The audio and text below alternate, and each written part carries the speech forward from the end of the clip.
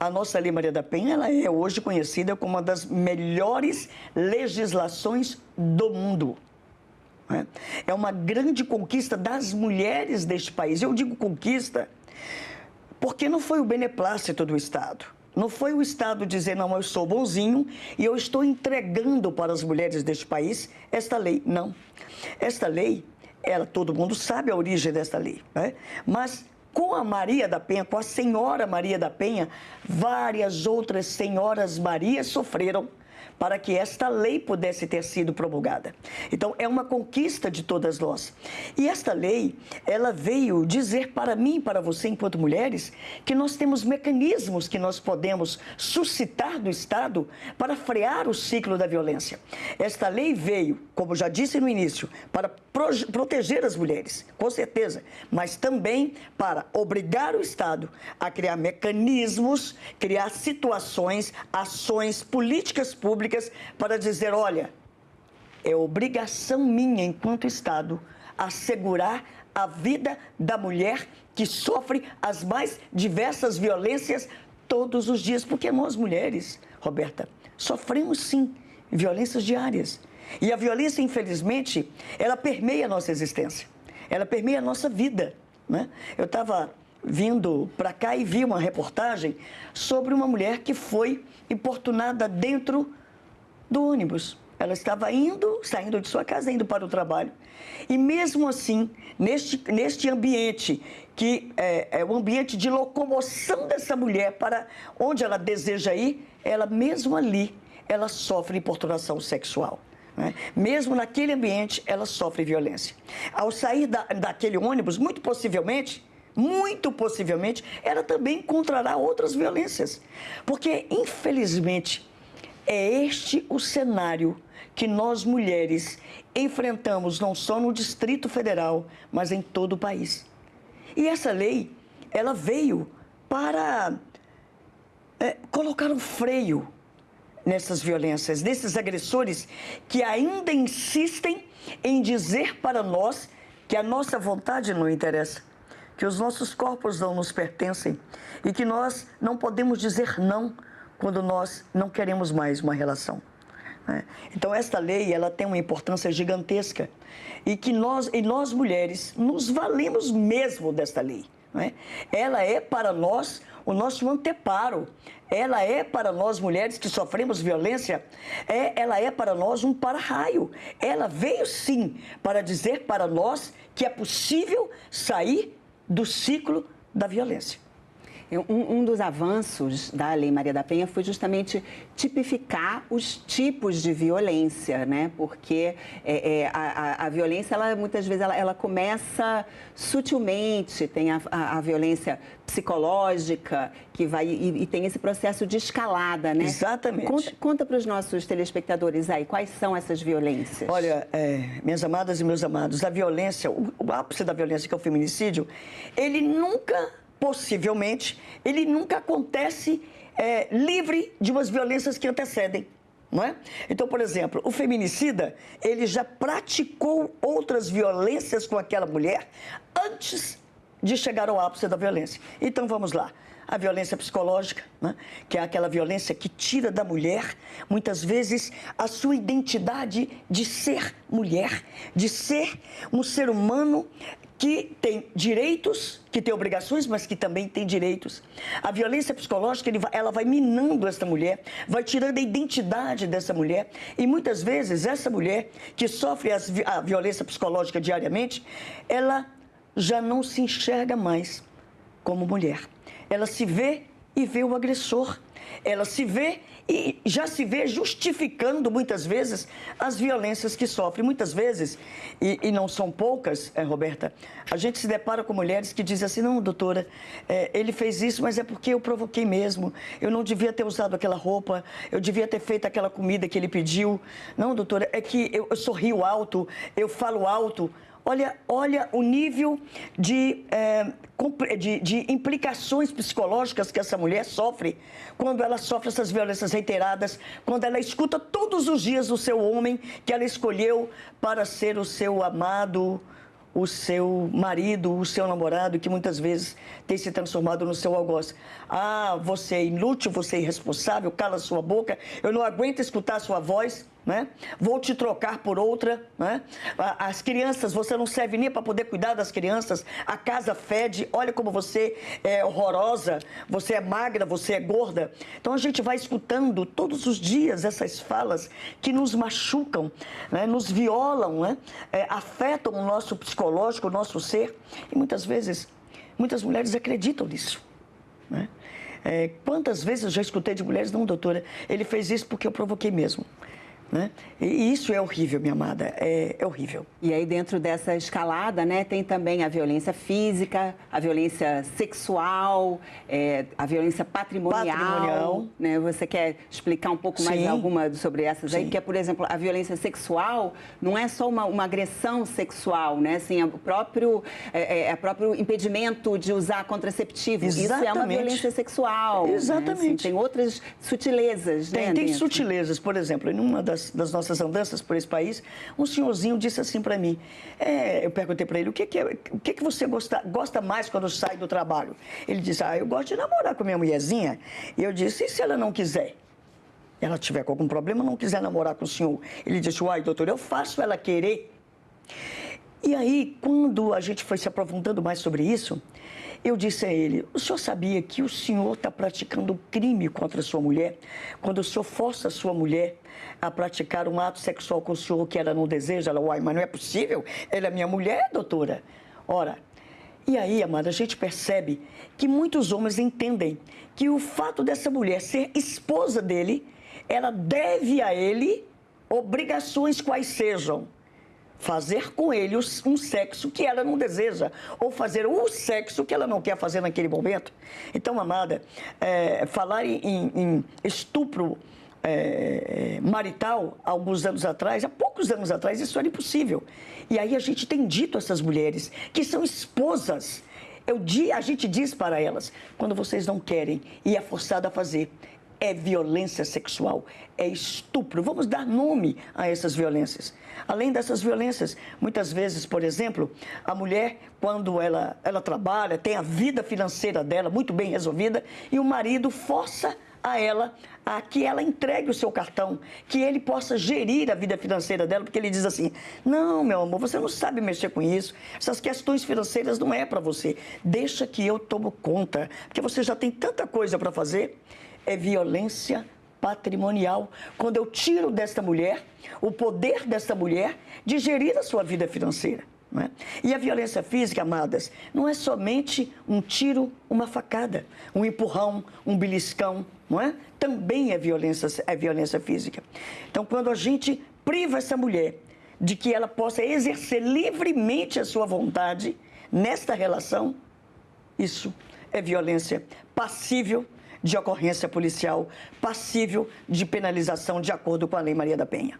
E ainda tem também a violência moral, né? Que envolve calúnia, difamação. Exatamente. Quando eu digo para essa mulher, quando eu chamo essa mulher de vadia, de prostituta, de vagabunda, né? Quando eu digo que ela roubou um dinheiro que estava na minha carteira, né? Quando eu imputo a essas mulheres determinadas situações que são tipificadas como crime e são falsamente imputadas a essa mulher.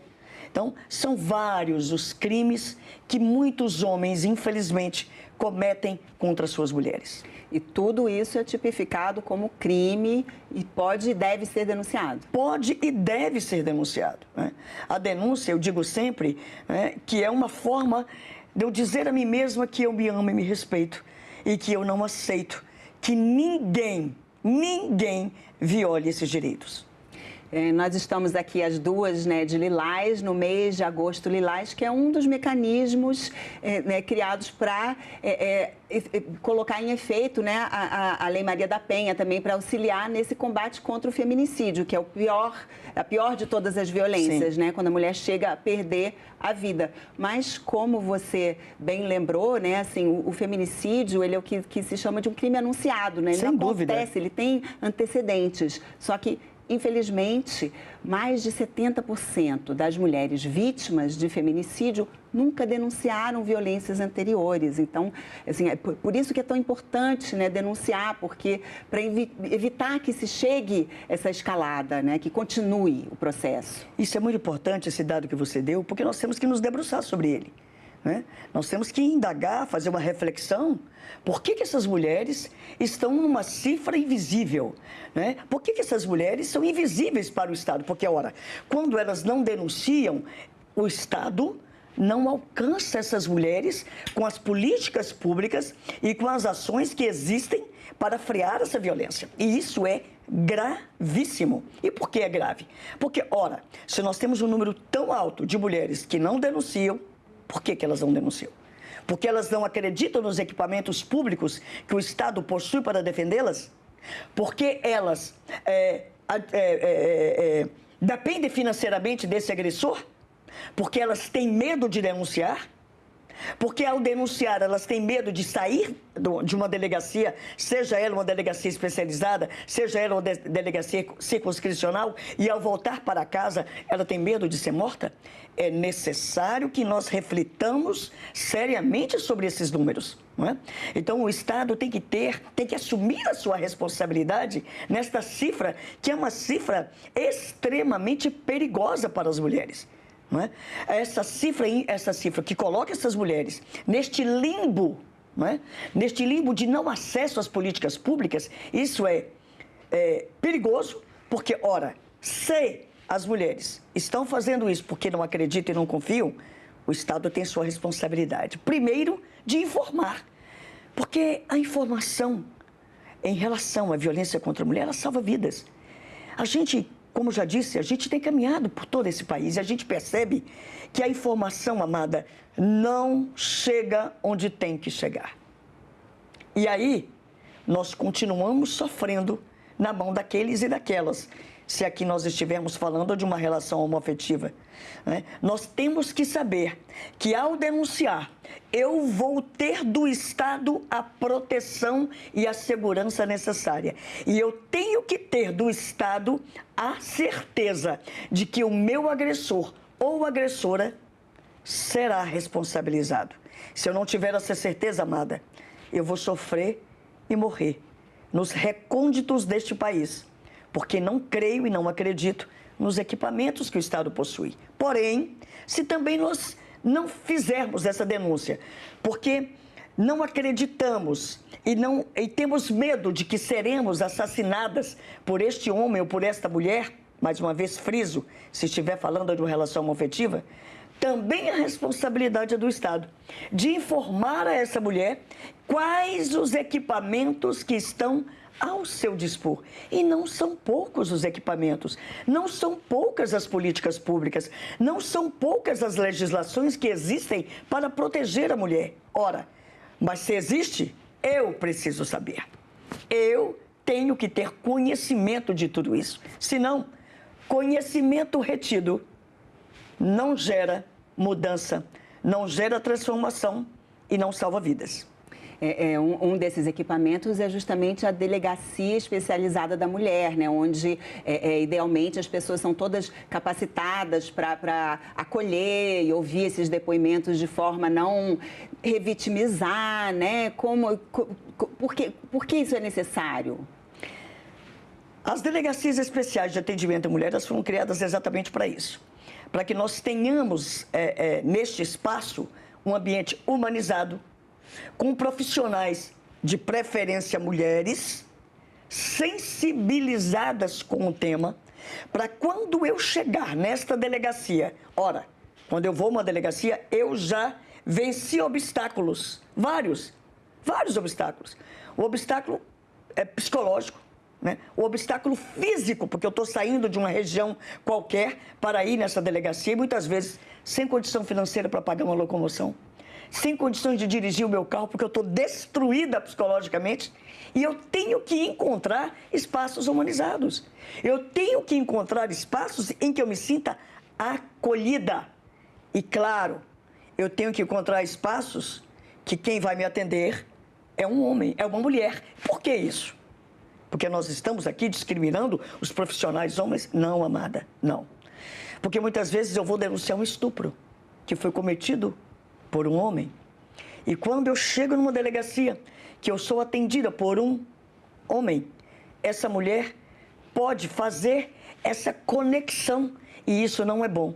E ao fazer essa conexão, ela se sente desmotivada a denunciar. Quantas mulheres chegam no balcão de uma delegacia especializada de atendimento à mulher e voltam, porque são atendidas por homens, não é?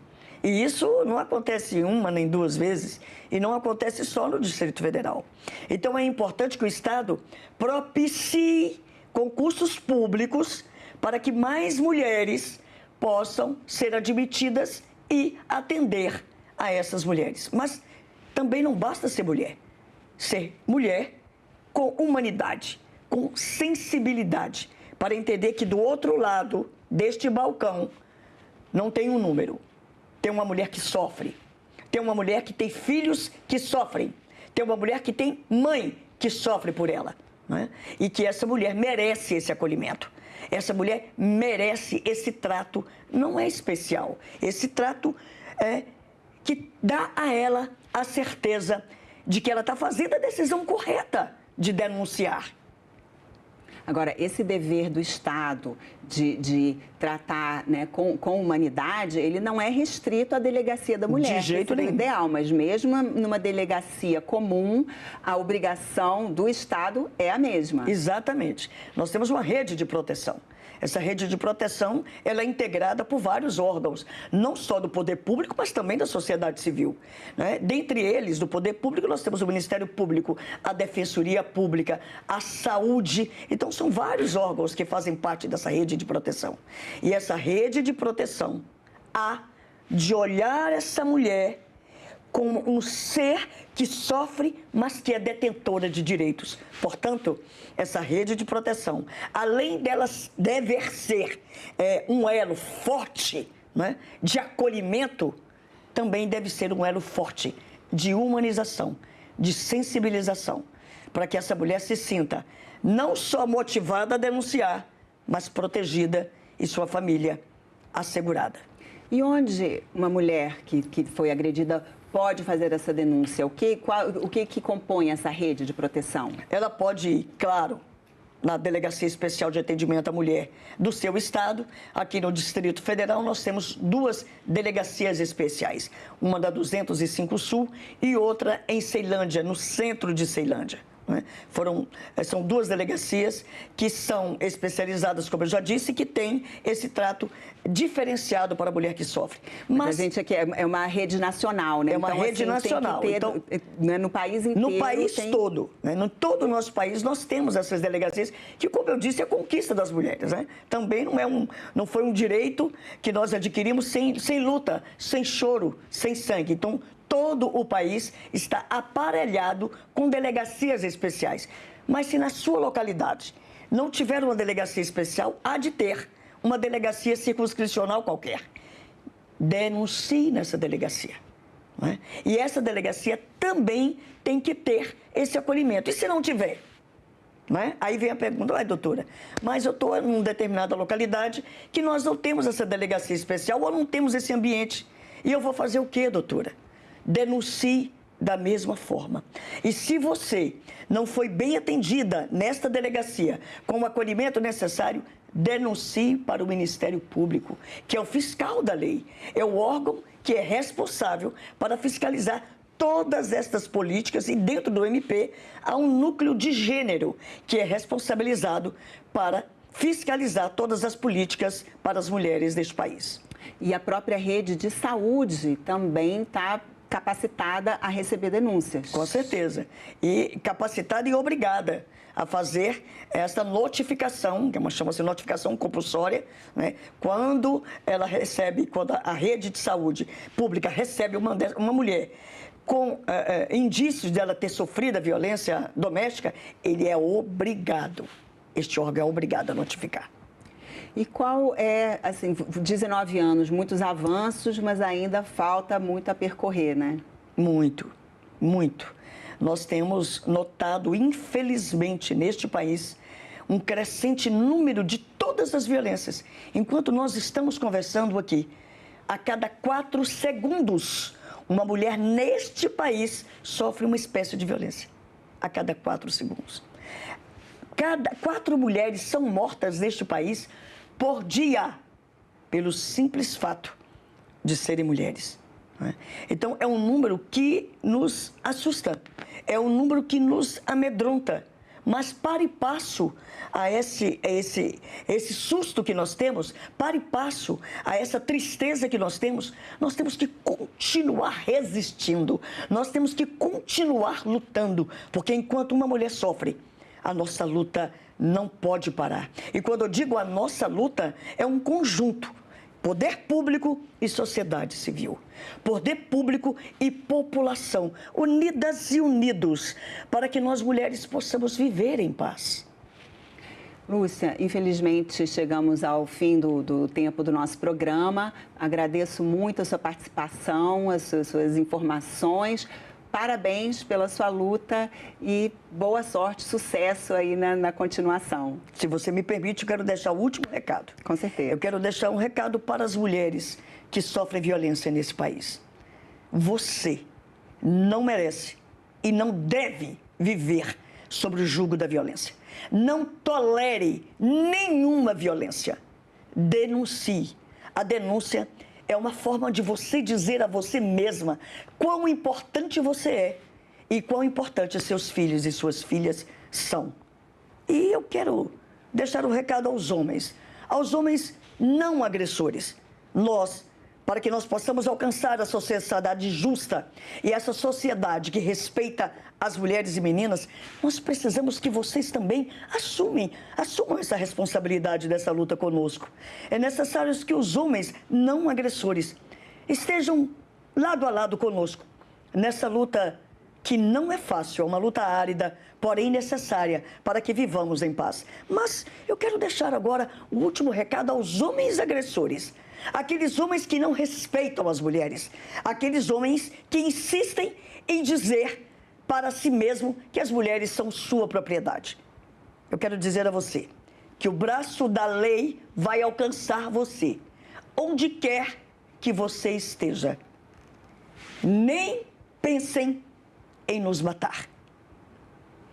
É isso, recado dado. Mais uma vez, obrigada. E eu agradeço também a você que nos assiste. Esse programa está disponível no site da TV Senado, senado.leg.br/TV, e também no canal da TV Senado no YouTube. Mais uma vez, obrigada pela atenção e continue assistindo a TV Senado.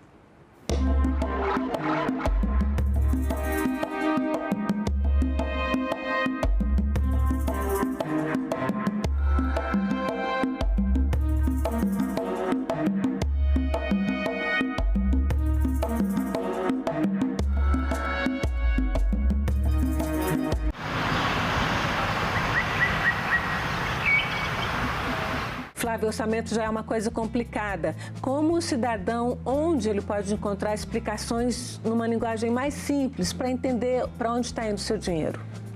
Bom, além do Siga Brasil, a consultoria lançou agora o Boletim Conorf. É um documento que traz informações sobre o piso da saúde, atingimento da meta fiscal e outras informações orçamentárias. Agenda Econômica. Hoje, 20h, aqui na TV Senado.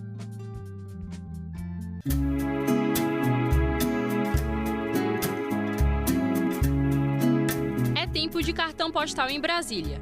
Os famosos IPs colorem as ruas do Distrito Federal e chamam a atenção de todos que passam por eles. Além de encantarem o olhar, os IPs exercem um papel fundamental no equilíbrio do meio ambiente. As flores atraem abelhas e outros polinizadores, ajudando na reprodução de diversas espécies vegetais. A flor é o órgão reprodutor da planta, a partir dela que vai dar o fruto e as sementes. Então, isso tem a ver com o ciclo da planta. E aqui, no nosso bioma cerrado, esse florescimento acontece nesse período do ano. E a sequência que acontece é que a gente tem intensidade inicial dos roxos, florem mais intensamente primeiro, depois os amarelos, depois os rosas e brancos. E agora você pode encontrar indivíduos florindo em épocas diferentes.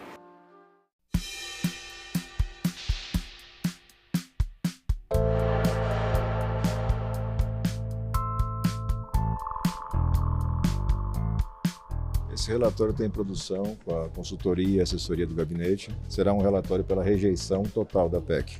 Na nossa leitura, é uma PEC imprestável, ela não tem nenhum tipo de mérito para a sociedade brasileira e ela apresenta problemas de constitucionalidade. Então, o relatório será pela rejeição plena. Então, nada deve ser aproveitado do que chegou da Câmara? Não vejo absolutamente nada aproveitado. Não foi apresentada nenhuma emenda até o momento. Então, caso seja apresentada alguma emenda, vai ser apreciado. O que se falou superficialmente em rede social seria uma proposta de algum tipo de isenção para crimes mais leves, como crimes contra a honra. Isso não se sustenta na realidade, porque o que nós precisamos, na verdade, é de mais responsabilidade no exercício do mandato. E a imunidade parlamentar, aquela que preserva o seu direito de exercer sua atividade com liberdade para seus votos e opiniões, ela já está na Constituição há mais de 20 anos. O mundo cabe dentro de um museu. É só entrar e deixar a curiosidade te guiar. Objetos, documentos, roupas, fotografias. Cada detalhe guarda a memória de quem construiu nossa história. Cada detalhe conta sobre quem fomos, quem somos e para onde vamos. No museu, o passado ganha voz, ganha vida, ganha sentido. Museus, onde o passado encontra o presente e inspira o futuro. Visite, descubra, valorize.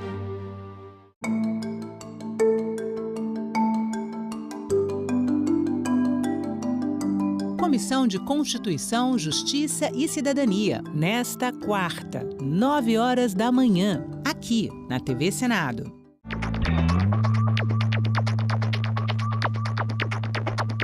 A gente também fala tupi. Pernambuco é uma palavra de origem tupi, formada por Paranã, que quer dizer mar, mais umbuca ou puca, que significa furo. Logo, Pernambuco seria mar furado, ou buraco que o mar fez, isto é, uma pedra furada por onde o mar entra. Era um termo comum usado em toda a costa do Nordeste, para lugares onde havia recifes, como o local onde hoje está a cidade do Recife.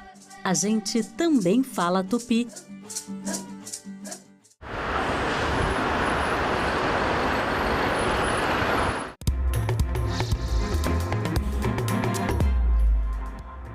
Olá, bom dia. Quarta-feira, 24 de setembro. O Senado Notícias está no ar. A proposta de emenda à Constituição que exige autorização para ação penal contra parlamentares está na pauta de hoje da Comissão de Constituição e Justiça. O parecer é pela rejeição do texto, que tem gerado polêmica. A repórter Dinalva Ferreira vai acompanhar a reunião e traz ao vivo as informações. Bom dia, Dinalva.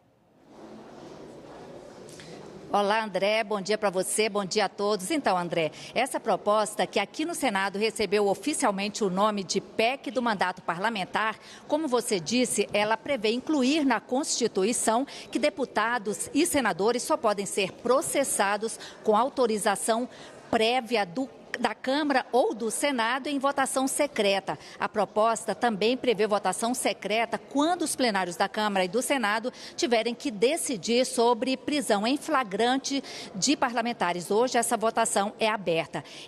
O texto também estende o foro privilegiado para presidentes de todos os partidos com representação no Congresso. Essa PEC ela foi aprovada pela Câmara na semana passada e foi incluída na pauta da Comissão de Constituição e Justiça aqui do Senado. Assim que ela chegou aqui, isso foi feito pelo presidente da comissão, o senador Otto Alencar. O relator, o senador Alessandro Vieira, ele já divulgou o parecer dele, como você disse aí, André, o parecer é pela rejeição da proposta.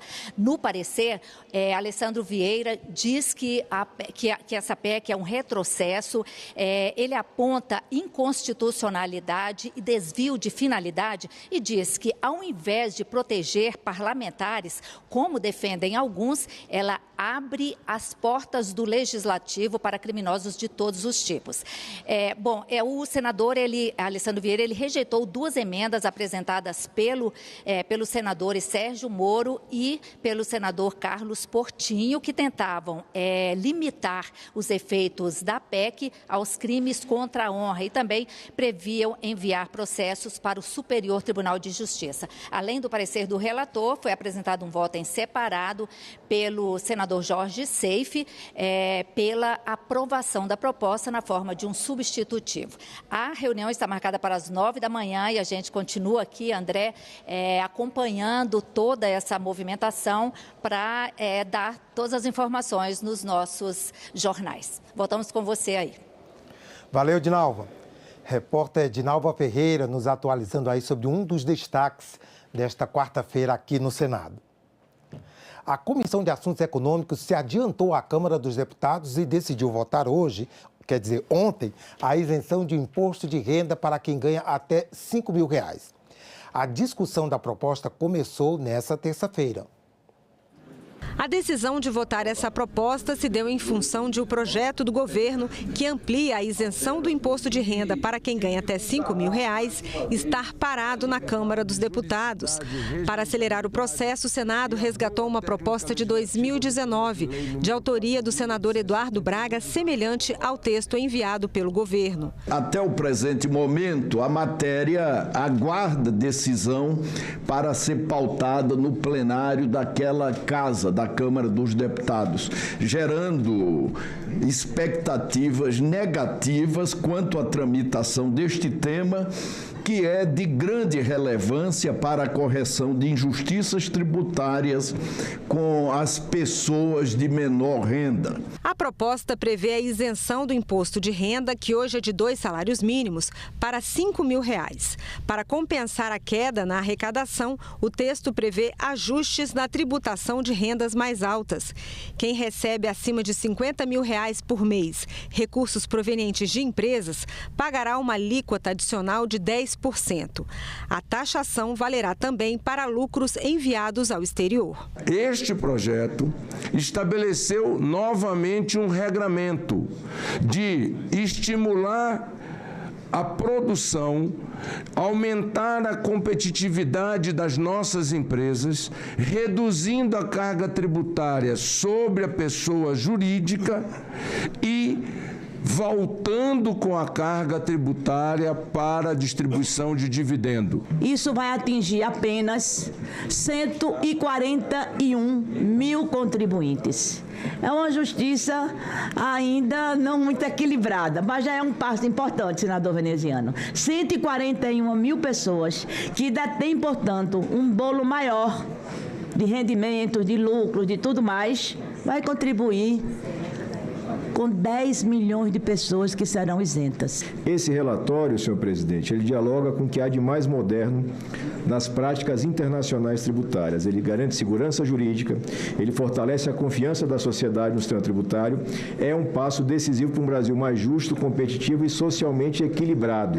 O relatório do senador Renan Calheiros cria também o Programa de Regularização Tributária, uma espécie de refis para quem ganha até R$ 5 mil e que tem dívidas com o governo. Nós vamos permitir o parcelamento com valor mínimo de R$ 200 por parcela de débitos tributários e não tributários, inclusive aqueles em discussão administrativa ou judicial. O senador Isalci Lucas pediu vista da proposta, mas foi questionado pelo senador Omar Aziz. Eu pediria para o senador Isalci, se pudesse devolver amanhã, a gente fazer uma reunião extraordinária só para votar essa questão imediatamente, não esperar mais. Não esperar mais. Dá uma vista de 24 horas, presidente, para devolver amanhã, e amanhã de manhã, cedinho, a gente se reuniria e aprovaria, porque está lá na Câmara adormecido. Essa matéria, por mais que o projeto seja antigo, o relatório chegou agora. E com muitas mudanças, não foram poucas mudanças, são muitas mudanças. A questão tributária no Brasil é complexa. Foi agendada uma reunião para esta quarta-feira para votar a proposta. Eu quero já dar vistas coletivas e convocar uma reunião para amanhã, às 11 horas da manhã. Mas tem CCJ 24 amanhã, horas. Vamos usar o bom senso, a matéria CCJ de manhã até 11 horas a gente marca essa reunião. No final da reunião da Comissão de Assuntos Econômicos, o senador Renan Calheiros relatou do projeto sobre a isenção do imposto de renda para quem ganha até R$ 5 mil por mês, conversou com a nossa equipe sobre a expectativa para a votação. A tramitação do projeto que o governo mandou para a Câmara dos Deputados está tendo uma tramitação atípica, com blindagem de setores que iriam contribuir mais, com elevação de alíquota, com taxação de remessas para o exterior. E nós estamos incluindo um refinanciamento para as pessoas que recebem até R$ 7.350, gradativa a partir dos 5.000, isentos totalmente, com a Receita Federal. Esse projeto é fundamental, beneficia 10 milhões de contribuintes e 95% das regiões mais pobres do Brasil. Isso equivale, em outras palavras, a um 14º salário e vai, sobretudo, garantir uma elevação de renda das pessoas mais pobres. Os senadores da Comissão de Assuntos Econômicos aprovaram um projeto que amplia direitos dos clientes bancários. Fica permitida a portabilidade automática de salários, débitos entre bancos, créditos com juros reduzidos e mais transparência nas taxas. O segundo projeto de regulamentação da reforma tributária será votado pelo plenário esta semana. O texto define as regras do Comitê Gestor do IBS e está na pauta de hoje do plenário.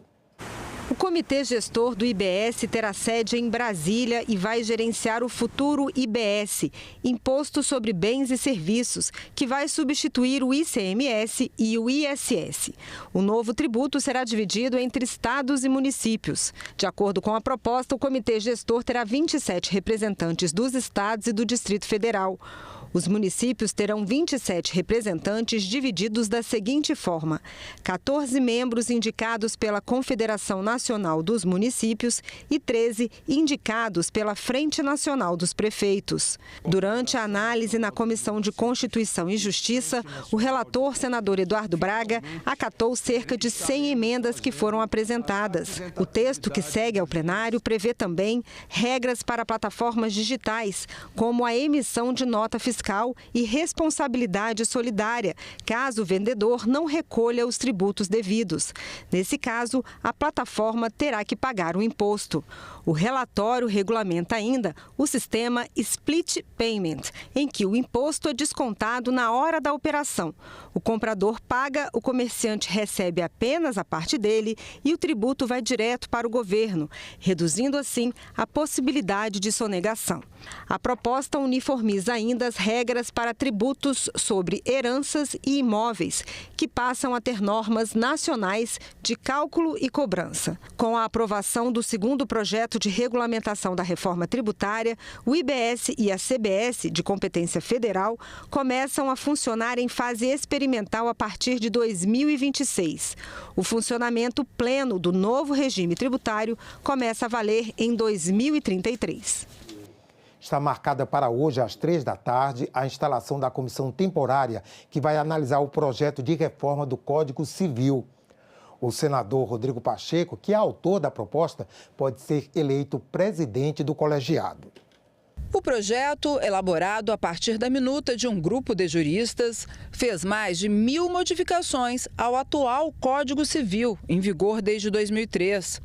O senador Rodrigo Pacheco apresentou a proposta no início deste ano e deve presidir a comissão especial do Senado, que vai analisar a proposta de reforma do Código. Se for do desejo do presidente Davi Alcolumbre, dos nossos colegas, eu como autor não posso relatar a matéria, então poder conduzir como presidente para mim vai ser motivo de honra, mas obviamente essa é uma escolha que precisa ser amadurecida. A composição virá respeitada a proporcionalidade dos partidos, da maneira mais eclética possível. Alguns senadores já manifestaram interesse em participar, então vai ser uma comissão que terá participação bem proporcional dos partidos políticos no Senado. Iniciamos um trabalho ao longo desse semestre, ouvindo primeiramente aqueles que se debruçaram sobre esse tema na comissão de juristas, para que possam explicar a cada um dos senadores e senadoras, membros da comissão ou não, a razão de ser de cada um dos dispositivos que estão nesse projeto de lei. Para o especialista em direito civil, as leis escritas devem ser atualizadas periodicamente. A necessidade de atualização das leis escritas é uma decorrência natural da evolução da própria sociedade, porque as situações da vida cotidiana, as situações da realidade da vida, elas evoluem muito mais rapidamente do que a evolução da legislação. A proposta atualiza normas que impactam diretamente na vida dos cidadãos desde antes do nascimento e tem efeitos até depois da morte do indivíduo. As alterações passam pelo casamento, regulação de empresas e contratos, além de regras de sucessão e herança. Fruto de um projeto que já tramitava há algumas décadas no Congresso Nacional, por isso nós temos conceitos ali de 50 anos. E é muito importante, sobretudo com o advento da tecnologia, da mudança de comportamento, que tenhamos a atualização da lei civil para os moldes comportamentais e sociais atuais. Então essa é a razão de ser da atualização, essa é a razão de ser da comissão especial. Entre as principais mudanças estão a potencialidade da vida humana pré-uterina, a multiparentalidade com a coexistência de mais de um vínculo materno ou paterno, o registro da paternidade a partir da declaração da mãe, legitima a união homoafetiva e acaba com as menções a homem e mulher nas referências a casal, prevê o divórcio unilateral, dispensa a autorização familiar para a doação de órgãos quando o doador tiver deixado por escrito a permissão para o transplante. Passa a considerar os animais seres sencientes, capazes de ter sensações e emoções. Cônjuges deixam de ser herdeiros. Cria o direito digital, estabelecendo fundamentos, definindo patrimônios digitais, regulamentando o uso de assinatura eletrônica e exigindo a identificação clara do uso de IA. O doutor Mário Luiz explicou a importância de inserir o direito digital no Código Civil.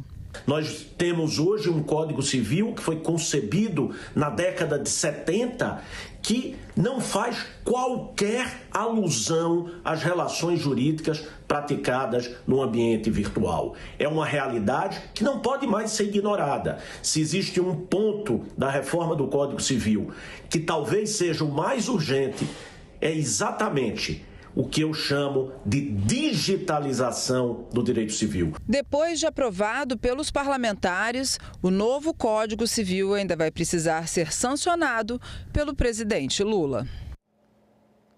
12 reuniões de comissões e sessão deliberativa no plenário. Confira a agenda dos trabalhos para esta quarta-feira. Daqui a pouco, às 9 horas, como vimos, reunião prevista na Comissão de Constituição e Justiça. O primeiro item da pauta é a proposta de emenda à Constituição que muda as prerrogativas parlamentares e vem sendo chamada de PEC da blindagem.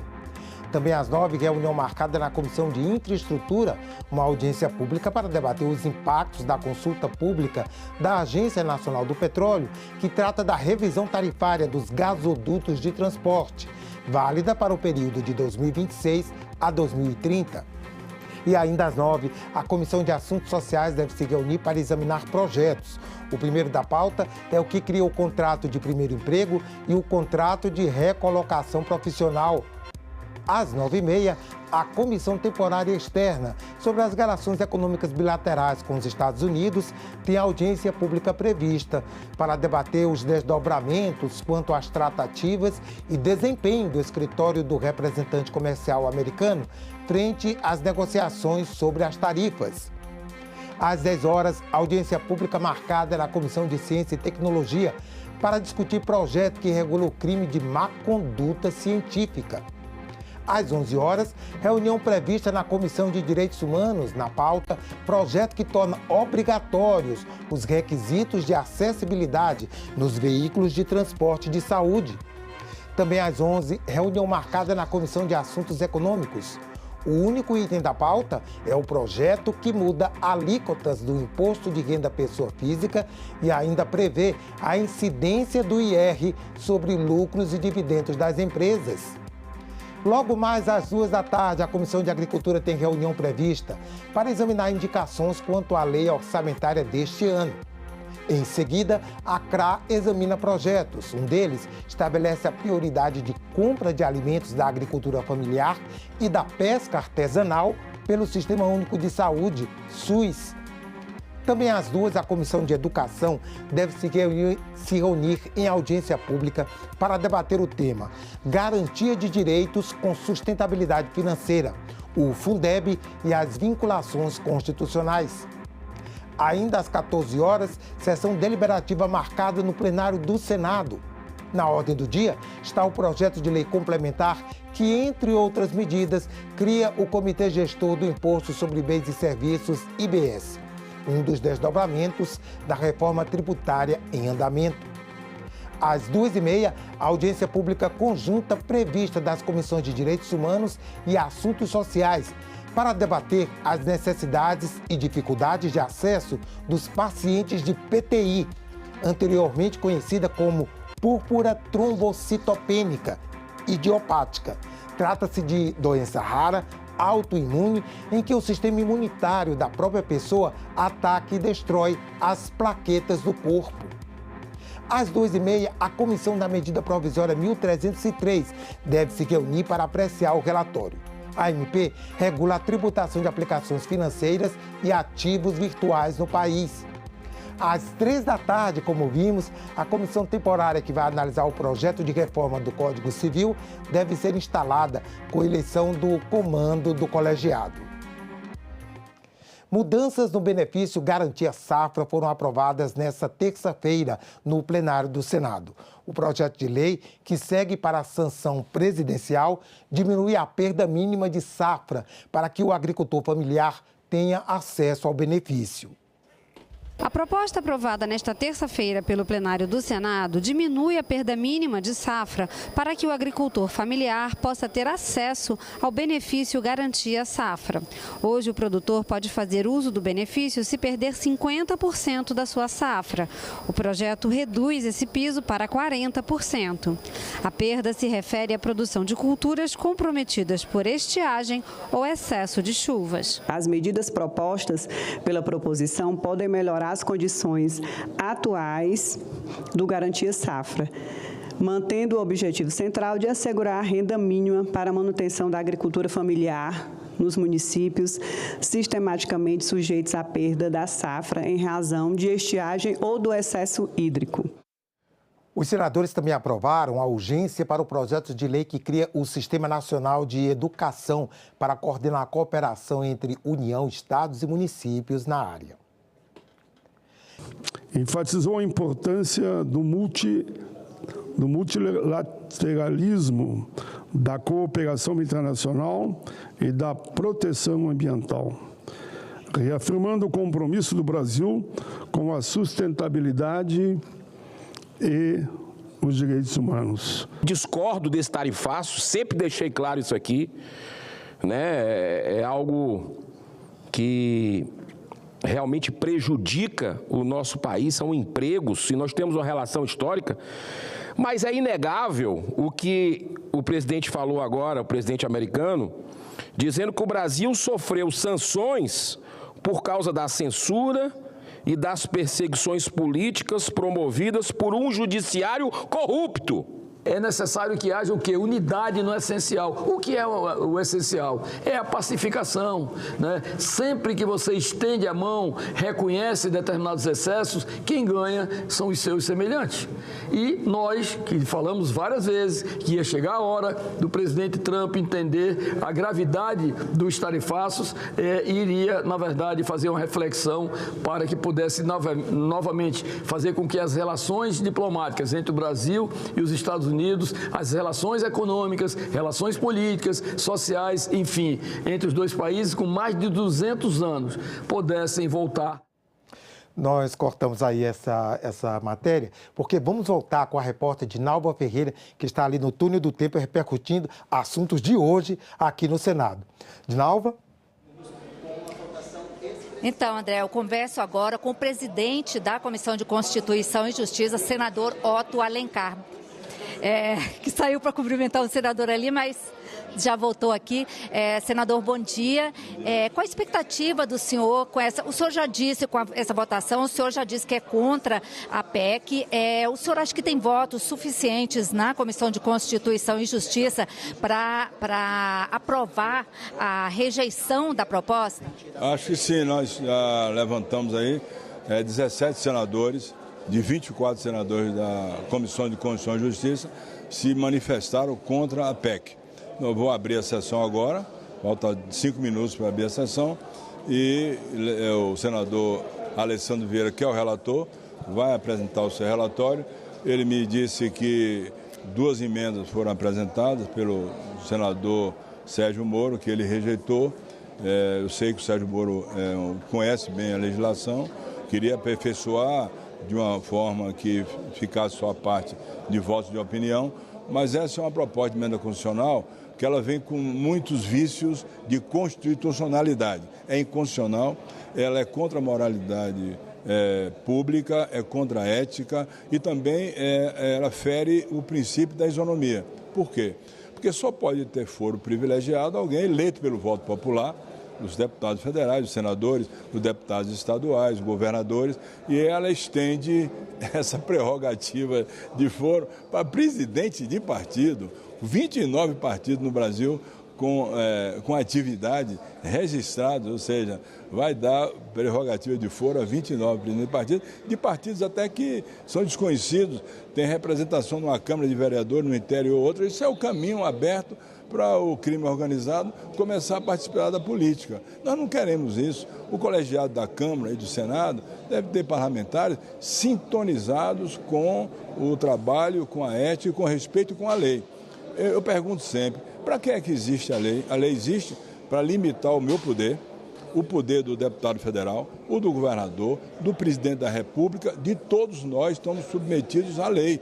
Não podemos apreciar uma matéria que vai ao arrepio da lei, contra a legislação. De tal sorte que eu vou abrir a sessão, vou dar a palavra ao Alessandro Vieira, ele vai ler o relatório dele, vai abrir discussão e eu espero que hoje possamos aprovar a rejeição na CCJ, ou seja, rejeitá-la na CCJ, aprovar um requerimento de urgência, encaminhar para o plenário do Senado, para hoje mesmo sepultar essa matéria que, ao meu ver, e ao ver também de vários senadores aqui, e também de deputados que lá votaram e se arrependeram, já estão muitos arrependidos, nós poderemos eliminar isso, tirar isso da pauta do Congresso Nacional. Agora, senador, falou ao vivo no Jornal da Manhã da Jovem Pan e a gente sabe que o senhor recebeu algo em torno de 1.500.000 assinaturas de brasileiros se posicionando contra esse texto. Podemos dizer que o brasileiro, de certa forma, influenciou para a sepultura, para o enterro de vez dessa PEC? Reforça, mas não influenciou, até porque, tanto no meu caso como de vários senadores, tomamos decisões muito antes das manifestações populares. No meu estado, teve uma manifestação popular que só foi vista nas diretas já, como também em outras capitais. O povo está contra essa matéria.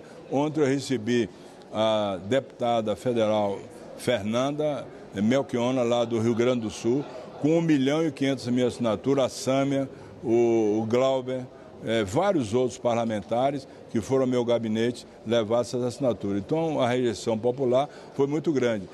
A decisão já estava tomada de buscar rejeitá-la aqui no Senado Federal. Mas essa força popular ajuda, sem dúvida nenhuma, para mostrar que nós estamos com a razão na direção de rejeitá-la e a maioria da Câmara estava sem a razão quando aprovou. Muito obrigado, senador. Tá certo, senador. Obrigada. Voltamos com você aí, André. Obrigado, Dinalva. A relevância do Brasil no cenário internacional foi tema de audiência pública nesta terça-feira na Comissão de Relações Exteriores. Viram o embaixador Rubens Barbosa, que já esteve à frente das embaixadas brasileiras no Reino Unido e nos Estados Unidos. Ele apresentou um estudo sobre o papel do Brasil no mundo em um cenário cada vez mais marcado por transformações geopolíticas e tensão entre grandes potências. Nós tínhamos uma ordem econômica baseada no liberalismo, na livre empresa, no livre comércio, e passando por diversas fases, a última das quais a globalização, chegamos à situação de hoje, em que prevalece o protecionismo, prevalece a vontade de cada país, uma verdadeira lei das selvas. O embaixador afirmou que o Brasil tem pontos positivos e vulnerabilidades que precisam ser discutidas para não ficar para trás nessa nova ordem internacional. O Brasil teria uma oportunidade de ocupar um espaço que não está ocupando por falta dessa visão de médio e longo prazo. Nós vamos ter uma situação de instabilidade econômica, política, eu acho, nas próximas décadas. Então, nós temos que nos preparar para nos ajustar a essa situação internacional. Não é para resolver o problema da tarifa agora do Trump. Interrompemos mais uma vez para voltar com a repórter Dinalva Ferreira ao vivo. Dinalva? Então, eu converso agora com o senador Oriovisto. Bom dia, senador. O senhor é pela rejeição dessa proposta, não é isso? Bom dia, eu sou pela rejeição. Já me manifestei antes e considero essa PEC um absurdo total.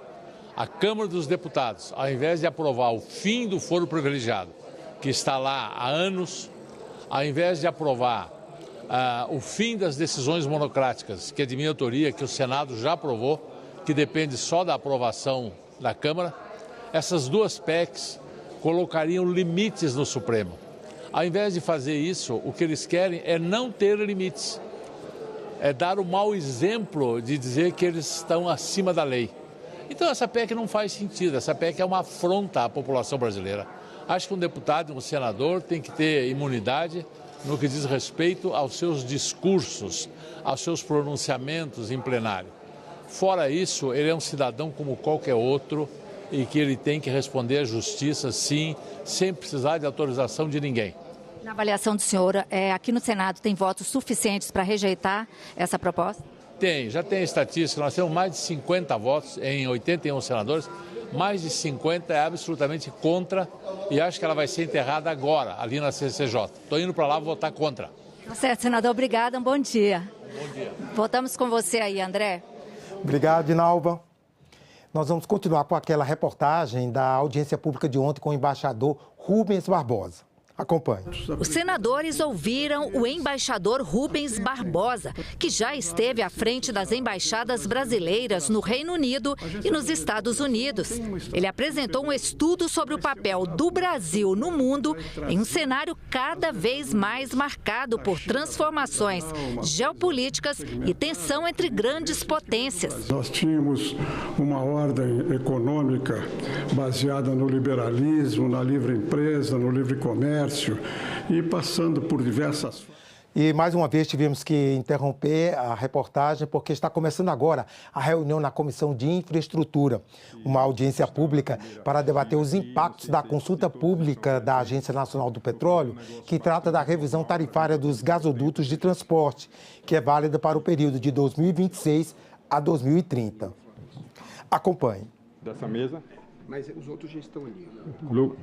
Como nós temos a limitação de espaço, estão todos eles sentados ali. Deixa eu ver aqui a relação. Rogério Manso está a caminho, Daniela está aqui. Daniela, venha para cá logo, Daniela, você. Lucas Neto, não chegou? Não, né? Venha para cá, Lucas, também. Para ajudar a fazer a vida melhor. Lucas. Silvi não chegou ainda, né? Não vi Silvi aqui.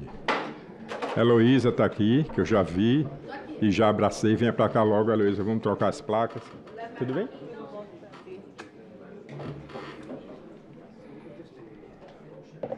Heloísa é top, né? O Manso está vindo? Depois ele entra no outro grupo. Marcelo está por aqui também, que eu já vi. Venha para cá também. Completamos já? Ou ainda falta algum?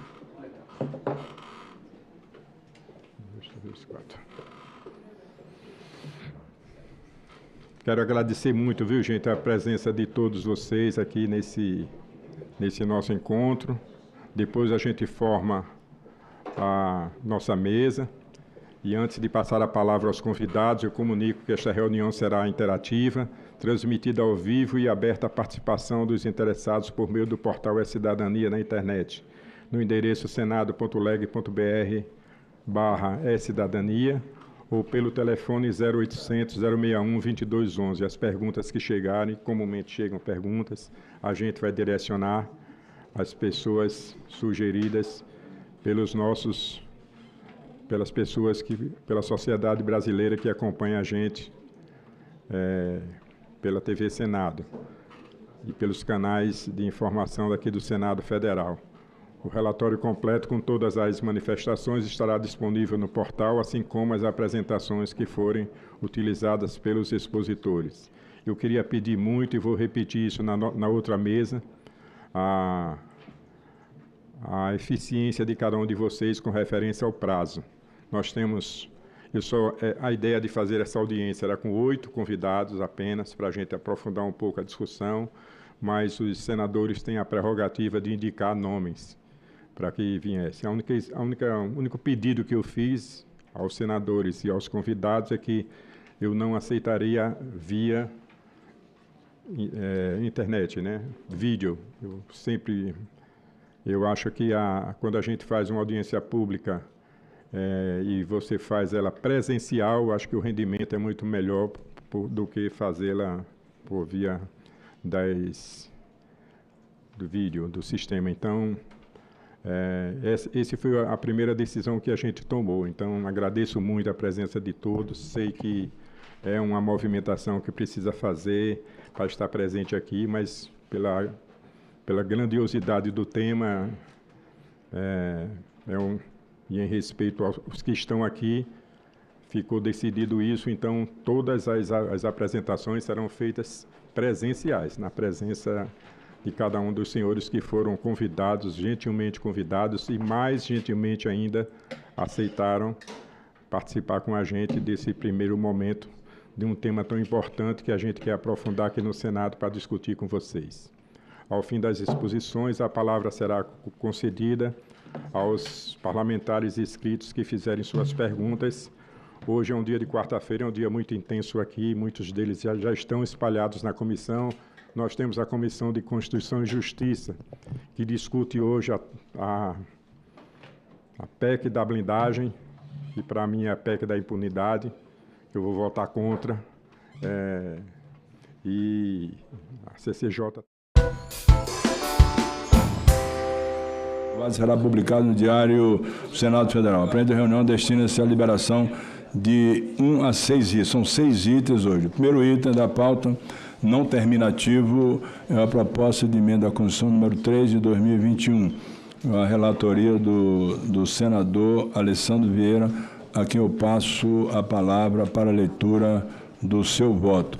Quero, antes de qualquer coisa, no início da fala, dizer aos senhores senadores e senadoras que vou cumprir rigorosamente o regimento e as deliberações do plenário da Comissão de Constituição e Justiça, que é soberana para tomar suas decisões.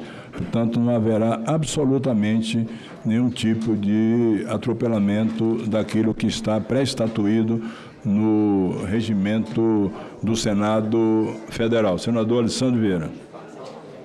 Obrigado, senhor presidente. Primeiro agradeço a Vossa Excelência pela confiança para exercer essa missão aqui no Senado. Passo ao relatório. Vem a análise dessa comissão a proposta de emenda à Constituição PEC 3 de 21, tendo como primeiro signatário o deputado Celso Sabino, que altera os artigos 53 e 102 da Constituição Federal, para dispor sobre as prerrogativas parlamentares. A proposição, publicamente conhecida como PEC da blindagem, altera a Constituição para, essencialmente, determinar que os membros do Congresso Nacional, desde a expedição do diploma, não poderão ser processados criminalmente sem prévia licença de sua casa.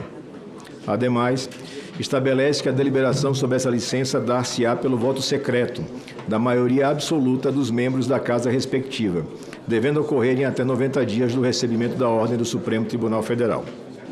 Além disso, a proposta prevê que, no caso de prisão em flagrante de parlamentar, a decisão da Casa sobre a manutenção da prisão também será tomada por voto secreto. E, finalmente, a PEC número 3 de 21 estende aos presidentes nacionais de partidos políticos com representação no Congresso Nacional o foro por prerrogativa de função no Supremo Tribunal Federal nas infrações penais comuns. A proposta recebeu emendas, agora a instante chegou mais uma emenda do senador Magno Malta, a emenda 1 do senador Sérgio Moro e outros membros, condicionando a licença prévia apenas para casos de crime contra a honra, bem como qualquer imputação fundada exclusivamente em opiniões, palavras e votos de parlamentar. E a emenda 2, senador Carlos Portinho, que reproduz o texto da emenda do senador Moro, mas transfere a competência de julgamento de deputados e senadores em relação a crimes comuns para o Superior Tribunal de Justiça. Passo a análise, senhor presidente. Compete a esta comissão analisar a proposta de emenda à Constituição nos termos do artigo 356 do Regimento Interno. A imunidade parlamentar é uma garantia existente em diferentes formatos em todos os países democráticos do mundo. Essa imunidade, antes de ser um direito dos membros do Parlamento, deve ser entendida como prerrogativa do próprio Parlamento, enquanto instituição. Conforme Manuel Gonçalves Ferreira Filho, nos seus comentários à Constituição Brasileira de 88, volume 2, página 45, essas garantias são dadas aos parlamentares, mas em prol do legislativo. Configuram, pois, prerrogativas e não privilégios. O Supremo Tribunal Federal tem vasta jurisprudência sobre a matéria. Veja-se, por exemplo, a decisão do ministro Luiz Roberto Barroso, quando do julgamento de embargo de declaração no recurso extraordinário 443-953. A jurisprudência do Supremo Tribunal Federal é no sentido de que a imunidade parlamentar material incide de forma absoluta quanto às declarações proferidas no recinto do Parlamento e os atos praticados em local distinto escapam à proteção absoluta da imunidade somente quando não guardarem pertinência com o desempenho das funções do mandato parlamentar. Esta Corte entende que, embora indesejáveis, as ofensas pessoais proferidas no âmbito da discussão política, respeitados os limites trazidos pela própria Constituição, não são passíveis de reprimenda judicial. Imunidade que se caracteriza como proteção adicional à liberdade de expressão, visando a assegurar a fluência do debate público e, em última análise, a própria democracia. Aqui, senhor presidente, o presidente atual do Supremo, e essa é consolidada a jurisprudência da Corte, explica que a crítica ácida, a crítica dura, a palavra, mesmo que ofensiva, no contexto de debate político, proferida por parlamentar, está abrigada pela imunidade prevista na Constituição. Essencialmente, colegas senadores e senadoras, existem dois tipos de imunidade. O primeiro tipo corresponde à chamada imunidade material ou substantiva, também conhecida como inviolabilidade parlamentar. Trata-se da impossibilidade de os legisladores serem punidos pelas palavras, opiniões e votos emitidos no exercício do mandato. A imunidade aqui se caracteriza como uma verdadeira irresponsabilidade jurídica, tanto civil como criminal, dos parlamentares em tudo que diz respeito à sua atuação legislativa. Ou seja, não podem eles, nunca, ser processados por atos característicos à atividade parlamentar, porquanto não existe o crime respectivo. Não é crime quando o parlamentar, no uso das suas funções, no exercício do mandato, vinculado à atividade política, exerce uma palavra, uma frase, uma expressão crítica mais dura. O artigo 53 é absolutamente textual sobre isso, o artigo 53 da Constituição Brasileira. Os deputados e senadores são invioláveis, civil e penalmente, por quaisquer de suas opiniões, palavras e votos. Sobre o tema, o Supremo Tribunal Federal também já se manifestou diversas vezes. Veja-se, por exemplo, a decisão em sede de agravo regimental, na petição 11.953, relator o ministro André Mendonça. A imunidade parlamentar material, assegurada pelo artigo 53 caput da Constituição, protege as palavras, opiniões e votos de parlamentares, sempre que houver nexo de causalidade com o exercício da atividade legislativa, abrangendo manifestações proferidas em ambiente legislativo ou fora dele, incluindo postagens em redes sociais, desde que relacionadas diretamente com a atividade política. E no agravo regimental, petição 8.999, relatório do ministro Dias Toffoli, se repete o contexto. A imunidade material consagrada no artigo 53 da Constituição da República protege o exercício do mandato parlamentar. A sua ratio, a sua razão, é a garantia da independência do congressista. Assim, neste caso concreto, o ato é inviolável, porquanto praticado pelo congressista, conquanto seja fora, mesmo que seja fora do recinto do parlamento, em conexão com o exercício do seu mandato. Mas reafirma-se, o próprio Supremo, que essa imunidade material ela não é absoluta quando se afasta do contexto de atividade legítima parlamentar. E aí cito decisão tomada na petição 8.242, relator ministro Gilmar Mendes. A garantia da imunidade parlamentar, que deve ser compreendida de forma extensiva para a garantia do adequado desempenho de mandatos parlamentares, não alcança os atos que sejam praticados sem claro nexo de vinculação recíproca do discurso com o desempenho das funções parlamentares, é a chamada teoria funcional, ou nos casos em que se tenta utilizar essa imunidade para a prática de flagrantes abusos, usos criminosos, fraudulentos ou ardilosos. O segundo tipo de imunidade é a imunidade chamada processual ou adjetiva. Ela assegura que parlamentares não podem ser presos ou processados criminalmente sem autorização da respectiva Casa Legislativa. Neste ponto, conforme seu próprio nome identifica, trata-se de uma imunidade exclusivamente processual. Esta, diversamente da material, não exclui a existência do crime, apenas impõe condições, quais sejam a licença da respectiva Casa Legislativa para que o parlamentar seja processado. Sem a ocorrência dessas condições, o processo fica paralisado. Continuará, entretanto, inclusive com a sustação de prazos prescricionais durante a paralisação, o processo continuará quando o deputado ou senador perder essa condição. Até a edição da Emenda Constitucional número 35, em 20 de dezembro de 2001, portanto, já passados mais de 24 anos, a Constituição brasileira previa a existência desses dois tipos de imunidade para os membros do Congresso Nacional de forma ampla. A Emenda 35 manteve intocada a inviolabilidade ou imunidade material, promovendo, entretanto, a alteração na imunidade processual, estabelecendo que ela somente existirá por ação da Casa a que pertence o parlamentar provocada por iniciativa de partido político. Além disso, a emenda eliminou a possibilidade de imunidade processual para casos de crimes ocorridos antes da diplomação do deputado ou senador. E aí cito aqui parágrafo 3º, 4º e 5º do artigo 53. Recebida a denúncia contra senador ou deputado por crime ocorrido após a diplomação, o Supremo Tribunal Federal dará ciência à Casa respectiva que, por iniciativa de partido político nela representado e pelo voto da maioria de seus membros, poderá, até a decisão final, sustar o andamento da ação. O pedido de sustação será apreciado pela Casa respectiva no prazo improrrogável de 45 dias do seu recebimento pela mesa diretora. A sustação do processo suspende a prescrição enquanto durar o mandato. A PEC sob análise, a PEC da blindagem, na prática, ela busca recriar a imunidade processual em termos ainda mais benéficos do que aqueles que existiam na Constituição originária, para detentores de mandato parlamentar. Assim, se aprovada a proposição, teremos como principal alteração o retorno a essa situação anterior, reestabelecendo a regra de que os membros do Congresso Nacional, desde a expedição de diploma, não podem ser processados criminalmente, independentemente do tipo de crime ou da data em que foi cometido, sem prévia licença da sua casa, pelo voto secreto da maioria absoluta dos membros da casa respectiva.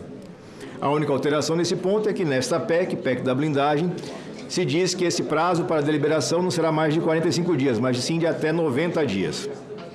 Não é expresso, entretanto, se a gente está falando de um prazo próprio ou impróprio, ou seja, se o cumprimento ou não do prazo gerará algum tipo de consequência prática e que consequência. Isso é importante registrar, senhor presidente e colegas, porque na regra passada, não raro se fazia apenas o engavetamento da solicitação. Não se tinha a rejeição da autorização para processar o parlamentar. Se engavetava e o processo não andava. Funcionou muito bem de 88 a 2001, fortalecendo cada vez mais a impunidade do Brasil. Ao mesmo tempo, não há, de forma explícita, previsão sobre o que ocorrerá com o prazo prescricional se não houver deliberação, o que é extremamente preocupante, uma vez que se pode entender até que a não deliberação vai permitir que o prazo prescricional siga fluindo. Repito, o texto da proposta de emenda diz que, feita a suspensão pela Casa, paralisa o prazo prescricional. Mas o texto não diz que, se for apenas o engavetamento, esse prazo vai continuar fluindo, favorecendo o criminoso. Além disso, a proposição retorna, no caso da prisão de parlamentar por crime inafiançável, a exigência de voto secreto, para que a Casa Legislativa decida sobre o tema. Esse voto secreto, senhor presidente, ele foi extinto pela emenda constitucional 35/2001 e depois a 76, salvo engano. Ademais, é explicitado que cabe ao Supremo Tribunal Federal o deferimento de medidas cautelares de natureza pessoal ou real em desfavor de deputados ou senadores, o que, em tese, poderia levar ao entendimento de que esse deferimento depende da decisão do Pleno da Corte. Em relação, e aí é um ponto muito importante, eu peço a atenção dos colegas, em relação à constitucionalidade da proposta, temos as seguintes considerações. Quanto à constitucionalidade formal, ainda que não caiba a uma casa arguir a tramitação feita pela outra, cabe registrar que esta PEC 3 está sendo contestada já nesse momento no Supremo Tribunal Federal por vários deputados, em razão da sua tramitação e aprovação bastante tumultuadas. Mas essa é uma questão que cabe à casa vizinha. Por outro lado, quanto à constitucionalidade material, importante a essa altura sublinhar que o contexto de confecção da PEC 3 de 21 denota sua real motivação, diametralmente oposta àquilo que alegadamente deseja implementar. Ou seja, exteriormente, a PEC faz crer que almeja um determinado resultado, quando, na verdade... Peço aos senhores assessores silêncio para que nós possamos ouvir o senador Alessandro Vieira. Por obséquio. Obrigado, senhor presidente. Retomo. Ou seja, esta PEC exteriormente faz crer que almeja um determinado resultado, quando em verdade o que se procura é exatamente o inverso. Dito de forma absolutamente clara, para a compreensão da casa e de quem nos acompanha. A PEC que formalmente aponta ser um instrumento de defesa do parlamento é, na verdade, um golpe fatal na sua legitimidade, posto que configura portas abertas para a transformação do Legislativo em abrigo seguro para criminosos de todos os tipos. Essa é uma PEC que abre as portas, definitivamente abre as portas do Congresso Nacional para o crime organizado. Trata-se do chamado desvio de finalidade, patente no presente caso, uma vez que o real objetivo da proposta não é o interesse público, e tampouco a proteção do exercício da atividade parlamentar, mas sim atender aos anseios escusos de figuras públicas que pretendem impedir ou ao menos retardar investigações criminais que possam vir a prejudicá-los. Sobre a aplicabilidade do desvio de finalidade no âmbito legislativo, confira-se a doutrina de Caio Tácito. E aí faço a citação do doutrinador reconhecido, que explica que você não pode ter um ato formalmente destinado para uma finalidade considerado válido, posto que o conteúdo desse ato se destina a um sentido totalmente oposto, né? O próprio Supremo Tribunal Federal, em diversos precedentes, invocou a vedação ao desvio de finalidade como imperativo para declarar a inconstitucionalidade de normas. Por exemplo, a DPF 218, relatoria de Gilmar Mendes, ministro Gilmar Mendes, em que foi declarada a inconstitucionalidade dispositiva de uma legislação editada pelo município de Ponte Nova, Minas Gerais, porquanto se tinha ali, como uma das principais razões de decidir, a ocorrência de desvio de finalidade. Naquele caso, a finalidade aparente da lei era legislar sobre interesses locais, municipais e proteção de meio ambiente, mas, ao fim e ao cabo, aquela legislação tentava impedir a aplicação de legislação de competência privativa da União. Voltando aqui para a intitulada PEC da blindagem. É fato que, se a proteção originalmente prevista na Constituição Federal de 88 objetivava salvaguardar o munus público de mandatários, para que pudessem debater, votar e fiscalizar de modo independente, sem receio de perseguições ou retaliações por parte de outros poderes, o que faz a proposta em comento é justamente subverter essa ordem. Sob a aparência de constitucionalidade, o que efetivamente se pretende com a PEC da blindagem não é dar condições plenas aos parlamentares para exercerem a sua atividade fim, mas sim blindá-los dos processos e das penas por cometimento de crimes das mais variadas espécies. A história dos anos posteriores à promulgação à atual Constituição é bastante ilustrativa. Em 13 anos de vigência do texto constitucional até o advento da emenda 35 de 2001, apenas entre quase 300 pedidos de investigação foi aprovado pela Câmara dos Deputados, contra o deputado, à época Jabes Rabelo, acusado de receptação de veículo roubado. Observe-se que já tinha rejeitado a abertura de processo com esse mesmo deputado por tráfico internacional de entorpecentes. Não à toa, aquele estado de coisas absolutamente inconstitucional exigiu a promulgação da referida emenda à Carta Maior, como medida urgente de moralização. Antes dela, repita-se, a necessidade de licença prévia das casas funcionava de fato como um ardil para perpetuar a impunidade dos parlamentares, mediante recusas ou meros engavetamentos dos pedidos feitos pela Justiça. Atualmente, diante da não exigência de licença prévia da Câmara ou do Senado para autorizar a apuração criminal contra parlamentares, fato é que o número de investigados em inquéritos ou que figuram como réus em processos penais é estimado em mais de 2 sentenças, dentre os quase 600 parlamentares federais brasileiros. Um aumento significativo comparado com o período de impunidade anterior à emenda 35, o que aponta que essa emenda, a emenda 35, teve sucesso em reduzir a impunidade no Brasil, mesmo que ela ainda seja tão presente na nossa nação. Portanto, a PEC em comento materializa um vício insanável de desvio de finalidade, o qual compromete a própria rigidez do ato normativo. O referido Instituto do Desvio de Finalidade é transposto da seara administrativa, para o qual foi principalmente desenhado, para a análise de constitucionalidade da norma que se pretende ver incorporada ao texto constitucional. Nesse sentido, o poder constituinte derivado do reformador, o poder que nós exercemos de reforma posterior à Constituição, ao apresentar a proposta de emenda à Constituição sob exame, que é a PEC da blindagem, desnatura toda a teleologia das imunidades parlamentares, valendo-se da excepcionalidade de uma emenda à Constituição para satisfazer interesses particulares espúrios. Ora, tal desvio de finalidade é flagrante e se descortina através da desconexão entre os meios propostos e o fim pretensamente legítimo. A proteção de mandatos parlamentares, senhor presidente, colegas senadores e senadoras, não é compatível com a criação de obstáculos para a investigação de crimes como, por exemplo, homicídio, corrupção passiva, tráfico de drogas, lavagem de dinheiro, organização criminosa. Quando se tentava investigar crimes dessa natureza no passado, não se tinha andamento.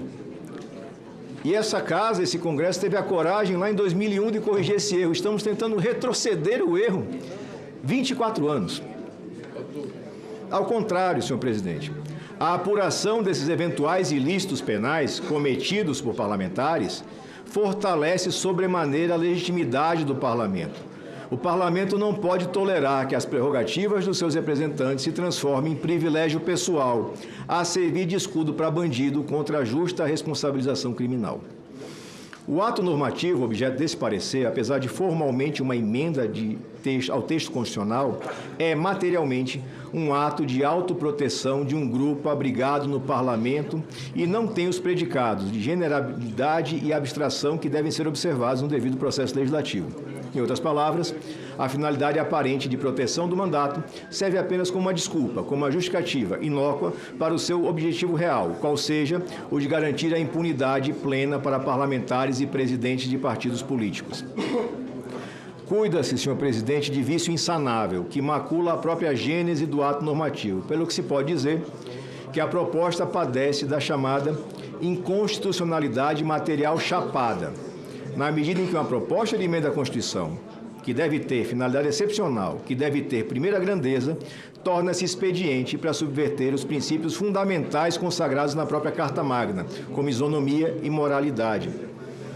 No mérito, a PEC número 3, de 2021, representa grave retrocesso em relação ao que decidiu o Congresso Nacional quando da votação da PEC número 2, de 95, que foi transformada na já múltiplas vezes citada Emenda Constitucional 35. Essa Emenda 35 se apresentou com uma das mais importantes alterações constitucionais no sentido de corrigir o Estatuto dos membros do Congresso Nacional e assegurar a redução da impunidade.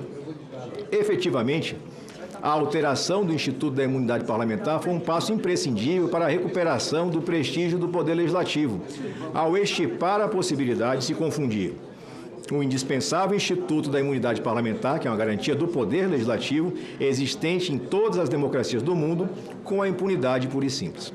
Aquela emenda constitucional separou corretamente a chamada imunidade material da imunidade processual. Retomar a imunidade processual existente anteriormente à emenda 35 representa, assim, permitir a plena impunidade de deputados, senadores, presidentes de partidos e, por simetria, deputados estaduais e distritais, o que certamente se choca com o interesse público. Além disso, a PEC número 3, a PEC da blindagem, também representa um gigantesco passo atrás no tocante à transparência, ao exigir voto secreto para deliberação sobre autorização para que parlamentares sejam processados e para que a Casa Legislativa resolva sobre os casos de prisão em flagrante.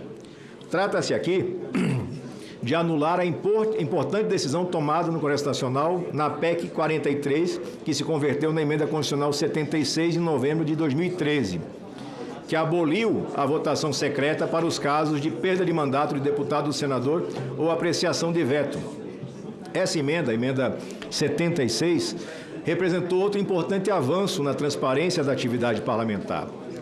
Em outras circunstâncias históricas, a adoção do voto secreto no processo legislativo, em outros momentos da vida parlamentar, foi justificada com o argumento de que era necessário proteger o detentor do mandato parlamentar das pressões oriundas das diversas instituições detentoras de poder político-administrativo, como executivo, e daquelas pressões oriundas de entes dotados de poder econômico, ou ainda nos processos de cassação de mandato, por conta das possíveis pressões de colegas parlamentares.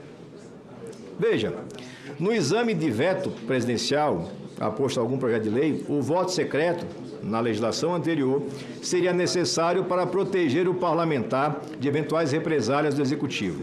Já no processo de cassação do parlamentar, o voto secreto seria justificado para evitar o constrangimento do parlamentar em votar para a cassação de um colega seu.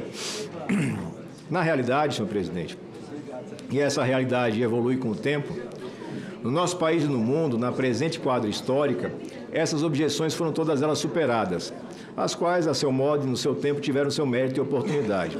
Hoje, diante da presença maior e mais expressiva da cidadania no acompanhamento das atividades do Congresso Nacional, podemos entender e afirmar que o controle social da atuação parlamentar contribui para o aprimoramento da atuação do Poder Legislativo. Os nossos eleitores têm o pleno direito de saber como votamos, até para que possam exercer o seu digno e justo controle social. A emenda 76, em 13, ao tornar abertas e públicas deliberações do Congresso Nacional, revelou as necessárias transparência e publicidade que devem reger a vida pública e devem reger, evidentemente, o funcionamento das instituições do Estado. E, ao mesmo tempo, ela contribuiu para que a vigilância cidadã e a sindicabilidade pela sociedade sobre a atividade do Congresso Nacional, os deputados federais, senadores e, sempre por simetria, estaduais e distritais. Parece-nos clara, então, a necessidade de distinguir o direito ao voto secreto, que a Constituição e as leis asseguram ao cidadão eleitor, muitas vezes hipossuficiente, com essa pretensão de voto secreto no parlamento, voto proferido por representante eleito. A esse respeito, nos valemos de uma decisão tomada no seio de uma cautelar, a DPF 378, o relator, ministro Edson Fachin, futuro presidente do Supremo Tribunal Federal, escolhido relator pelo atual presidente Roberto Barroso. Nesse caso, não se pode invocar como justificativa para o voto secreto a necessidade de garantir a liberdade ou a independência de congressistas, afastando a possibilidade de ingerências indevidas. Se a votação secreta pode ser capaz de afastar determinadas pressões, ao mesmo tempo, ela enfraquece o controle popular sobre seus representantes, em violação aos princípios democrático, representativo e republicano, fundamentais, cláusulas pétreas da nossa Constituição do nosso país. Cabe ao eleitor, assim, o direito pleno ao sigilo de voto. ao representante político, salvo raríssimas exceções, se cabe a aplicação, em regra, de princípios de publicidade e democracia, que obrigam o parlamentar a prestar contas do seu comportamento ao eleitor e à sociedade. Prever, assim, voto secreto em deliberações sobre a abertura de processo criminal, como pretende fazer a PEC número 3, PEC da blindagem, se traduz não apenas em uma agressão ao princípio constitucional da publicidade, assegurado no caput do artigo 37 da Carta Magna, como em violação da própria ideia de democracia representativa, que obriga o representante a prestar contas ao representado, em decorrência do talvez principal, mais importante e primeiro artigo da nossa Constituição, que estatui que todo o poder emana do povo, que o exerce por meio de seus representantes eleitos. No que se refere à ampliação do foro de prerrogativa a presidente de partidos políticos, senhor presidente, trata-se de providência totalmente desarrazoada, na medida em que se está estendendo este foro para dirigentes de entidades de direito privado que não exercem função estatal. Temos aqui uma verdadeira distorção do Instituto, que doutrinariamente se destina a ocupantes de elevados cargos públicos. Efetivamente, e aí novamente me socorro da jurisprudência consolidada do Supremo Tribunal Federal, petição 11.318. A doutrina aponta para o duplo escopo do foro especial, o foro privilegiado. De um lado, evitar pressões externas sobre o órgão julgador e, de outro, proteger a dignidade de determinados cargos públicos, garantindo tranquilidade e autonomia ao seu titular. São duas perspectivas que, reunidas, servem para justificar a prerrogativa de foro e elas não estão presentes, obviamente, para presidente de partido, mais ainda quando nós temos, neste momento, presidentes de partido sujeitos a investigações e, eventualmente, a processos criminais. Vale ainda comentar que se pode considerar que o exercício do mandato já é suficientemente protegido pela Constituição, com a imunidade material garantida e com o direito da Casa Legislativa a sustar os processos que entender abusivos. E aí cito um exemplo concreto, senhor presidente. Há pouquíssimos dias, a Casa Vizinha suspendeu parcialmente os processos referentes ao deputado federal Alexandre Ramagem. O deputado federal Alexandre Ramagem teve os processos referentes a atos praticados por ele após a sua diplomação suspensos por decisão da Casa Legislativa respectiva, que é a Câmara dos Deputados. Com isso tudo, observa-se que o objetivo real da PEC da blindagem é proteger autores de crimes graves, como corrupção, lavagem de dinheiro, organização criminosa, tráfico de entorpecentes e infiltração cada vez mais na atividade de milícias e facções no nosso país. Isso configura um absolutamente claro desvio de finalidade e, por consequência, uma absoluta inconstitucionalidade chapada. De tudo isso, observa-se que a PEC 3, PEC da blindagem, não pode avançar nesta casa, por configurar-se como um gigantesco passo atrás em toda a luta da sociedade brasileira de décadas para assegurar moralidade na vida pública e o fim da impunidade. E diga-se, presidente, estamos muito longe do ideal. Continuamos muito longe do ideal. A corrupção e a impunidade ainda permeiam a sociedade brasileira. Não podemos confundir prerrogativas com proteção àquele que comete crimes. A sociedade brasileira grita no sentido diametralmente oposto, ou seja, ela almeja o fim da impunidade, como as amplas manifestações públicas sinalizaram no último domingo. No tocante às emendas de número 1, 2 e 3, elas restam prejudicadas, conforme o artigo 301 do Regimento Interno do Senado. Na medida em que o parecer é pela rejeição, não é necessário fazer a apreciação das emendas. Entretanto, em respeito aos seus subscritores, e também a quem nos acompanha, que precisa receber informação de qualidade para afirmar seu entendimento, nós também nos manifestamos quanto ao mérito das emendas apresentadas, de forma contrária, uma vez que não nos parece caber a distinção no caso de crimes contra a honra de forma absoluta. Existe jurisprudência farta e antiga sobre a matéria, citei em vários pontos desse voto, desse relatório, estabelecendo a não aplicabilidade da imunidade material a pronunciamentos difamantes, injuriosos ou caluniosos que não tenham vínculo com a atividade parlamentar. A narrativa segundo a qual a atividade parlamentar se encontra cerceada no Brasil não se sustenta em fatos, o que se pode demonstrar objetivamente.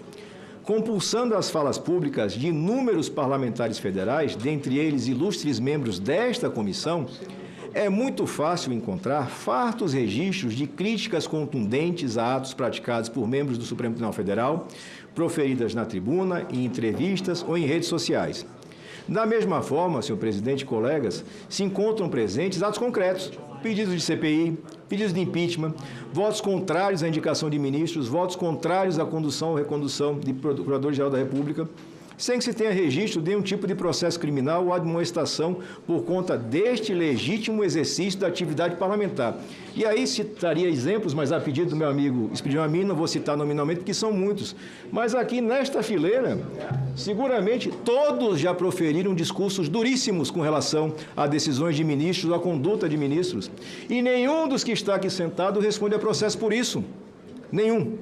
Nem aqui, nem na outra casa. Por outro lado, analisando os raros casos de parlamentares federais objeto de denúncias ou de processos exclusivamente por crime contra a honra, verifica-se que, em regra, e um levantamento feito por colegas, senhor presidente, aponta algo em torno de 40 parlamentares federais que teriam processos por crime contra a honra em tramitação.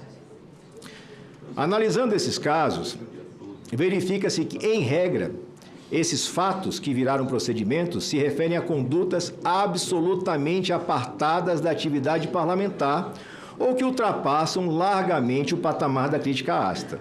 E vou citar 3 exemplos, só para fins ilustrativos. O deputado André Janones, que pertence ao autodenominado campo progressista. Ele responde a uma queixa-crime apresentada pelo ex-presidente Jair Bolsonaro, porque ele afirmou, entre outras coisas, que Bolsonaro é assassino, miliciano, ladrão de joias, ladrãozinho, bandido fujão, entre outras ofensas. Já os deputados Gilvan da Federal e Gustavo Gayer, do chamado campo conservador, respondem a queixas-crime apresentadas pela deputada federal Gleisi Hoffmann, hoje ministra, por afirmações como deve ser uma prostituta do caramba ou Lula ofereceu Gleisi Hoffmann como um cafetão oferece sua funcionária em uma negociação entre gangues. Com todo respeito, me parece absolutamente impossível atrelar tais agressões ao legítimo exercício do mandato parlamentar, mas, argumentando por absurdo, como se diz em direito, de toda sorte, a proteção já garantida na Constituição para opiniões, palavras e votos dos parlamentares. E, além disso, a garantia da sustação posterior, mesmo para esses casos aberrantes, caso ocorra a provocação de partido político e aprovação por maioria da Casa Legislativa respectiva, é possível a sustação do processo, conforme já diz o parágrafo 3º do artigo 53 da Constituição Federal, o que reforça a completa inutilidade prática das emendas apresentadas. Esta garantia já existe. E, um pouquinho adiante, senhor presidente, no formato redigido, estaríamos garantindo a inviolabilidade para o parlamentar federal, estadual, distrital, que eventualmente no trânsito, numa bebedeira num bar, numa festa, numa academia, ofende as pessoas, agride as pessoas, sem vinculação nenhuma com o exercício do mandato. Isso não faz absolutamente nenhum sentido. Absolutamente nenhum sentido. Já a hipótese de mudança do foro de julgamento parlamentares federais, referida tangencialmente na emenda 2 do senador Portinho, ela foge completamente à finalidade da presente PEC. E ela já é objeto de discussão em outras propostas de emenda, inclusive a famosa emenda pelo fim do foro, que é uma defesa pública do Senado, salvo engano, desde o início do mandato do nosso colega Álvaro Dias. Então, deve ter quase uma década ou mais pronta, votada por unanimidade. Então, também por esse motivo, afasto a sua pertinência no mérito e afasto a sua viabilidade. O senador Magno Malta apresentou agora de última hora uma emenda, como já disse, não há necessidade de fazer uma análise profunda da emenda, porque o voto é pela rejeição plena, e passo, senhor presidente, ao voto. Diante do exposto, nós votamos pela inconstitucionalidade, injuridicidade e rejeição da proposta de emenda à Constituição número 3, de 2021, restando consequentemente prejudicadas as emendas oferecidas à proposição, conforme o artigo 301 do Regimento Interno do Senado Federal. E faço, senhor presidente, um último registro em homenagem a Vossa Excelência, que é um digno representante do sertão baiano, usando as palavras de Guimarães Rosa na voz do personagem Riobaldo. O correr da vida embrulha tudo. A vida é assim, ela esquenta e esfria, aperta e daí afrouxa, sossega e depois desinquieta. O que a vida quer da gente é coragem. Vossa Excelência teve a coragem cívica de pautar com a urgência devida essa matéria absurda. E eu confio que o plenário da comissão também terá coragem de rejeitar a PEC da blindagem, virando essa página triste do nosso legislativo e homenageando a nítida vontade popular brasileira que clama por mais justiça. É como voto, senhor presidente. Agradeço a Vossa Excelência, senador Alessandro Vieira, parabenizo pelo relatório. É regimental se observar o voto em separado. E o nobre senador Jorge Seif apresentou um voto em separado e eu concedo a palavra ao senador Jorge Seif para que ele possa se pronunciar a respeito da iniciativa. Senhor presidente, muito bom dia ao senhor, nossos nobres colegas. Primeiramente, eu preciso parabenizar o senador Alessandro Vieira pelo voto. Realmente, a partir de uma demanda do parlamento e de queixas de vários parlamentares que sofrem não só pressões por parte do Supremo Tribunal Federal por falas e votos, inclusive são retaliados através de redes sociais, que hoje é o nosso palanque digital. Eu não consigo rodar os 295 municípios da Santa e Bela Catarina e os catarinenses me acompanham através das minhas redes sociais. Então, senhor presidente, quero parabenizar o relator Alessandro Vieira. Nós precisamos estar atentos às vozes das ruas. Eu retiro meu voto em separado, porém, eu faço um apelo, como já o fiz aí ao seu lado, que o senhor paute a nossa PEC 2024, que é exatamente a demanda de, se não todos, a grande maioria dos parlamentares, que é um reforço somente do artigo 53, que já diz expressamente que nenhum parlamentar pode ser processado ou censurado por suas palavras e votos. O texto constitucional, senhor presidente, já me parece claríssimo. Já me parece... Olha como é... Quaisquer. Então, inclusive, se eu usar, num momento de insanidade, usar uma expressão forte, ou se cometer alguma arbitrariedade, nós precisamos mudar, então, a PEC 53. A palavra quaisquer tem que mudar para algumas palavras, porque hoje o texto constitucional já deveria nos proteger, mas me parece que alguns membros do Supremo Tribunal Federal riscaram esse artigo. E, senhor presidente, eu também preciso...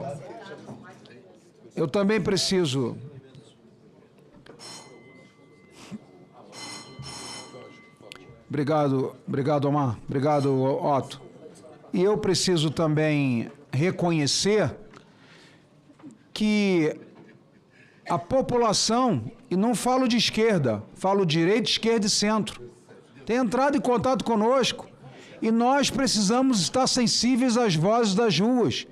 Se tem uma parte boa nessa PEC que foi proposta pelos nobres colegas da Câmara Federal, infelizmente foi recheada com componentes que envenenam a massa.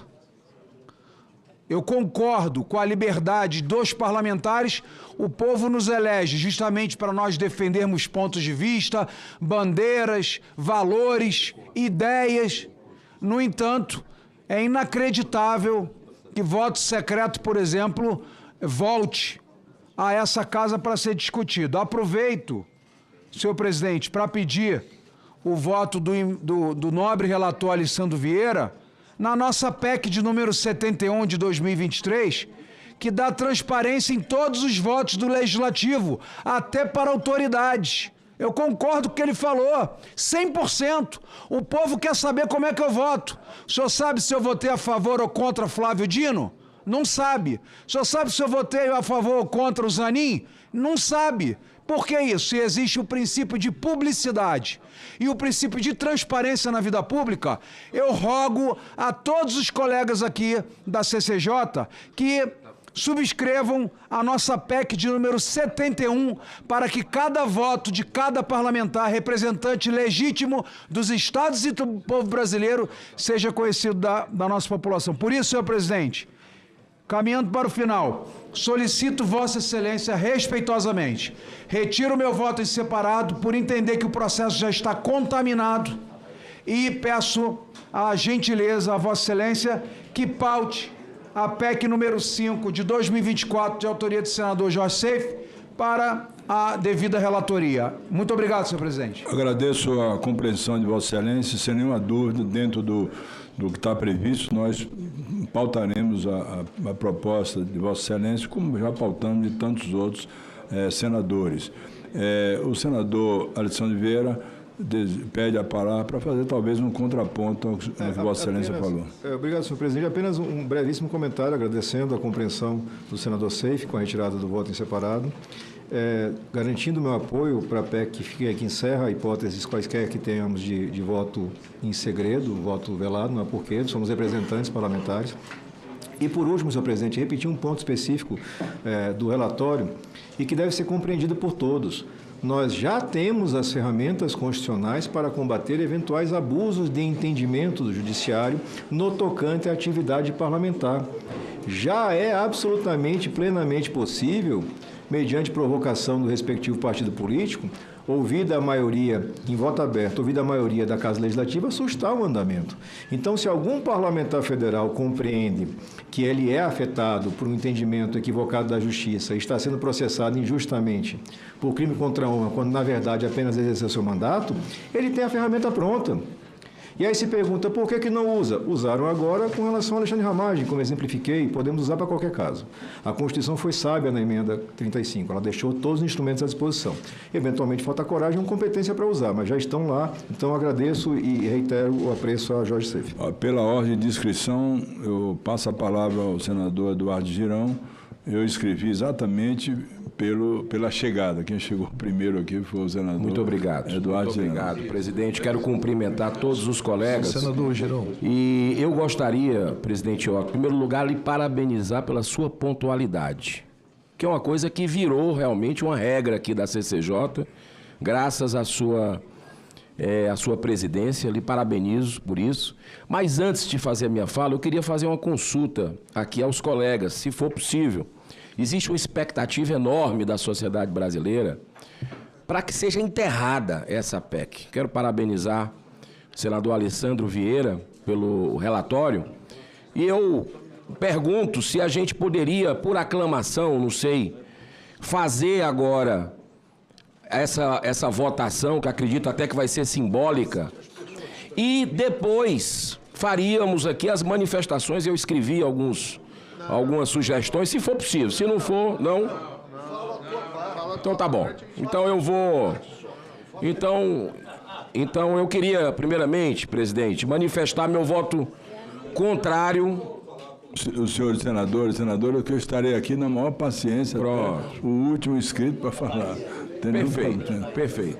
Então eu vou, em primeiro lugar, manifestar meu voto contrário desde o primeiro momento. Na semana passada ainda, lá na Câmara dos Deputados, quando estava sendo deliberado, tive acesso ao texto, foi público, e eu já vi ali que erraram na mão. A diferença entre o veneno e o remédio é a dose. Então, poderia até ter um objetivo nobre, como a gente compreende hoje, eu acredito, que nós vivemos um sistema de chantagem aqui entre alguns ministros do STF. Isso, inclusive, saiu matérias públicas e, em algumas votações, interferência direta com relação a posicionamento de parlamentares, mas não tem o menor cabimento. Em pleno século XXI, no Brasil, a gente ter voto secreto para admissibilidade de processo contra parlamentares. Isso não faz o menor sentido. E eu quero aqui também dizer que ampliar o foro privilegiado para dono de partido vai completamente contra os anseios da sociedade. Porque o próprio Senado Federal votou há 7 anos uma PEC do senador Álvaro Dias por unanimidade para que a gente acabasse com o fim do foro privilegiado. O que é que significa isso, senador Fernando Eire? Que os processos que estão na mão de ministros do Supremo, seja de senador, seja de deputado, seja de correligionários, saiam das mãos desses 11 ministros e vá para as instâncias inferiores, inclusive primeira instância. Por que nós temos que ser diferentes da população? Não tem cabimento isso. E esse fim do foro privilegiado, onde é que ele está parado? Na Câmara dos Deputados há 7 anos. O Senado já fez o seu papel com relação a isso. Então, outra coisa é com relação a essa ampliação para dono de partido, para presidente de partido que não é parlamentar, que não foi eleito pelo povo. Então, não tem o menor fundamento e por isso eu acredito que essa PEC ela precisa ser enterrada hoje. Eu quero também falar o seguinte: importante que se diga, além dessa votação dessa PEC ser inoportuna, inadmissível nesse momento, nós não podemos dizer, e temos que ter o antídoto correto, que eu acredito ser o fim do foro privilegiado, ou o impeachment de ministro do Supremo. O remédio está aqui. Porque o caso do Marcos Duval, um colega nosso, que tirou licença agora, é um caso que constrange as pessoas de bem. O senador Marcos Duval é uma vítima exatamente desse processo. Acredito que nós precisamos corrigir isso. Um outro colega meu, parlamentar do Partido Novo, que, diga-se de passagem, votou contra esse projeto na Câmara em peso e conseguiu o voto aberto. Conseguiu um destaque para deixar o voto transparente, mas aí numa manobra regimental da Câmara, horas depois, se voltou o voto secreto. O deputado Marcel Van Hatten está sendo processado. Está sendo processado por uma fala na tribuna da Câmara dos Deputados, exercendo o seu mandato. Aqui, eu, conversando com colegas em alguns momentos, tempos sombrios que a gente vive, muitas vezes na tribuna você fica perguntando, pode falar isso? Não pode? Devido ao momento que a gente vive de ditadura no Brasil. Nós não estamos numa democracia. Mas aqui, esse projeto, ele vai totalmente contra os anseios legítimos da sociedade brasileira. Nós precisamos de transparência. Foi muito bem entregue esse projeto nas mãos do senador Alessandro Vieira, que desde o início do mandato aqui é um defensor, inclusive, o senador Alessandro Vieira, muito firme também em projetos de transparência aqui, desde o início, foi autor da CPI da Lava Toga. Diga-se de passagem, algo que precisamos voltar nesse momento com a mesma coragem que tivemos no início do mandato. É algo fundamental. E para encerrar, senhor presidente, eu quero colocar também que esse projeto hoje, que o senhor está tendo a liderança, eu assisti e lhe dei os parabéns. Na hora que a Câmara votou, o senhor foi o pioneiro. O senhor deu uma entrevista a grandes veículos de comunicação dizendo, olha, isso é inadmissível, temos o dever de analisar, mas por mim a gente enterra. O senhor foi firme e eu lhe dei os parabéns naquele momento, porque esse tipo de manobra realmente é algo que não colabora para a nossa sociedade, que quer transparência.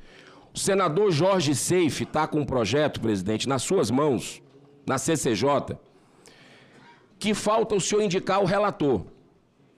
É a PEC 71 de 2023, que veda o voto secreto em todas as deliberações do Legislativo. Todas. E está parado desde 2023. Eu tenho certeza que o senhor não sabia disso. E eu queria lhe pedir para indicar um relator. Um relator que você acredita, que Vossa Excelência acredita, que vai dar um andamento correto para que a gente tenha votação transparente. A sociedade precisa saber o que é que cada parlamentar está fazendo aqui. Então, eu lhe peço que dê essa mesma agilidade que o senhor está dando hoje nessa PEC da blindagem, eu acho que não tem outro nome, da maneira como está, é PEC da blindagem mesmo. Que o senhor dê essa velocidade na questão do voto aberto, porque é questão de transparência. Eu lhe faço esse apelo para que a gente possa fazer mais outro golaço aqui na CCJ, não ficar só em discurso, e que a gente possa efetivar na prática. Muito obrigado, senhor presidente. Agradeço a Vossa Excelência do Eduardo Girão. Sem nenhuma dúvida, Vossa Excelência foi um dos primeiros a me dar apoio logo que tomamos a iniciativa. Aliás, já lá atrás, há mais de 3 meses atrás, ou 2 meses atrás, tentaram essa iniciativa. Eu estive lá em reunião com o meu partido e me manifestei contra. Não por um ato político, mas um ato de preservar o colegiado, tanto do Senado da Câmara, de uma contaminação com a matéria dessa natureza. Então, eu tomei essa iniciativa porque eu acho que elevar prerrogativa de foro para presidente de partido é uma coisa que, me parece, não tem em outro parlamento do mundo uma iniciativa dessa natureza. Senador Sérgio Moro. Presidente, pela ordem, Vossa Excelência pode só falar pelo menos os próximos 10 inscritos, por favor? Olha, vou falar assim, o senador Sérgio Moro, depois o senador Contarato, depois o senador Cajuru, o senador Omar Aziz, Vossa Excelência, senadora Elisiane Gama, o senador Rogério Carvalho, o senador Humberto Costa, pediam a mim, pela ordem de inscrição, Mara Gabrilli, senador Portinho, senador Bittar, senador Jaime Campos, senadora Zenaide, senadora Soraya, senador Eduardo Braga, senador Exalci e senador Rogério Marinho. Senador... Não, Vossa Excelência foi o último aqui. O senador... Senador Elvisto. Eu quero lhe dizer... Sim, senador Elvisto, me desculpe, eu não li o seu nome, vou colocar aqui. Houve um engano sério com o meu nome aí, presidente. Senador Otto. Vou colocar. E, senador Rogério Marinho, a gente podia fazer aqui uma deferência a quem foi o presidente, que é o novo senador Calheiro, mas ele sempre segue aquilo que é regimental. Eu queria que Vossa Excelência me inscrevesse e quero cumprimentá-lo mais uma vez e queria lembrar os companheiros e companheiras desta comissão que 11 horas nós vamos ter na CAI uma reunião extraordinária para votarmos o projeto de isenção do imposto de renda, projeto do senador Eduardo Braga. Senador Renan Calheiro, parabenizo Vossa Excelência, inclusive porque o projeto contém também um imposto sobre lucro e dividendos, que é um projeto que eu tenho aqui na casa, foi relatado pelo senador Cajuru e nós não tivemos, na época, votos para aprovar. Espero que agora essa casa tenha juízo e possa aprovar o projeto sobre lucros e dividendos, imposto sobre lucro e dividendos. Parabenizo a Vossa Excelência. Senador Sérgio Moro, desculpe aí a interferência. E presidente Otto, senador presidente, por favor. Para inscrever o meu nome, claro. Senador Sérgio Moro, depois... Mas Vossa Excelência, bom, eu posso antecipar. Não precisa. Vossa Excelência é o 8º aqui. Na próxima vez eu vou tomar mais cuidado.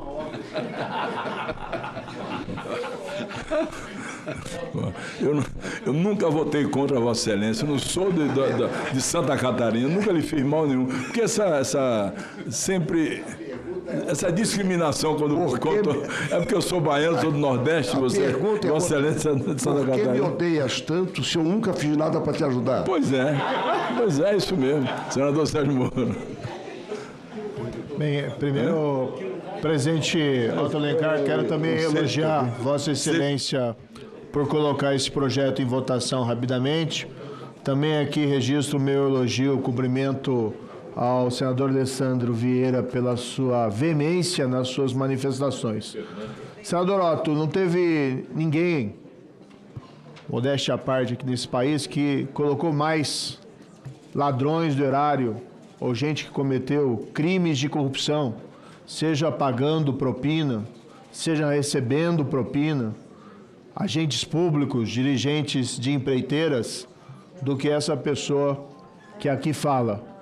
Meu comprometimento com o combate à corrupção, com a integridade e honestidade do trato da coisa pública é revelado aqui pelo meu histórico. Desde o início, quando essa PEC da blindagem foi colocada em público na semana passada, eu me manifestei contrariamente a ela. A minha esposa, a deputada federal Rosângela Moro, participou da votação e votou contra essa PEC em todos os momentos, e inclusive apoiou aquele destaque do deputado federal Van Hatten para restabelecer o voto aberto, que depois foi derrubado, e ela votou contra essa manobra depois na própria Câmara Federal. Quando esse texto chegou aqui semana passada, me manifestei também veemente contra. Nós não podemos aqui retroceder.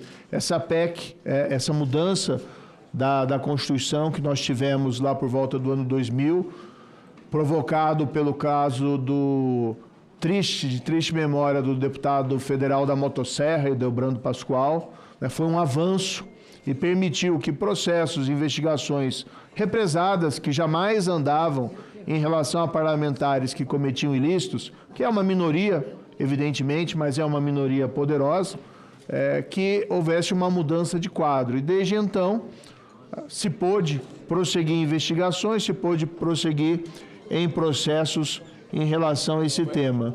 Então, nós aprovarmos a mudança como veio da Câmara seria um retrocesso inaceitável, seria confundir imunidades com impunidade.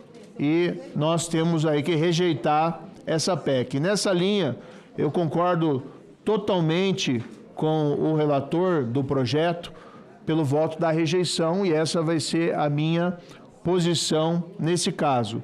Mas eu diria que apenas nós evitarmos o retrocesso não é suficiente para nós darmos uma resposta à sociedade. E há uma série de pautas que são de fundamental importância que nós precisaríamos resgatar na agenda parlamentar, seja aqui do Senado ou seja da Câmara, para que nós pudéssemos sim dar uma resposta efetiva para a sociedade. Porque, na verdade, como a gente olha o cenário geral do país hoje, o combate e a prevenção à corrupção estão extremamente tímidos. Não se ouve praticamente de casos de investigações robustas, salvo talvez a que está sendo desenvolvida hoje na CPMI do INSS, nesse grave escândalo do roubo dos aposentados e pensionistas do INSS. E as investigações que existem ou foram feitas no passado foram vítimas de, a meu ver, injustificáveis anulações, com base em questões que ninguém entende, ninguém acredita. E não me refiro aqui apenas às condenações da Lava Jato, mas também processos da Operação Zelotes, processo da Operação Greenfield, além de casos do passado, como a Operação Castelo de Areia. Então, o que eu rogaria aqui, vamos aproveitar o momento, então, cívico que essa casa estabelece e vamos aprovar lá o fim do foro privilegiado. Já foi aprovado aqui no Senado, está lá na Câmara, precisa ser colocado em pauta. Esse sim seria um avanço fundamental para que nós pudéssemos, de fato, dar uma resposta à sociedade e não apenas impedir um retrocesso. Do outro lado, também precisaríamos, presidente, resgatar a prisão em segunda instância, que foi um avanço ali em 2016, da época da Lava Jato. Infelizmente foi revista pelo Supremo Tribunal Federal em 2019 e colocou em liberdade uma série de ladrões do erário público, bandidos, não só pessoas responsáveis por crimes de corrupção, mas também por outros crimes. E nós, se não tivermos uma justiça, um aparato de justiça eficiente, nós não vamos aí a nenhum lugar. Destaco aqui também um passo que, a meu ver, seria de fundamental importância, nós aprovarmos, né, melhores garantias para a autonomia da Polícia Federal, para que nós transformássemos a nossa Polícia Federal em uma espécie de FBI, cujo diretor lá nos Estados Unidos tem um mandato, sim, fixo, para realizar o seu trabalho com autonomia e impedir muitas vezes direcionamento dessas investigações. Então tem muito que pode ser feito, não é? E se a gente quer de fato separar, colocar um muro entre o mundo do crime e o mundo da política, não basta nós rejeitarmos essa PEC da blindagem. Agora, eu tomo a liberdade aqui de nisso discordar respeitosamente do relator em relação à questão da imunidade material. Eu não vejo que ela está sendo estritamente respeitada no contexto atual. A Constituição de 88, ela é clara no artigo 53, ao estabelecer que os parlamentares são invioláveis por seus votos, palavras e opinião. É uma tradição que vem lá, antiga, que foi construída na Inglaterra, e não é um privilégio. Aqui sim é um instrumento fundamental para que o parlamentar possa representar o seu eleitor e representar a população, sem medo de ser processado, seja civil ou criminalmente, por eventualmente fazer uma crítica veemente, fazer uma crítica pesada ao governo, aos poderosos de plantão e a outras instituições.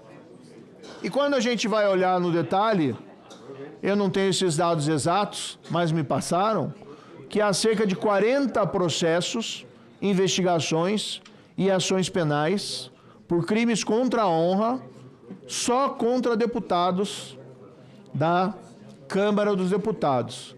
E aí, certamente, quando se vai examinar os casos, existem alguns aberrantes, como o que foram relatados pelo relator, muito propriamente.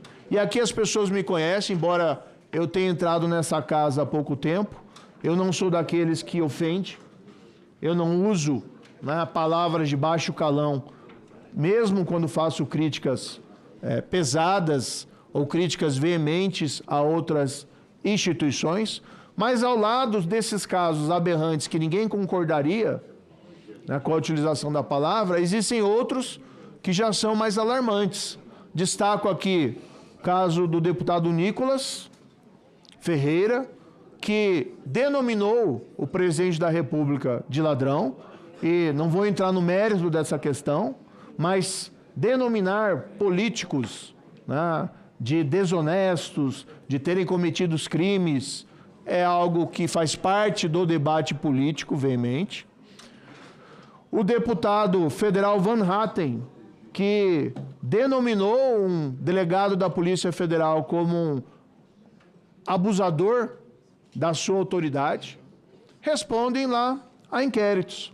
Então, a grande questão aqui em relação a crimes contra a honra unicamente, jamais defenderei, jamais teria a possibilidade de defender proteção aqui, legal, jurídica, a crimes comuns, a quem comete corrupção, a quem é investigado por pertinência à organização criminosa, tráfico de drogas ou crimes hediondos, mas em relação a crimes contra a honra, de fato, né, a garantia hoje existe mais fragilizada. Certamente, concordo também que existe um mecanismo já previsto na Constituição que a casa respectiva pode sustar o processo, mas ele não tem sido utilizado. Talvez a falha esteja apenas em nós mesmos, mas talvez precisássemos aí de um novo desenho institucional. Apesar disso, ficou aqui claro que o debate nessa PEC está contaminado. Não há condições de discutir com serenidade esse tema da imunidade parlamentar material nesse projeto. Eu apresentei junto com vários pares uma emenda cujo objetivo era muito claro: reduzir a abrangência da proteção apenas para crimes contra a honra. E deixando claro, inclusive, que crimes comuns nós não toleraríamos qualquer espécie de outra proteção. Penso que poderíamos avançar, mas o relator não acolheu, não vou insistir na PEC nesse momento, mas rogo aqui a essa casa que nós possamos discutir esse tema com a devida liberdade e com a devida serenidade em outro momento. Agora, nesse ponto, de fato, e como eu apontei desde o início senador Eduardo Girão, quando essa PEC foi colocada e como minha esposa igualmente se posicionou, devemos uma resposta imediata à sociedade em rejeitar a PEC da blindagem, sepultando ela, mas lembrando que a nossa missão, como casa parlamentar, se nós de fato temos um compromisso com o combate ao crime, não pode se esgotar na rejeição dessa emenda. E aí sim, fim do foro privilegiado, volta da prisão em segunda instância e discutir a autonomia da Polícia Federal. É isso, senhor presidente. Muito obrigado. Vossa Excelência, são 20 inscritos. Eu pediria que os senadores pudessem se limitar a 5 minutos no máximo, para que nós pudéssemos apreciar a matéria. Senador Elvis com a palavra, depois o senador Fabiano Contarato e depois o senador Cajuru. Senhor presidente, pois não. Senhor presidente, eu quero, antes de mais nada, parabenizá-lo por sua postura desde o início em se colocar contra a aberração que foi essa PEC. Quero também parabenizar o relator, senador Alessandro. Eu acompanhei atentamente, linha por linha, a leitura do parecer. Um parecer primoroso, detalhado e que exaure o assunto e que deixa claro a possibilidade do avanço da bandidagem tomar conta dos parlamentos do nosso país se essa aberração fosse aprovada. Não vou usar nem 5 minutos, senhor presidente. Já me manifestei antes contra essa PEC e novamente me manifesto contra a PEC da blindagem. Registro já o meu voto aprovando o parecer do senador Alessandro, que enterra esse assunto, e peço mesmo aos colegas que essa comissão possa dar uma resposta à sociedade aprovando esse parecer por unanimidade. Unanimidade. A Câmara dos Deputados, que merece todo o nosso respeito, cometeu um engano terrível.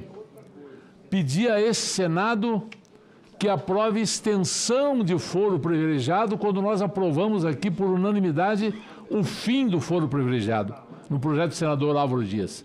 Seria pedir ao Senado que aprovou por unanimidade o fim do foro privilegiado, que revertesse sua opinião e estendesse isso a presidentes de partidos.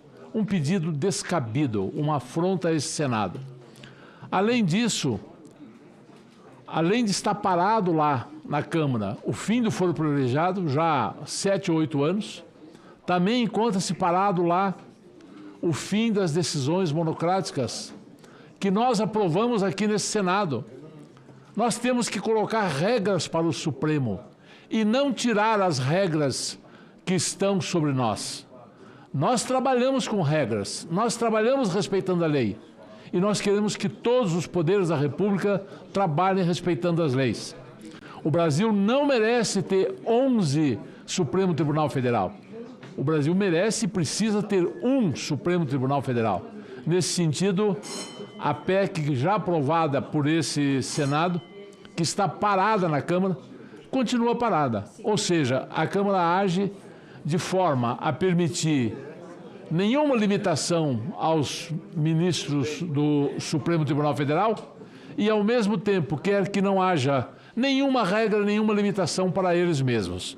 É o império da não-lei, da não-regra, da não-ordem.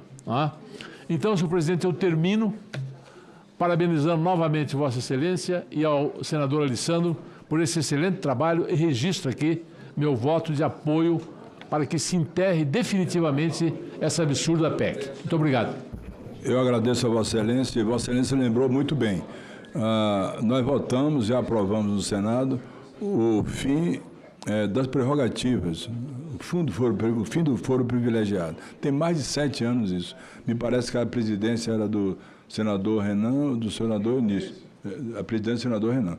Tem muito tempo que aprovamos. Está na Câmara e o que acontece? Recentemente, quase colocavam para votar, para tirar alguém que estava no Supremo para votar para a primeira instância. Então é conveniência, não é compromisso com a sociedade para combater o crime do colarinho branco. Se aprovar o fim da prerrogativa de foro, nós vamos acabar muito com o crime do colarinho branco. Senador Contarado. Obrigado, senhor presidente. Escreve, por favor. Senhor presidente, eu quero parabenizar Vossa Excelência pela agilidade e compromisso com a população brasileira por ter pautado essa PEC hoje. E também, ao passo que quero cumprimentar o relator, o senador, meu querido senador Alessandro Vieira, que com serenidade, com equilíbrio, com técnica jurídica, com constitucionalidade, construiu um relatório. Mas, senhor presidente, eu quero aqui fazer um agradecimento aos meus pais. O meu pai, motorista de ônibus, minha mãe semi-alfabetizada, me deram educação. Eu estou falando isso porque quando eu vejo parlamentar defendendo imunidade parlamentar para quem pratica crime, a liberdade de expressão ela não pode ser utilizada para a prática de crime. É simples assim. Se a Câmara dos Deputados, o Conselho de Ética e o Conselho de Ética desse Senado fosse altivo quando um parlamentar chama qualquer que seja de ladrão, aí sim nós não precisaríamos. Agora, qual o nexo causal entre eu proferir uma palavra dessa, ofendendo uma outra pessoa, praticando crime? Porque os crimes contra a honra estão lá. No artigo 139, calúnia, no artigo 138, calúnia, 139, difamação e 140. Então, eu volto a falar, graças a Deus, meu pai, motorista de ônibus, me deu educação, porque eu jamais, vocês ouviram, os meus colegas ouviram, eu proferindo qualquer palavra para atacar, para praticar crime. Então, isso, eu tenho aqui essa ressalva. Essa PEC tem que ser sepultada de uma vez por todas. E eu faço um apelo para que seja uma votação por aclamação e unanimidade, para sequer caber recurso para ir para o plenário. Isso foi um escárnio com a população brasileira. E eu vou pontuar por quê. Ela viola o artigo 5º da Constituição Federal, que diz que todos somos iguais perante a lei. O que me faz diferente de um trabalhador, de um motorista de ônibus, de um pedreiro, de uma professora? Isso viola a separação dos poderes no artigo 2º. Os poderes são independentes e harmônicos entre si. Nós sabemos que, pela Constituição Federal, o parlamentar somente pode ser preso em flagrante de crime inafiançável. Eu fico imaginando um crime de corrupção praticado em concurso de pessoas entre um político, seja ele deputado ou senador, e com uma pessoa comum. A pessoa comum vai responder e vai ser condenada. E nós, aqui, no voto secreto, vamos enterrar aquela apuração. Olha, isso é um escárnio, isso é uma vergonha, isso é um assinte com a população brasileira. E quem defende esse tipo de proposta de emenda constitucional tem que efetivamente olhar nos olhos da população. Isso não é razoável. Em síntese, o que essa proposta de emenda faz? No caso de prisão, hoje como é que é? Autua-se em flagrante de crime inafiançável e remete para essa casa, e essa casa resolve no voto público. O meu eleitor tem direito de saber em quem eu votei, se eu votei para manter a prisão, por exemplo, de um parlamentar que praticou estupro, corrupção ativa, passiva, peculato. E não, esse não. Aqui na surdina, na forma camuflada, sorrateira, corporativista, vamos falar, não cabe prisão em flagrante. Esse processo, como que ela muda também? O processo. Hoje, o processo inicia no Supremo e nós aqui podemos sustar no voto público. O que a PEC faz? Voto secreto. Voto secreto, minha gente. Como que eu explico isso para a população do Espírito Santo?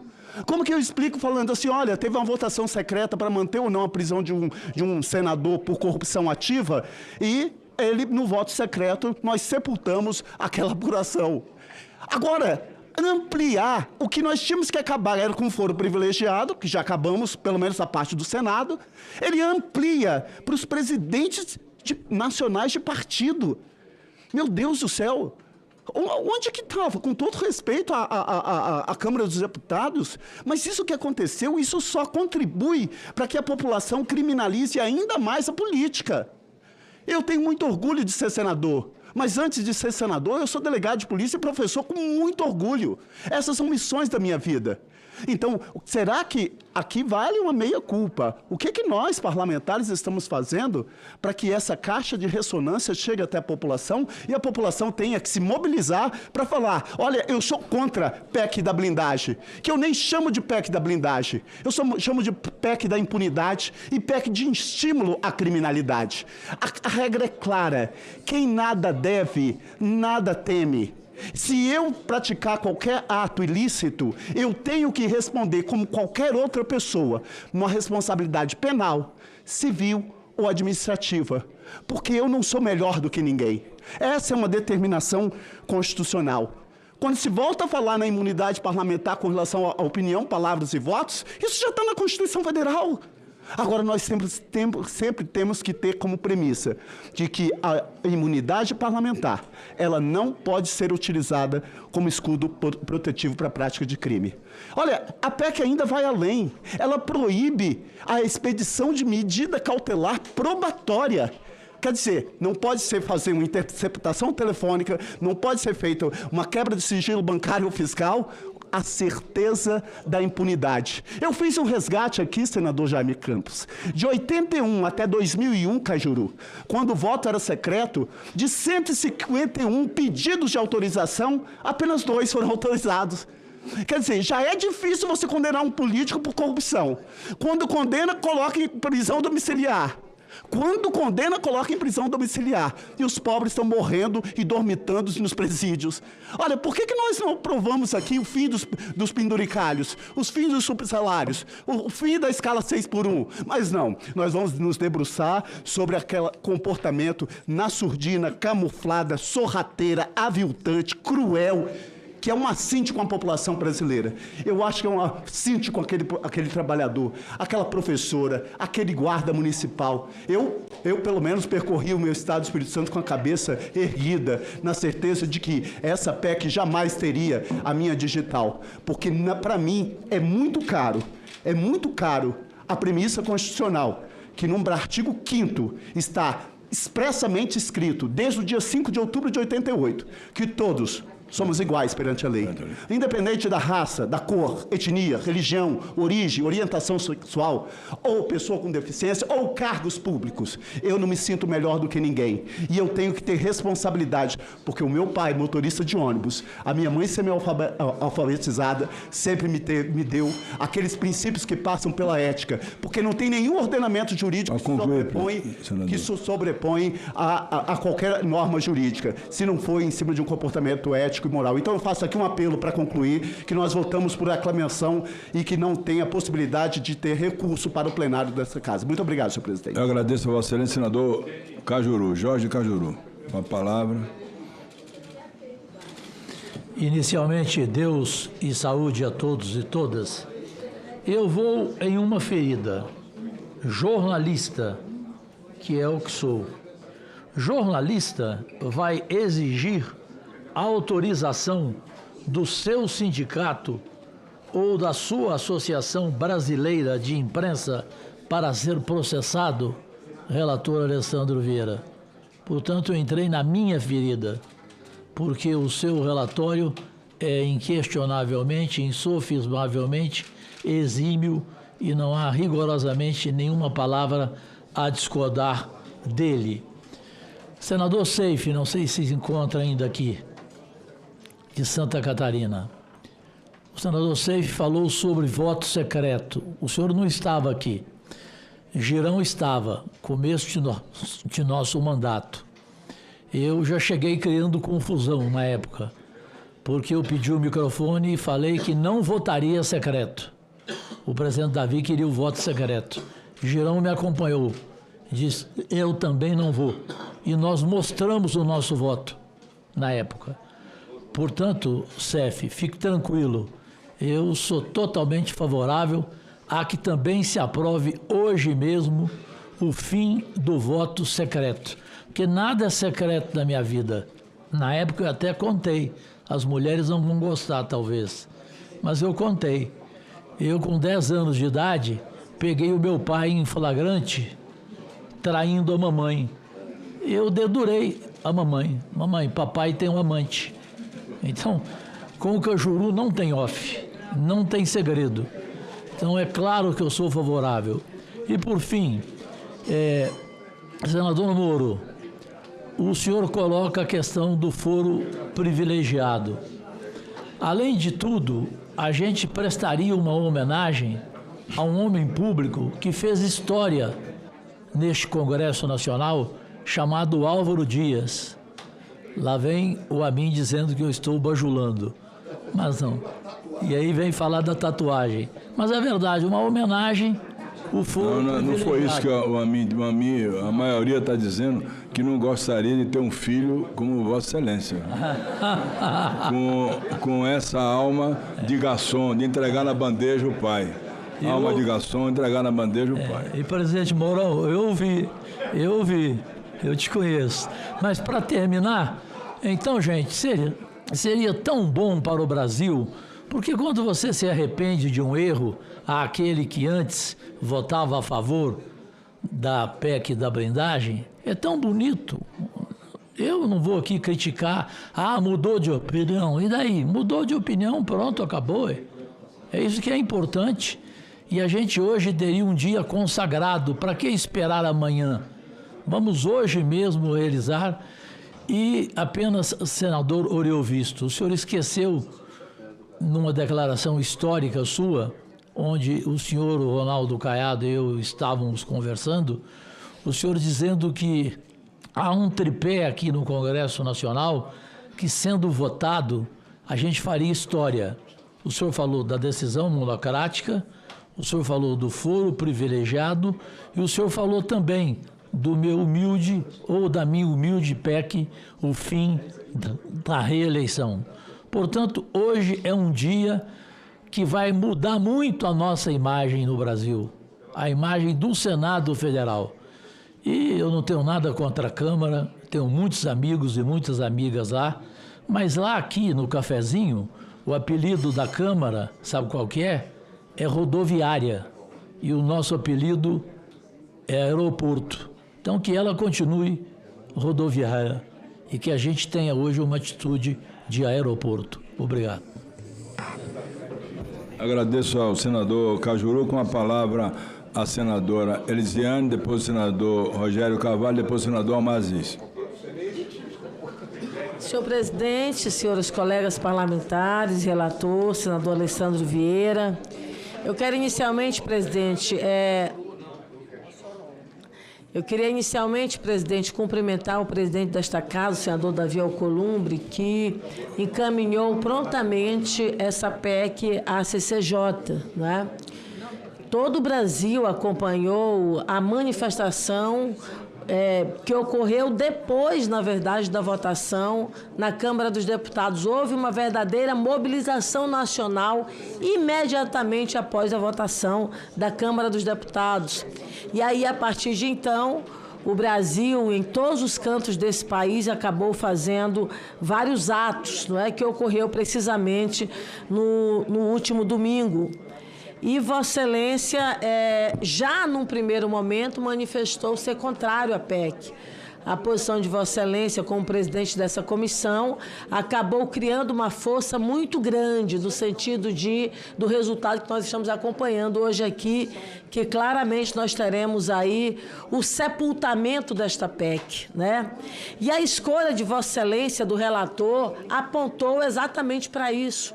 Porque todos nós sabemos que o relatório não seria diferente, considerando a trajetória, a vida proba e a luta pelo combate à corrupção do nosso colega senador Alessandro Vieira, que é o que nós estamos acompanhando aqui. Eu quero também trazer os meus cumprimentos aos senadores Jorge Seife e ao senador Moro, exatamente porque eles retiraram as emendas. Tanto o voto em separado quanto a emenda. Porque, por ser uma PEC, a emenda do senador Moro, ela faria, em sendo aprovada, apresentando um destaque sendo aprovada, ela, na verdade, começaria a PEC do zero. E o projeto e a meta que nós temos, que é o sepultamento, essa nós não alcançaríamos. Então, a postura deles, na verdade, dar a este plenário a possibilidade de sepultar uma PEC que nasceu com o objetivo de criar um muro de impunidade e criar, na verdade, uma nova casta no Brasil, que é uma casta daqueles que podem cometer crimes e estão fora dos rigores da lei. O nosso professor Contarato declarou aqui de forma clara. O artigo 5º da Constituição estabelece que todos nós somos iguais perante a lei. Não é? E aqui, esta PEC, ela criaria, na verdade, eu não diria um foro privilegiado, ela criaria um superforo privilegiado e separaria a classe política do restante do Brasil, podendo cometer crime e ficando totalmente fora dos rigores da lei. A manifestação brasileira, presidente, ela criou um coro importante. Quando o Brasil foi para as ruas e eu via, é claro que a esquerda, o movimento, o campo progressista brasileiro tomou conta do Brasil, mas para além disso, a gente vê a sociedade brasileira presente contra essa PEC, a PEC da blindagem, ou a PEC da bandidagem, ou a PEC do fim do mundo, ou a PEC do absurdo, sei lá. Foram várias nomenclaturas dadas a essa PEC, dada a barbaridade do que ela, em sendo aprovada, poderia provocar de fato. E não tem remédio para essa PEC. Não tem remédio. Me lembra, por exemplo, o Chico Buarque, quando ele diz que o que não tem conserto nunca terá. Então não adianta uma emenda, não adianta um penduricalho, porque o que nós realmente precisamos é sepultar de vez e tentar retomar o mínimo de confiança no Congresso brasileiro. A gente vê que há uma verdadeira descrença generalizada ao Congresso do país. Toda a avaliação que é feita na opinião pública, isso é colocado de forma clara. E essa PEC aprofundaria, recrudesceria ainda mais essa desconfiança no parlamento brasileiro. A luta pelo combate à corrupção é o que nós precisamos encampar nesta casa. A luta pelo fim da impunidade é o que nós precisamos encampar nesta casa. E a impunidade é o combustível para a perpetuação do crime. A representação política brasileira tem o dever moral e o dever legal, considerando que é representação do povo, de estar com uma postura ilibada, sendo submetido aos rigores da lei e, portanto, tendo uma postura proba, que é o que nós precisamos ter. Portanto, presidente, parabéns a Vossa Excelência pela sua posição rápida e imediata e parabéns ao relatório, que não foi nenhuma surpresa para nós, o relatório que foi apresentado hoje aqui neste plenário. Muito obrigada, presidente. Agradeço a Vossa Excelência e passo a palavra ao senador Rogério Carvalho, depois o senador Amado, depois o senador Espiridião Amin. Obrigado, senhor presidente. Inicialmente, eu quero cumprimentar Vossa Excelência, que prontamente colocou em discussão essa matéria, e quero também cumprimentar o relator pelo excelente relatório e pela brilhante defesa daquilo que o povo brasileiro defende, que é garantir que aqueles que cometerem crimes sejam punidos. Quero também cumprimentar todos os parlamentares que me antecederam, porque eu sinto que há um caminho de consenso no dia de hoje da gente enterrar essa PEC que eu diria, poderíamos cravar aqui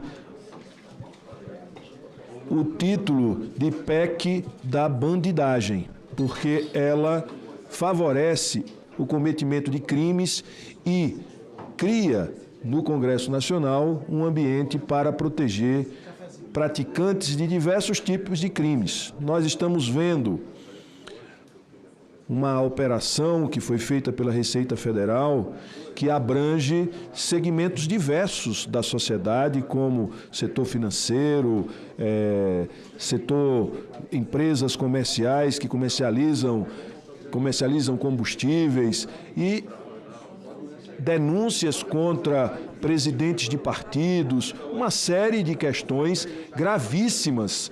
Imagine se essa PEC é aprovada, o quanto o Congresso Nacional poderia ou abrigaria cometedores de crimes que são muito sofisticados. Portanto, eu acho que nós temos a responsabilidade de chamar o feito à ordem. E no dia de hoje, aqui nesta comissão, como sugeriu o senador Fabiano Contarato, que a gente derrotasse essa PEC da impunidade, da blindagem, da bandidagem, seja lá o nome que a gente queira dar, tudo é coisa ruim, senador presidente Jaime Campos, tudo é coisa ruim. Portanto, eu acho que a gente deveria, em resposta e numa tentativa de resgatar a nossa moral junto à sociedade, porque é isso que está em discussão. Este parlamento não pode patrocinar iniciativas dessa natureza que desabonam e que reforçam uma tese de que este lugar é um lugar que só trabalha para manter privilégios, certo? E esse é o verdadeiro sistemão que a gente precisa combater, o sistemão dos privilégios. E a gente viu, na semana passada, o sistemão dos privilégios se organizar e mais de 300 parlamentares na Câmara dos Deputados votaram para manter e ampliar privilégios daqueles que querem impunemente cometer ou caminhar na vida sem prestar contas para ninguém. Portanto, cabe a nós todos, independente aqui de qualquer matiz ideológica, cabe a nós, todos nós, refazermos esse curso e mostrar que o Senado da República, que o Congresso Nacional tem compromisso com o povo e que não vai patrocinar a ampliação de privilégios que se confundem com o cometimento de crime e a impunidade. E eu quero aqui dizer que isso serve para tudo. Como disse o senador Fabiano Contarato e como disse o próprio relator, só é punido, ou geralmente, maciçamente, ou seja, a maior parte das pessoas que recebem alguma punição, elas recebem punição porque cometeram algum delito, né? Ser processado não necessariamente quer dizer cometer crime, né? Agora, eu quero dizer, por exemplo, eu nunca fui processado, sequer processado, porque desferi uma palavra violenta, agressiva contra outras pessoas. Então é preciso que as pessoas também saibam qual é o seu limite para não extrapolar o limite e passar a ser uma agressão. Pois é, para passar a ser uma agressão. Nós não podemos viver num ambiente democrático, num ambiente harmônico, se as pessoas agridem moralmente, se caluniam, se praticam injúria contra outras pessoas. Isso não pode ficar impune. Qualquer tentativa de garantir essa liberdade violenta contra as pessoas, eu acho que isso também... isso não pode ficar impune. E essas pessoas precisam pagar pelos seus erros. Como também nós não podemos, porque são colegas nossos, senador Otto Alencar, não garantir que essas pessoas também sejam punidas. Quando um parlamentar indica e estimula que pessoas possam agredir outras, ela não tem imunidade e elas não agiram de boa fé. E elas precisam ser responsabilizadas por esse tipo de atos. Então nós não podemos aqui patrocinar esse tipo de coisa e achar que isso é normal. Porque o outro é adversário. O outro ser adversário não justifica qualquer tipo de ação ou qualquer ação, por mais violenta que seja. Como não se justifica alguém via esta casa, numa semana e na outra, colocar um caminhão-tanque para explodir no aeroporto e ser tratado como uma pessoa que tinha um lado político e era só uma questão de manifestação política. Essas coisas não dialogam com a convivência harmônica, pacífica numa sociedade democrática. Portanto, todos esses crimes devem ser punidos. E não é esta casa, e eu acredito que não somos nós que vamos patrocinar uma PEC dessa natureza e, portanto, eu declaro meu voto contra e faço um clamor para que nós não deixemos sequer ir para o plenário do Senado aprovando por unanimidade o voto votando por unanimidade no voto do senador Alessandro Vieira. Obrigado, senhor presidente. Depois o senador Esperino Amin. Em seguida, o senador Humberto Costa. Senhor presidente, senhoras senadoras, senhores senadores, primeiro, Vossa Excelência, como um bom baiano, deu um golpe de capoeira em mim. Eu era para falar bem antes, mas tudo bem. Esse tempo não está contando, que eu estou só fazendo uma reclamação. E também, senhor presidente, após a minha fala, eu queria... Senador Amazir, eu nunca dei rasteira em nenhum colega meu aqui. Não, um golpe de capoeira. Não, rasteira. Golpe de capoeira. Senhor presidente, tem vários senadores que querem falar, e senadoras também, e acho justo que todos falem, se posicionem, mas, Vossa Excelência, como nós temos outras atividades, Vossa Excelência poderia abrir só para votar e só abrir o resultado depois que todo mundo falar, para que a gente possa votar e ir para outras comissões, porque tem uma matéria tão importante para a população brasileira, que é a questão do imposto de renda. Que nós vamos votar. Você então pede o voto nominal. Nominal, vai ser nominal. Então eu autorizo a mesa a abrir a votação. Logo após eu falar, senhor presidente. Vossa Excelência tem a palavra e abre a votação aí um nominal. minuto, não pode. Mas eu sou... Presidente, senhor presidente, eu quero aqui dizer a Vossa Excelência, primeiro... Meu colega, eu peço desculpa pela interrupção, só licença para que Vossa Excelência oriente, porque o voto tem que ser sim, para aprovação do relatório. Sim, lógico. Exatamente. Não contra a PEC.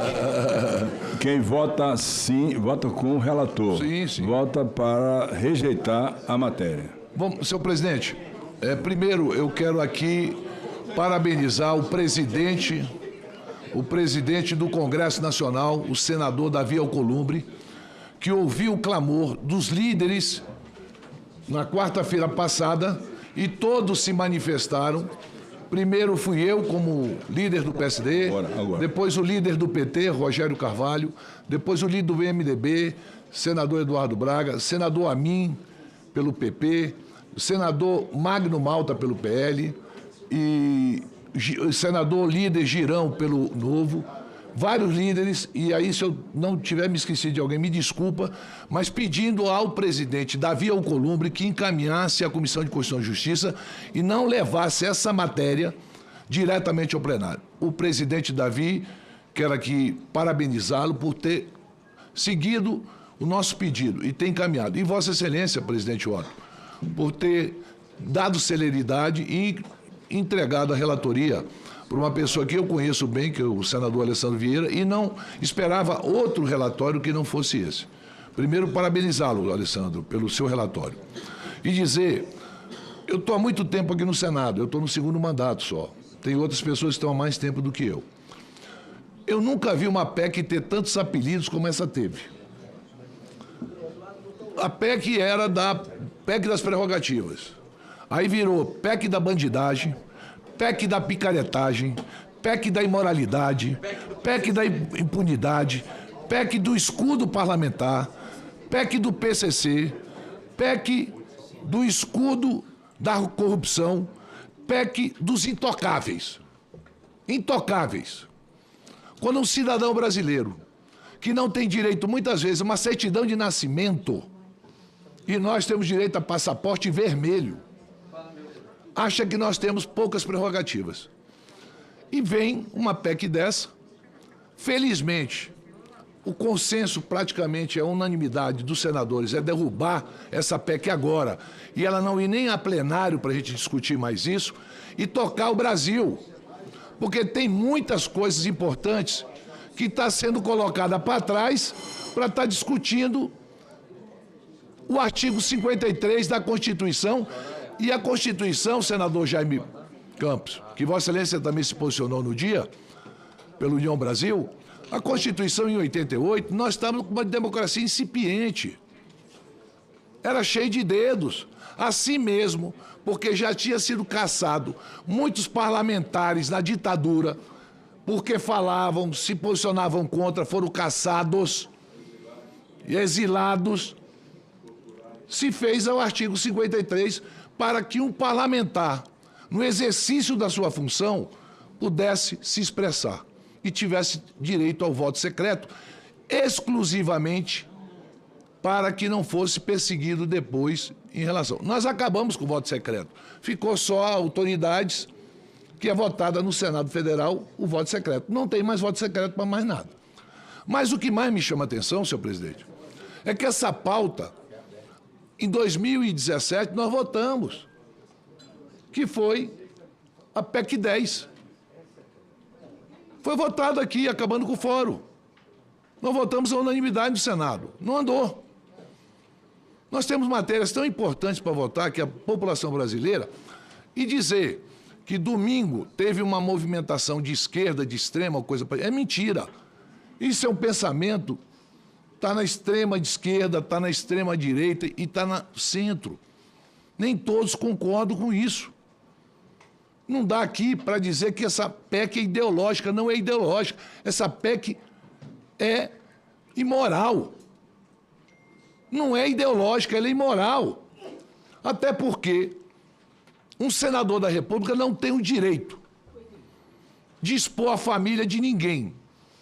Teve um senador aqui, do Senado Federal, que deu o endereço, mostrou a foto de filhas de ministro para as pessoas perseguirem essas pessoas. Isso aí é direito democrático de um senador fazer isso? Essa pessoa, ela tem que responder, porque é um crime que ela está fazendo. Isso aí não é o parlamento. Isso é crime.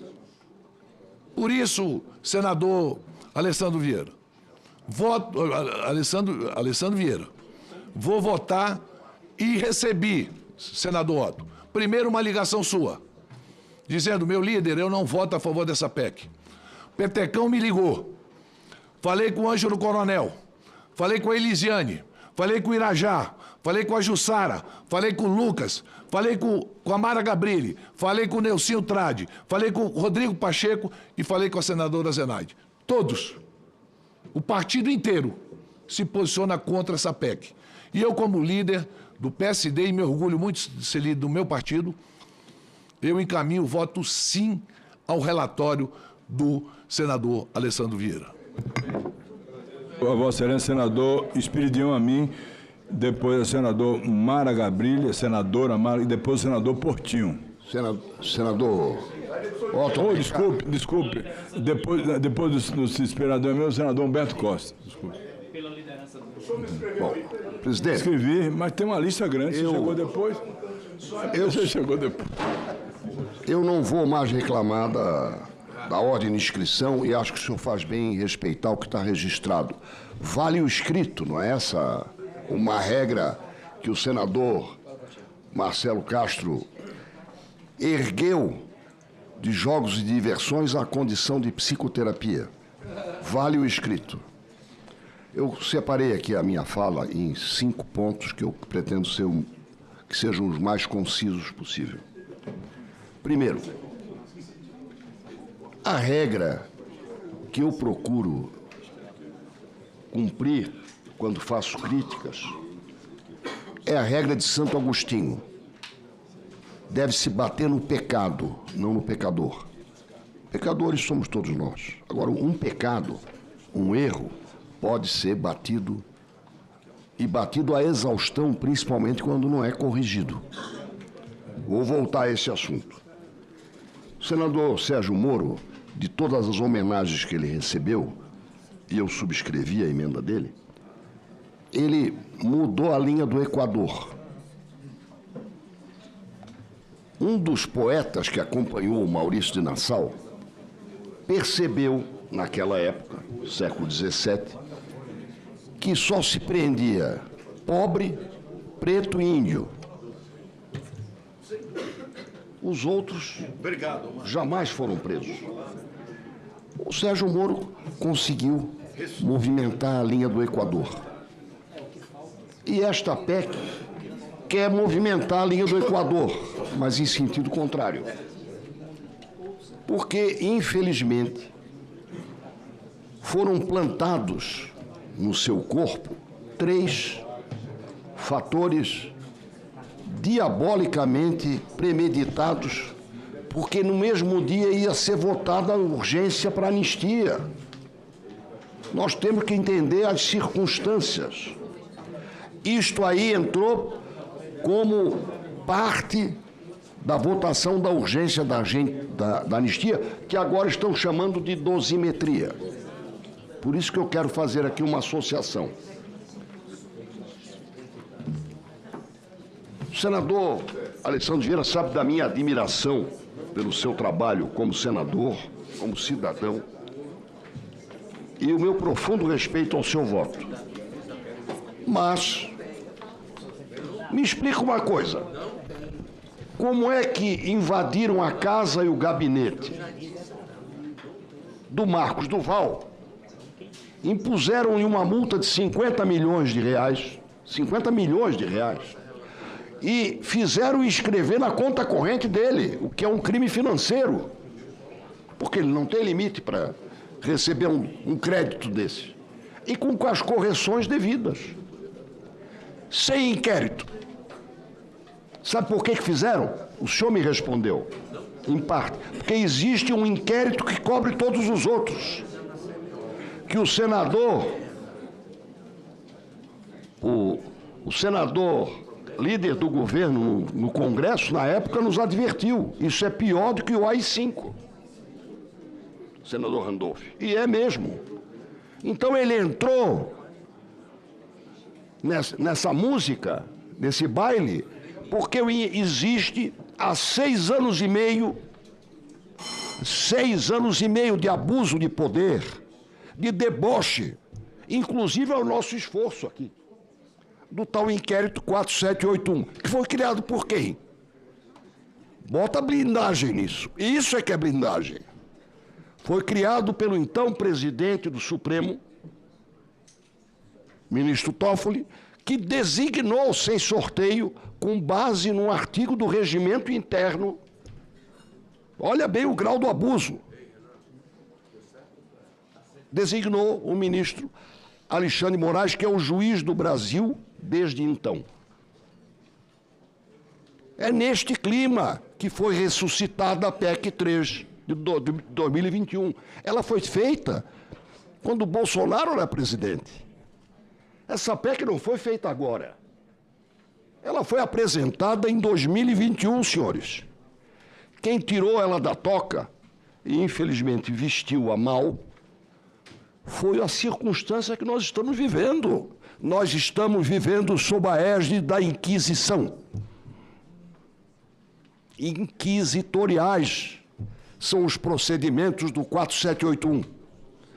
Até o presidente que está saindo do Supremo disse, não, vai acabar, vai acabar. Mas é bom a gente ter poder, né?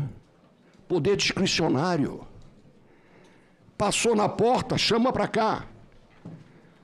Existe maior blindagem ofensiva do que esta? 6 anos e meio. É um mandato, porque começou em março de 2019. E é isto que nós não temos a coragem de enfrentar. O senhor falou da Vaza-Toga? Senador Espiridião. Vaza-Toga já foi apresentada com um número suficiente. Por isso, vou concluir. Não é para concluir, não. Vossa Excelência não acha que, aprovando-se na Câmara a PEC do fim das decisões monocráticas, não resolveria isso? O senhor permite? Permito. Estão criando mais uma monocrática. Não, a DPF. Que nós aprovamos aqui, está na Câmara, a Câmara nunca aprovou. Veja, mas o Supremo está criando mais uma monocrática. A DPF, que está sob a responsabilidade do ministro Gilmar Mendes, que generosamente agora coloca que qualquer invasão ao seu gabinete, ou do Marcos Duval, ou à casa dele, tem que ser autorizada pela Corte. Não explicita se é pelo plenário ou se é monocrática. Está se encaminhando para dizer o seguinte, agora, está sendo feito agora isso. Isso está sendo feito agora, nesse ADPF. Estou acompanhando. Então, o senhor veja bem, ele autoriza a invasão do seu gabinete, pela Polícia Federal, ou do seu escritório, ad referendo em 1 semana. Ou seja, primeiro ataca e depois não faz nada. Porque ninguém sabe qual foi o resultado, senador Jaime Campos, da incursão da Polícia Federal em junho junho de 2023, à casa e ao gabinete do senador Marcos Duval. Ninguém sabe se tinha alguma muamba, se tinha dinheiro, se tinha arma. Portanto, impunemente, blindagem é isso. E, para concluir, também está sob a responsabilidade do ministro Gilmar Mendes. Aliás, essa primeira já teve voto, já passou de 5 ou 6, já ganhou uma maioria, essa da incursão a domicílio ou escritório. O que está sob a guarda do ministro Gilmar Mendes é uma DPF para questionar o quórum para abrir o impeachment de ministro. Isto é blindagem. Acham que maioria absoluta é pouco. O que se pede é maioria de 2/3 para abrir o processo de impeachment. Isso é que é blindagem que está acontecendo neste momento. Mas eu concluo para dizer o seguinte: eu vou votar, sim, porque esta PEC foi contaminada por 3 daquilo que eu aprendi no Piauí, essa expressão, é um pouco tosca, mas ela define bem: catinga de vaca molhada. O sujeito botava o terno de domingueira, senador, como é de linho trançado, né? E ia para a missa, encostava numa vaca molhada, aquilo não saía mais. Tem 3. Nesse caso tem a inclusão de presidente de partido, o voto secreto e a generalização da sua cobertura, ou seja, abrangendo não crimes ligados ou situações ligadas ao exercício do mandato, e sim a outras coisas, a banditismo, inclusive. Por isso eu vou votar sim. Mas não posso deixar de dizer que no mesmo dia se votou a urgência para a anistia. E quero relembrar que em 88, durante a votação da Constituição, o deputado carioca Carlos Alberto Caor, que é considerado o pai de toda a luta contra o racismo, confere?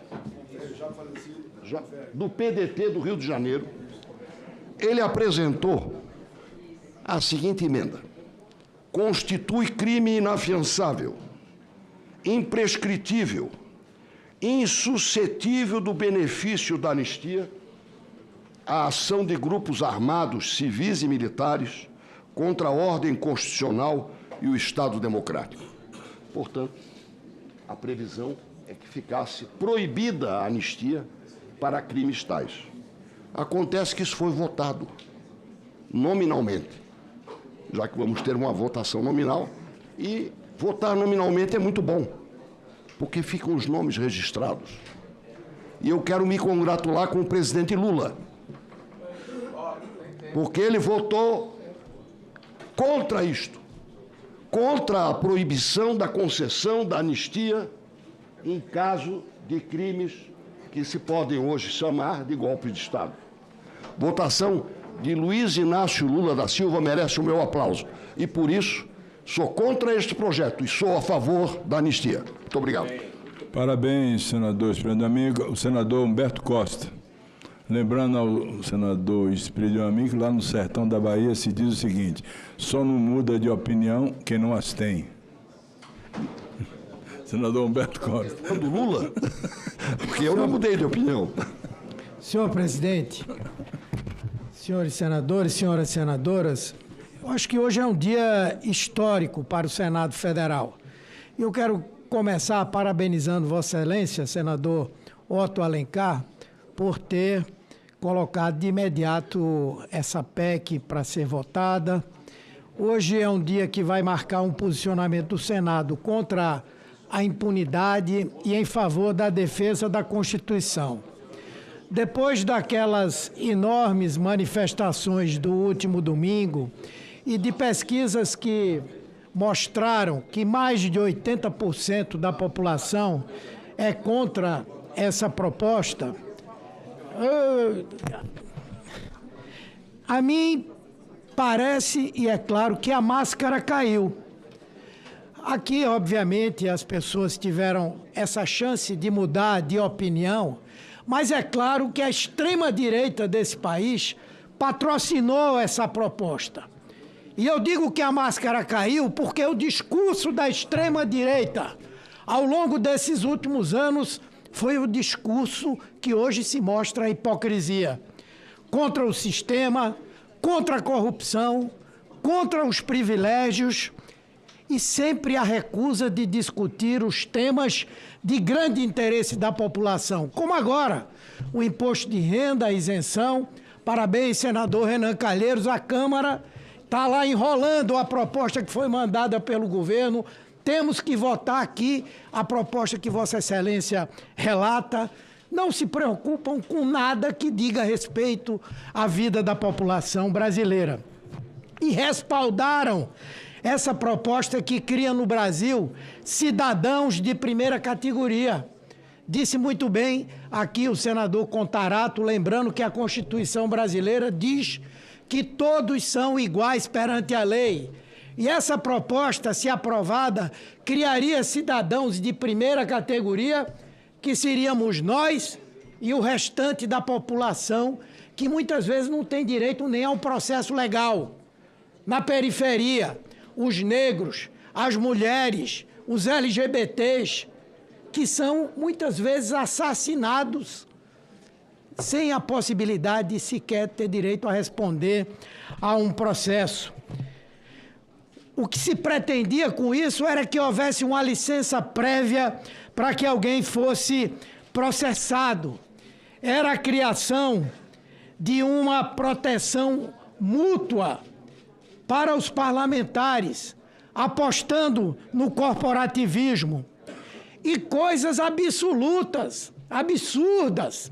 Por exemplo, até mesmo a prisão em flagrante por crimes inafiançáveis, teriam que ter uma licença prévia para que o parlamentar pudesse ter a consecução daquela prisão em flagrante. E aí, por exemplo, quais são os crimes inafiançáveis? Vejam bem, se o parlamentar tivesse incorrido em crime de racismo, de tortura, de tráfico de drogas, de terrorismo e também de crimes como ação de grupos armados, civis ou militares, para que ele tivesse a aplicação daquela medida cautelar, seria necessário o voto secreto da maioria dos seus pares. Quem concorda com isso, e a extrema-direita concordou e defendeu isso, agora não está com coragem de votar, mas defendeu isso, votou e comemorou. Até Pai Nosso rezaram lá na Câmara dos Deputados. Então, a máscara efetivamente caiu e nós precisamos enterrar. Outra coisa, a hipocrisia. Defenderam o fim do foro porque os responsáveis pelo golpe estavam sendo julgados lá no Supremo Tribunal Federal. E agora estende o foro a presidente de partido. Isso é um absurdo, principalmente num país como o nosso, que a legislação partidária permite que as pessoas se perpetuem no poder. Vamos medir os presidentes de partido que existem hoje, há quantos anos são presidentes de partido. Isso é um verdadeiro absurdo. A figura da imunidade foi criada para o exercício de uma função pública e não para a atividade que é exercida pelos presidentes de partidos políticos. Então, eu entendo que essa proposta precisa ser efetivamente rejeitada. Até porque ela não é só para o Parlamento Federal. Ela vale para os parlamentos estaduais, os deputados estaduais, os vereadores. Hoje, o crime organizado forma advogados para defender os seus aliados. Coloca a gente no Ministério Público, na Justiça, investindo durante décadas para formar essas pessoas. Para eleger um vereador, basta ter um pouquinho de dinheiro. para eleger um deputado estadual é parecido. Então, o crime organizado iria correr para isso. Imagine o caso daquele parlamentar no Rio de Janeiro que dormiu em cima de uma montanha de 5 milhões de reais. Será que aquele cidadão seria preso se os demais colegas pudessem votar secretamente para isso? Então, Vossa Excelência está de parabéns e o Senado hoje vai decretar o fim dessa proposta indecente, mas a coisa mais importante, no meu ponto de vista, é que realmente a máscara da extrema-direita caiu no nosso país. Obrigado. Agradeço a Vossa Excelência, senadora Mara Gabrilli, pelo sistema remoto. Bom dia, senhor presidente, bom dia, senadoras e senadores. Eu quero parabenizar o nobre senador Alessandro Vieira pelo brilhante relatório, pela coerência em ouvir os apelos da população brasileira. Quero parabenizar também meu querido senador, nosso presidente Otto Alencar, a quem tanto admiro pela coragem, pela conduta, sempre tão republicana. E é extremamente simbólico o Senado rejeitar prontamente essa proposta hoje, de alterar nossa Constituição, que quer promover um retrocesso que envergonha todo o país. Aprovar essa matéria, mesmo que com eventuais mudanças, como alguns defenderam, é claramente uma falta de respeito ao eleitor brasileiro, ao povo brasileiro, que desde o início manifestou sua indignação contra essa PEC e a impunidade que vem sendo crescente na nossa política brasileira. Retomar o voto secreto já é um assinte. Além disso, essa PEC 3, aprovada pelos deputados, ela quer resgatar a possibilidade de parlamentares barrarem a abertura de processo criminal contra seus colegas da Câmara ou do Senado. Um desrespeito tamanho que a PEC vem sendo chamada popularmente, como já disse nosso colega, com um monte de apelido, bandidagem, blindagem, etc. Cidadãs e cidadãos brasileiros lutaram muito para revogar o dispositivo da Constituição de 88, que a PEC quer agora retomar a força. Não custa lembrar um pouquinho da nossa história. 253 parlamentares foram blindados entre 1988 e 2001, quando finalmente o Congresso aprovou uma mudança tão relevante. Repito, senhor presidente, 253 processos foram travados contra deputados ou senadores por crimes de corrupção, homicídio, tentativa de assassinato e diversos horrores que chocaram toda a sociedade.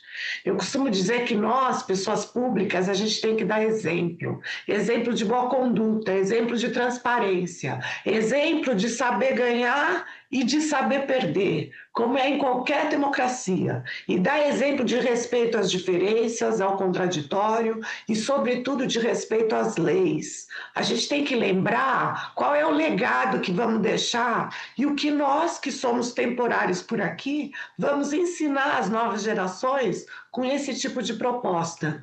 Vamos mostrar que os políticos servem para mudar as regras sempre a nosso favor, de acordo com as conveniências do momento. Isso não é correto. E a gente pode dizer com muita humildade, tranquilidade, que a gente tem que entrar na política com uma força de vontade imensa para transformar a qualidade de vida da população mais vulnerável. Essa eu não consigo vislumbrar um único benefício que essa PEC da blindagem traria à população que luta para ver um trabalho digno e pagar suas contas, que luta para ter escola de qualidade para os seus filhos, que busca uma cidade melhor para todos. Minha única certeza sempre foi a de que legislar é um exercício de saber ouvir, e nada poderia ser feito aqui no parlamento sem consultar a sociedade civil. E a população foi em peso às ruas pedir que enterremos essa proposta, e o relatório do senador Alessandro Vieira foi certeiro nesse sentido. E a gente não foi eleito para sermos coniventes com crimes ou com desvios éticos. Os cidadãos brasileiros já se cansaram de acompanhar a impunidade, a corrupção e a normatização de práticas que podem causar ainda mais danos ao nosso país. Os brasileiros clamam por proteção e critérios mais rígidos, não só para a elegibilidade, mas especialmente para a continuidade de mandatos de políticos que usam seu mandato como escudo para cometer todo tipo de crime. Não podemos compactuar com essa impunidade. E, mais uma vez, parabenizo o senador Alessandro Vieira pelo brilhante relatório. Conte com meu apoio e, com muita honra e satisfação, seu relatório já teve meu voto favorável e a favor da rejeição da PEC 3, da bandidagem ou da blindagem, como queiram chamar. Muito obrigada, senhor presidente. Agradeço, parabenizo a senadora Mara Gabrilli. Com a palavra, o senador Carlos Portinho, depois o senador Renan Calheiro, depois o senador... Hein? Então, o senador Eduardo Braga, em seguida. Carlos Portinho, todos estão inscritos. Depois é Vossa Excelência. Depois dele sou eu aqui, está na relação. Não, Vossa Excelência é depois. O Bitar se inscreveu primeiro. Muito Senador obrigado. Eduardo Braga. Todos estão inscritos e eu vou ficar até o final aqui. Se for para amanhecer o dia, a gente amanhece aqui. Não tem nenhum problema. Senador Carlos Portinho. Muito obrigado, presidente Otto Alencar, meu colega Alessandro, pelo seu relatório. Quando esse projeto passou na Câmara, eu me lembro, a imprensa, eu estava num compromisso, até a imprensa me procurou e eu disse, ação e reação. O que não significa que eu estaria avaliando o mérito, é óbvio. Apenas a constatação de que hoje, no Brasil, as coisas acontecem em reação e geralmente essas reações são extremas. O meu colega, agora que fez uso da palavra, mostrou isso, da base do governo. Sua reação foi completamente despropositada e extremada. E eu explico. Essa PEC passou na Câmara dos Deputados com os votos do governo, senador Humberto Costa. O PT deu 12 votos, o Solidariedade, PV e Cidadania deram 7 votos nessa PEC, o Avante 6, o Podemos 14, o PSB 9, e eu poderia dizer outros partidos aqui da base para ficar só nesses. Essa PEC, ela não é da esquerda ou da direita, como quis dizer, ou da extrema. Essa PEC é um absurdo para o país. Essa PEC, nós aqui, como Casa Alta, o Senado é a Casa Alta, porque geralmente ele pega essas bolas quadradas, põe no chão e a gente delibera com sensatez, na maioria das vezes. Se 80% diz a pesquisa são contra a PEC, mais um indício de que isso não é da esquerda ou da direita. Vamos parar de narrativas inverídicas.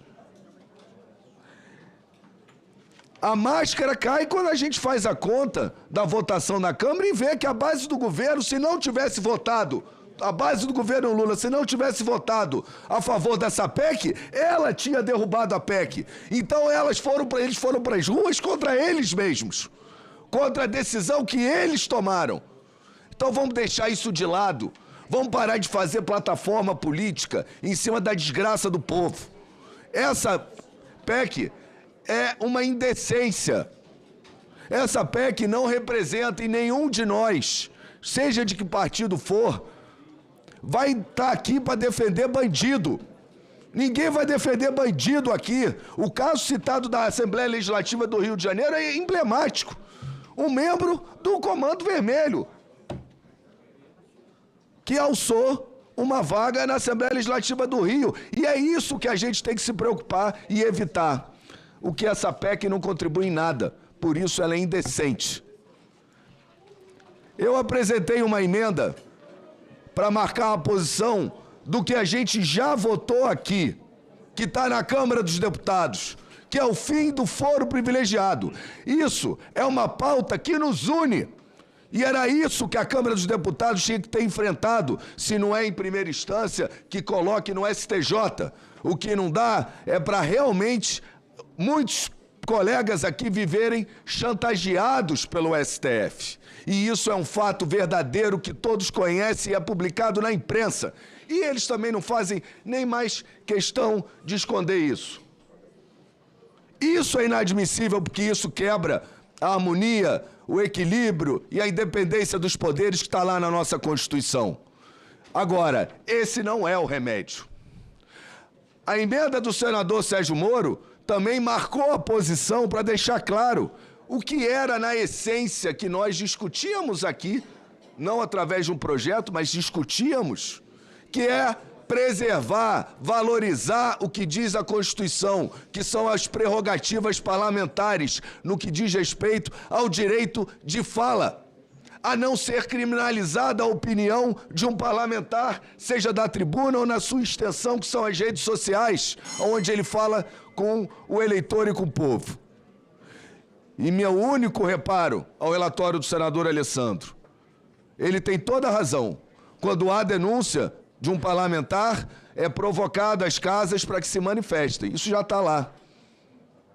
Isso acontece. O problema é o drible nisso que deu o STF.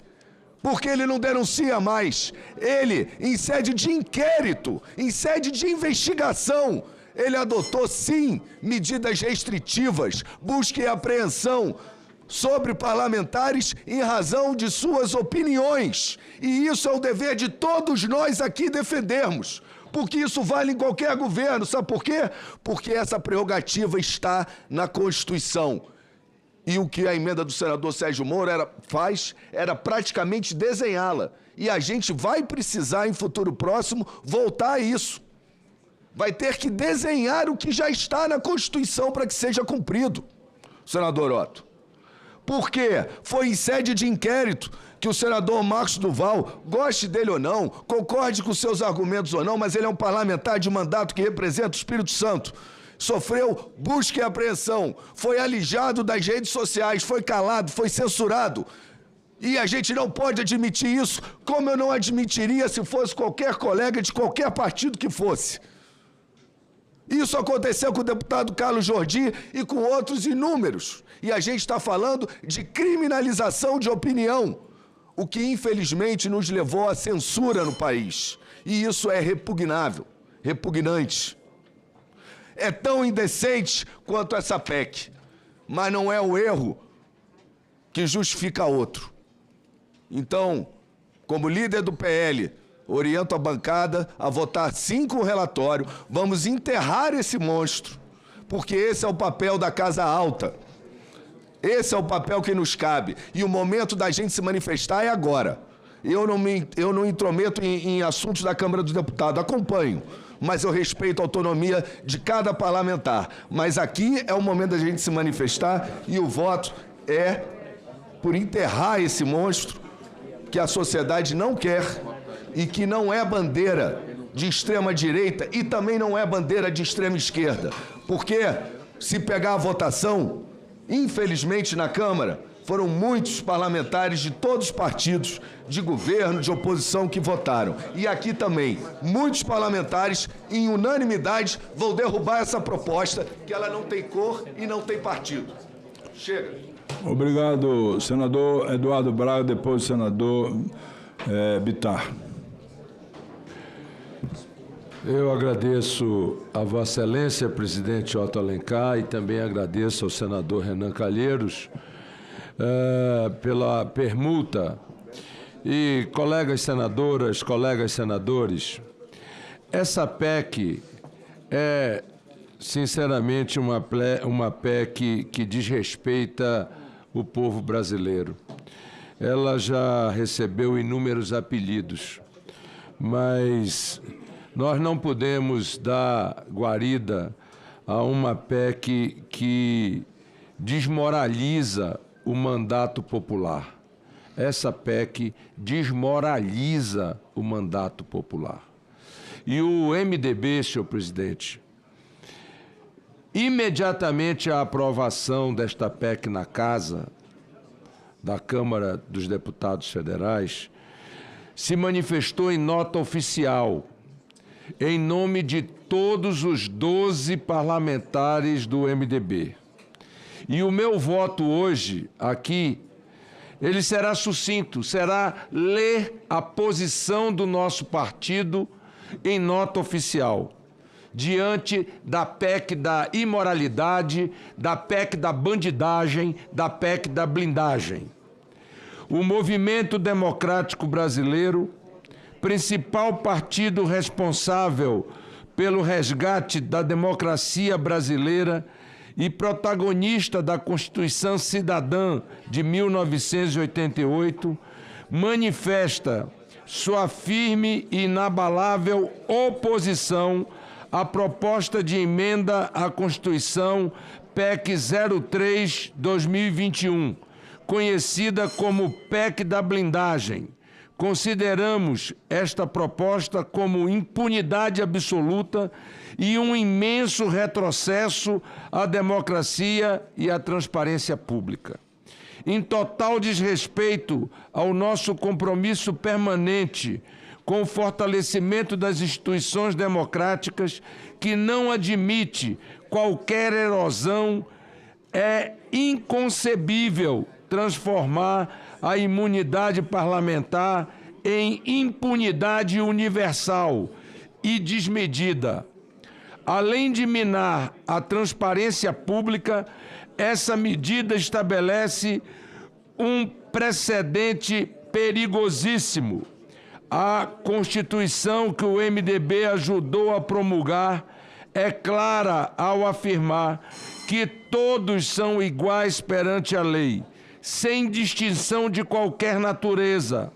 A aprovação desta PEC implodiria a igualdade, criando castas ao blindar deputados e senadores e presidentes de partidos, senhor presidente, que nem mandato popular têm, em investigação ou processo criminal. É inadmissível instituir privilégios incompatíveis com uma democracia livre, onde o parlamento já possui exceções que a população não tem. Diante da gravidade da situação, a bancada do MDB no Senado se posiciona firmemente contra a PEC 03/2021. Nossos membros na Comissão de Constituição e Justiça deverão se manifestar pela inconstitucionalidade da proposta e, caso chegue ao plenário, se posicionar contra, em defesa intransigente da democracia, da transparência e da justiça.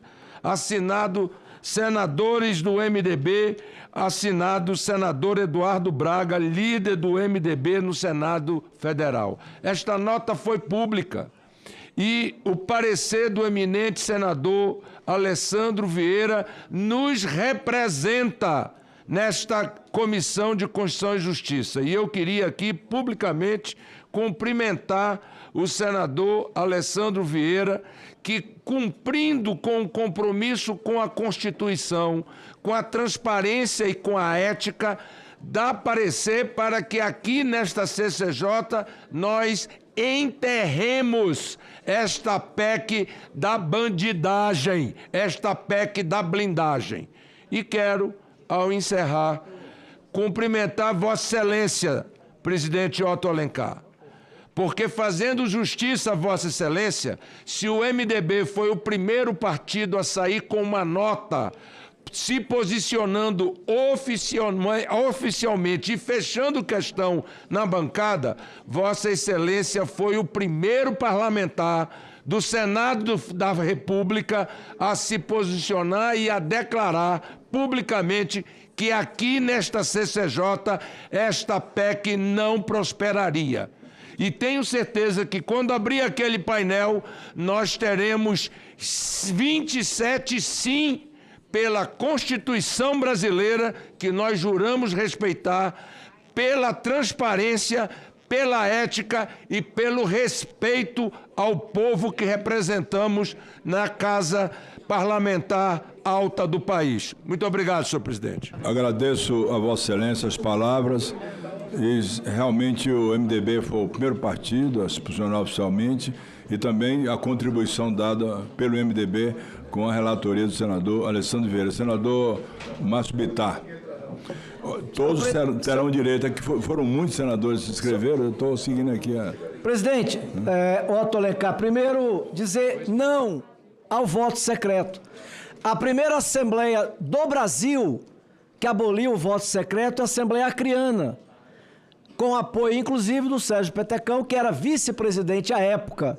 Isso em 95, portanto, o projeto de minha autoria, com todo o carinho que eu tenho à Bahia, mas não foi a Assembleia Baiana, nem a Carioca. A primeira Assembleia que aboliu o voto secreto foi a Assembleia do Acre, e o projeto é de minha autoria. Portanto, não ao voto secreto, não ao crime comum, não tem cabimento, corrupção, assalto, estupro, assassinato, poder ter aqui no Congresso Nacional alguém do crime organizado sendo blindado. Portanto, não. E não também a dirigente partidário que não tem mandato parlamentar, que incluíram nessa PEC. Portanto, senhor presidente, eu vou acompanhar o eminente relator Alessandro Vieira votando a favor do relatório. Agora, lamentando que nós estamos colocando para debaixo do tapete o fato de que o Supremo Tribunal Federal, de que ministros do Supremo Tribunal Federal oferecem medo a senadores e a deputados federais. É uma hipocrisia negarmos aqui, nesse debate, que tem senadores e deputados federais que não se posicionam em determinadas matérias, que não assinam determinados assuntos, não porque não concordam, mas porque entendem que estão contrariando interesses de alguns ministros do Supremo Tribunal Federal. O presidente da Câmara, o deputado Hugo Mota, ele faz um acerto, combina uma matéria e volta atrás. E toda vez que ele combina uma votação, matérias envolvendo a família dele, vem a público e ele volta atrás. Ora, senhor presidente, se o presidente da Câmara Federal, queira Deus que eu esteja errado, mas se o presidente da Câmara Federal mostra temor de contrariar alguns ministros do Supremo Tribunal Federal e os demais. Ora, quando o Paulinho, eminente deputado federal, ao lado do ex-presidente Michel Temer, ao lado do ex-presidente da Câmara Federal, Aécio Neves, ex-governador, diz que está fazendo um projeto que não é o da anistia, que teve aprovação no projeto de urgência, não, criou um outro, a tal da dosimetria, e diz que aquilo já está combinado com o ministro do Supremo Tribunal Federal. Ora, se isso não é uma invasão de competência, se isso não demonstra um poder agachado, com medo de alguns ministros do Supremo Tribunal Federal, o que é? Então, senhor presidente, voto com o relator Alessandro Vieira, mas lamentando que o Congresso Nacional perde mais uma vez a oportunidade de dar um freio de arrumação no exagero de alguns ministros do Supremo Tribunal Federal. E para terminar com a sua natural compreensão, diz que baiano quando vai... Primeira vez que eu fui à Bahia, o camarada de uma balsa que ia nos levar lá no passeio, eu disse, olha, vocês descem aí, tem 1 hora para visitar a ilha e depois voltar. Mas não se preocupe não, que é 1 hora de baiano. Então, veja... É preciso acabar com a hipocrisia. Ainda bem que o líder que me antecedeu, Eduardo Braga, não foi no mesmo rumo do líder Humberto. Porque senão eu teria que dizer que assim como alguém votou no projeto lá, o MDB votou também. Fazer uma pergunta, senhor presidente. Quando o líder Humberto menciona aqui extrema-direita e extrema-esquerda, me diz uma coisa. O deputado Paulo Guedes é extrema-direita? O deputado Odair Cunha, o deputado Melô Solano, deputado Leonardo Monteiro, Kiko Seleguim, Gilmar Tato, Florentino Neto, Flávio Nogueira, Dr. Francisco, Divanda Faro, Alfredinho e Ayrton Faleiro, são da extrema-direita? Porque são todos do PT. E todos votaram a favor dessa PEC. Portanto, não venha aqui o líder Humberto querer transformar uma discussão que está convergindo, porque o entendimento aqui, senhor presidente, com a sua liderança, é que criaram um monstrengo na Câmara e o Senado da República, como casa revisora, está enterrando esse monstrengo. E isso não dá para diminuir numa discussão hipócrita de que foi um grupo apenas que votou nessa matéria na Câmara Federal. Não foi um grupo. Foram 311 votos, praticamente de todas as colorações políticas partidárias da Câmara Federal. Para concluir, quero lamentar mais uma vez que a discussão sobre a nossa ótica, que limita o poder de alguns ministros do Supremo Tribunal Federal sobre essa casa, vai ficar para uma próxima oportunidade. Muito obrigado, senhor presidente. Com a palavra do senador Efraim Filho, como líder, depois a senadora Zenaide, depois o senador Randolfo, depois a senadora Soraya. Está escrito, está inscrito. É porque tem muita... Eu estou seguindo aqui, são 23 inscritos. Senador Otto, sem querer atrapalhar o meu conterrâneo, mas da próxima vez... Era importante que Vossa Excelência, na condução tão serena, pudesse registrar que os líderes teriam vez. Vossa Excelência, então, como líder, pode sim. Não vou interromper ao meu irmão, meu amigo senador Efraim, mas alguns outros líderes é próprio do líder, o regimento atende isso. É o regimento. Não, querido, eu conheço o regimento, mas para essa discussão não foi estabelecido assim, até porque o senador Eduardo Braga poderia ter falado como primeiro. É só ele falou como líder, ele pediu como líder. Não, querido, ele foi na lista que o senhor... Ele veio aqui, ele veio aqui e pediu como líder. Nas próximas vezes, nós entendamos. Se o senador Efraim conceder, ele pode antecipar. Não, em absoluto. Eu só queria fazer esse registro, porque senão eu teria já há algum tempo feito o pedido. Eu sei que o senador veneziano é extremo conhecedor do regimento, e o regimento não precisa ser a cada momento relembrado. E agradeço o presidente, senador Otto Alencar, por ter cumprido o regimento, até porque a votação está em aberto e cumpre a nós, como líder da União Brasil, fazer a orientação da bancada.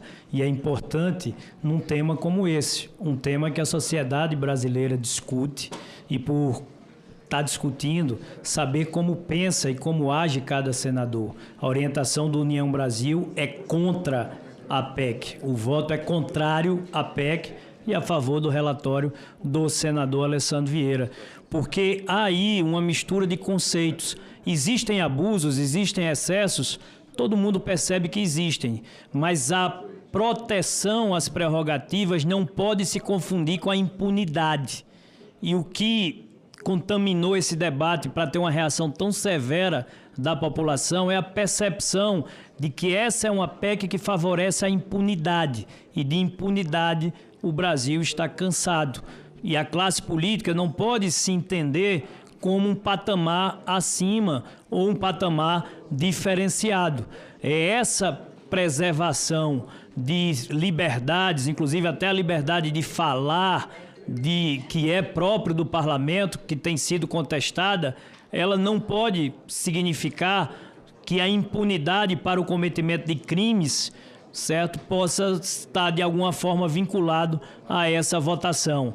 É nesse sentido que nós orientamos a favor da matéria, lamentando também muitas vezes a hipocrisia de quem lá na Câmara, partidos, bancadas que votaram a favor e agora vem de alguma forma rechaçar como se isso fosse exclusivo de um campo político ou outro. Eu acho que essa reação do Senado, ela dá a exata dimensão de que ainda não se perdeu um vínculo de escutar a voz rouca das ruas. Escutar a voz rouca das ruas hoje é dizer não à impunidade e por isso a orientação, senhor presidente, do União Brasil é o voto contrário à PEC e a favor do relatório do senador Alessandro Vieira. Agradeço, Vossa Excelência.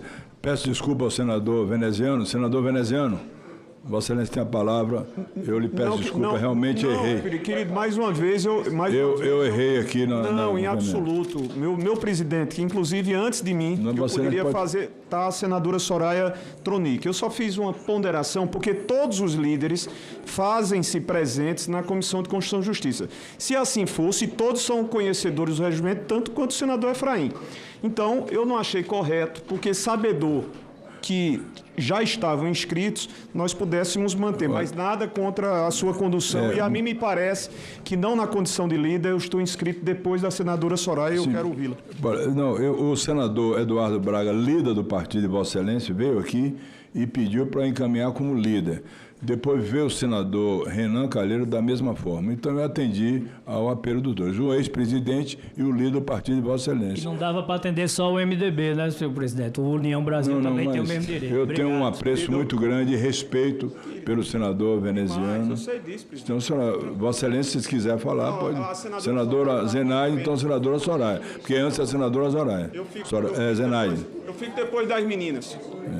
Senadora Zenaide. Gostei das meninas. O problema foi a ordem de chegada, né? Senhor presidente, Otto Alencar, do meu partido, que vi que se manifestou logo, eu queria dizer que a senadora Zenaide também, quando viu a aprovação na Câmara, não em cadeia nacional, mas todos os meios de comunicação do Estado, eu já deixei claro que era contra essa PEC.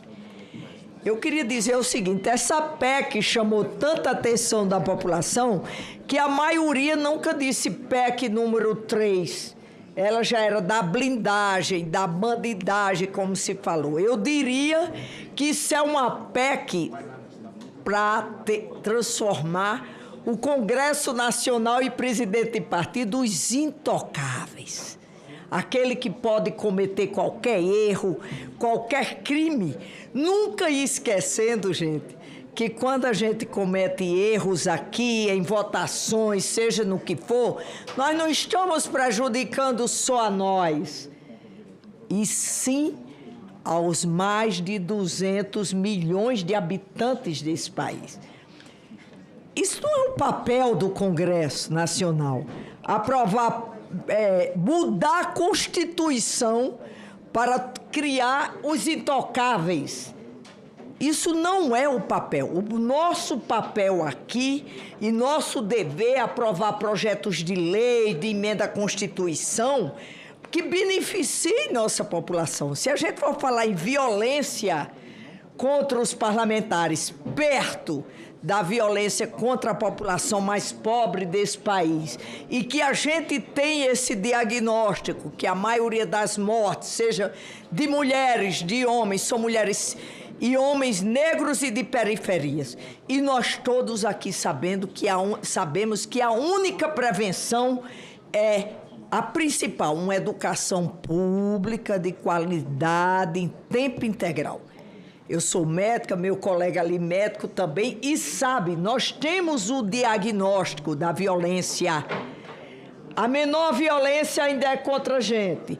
Mas eu sempre digo, viu, Randolfo e todos que estão me ouvindo, quando a gente tem algum colega, Otto, que tem a execração pública, que comete erros, não pense que só é ele que vai ser visto com olhar de censura da sociedade brasileira, mas sim todos nós.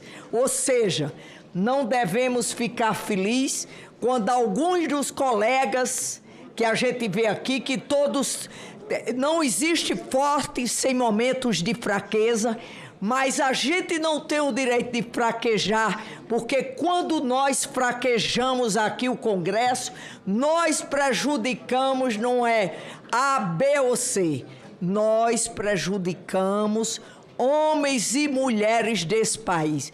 Não a essa PEC, sim ao relatório do nosso colega aqui, Alessandro Vieira, que a gente sabe que foi um relatório perfeito, e que eu, como médica, nunca fico feliz com o sepultamento, mas hoje eu estou muito feliz se a gente conseguir sepultar essa coisa esdrúxula, essa coisa cruel, essa coisa falsa que estavam querendo aqui mudar a nossa Constituição para aprovar. Voto a favor do relator e voto contra essa PEC. Obrigada. Parabenizo Vossa Excelência, senadora Soraya, depois o senador veneziano Vital do Rio. Exatamente. Presidente, os meus cumprimentos, meu reconhecimento, todos os senhores e senhoras senadores têm feito por uma questão de justiça e de justeza aos atos e às participações que nós tivemos na semana passada. E quando eu faço essa menção, é porque Vossa Excelência foi um dos mais altivos nos primeiros instantes em que tomamos conhecimento de uma verdadeira aberração. Vossa Excelência chegou, inclusive, a dizer que, se dependesse pessoalmente, não se permitiria vê-la tramitando, o que regimentalmente poderia ser possível. Mas a gente também entendeu que, até para que pudéssemos, de forma categórica e eloquente, posicionar o Senado Federal em relação a essa matéria, o presidente Davi Alcolumbre, ouvindo a todos os colegas que se expuseram naquela noite de terça-feira, se eu não estiver enganado, sugeriu que nós trouxéssemos a CCJ e, incontinente, na semana vindoura, como está acontecendo, nós haveríamos de fazer esse debate. Então, o meu abraço, o meu reconhecimento à sua eloquente disposição de dizer, de maneira muito inconteste, da posição pessoal e da posição como condutor presidente da comissão. Ponto 2. Vossa Excelência também, nesse colegiado, integrado por 27 senhoras e senhores parlamentares, todos indiscutivelmente com capacidade para relatar a matéria, Vossa Excelência teve a felicidade de poder designar uma figura que é altamente sensível e conhecedor profundo, estudioso no campo do direito. Eu quero saudar a sua iniciativa ao designar o nosso colega, membro do MDB, senador Alessandro Vieira, que fez um parecer exímio, extremamente didático, extremamente preciso, para que não houvesse e não suscitadas fossem quaisquer dúvidas em relação a essa matéria. Qualquer nome, qualquer adjetivo que possa negativar, que possa repulsar o que nós assistimos da Câmara, o Aurélio não nos é ainda suficiente. Seja a PEC da bandidagem, apropriada. Seja a PEC da blindagem, apropriado. Seja da impunidade, do vale-tudo, todas essas adjetivações, elas são apropriadas para o que nós vimos, senador Marcelo Castro. Eu tomei um susto, sinceramente, que eu não chegava a acreditar tanto que possível seria produzir-se uma proposta legislativa com tamanho deboche como nós vimos ter sido erigida em termos de ideia por parte da Câmara dos Deputados, valendo salientar o respeito que nós temos, porque igual a nós o direito de voto, de opinião, tem também o parlamentar que integra a Câmara dos Deputados. Mas nós não podemos concordar, principalmente quando observamos que foi um tapa na face da sociedade brasileira.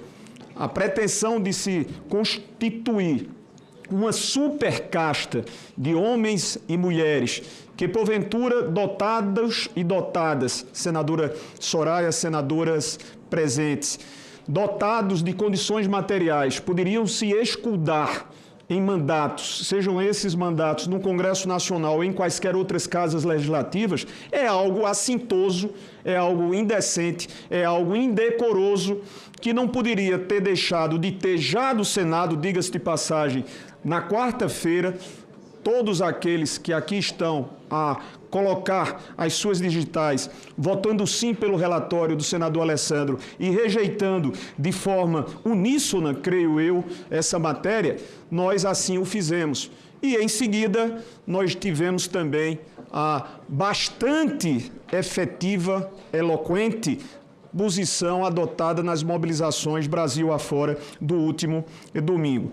Eu fiquei estarrecido e li várias vezes a matéria, senador, Otto, porque eu imaginava, e eu falava com os meus colegas, companheiros de trabalho, e eu dizia, mas será que diante de toda essa agressão e violência, os senhores e senhoras não fizeram alguma exceção?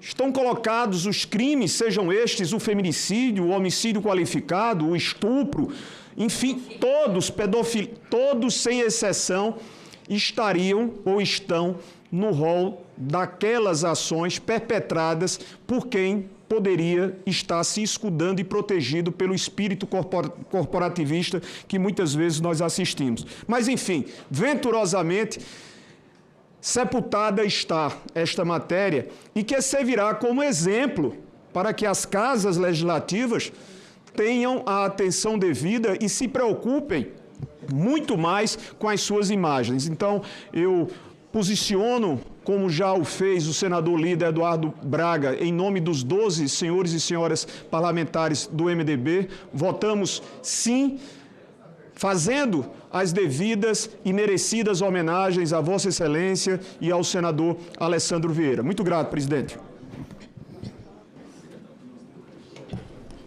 Senador, eu agradeço a Vossa Excelência, senador veneziano Vital do Rego, e quero dizer a Vossa Excelência que assisti o vídeo que Vossa Excelência fez lá em Campina Grande, no meio do povo, defendendo, sem dúvida nenhuma, que essa matéria não fosse aprovada. Parabenizo Vossa Excelência. Senadora Soraya. Senador veneziano, antes de Vossa Excelência sair, é que eu concordo. Quando a gente pensa que já viu de tudo, não, ainda tem mais. A cara de pau é algo impressionante.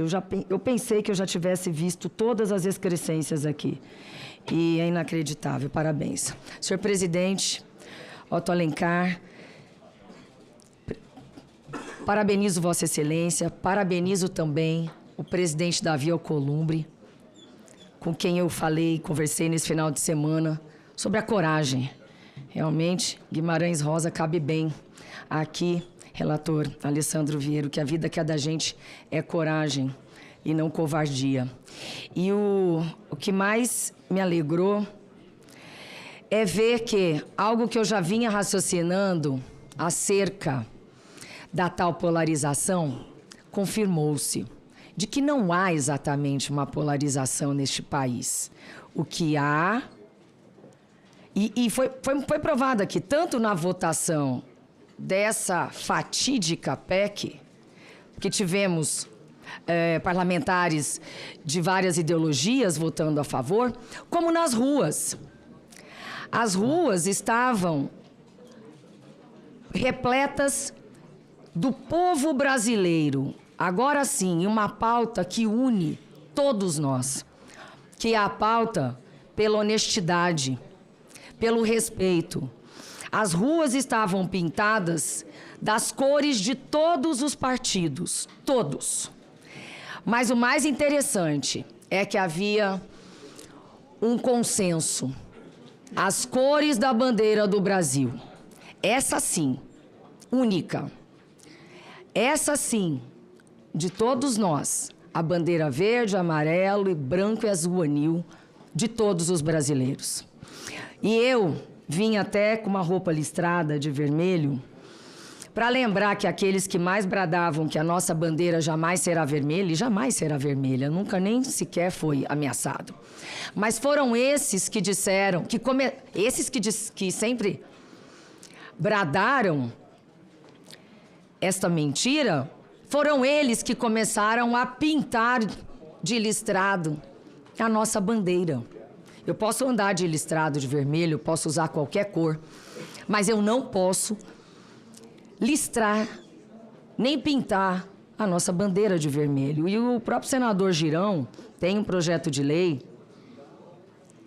para tornar crime porque é uma contravenção, se não me engano, mas para tornar crime qualquer aviltamento à nossa bandeira, e agora, mais do que nunca, precisamos fazer renascer, retirar das gavetas este projeto de lei, porque pintar, listrar a nossa bandeira de vermelho eu não admito. Então, parabéns a todos os brasileiros que de uma forma espontânea se uniram em prol da dignidade. Esta esta PEC, além de toda a excrescência dela, ela veio com uma novidade surreal, que é blindar presidentes de partido. Para mim, isso tem nome, sobrenome, CPF. Nome, sobrenome, CPF. Queira ter alguma imunidade, que também não é extrema e não é absoluta, vá para a urna. Não vem, não. Não é fácil, né? Fácil ter poder, chegar lá e querer cometer todo tipo de atrocidade. Quero relembrar algo aqui que também foi colocado. Só um minuto tá faltando para mim? Meu Deus, eu tenho 10, eu acho que não foi me dado 10. Foram 5 minutos, mas eu sempre tenho tolerância, sobretudo com Vossa Excelência. Eu quero terminar aqui, sobretudo com Vossa Excelência, lembrando que dentre as demais excrescências propostas, foi uma para... Nós já temos liberdade de expressão como qualquer cidadão, mas ainda aqui nós temos ainda a imunidade parlamentar, que não é absoluta. Mas queriam liberar também um parlamentar poder dizer a qualquer momento para uma mulher que não a estupraria porque ela não merece, e outras excrescências. Eu estive na ONU neste ano, num evento das mulheres, nós, os 3 poderes, eu representando o Poder Legislativo, Renata Gil, o Poder Judiciário, e também com a representação do Ministério, do Poder Executivo, o Ministério da Mulher. Naquele momento eu disse o seguinte, presidente, que, coisa que eu nunca tive coragem de falar aqui, porque eu não quero aqui falar os palavrões. Eu fui xingada de uma forma horrorosa, como várias senadoras já foram, de todos os nomes, desde alcoviteira e tudo mais, mas eu fui xingada por um pseudo-jornalista de nomes, assim, abjetos, e ajuizei uma ação. Lá na ONU, eu contei os nomes. Eu relatei os nomes e foi muito interessante a reação dos tradutores em japonês, em indiano, porque eles não acreditavam que eu estava falando aqueles palavrões todos lá. Mas aqui eu não vou falar, só que eu quero lembrar o seguinte. Foi uma mulher, uma juíza em 1º grau, que disse que era a liberdade de expressão do pseudo-jornalista. Ao recorrer, eu disse aos membros da Câmara Recursal o seguinte: pois eu gostaria hoje de ir à tribuna, de ir para as redes sociais, de ir para todo canto, xingar esta juíza de todos os nomes que ela permitiu que eu fosse xingada. O que aconteceria comigo? Né?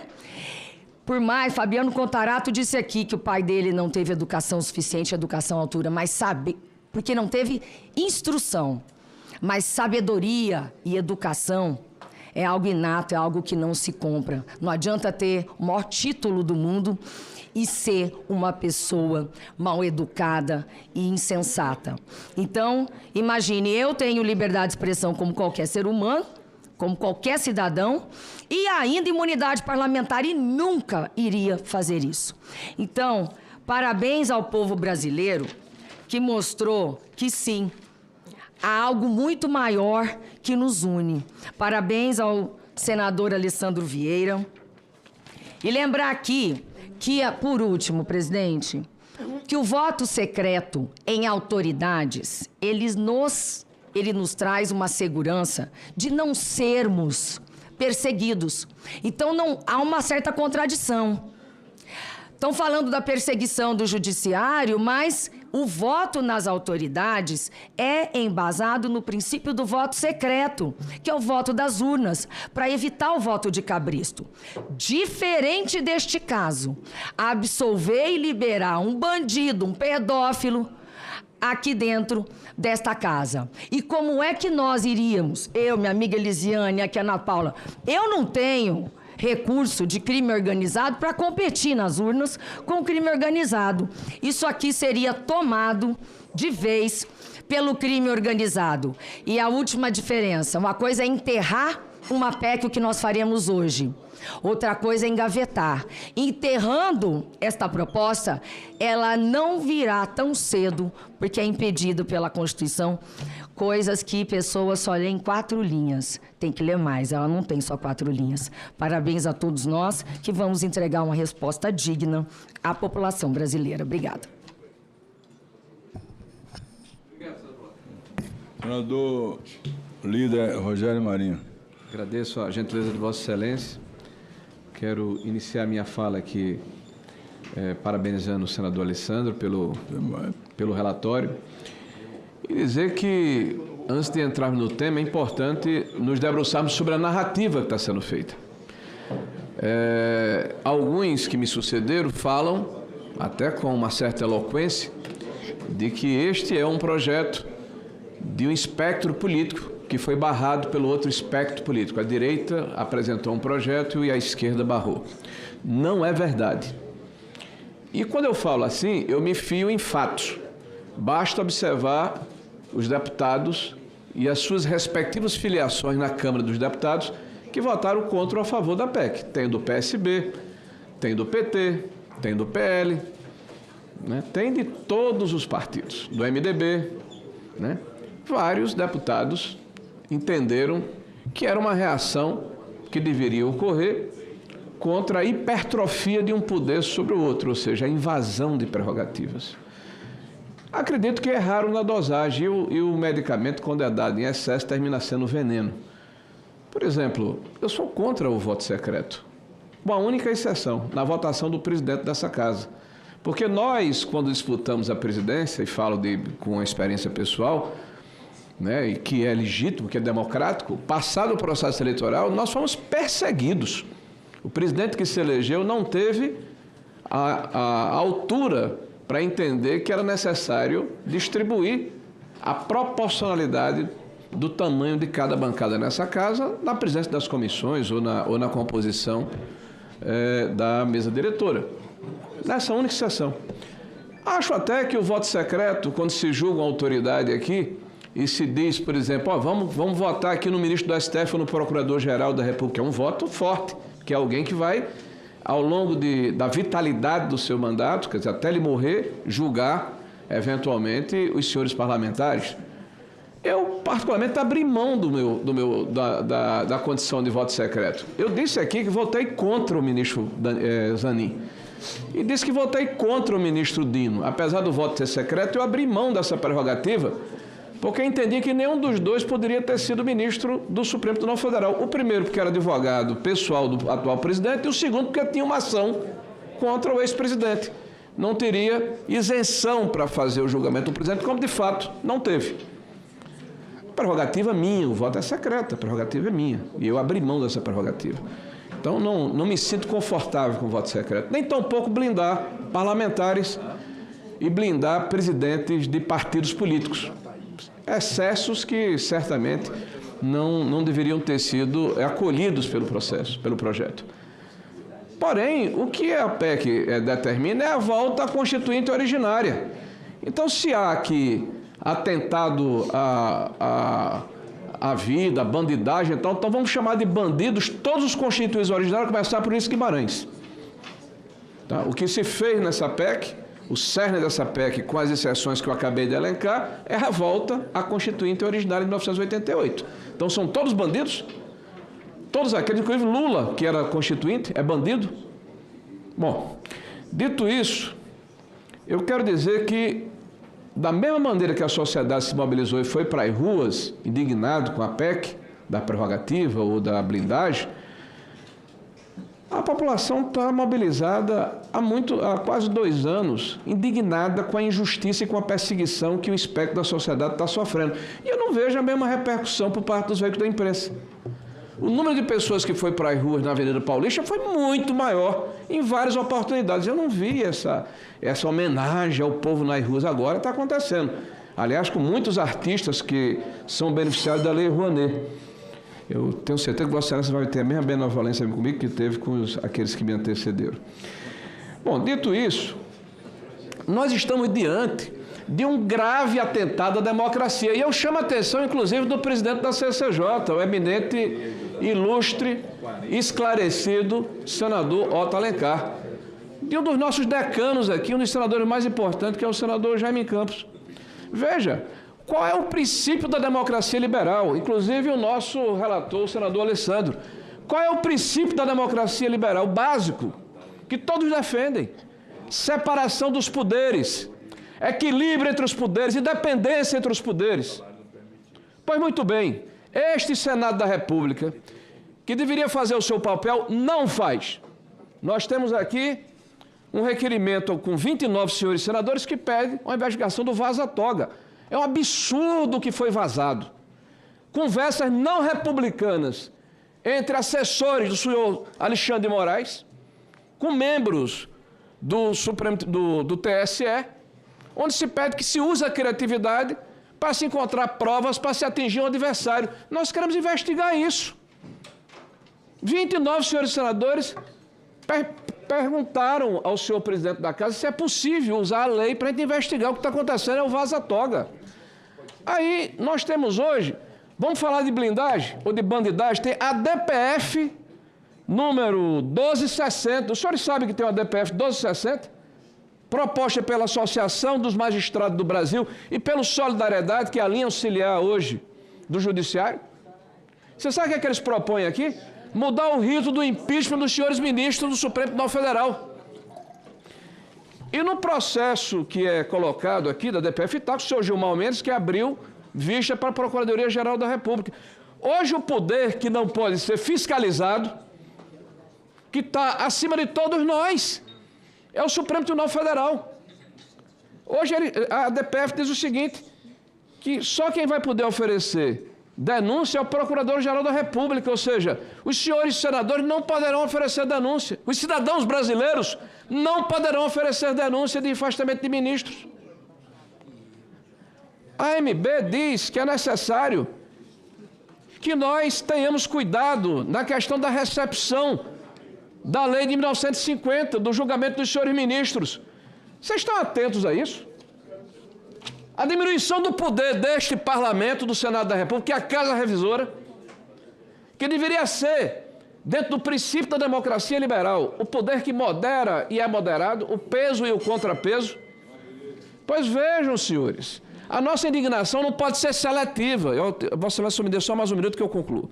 A nossa indignação não pode ser seletiva, porque senão nós seremos objeto de fancaria, de zombaria, de descrédito. Quando eu vejo aqui as pessoas falando que a Constituição não é cumprida, tem razão. Ou vocês acham que é normal a gente assistir todos os dias pelos jornais ou ler nos jornais e pelos meios de comunicação de que uma determinada ação parlamentar aqui nessa casa foi paralisada pela vontade de um ministro do Supremo Tribunal Federal?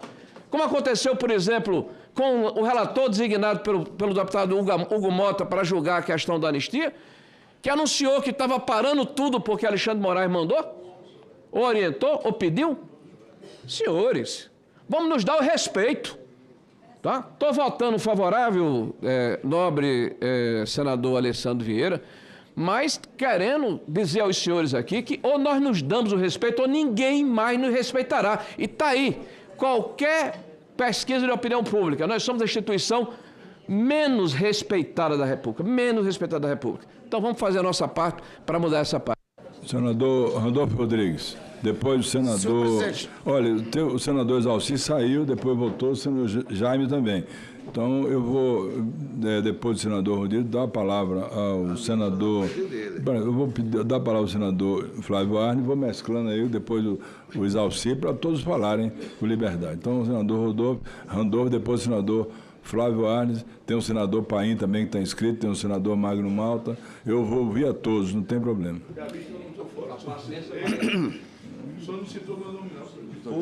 Vossa Excelência também está inscrito.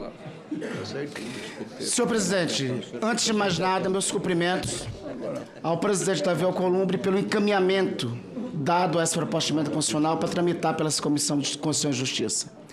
Na sequência, presidente Otto, meus cumprimentos a Vossa Excelência por ter logo de pronto, de imediato, manifestado sua posição, que será a posição majoritária, creio que neste momento, por unanimidade dessa comissão, de rejeição dessa PEC. Por fim, também aqui, nos cumprimentos, cumprimentar o meu caríssimo senador Alessandro Vieira, não somente pelo relatório, mas pelo fato de que no relatório apontou a inconstitucionalidade da matéria. E apontando a inconstitucionalidade da matéria, impede qualquer artifício que possa levar essa proposta ser recorrida ao plenário do Senado Federal. Presidente, é importante destacar que a posição dos colegas parlamentares, dos colegas deputados, é lamentável de todos os pontos de vista e de quaisquer partidos que tenham sido todos que votaram favorável a essa PEC. Mas é importante dar os nomes devidos aos bois como eles são. Como essa proposta foi parida lá na Câmara dos Deputados. Ela foi parida de uma articulação, de uma proposta que estava arquivada há algum tempo, em favor da tramitação também da proposta de anistia que o principal partido de oposição defendia lá na Câmara dos Deputados. Então é importante resgatar da Câmara dos Deputados a orientação partidária, para dar o nome como se deve, de como e quem foi responsável pela elaboração, encaminhamento e votação dessa PEC, que é lamentável em todos os sentidos. Eu fico feliz, meu querido senador Otto, meu querido senador Jaime, que nós vamos votar por aclamação e não vai ter emendas, embora ontem tenha surgido uma proposta de emenda que relativizava, que mantinha viva, em outras palavras, que criava uma blindagem não inteira, mas pela metade. Em outras palavras, que criava uma blindagem Nutella e não uma blindagem raiz. Ou seja, era a proposta para blindar em absoluto a manifestação de opinião dos parlamentares. Presidente, me permita recorrer rapidamente à história em relação a isso. Em 1968, um parlamentar, na véspera do 7 de setembro, se pronunciou na Câmara dos Deputados dizendo o seguinte, abre aspas, todos reconhecem ou dizem reconhecer que a maioria das Forças Armadas não compactua com a cúpula militarista, que perpetra violências e mantém esse país sob regime de opressão. Creio ter chegado após os acontecimentos de Brasília o grande momento da União pela Democracia. O nome desse parlamentar, Márcio Moreira Alves. Ele foi caçado pela ditadura e esse pronunciamento serviu como um artifício, como um álibi para o ato institucional número 5. Naquele momento, se vivia sob um regime de exceção e, à luz da Constituição do próprio regime de 1967, não existia a imunidade material para opinião, palavras e votos inerente ao mandato parlamentar. A Constituição de 1988, e quando desconecta a lei que surge da realidade histórica, falseia a verdade. A Constituição de 1988 foi promulgada sob essa realidade, sob o peso dessa realidade. Por isso, incluiu o artigo 53, instituindo a imunidade material relacionada à opinião, palavra e voto.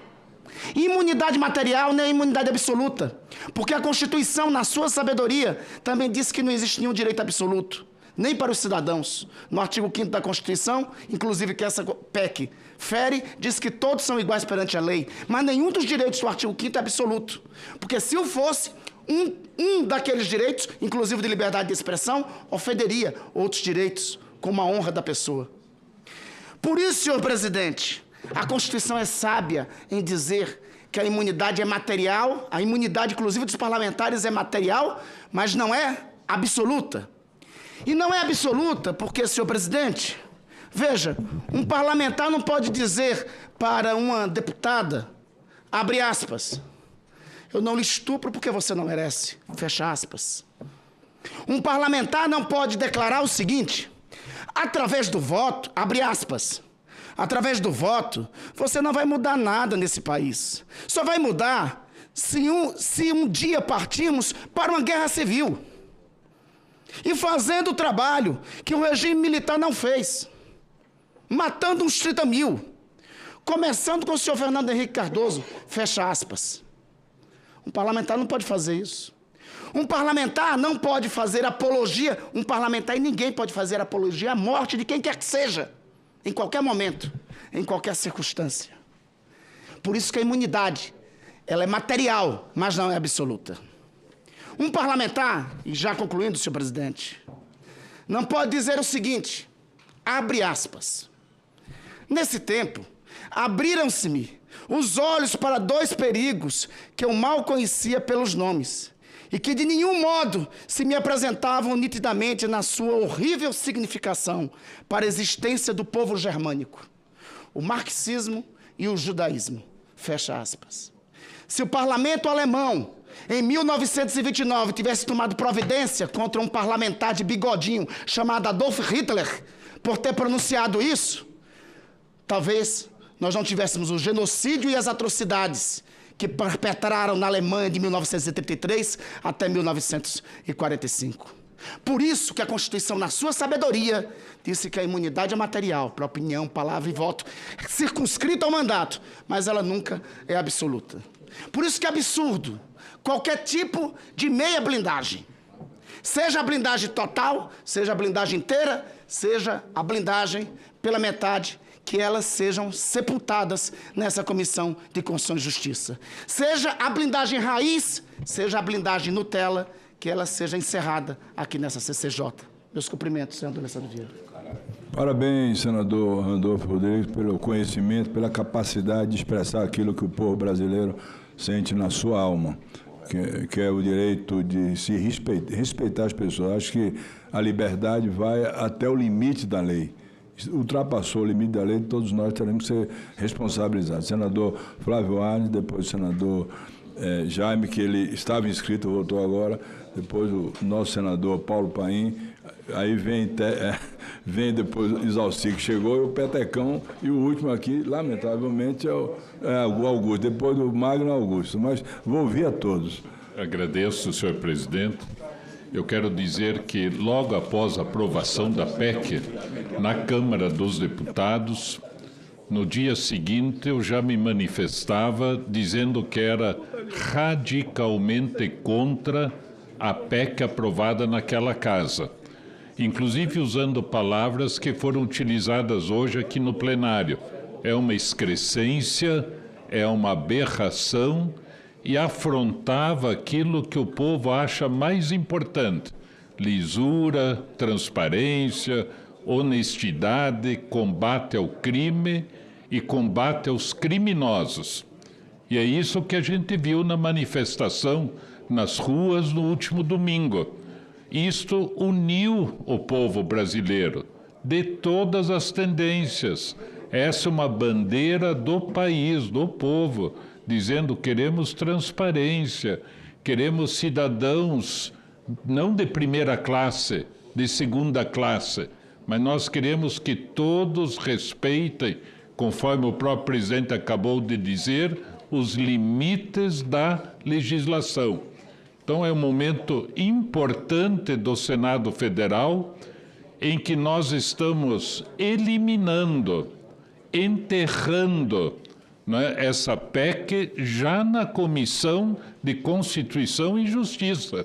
Esse é o apelo que foi feito e que eu repito. Queremos aprovar o relatório do senador Alessandro Vieira, que mostrou todos esses problemas do ponto de vista constitucional, legal, dos anseios, aprovando o relatório para dar fim à PEC. E que possamos, como Senado, como país, nos debruçarmos sobre aquilo que interessa de fato ao povo brasileiro. Eu quero enaltecer o papel do presidente da Casa, Davi Alcolumbre, que remeteu imediatamente a PEC para a comissão, enaltecer o papel do nosso presidente da comissão, senador Otto Alencar, que já no dia seguinte já se manifestava dizendo ser totalmente contra e queria encerrar esse assunto, enterrar esse assunto na própria comissão. e enaltecer sobremaneira o relatório que deve ser lido e relido pela população, pelos juristas, por todas as pessoas interessadas no tema, do senador Alessandro Vieira.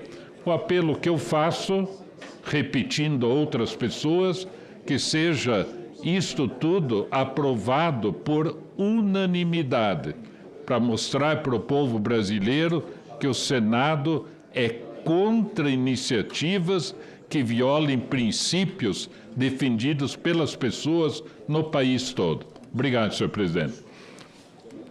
Jaime, que estava inscrito, voltou, depois o senador Paulo Paim. Senhor presidente, querido amigo senador Otto Alencar, ilustre eminente senador Alessandro Vieira, relator desta matéria que eu entendo uma das mais importantes nos últimos anos que essa casa está votando. Eu tenho a certeza absoluta que o Senado Federal tem votado leis extremamente importantes para o país.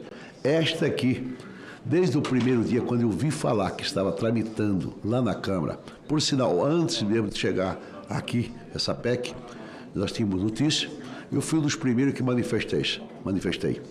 Após a palavra do querido amigo senador Otto, já tinha manifestado o contrário, eu fui talvez o segundo ou terceiro que manifestei diante de que eu acho que eu expressei o seguinte: esse aqui é um escárnio, um desrespeito ao cidadão brasileiro que nos confiou, nos outorgou o mandato para bem representá-lo a nível de Senado, a nível de Câmara, e, lamentavelmente, votaram uma PEC que eu verdadeiramente confesso, nos outros meus 74 de idade, nunca tinha visto uma matéria tão, assim, fora de qualquer procedimento que possamos ter certeza dentro do processo legal na legislação brasileira. Nós não podemos pactuar, querido senador Alessandro, com os retrocessos do Brasil. É um papel, você percebe muito bem, de defesa que estão fazendo na autoridade, que amplia também alguns privilégios. É inconcebível quando eu voto uma PEC na Câmara, vem para cá, protegendo até presidentes de agremiação partidária, que eu acho que é um assunto também que tem que ser tratado com a maior rapidez possível, também pelo Congresso, é a questão desses partidos. Nós temos 34 partidos, se me falha a memória, e hoje já no TSE, a previsibilidade, vocês já pediram mais 38 criação de novas siglas partidárias. Eu, particularmente, tenho a sensação absoluta de que, quando nós temos que, de forma consciente, responsável do nosso papel, estamos votando aqui, enterrando nessa comissão essa PEC, talvez a sociedade brasileira volte a acreditar em relação ao parlamento brasileiro. Aqui disse aqui um dos nossos senadores dizendo que, diante da opinião pública, há um descrédito pelo fato, muitas vezes, pessoas que não têm compromisso, que são irresponsáveis, que querem protegê-lo de atos ilícitos que têm praticado ou querem praticar, botar uma matéria como essa.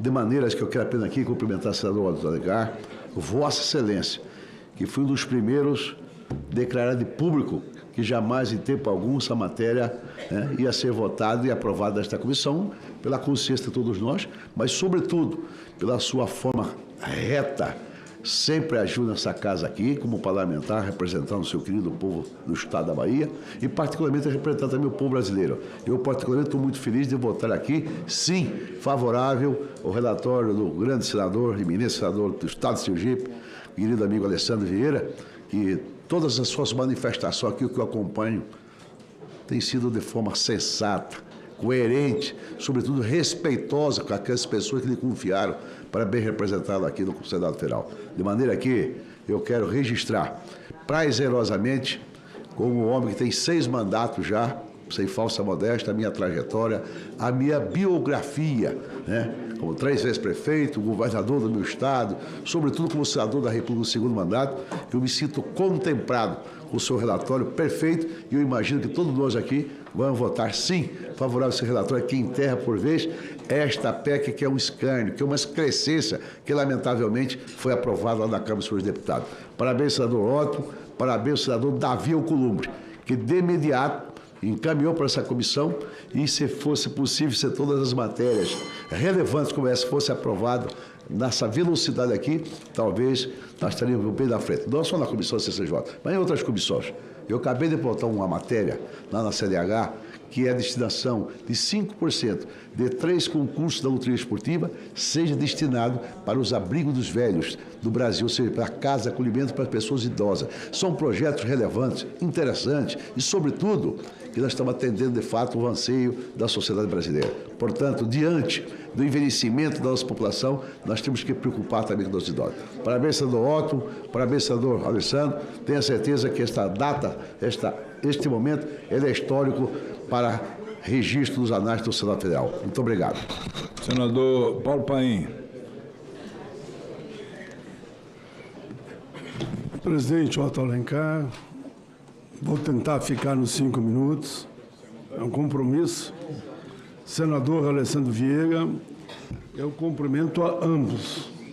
Relatório impecável, postura do nosso presidente, permitiu, inclusive, senador Otto Alencar, que ao participar em debate nos estados, a gente falasse do senhor, que matou no peito, como a gente fala no futebol, jogou no chão e disse, essa não vai para lugar nenhum, vai ficar aqui. E assim eu fiz. Presidente, eu tive um debate na Rádio Guaíba, digo até a jornalista Taline, e lá estavam outros parlamentares.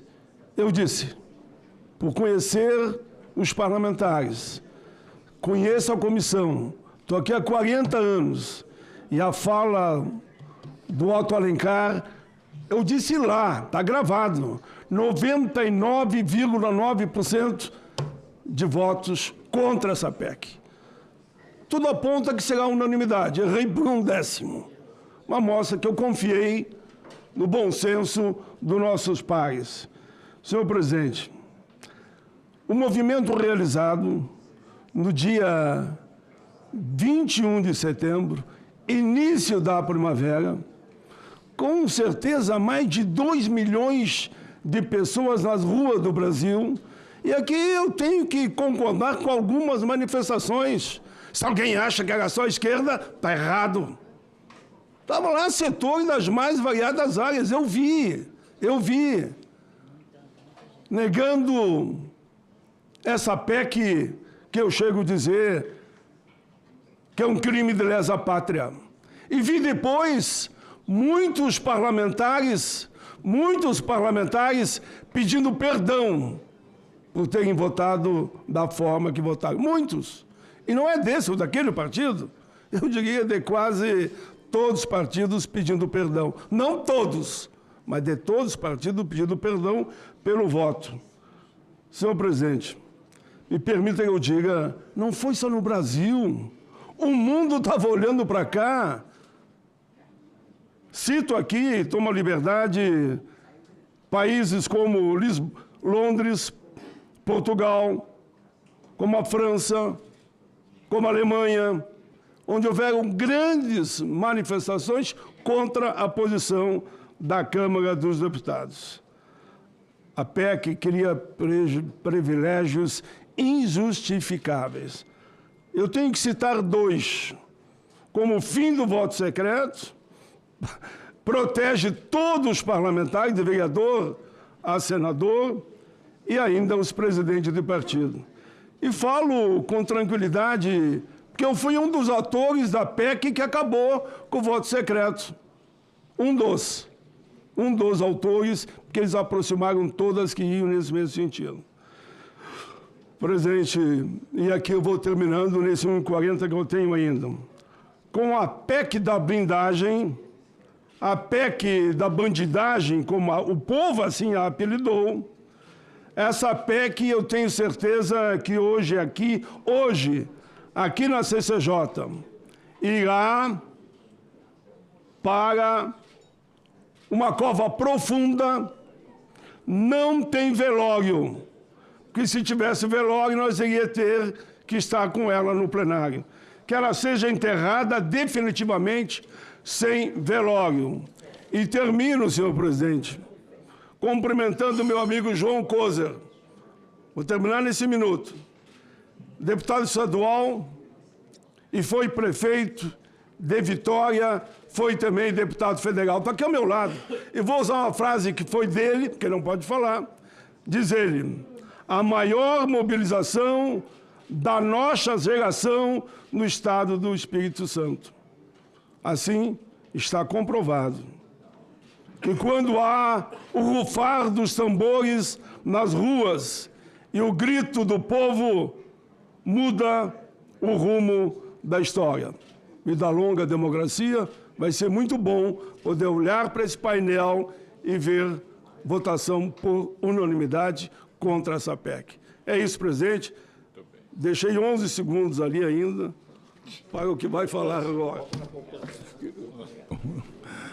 Que desejar, senador. Agora o senador Magno Malta.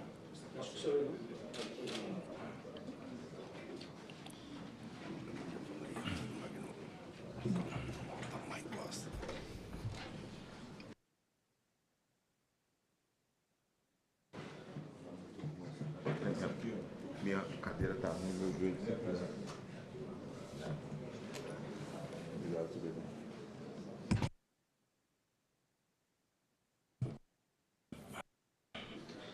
Senhor presidente, senhores senadores, senadora, esse é um momento importante, quero cumprimentar o senador Alessandro.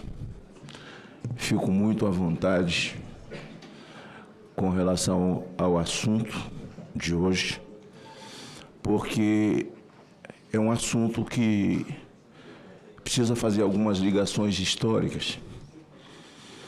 A Constituição reza, aliás, afinada. O país não tem Constituição. Tudo é relativo e tudo é conforme a oportunidade. Que temos 3 poderes harmônicos entre si. E entre os 3, o que mais poder tem é o Senado. Aqui nessa bancada da CCJ, eu vi desfilar candidatos indicados por presidentes que se tornaram ministros e estão na Suprema Corte, excetuando o decano Gilmar Mendes e excetuando o André Mendonça e o Nunes, que eu não votei. Nos outros todos eu estava sentado aqui, senador Alessandro, olhando para eles e ouvindo a manifestação de todos. O assunto que está em voga agora foi uma desconstrução do artigo 53 da Constituição. Eu ouvi discursos bonitos aqui, mas já ouvi as mesmas pessoas falar algo ao contrário.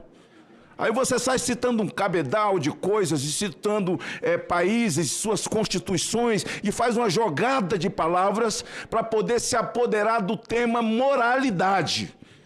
Não, e tem alguns que fizeram discursos aqui tão inflamados que eles são os pais da moralidade agora. É uma narrativa de que eles são contra o crime organizado. Ora, vocês se esqueceram do Petrolão? Vocês se esqueceram do Mensalão? Vocês se esqueceram de tudo isso? Do roubo à Petrobras, de quem estava preso e quem não estava preso? E esses ministros que passaram por aqui, muitos deles foram demonizados. Vamos para Alexandre de Moraes. Alguns oradores que estavam sentados aqui, porque já foram embora, tomaram aqui para si a demonização de Alexandre de Moraes e eles estavam certos. Ele era tudo aquilo que eles estavam dizendo.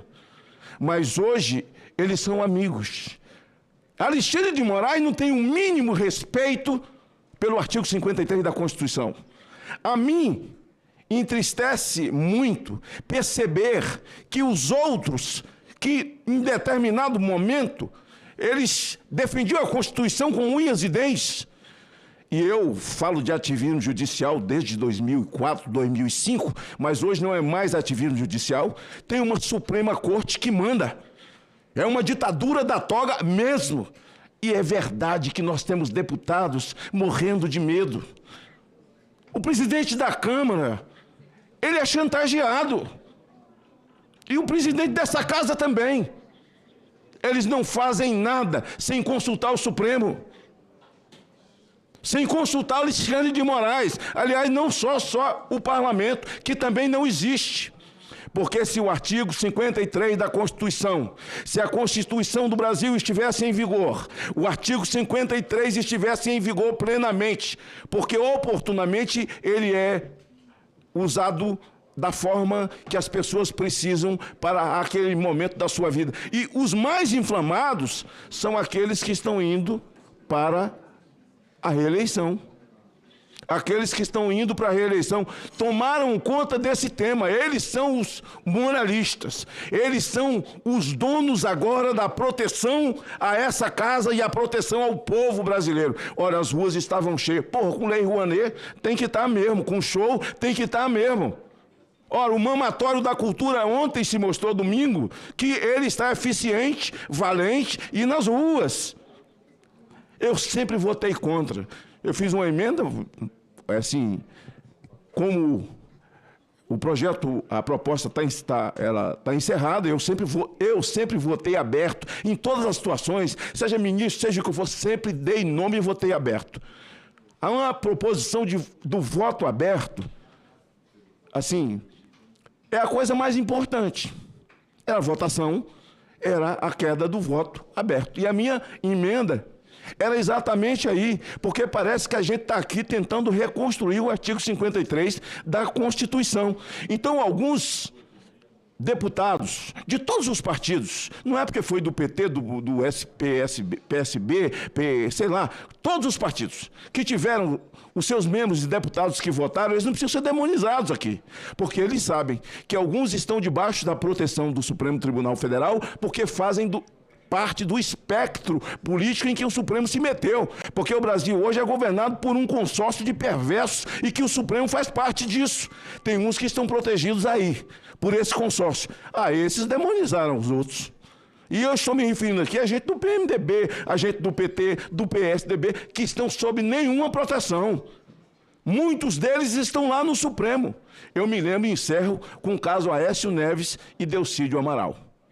Aécio Neves agora se levantou também como um paladino conciliador da direita. Me engana que eu gosto, né, doutor?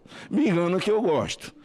Aécio Neves, pelo amor de Deus, o túmulo do avô deve estar todo arrebentado, tentando se virar lá dentro. É Aécio Neves, pelo amor de Deus, mamãe me acorde. E fico assim impressionado também, porque só eu defendo o Temer, que é chamado de golpista. O PMDB não o defende, mas eu vou para a tribuna e defendo. Agora vejo o Temer também se levantar. Eu nem sabia, se levantou junto com o Aécio. Eles agora vão acalmar o Brasil. Eles dois agora vão resolver o Brasil. Olha que coisa encantadora. Quando o Aécio Neves é pego no telefonema com o Joesley, naquele esquema de 2 milhões, e eu vou mandar meu primo, porque se delatar a gente manda matar, o Supremo já tinha ativismo judicial, mas respeitava a Constituição. Mandou para o Senado. O presidente era Renan Calheiros, mandou para o Senado, e o Senado é quem votou, a casa é quem votou. Pois bem, inclusive eu votei com o pedido do Supremo, porque cometeu o crime mesmo. Delcídio Amaral, a Suprema Corte mandou para o Senado decidir, porque é isso que diz a Constituição. O Senado decidiu também, votei para ficar preso e perder o mandato. Foi pego em crime, dizendo que ia levar Nestor Severo num avião para o interior da Espanha. Nestor Severo descendo num avião no interior, a pessoa pensa que é um OVNI que parou e desceu ali, um ET, sei lá, porra. Crime também, mas veio para essa casa. E agora eu quero fazer uma ressalva para a Câmara dos Deputados e encerro. Não se esqueçam. Alexandre de Moraes violou o artigo 53, Petecão. No caso Daniel Silveira, se o artigo 53 estivesse em voga, não haveria essas violações e muitos desses deputados desesperados porque estão sem cobertura da Constituição. Ele violou e mandou prender Daniel, mas mandou para a Câmara. Aqui a gente tem que fazer um ressalvo. Ele mandou para a Câmara, está violado. Estou mandando aí para ver se vocês concordam ou não concordam comigo. A Câmara concordou com ele. Ajudou a violar, destruiu o artigo 53. Então eu estou a cavalheiro, porque sempre votei aberto, em ministro, tudo eu sempre votei aberto, meus votos são conhecidos e a minha emenda era nesse sentido. Quero parabenizar Vossa Excelência e jamais. Agora, nós não podemos demonizar quem não está sob a cobertura da Constituição, que são esses deputados desesperados, e de todos os partidos, desesperados, porque aqueles que estão debaixo da bota do rei, esses têm a proteção do Supremo. Eu vi um senador aqui que fez um discurso tão importante, porque ele é intelectual, é constitucionalista, um líder, falou tanta coisa bonita, mas é o cara que mais esculhambou Alexandre de Moraes. Ele não falou mentira, ele falou verdade.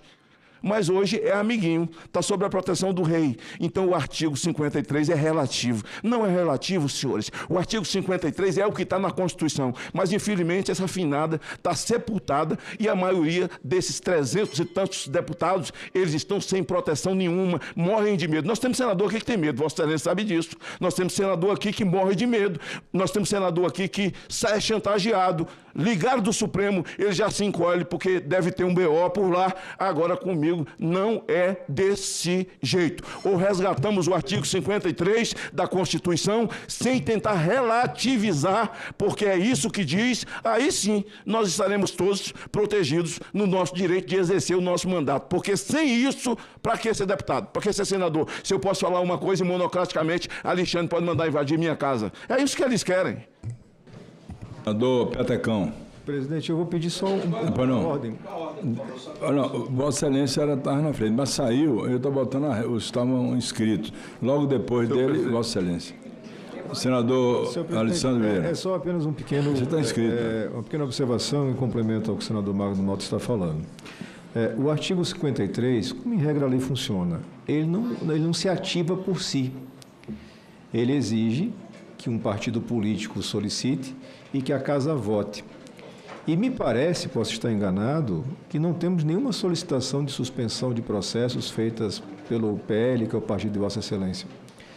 E esse é o ponto da coisa. A Constituição já traz a garantia. Se alguém eventualmente está matando a força do artigo 53, são os próprios parlamentares.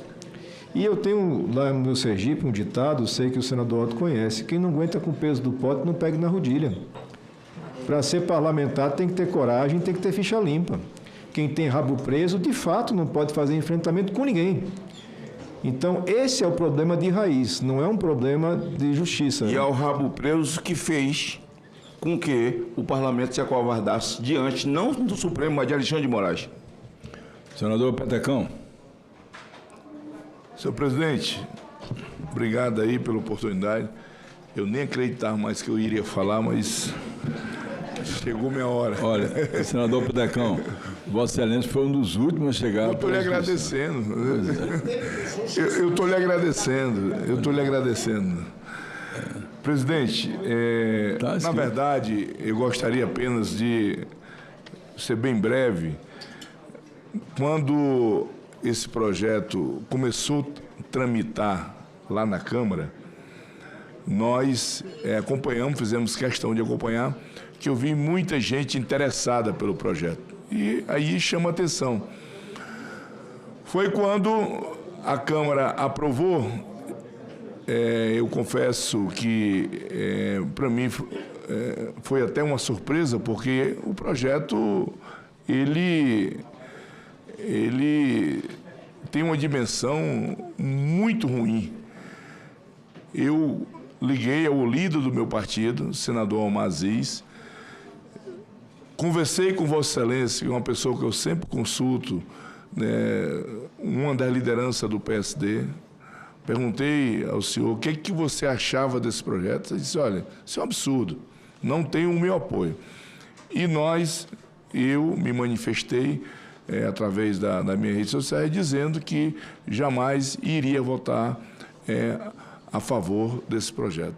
E, com certeza, essas manifestações que nós vimos hoje aqui no Senado, aqui não tem nenhum senador fazendo o favor, não.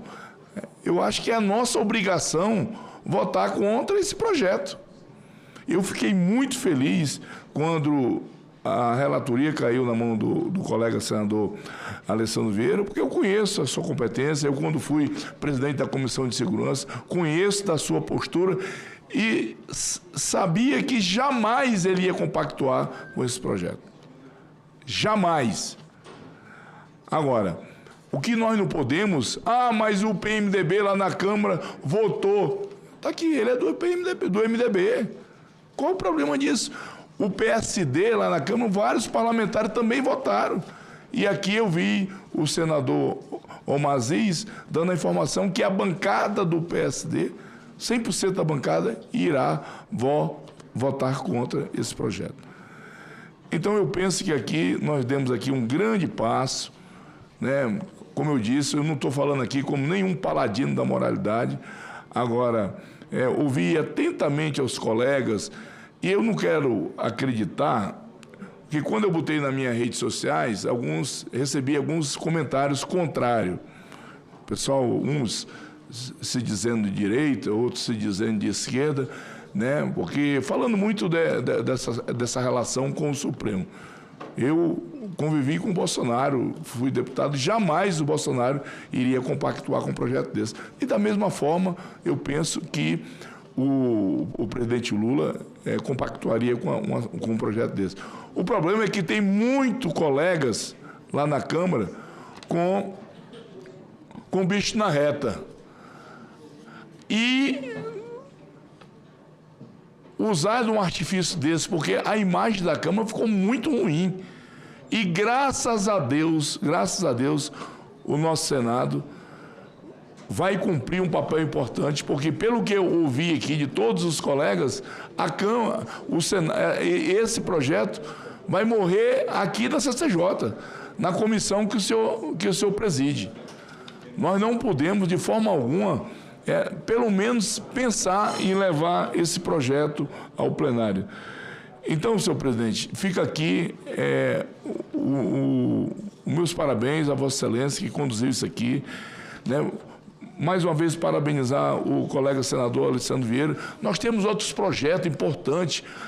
Agora eu recebi informação e votei o projeto que isenta o cidadão que ganha até R$5.000 de isenção. Isso vai ajudar muito. Muito. E isso é que nós temos que nos pautar, isso é que nós temos que nos preocupar, porque a informação que chega aqui lá na Câmara estão segurando esse projeto. E o colega Eduardo Braga apresentou uma proposta e nós temos que dar a maior celeridade possível nisso. Esse projeto ajuda mais de 90% da população do meu estado, que é um estado pobre e precisa desse benefício.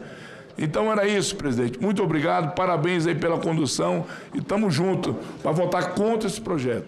Obrigado, senador Célio Petecão, pela senadora Augusta Brito, depois a senadora Tereza Leitão e, por último, para concluir a discussão, o senador Flávio Bolsonaro. Obrigada, senhor presidente. Primeiro, quero falar aqui desse momento, que para mim é um momento verdadeiramente histórico e necessário, não só para o Senado Federal, para a CCJ, mas, sobretudo, para que a gente realmente prove e mostre para a sociedade brasileira que os parlamentares do Senado Federal estão realmente atentos e não estão usando nenhum tipo de legislação para se beneficiar.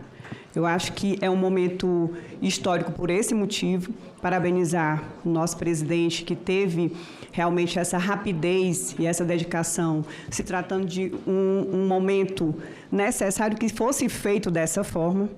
Da mesma forma, o nosso querido relator, que de uma forma técnica e também meritosa, usando todos os argumentos que tem que ser usado da Constituição, se pronuncia aqui e faz com que eu acredite a gente possa derrubar na CCJ hoje essa PEC da blindagem, que eu quero aqui, agora como líder do PT, dizer que desde a semana passada, que o PT e a bancada do PT também, por unanimidade, já tinha se manifestado contrário a essa PEC. Eu peço permissão também de uma forma rápida, pelo adiantar da hora, o presidente já estava se levantando, fazendo exercício, mas só de ler aqui 2 parágrafos que tem na nossa nota aqui do PT, que eu achei interessante para fazer um comentário. Que aqui na nossa nota está falando que é um verdadeiro atentado contra os princípios republicanos consagrados pela Constituição Cidadã. ela afronta de modo direto o que trata o artigo 5º da Constituição, que estabelece que todos são iguais perante a lei, ao criar privilégios injustificáveis para parlamentares, submeter-se à lógica elementar do Estado democrático de direito. O mandato não é um salvo-conduto para a impunidade. Quando eu leio essa parte da nota do PT, meu querido líder, Randolfo, eu fiquei pensando e preocupado, e ontem fiz um pronunciamento também, lá no plenário, se essa PEC da blindagem conseguisse ser aprovada, que não vai, o que significaria essa impunidade a parlamentares que cometessem violência contra nós mulheres. Né? A que ponto seria, o que seria necessário que a gente tivesse, a partir daí, voto secreto para que pudessem ser processados ou, muito menos, abrir um processo sobre essas condutas. Eu estou dando esse exemplo que, para mim, ele fala muito do que o Randolfo também já mencionou aqui anteriormente. Então, é com muita responsabilidade que o Partido das Trabalhadoras e Trabalhadores, já além de se manifestar, todos os parlamentares individualmente se manifestaram, também como bancada, a gente teve todo um trabalho e uma preocupação em fazer com que essa votação de hoje acontecesse também o mais rápido possível. Eu queria só aqui agradecer ao presidente, mais uma vez, parabenizar também ao nosso querido relator e dizer que hoje é um momento histórico no Senado. A gente vai derrubar essa PEC da blindagem e agora há pouco, na CAI, nós conseguimos também aprovar um projeto de redução de imposto de renda. E só um dado, rapidamente, eu sei que não é o tema agora, nós temos dados do IBGE que corresponde a 86% dos brasileiros de carteira assinada vão ter esse benefício da redução do imposto de renda, 100%. No meu estado do Ceará, isso corresponde a 95% das pessoas que têm carteira assinada. Então, fico muito feliz que o Senado verdadeiramente está fazendo o seu dever, o seu papel e sua obrigação. Muito obrigado, senhor. Agradeço a senadora Augusta Brito, parabenizo Vossa Excelência pelo voto contra essa PEC. E passo a palavra à senadora Tereza Leitão. Muito obrigada, senhor presidente. Eu não faço parte desta comissão, estava coordenando a audiência pública na Comissão de Ciência e Tecnologia, por isso não acompanhei toda a discussão, mas fiz questão de vir aqui presenciar o grande final, que eu acho que ele vai acontecer, né? E quando o Senado começou a se posicionar, depois da vossa posição, foi na plenária de quarta-feira. Na sessão de quarta-feira, nós começamos a dar os primeiros passos para montar esse momento que nós estamos vivendo agora. Porque essa PEC, senhores e senhoras senadores, ela já nasceu errado. Independente do mérito, um processo de tanta abrangência não pode ser fruto de pequenos grupos, ou de grupos que querem chantagear, ou de grupos que querem mostrar uma força momentânea, de acordo com a conjuntura, senador Alessandro. Eu acho que isso já desabona, não é, o processo e o mérito e qualquer ação meritória que possa envolver essa PEC. Paralelo a isso, como dizia o ex-presidente Fernando Henrique Cardoso, a voz rouca das ruas nos chamou a atenção. E a voz rouca das ruas tem força. E ela dá, a esse momento de hoje, um corte de legitimidade muito forte. E a sintonia que precisa existir entre o poder legislativo, entre os parlamentares, que aqui representam o povo, e o próprio povo. Eu acho que foi um momento muito forte e, falando ainda outro dito popular, senador Alessandro Vieira, igual o da Rodia, tem um que diz assim: quem não pode ir com a formiga, não atice o formigueiro. O formigueiro foi atiçado em uma determinada parte por entidades, sim, por instituições, sim, mas em uma grande parte também de maneira espontânea, se rebelando contra nós. E nós temos que ter muita atenção a esse grito, porque pode não ser somente por essa PEC. Essa PEC pode ter sido desaguadouro de um inconformismo, de uma negação da política que atrapalha a democracia e prejudica as instituições. Por isso que ela também tem esse aspecto, esta posição tem esse aspecto pedagógico também. A política vale, a política presta, a vida presta, se a gente der valor ao que a gente faz na vida e na política. Finalmente, sobre o relatório. Recebi o relatório, senador, ontem, com a seguinte observação de um assessor. Relatório histórico para o momento que a gente vive. Li atentamente. Quero destacar 3 aspectos do vosso relatório. É um relatório cuidadoso, irretocável, nos aspectos técnicos e jurisdicionais, fazendo menção a tudo que se fala e que diz respeito à nossa impunidade parlamentar. Impunidade não é imunidade. As palavras até se parecem, mas têm um significado absolutamente diverso.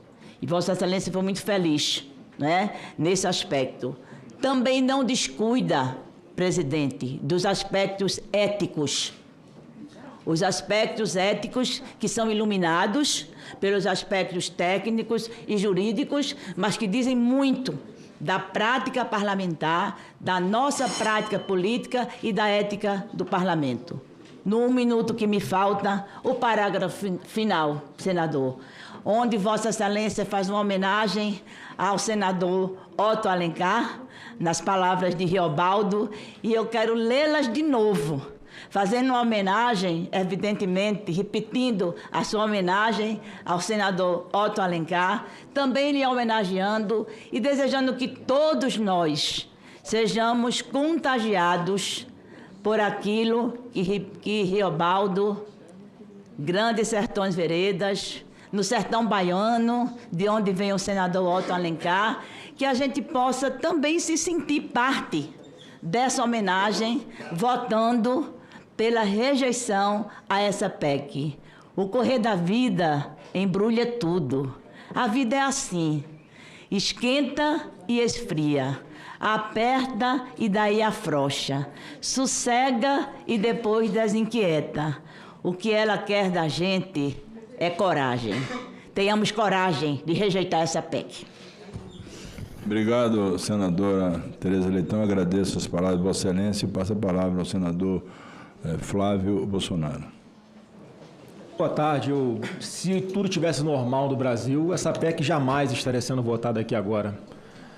E a maior prova de que nós não vivemos mais uma democracia plena, que salta aos olhos de quem quiser, basta deixar a hipocrisia de lado. Hoje, a realidade é que você tem a esquerda autorizada a mentir, perseguir com discurso de ódio, com facadas, com tiros, e a direita censurada de falar, de espernear e de defender os seus próprios direitos ou de denunciar abusos de autoridade.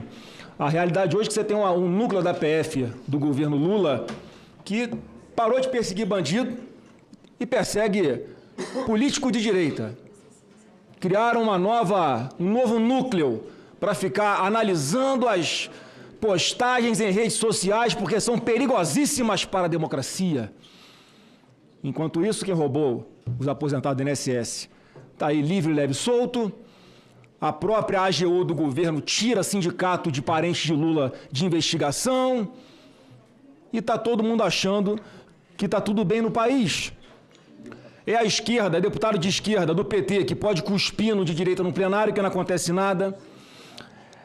É uma deputada de esquerda que pode dar soco nas partes íntimas de outro deputado de direita, que não acontece nada. Esse é o país, presidente, que pedir mais segurança nas urnas virou atentado contra o Estado Democrático de Direito. E se recorrer, toma multa de milhões, como nunca antes visto na história de eleições nesse país. Essa é a democracia em que um ministro do Supremo é confrontado no aeroporto de Roma e, quando volta para o Brasil, ele bota as pessoas como investigadas por atentado contra o Estado Democrático de Direito. A própria vítima instaura um processo, determina cautelares, manda quebrar sigilo, censura, bloqueia bens. Ele mesmo julga e condena. Esse é o país onde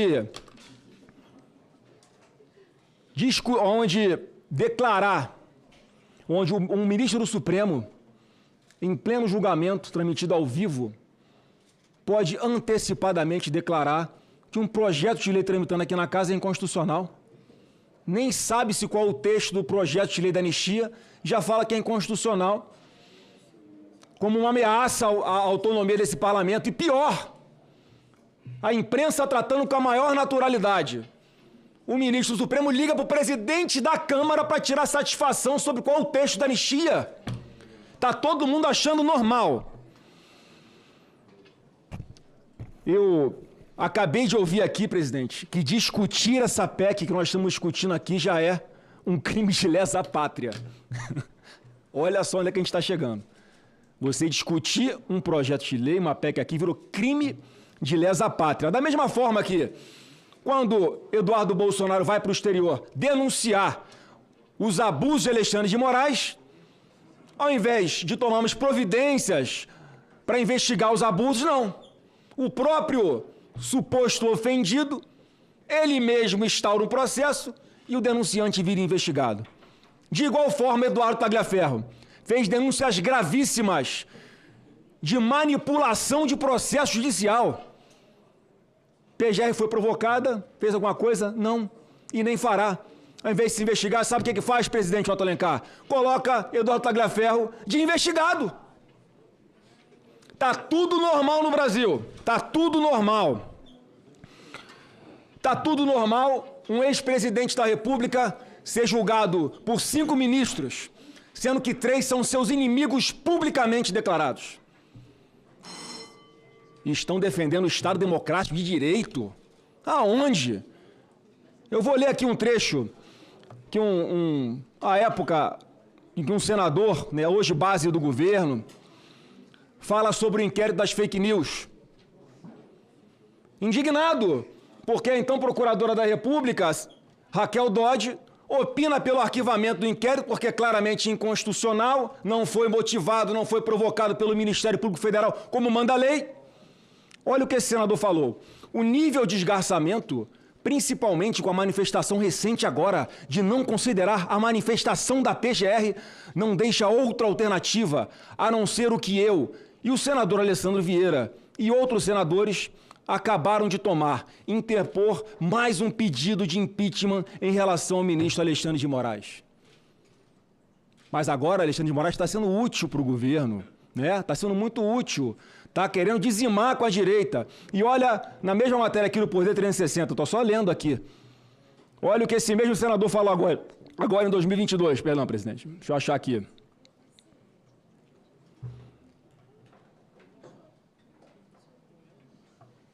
Hoje, esse inquérito das fake news e o dos atos antidemocráticos são os últimos instrumentos de defesa da democracia brasileira e de combate às hostes criminosas de Bolsonaro e seus lacaios. Não é à toa que nós estamos discutindo essa PEC aqui hoje, presidente. E a maior prova de que a hipocrisia está reinando nesse debate é ver o PT dizendo que é contra a corrupção. O chefe deles era o presidente do governo mais corrupto da história desse país. O que se está discutindo aqui é blindagem, sim, mas blindagem de uma categoria de pessoas acima da lei. Porque Alexandre de Moraes cometeu vários crimes de responsabilidade, expressos da Lei 1079. Mas há uma blindagem aqui nesse Senado para que nada aconteça, presidente.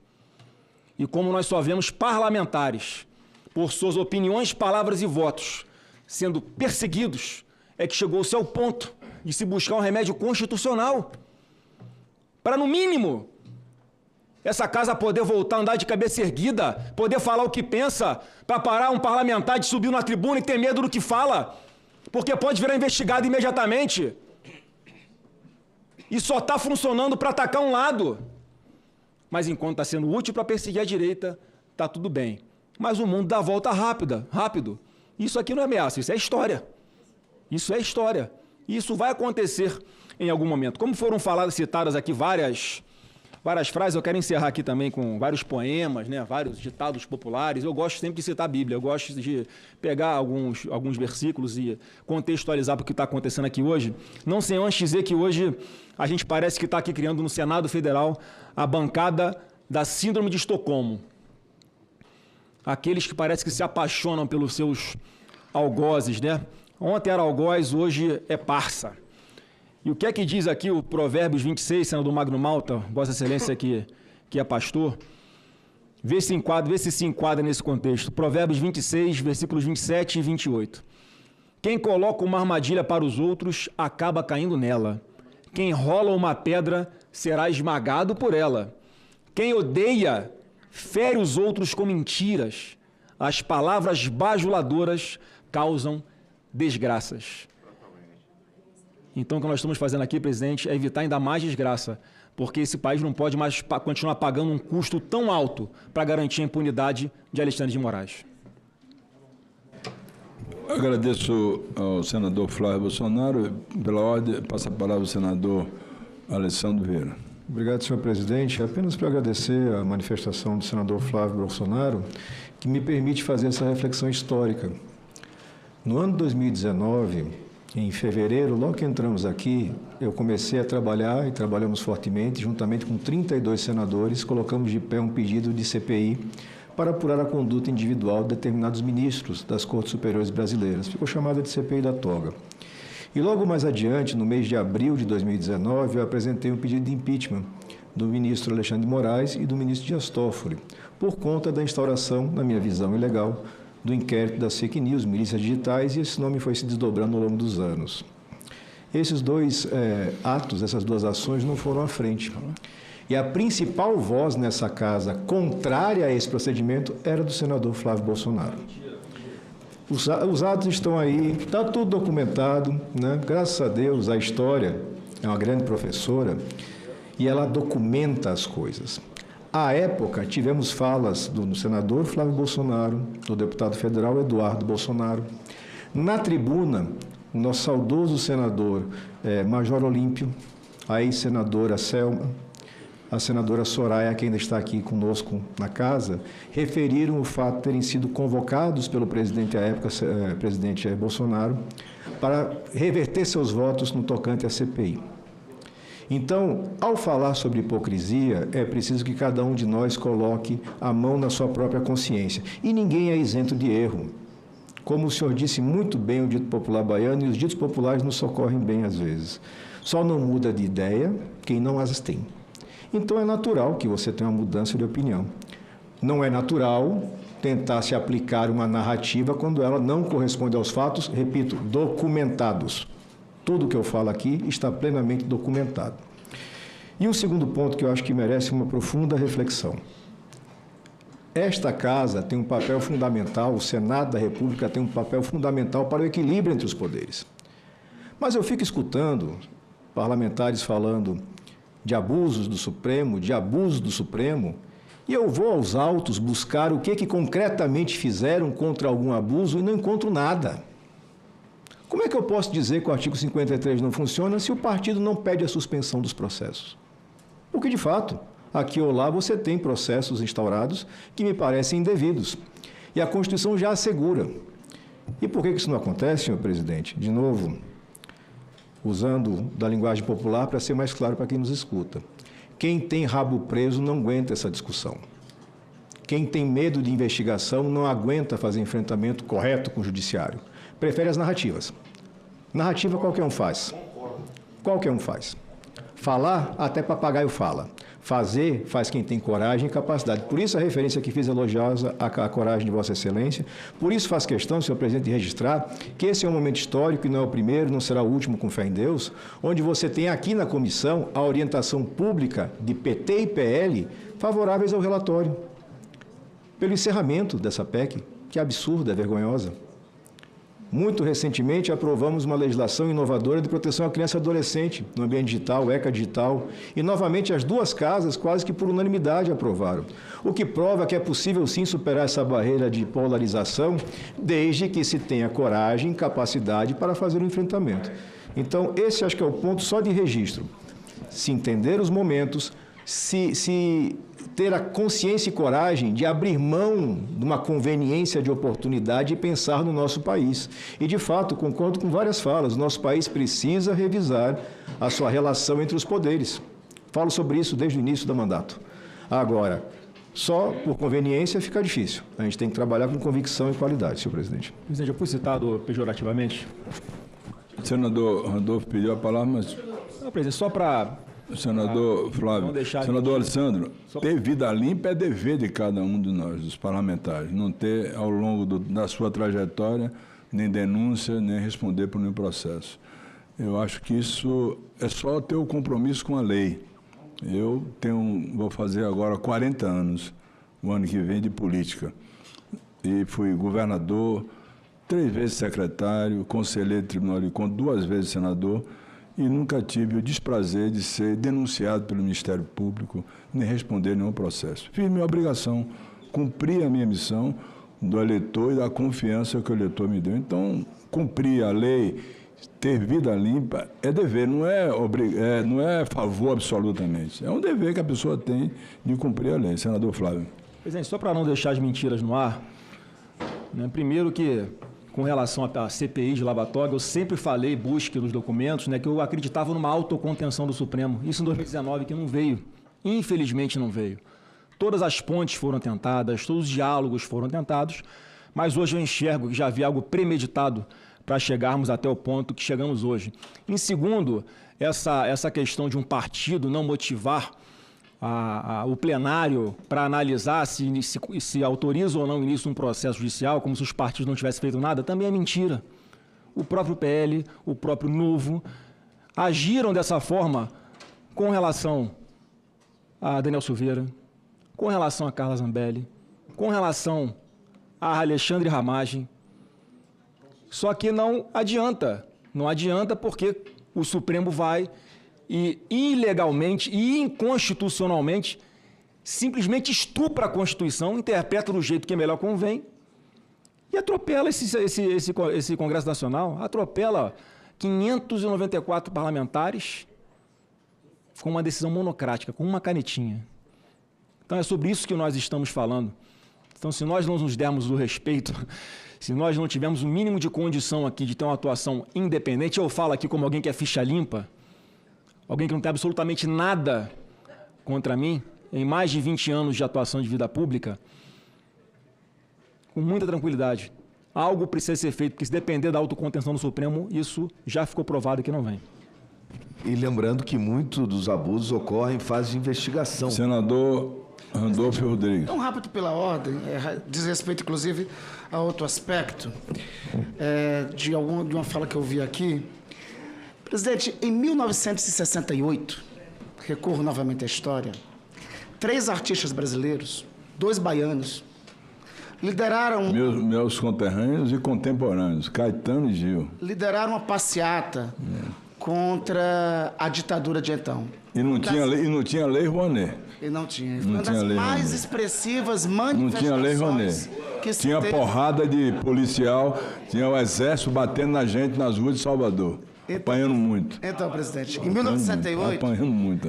3 artistas brasileiros lideraram uma manifestação que foi uma das mais expressivas manifestações contra a ditadura, a chamada Passeata dos 100 mil. Chico Buarque, Gilberto Gil e Caetano. Após a passeata, o ditador de então, Marechal Costa e Silva, chamou os artistas de vagabundos que lideravam aquela manifestação. Eu vi nessa comissão hoje ofensas quase iguais sob o codinome de fake news de Lei Rouanet aos mesmos 3, Gilberto Gil, Caetano, Chico Buarque, agora associado a outros tantos, como Djavan, Lenine e outros, que junto com o povo brasileiro estiveram nas ruas no último domingo e são os principais responsáveis pelo fim dessa proposta de emenda constitucional absurda da blindagem no dia de hoje. Eu me socorro a um outro artista brasileiro para dizer que eu estou vendo aqui, eu vi algumas declarações nessa comissão, tal qual, eu vejo o futuro repetir o passado, eu vejo o museu de grandes novidades. Viva o povo brasileiro que foi para as ruas no último domingo e viva a cultura e os músicos desse país. E tem que saudar a coerência e agradecer a Gil, Caetano e a Chico por os últimos 60 anos terem continuado nas ruas ao lado do povo brasileiro. Agradeço a Vossa Excelência e essa menção é muito correta e real, porque tanto Gilberto Gil como Caetano Veloso é da minha geração da Bahia e eles lutaram muito contra o regime de força, o regime ditatorial e tiveram essa coragem de enfrentar e contribuíram muito para a volta da democracia. Queria agradecer e saudar a presença da deputada Fernanda Melchione. Muito obrigado por ter, ao lado da Sâmia, nos trazer 1.500.000 assinaturas contra essa PEC, essa proposta de emenda constitucional. A luta das duas senadoras orgulha o Brasil, orgulha também os seus estados. Saudar aqui a presença de um grande amigo lá da Bahia, deputado Ricardo Rodrigues, da região de Irecê, região do Feijão, região da Bahia muito próspera. E como não tem nenhum outro senador ou senadora para debater o tema, está encerrada a discussão e eu determino a abertura do painel para vermos o resultado da votação.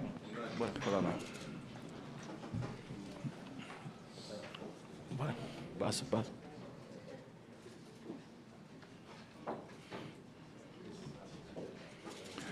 Aprovada por unanimidade a proposta, o relatório do senador Alessandro Vieira, 26 votos favoráveis, nenhum voto contra.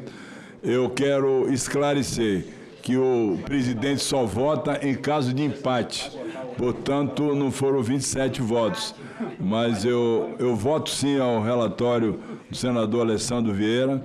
Tem um compromisso, é bom esclarecer os senhores senadores e senadoras, tem um compromisso com o presidente da Casa, o senador Davi Alcolumbre, para que essa proposta de emenda constitucional seja encaminhada ao plenário do Senado Federal para, de igual forma, ser apreciada, deliberada e, sem dúvida nenhuma, aprovada como foi aprovado na Comissão de Constituição e Justiça pela maioria dos senhores senadores e senadoras. Agradecer a compreensão do senador Carlos Portinho, senador Magno Malta, senador Flávio Bolsonaro, que se manifestaram de alguma forma com críticas ao relatório, mas todos concordaram em votar o relatório. Não, fiz até emenda. A emenda, sim, desculpe a emenda, mas todos concordaram com a votação. Portanto, vamos agora ao plenário do Senado Federal com o compromisso do presidente Davi Alcolumbre de encerrar hoje essa votação e, sem dúvida nenhuma, rejeitar essa proposta de emenda constitucional. Eu quero encerrar a sessão e, aprovado o relatório, passa a constituir parecer da Comissão de Constituição e Justiça pela inconstitucionalidade, injuridicidade e no mérito contrário à proposta, restando prejudicadas as emendas oferecidas à matéria. A matéria vai à Secretaria-Geral da Mesa. Está encerrada. Não. Desculpe. Porque ele tem que ser em 2 turnos. Então, é um hoje, o outro semana que vem. Eu não vou nem discordar do meu amigo Adolfo, que ele admitiu. A proposta dos taxistas é terminativa. É o 687, então vou direto para o relatório. Então, eu passo a palavra. Não está encerrada a sessão. A votação é nominal. E eu passo a palavra ao senador Randolfo Rodrigues, depois do entendimento com o nobre senador Carlos Portinho. Presidente, passando então direto para o voto, que essa Comissão de Constituição e Justiça produziu muito no dia de hoje e contribuiu muito para o Brasil, então passando para o voto. E agradecendo as contribuições do caríssimo senador Carlos Portinho, foi fundamental para ajustarmos e melhorarmos o projeto. Então, passando direto para o voto, diante do exposto, votamos pela constitucionalidade, juridicidade e regimentalidade do projeto de lei número 680 de 2024 e, no mérito, pela sua aprovação na forma do substitutivo, que é de conhecimento de todas as senhoras e senhores senadores. Só completando, a emenda 3 de autoria do senador Portinho propõe incluir o parágrafo 5º e 6º o artigo artigo 16 do PL 680/2024, permitindo a cessão ou transferência de outorga em caso de impossibilidade de oferecimento titular. Apesar da boa intenção do autor, trata-se de emenda apresentada, substitutivo parlamentar, hipótese regimentalmente não admitida. Razão pela qual se reconhece a prejudicialidade. Mas eu quero, assim, boa parte das alterações, a melhoria do texto se deve ao senador Portinho. Eu quero aqui prestar as homenagens. O parecer, presidente, pela constitucionalidade, juridicidade, regimentalidade e, no mérito, pela aprovação do PL. Agradeço ao senador Randolfo Torguido e a grande contribuição que deu o senador Carlos Portinho e determino à secretária da mesa que abra o painel. Não, está em votação substitutivo oferecido. A matéria é terminativa com votação nominal. Os senhores senadores e senadoras já podem votar. Ô, presidente, vê se tu consegue. Bota aí para eu votar.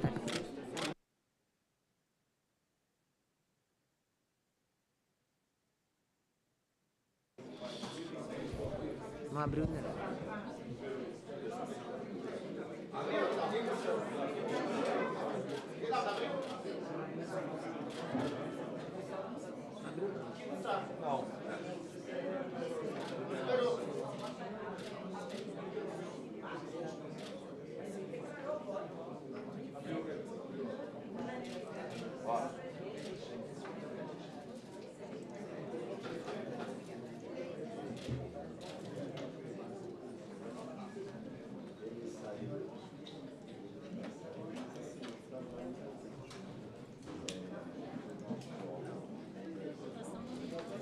Podia votar mais. Eu votei, pô. O cara é rápido.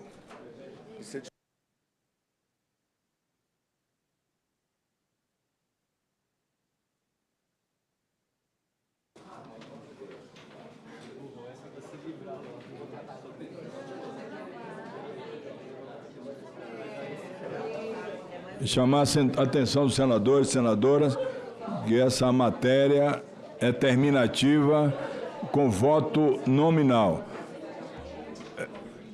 Alertar os senhores senadores e senadoras que estão nos seus gabinetes que podem votar através dos aparelhos celular a matéria para que possamos ter, no mínimo, 14 votos para aprovação em caráter terminativo. Essa matéria que é de interesse de todos os taxistas do Brasil, estão aqui representados, da minha capital, Salvador, de todos os rincões do Brasil, o valor que representa os taxistas, que conduzem as pessoas com responsabilidade, são verdadeiros trabalhadores, né, do dia a dia das nossas cidades. Portanto, é importante que todos os senadores e senadoras possam votar para aprovarmos essa matéria em caráter terminativo.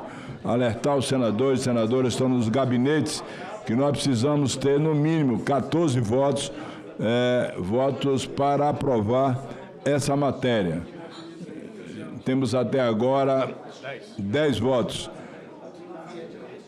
Solicitar a mesa que possa ligar para os senadores, membros dessa comissão, para que possamos aprovar esse projeto que vai atender aos taxistas do Brasil que estão reunidos hoje aqui com seus representantes nessa expectativa de aprovarmos essa matéria,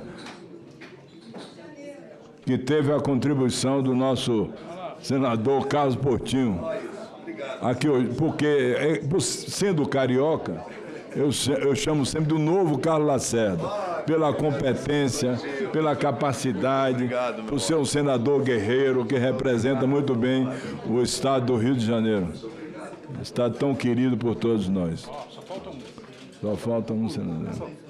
Estamos ligando. Parabéns mesmo. Valeu.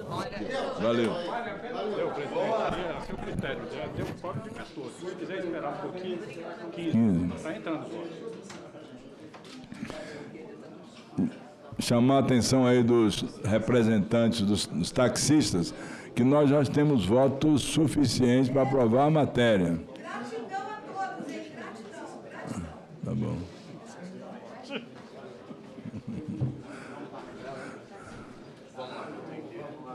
Estamos aguardando que outros senadores e senadoras possam votar para... Já são 17 votos.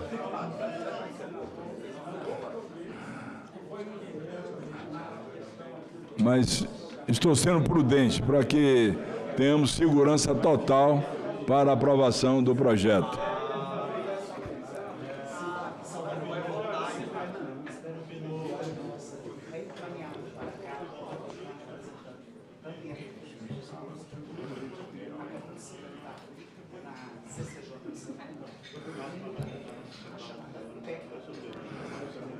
Com 19 votos no painel, determina a abertura para termos o resultado da eleição. Encerrada a votação, aprovado o projeto por 18 votos favoráveis, nenhum voto contra, está aprovado aquilo que desejavam os nossos taxeiros. Portanto, o substitutivo aprovado será submetido a turno suplementar nos termos do artigo 282 e a matéria será encaminhada à mesa para as providências cabíveis. Nada mais havendo a apreciar, está encerrada essa sessão histórica que enterra de uma vez por todas a PEC número 3, chamado PEC da blindagem. Está encerrada a sessão.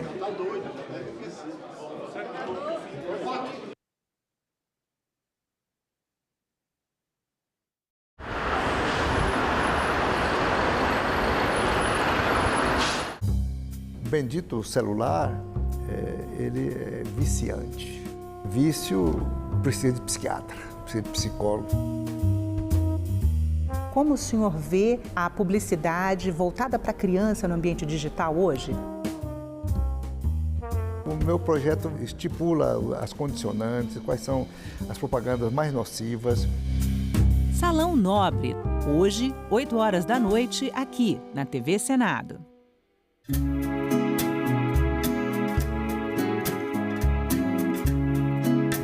Tempo de cartão postal em Brasília. Os famosos IPs colorem as ruas do Distrito Federal e chamam a atenção de todos que passam por eles. Além de encantarem o olhar, os IPs exercem um papel fundamental no equilíbrio do meio ambiente. As flores atraem abelhas e outros polinizadores, ajudando na reprodução de diversas espécies vegetais. A flor é o órgão reprodutor da planta, a parte dela que vai dar o fruto e as sementes. Então, isso tem a ver com o ciclo da planta.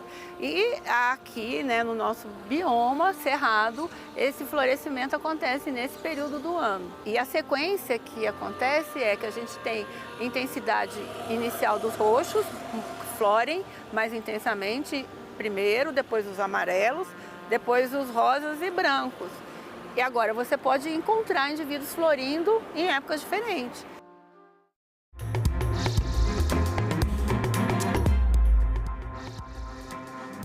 Olá, boa tarde. Em Brasília, 13 horas e 22 minutos e o Senado Notícias está no ar.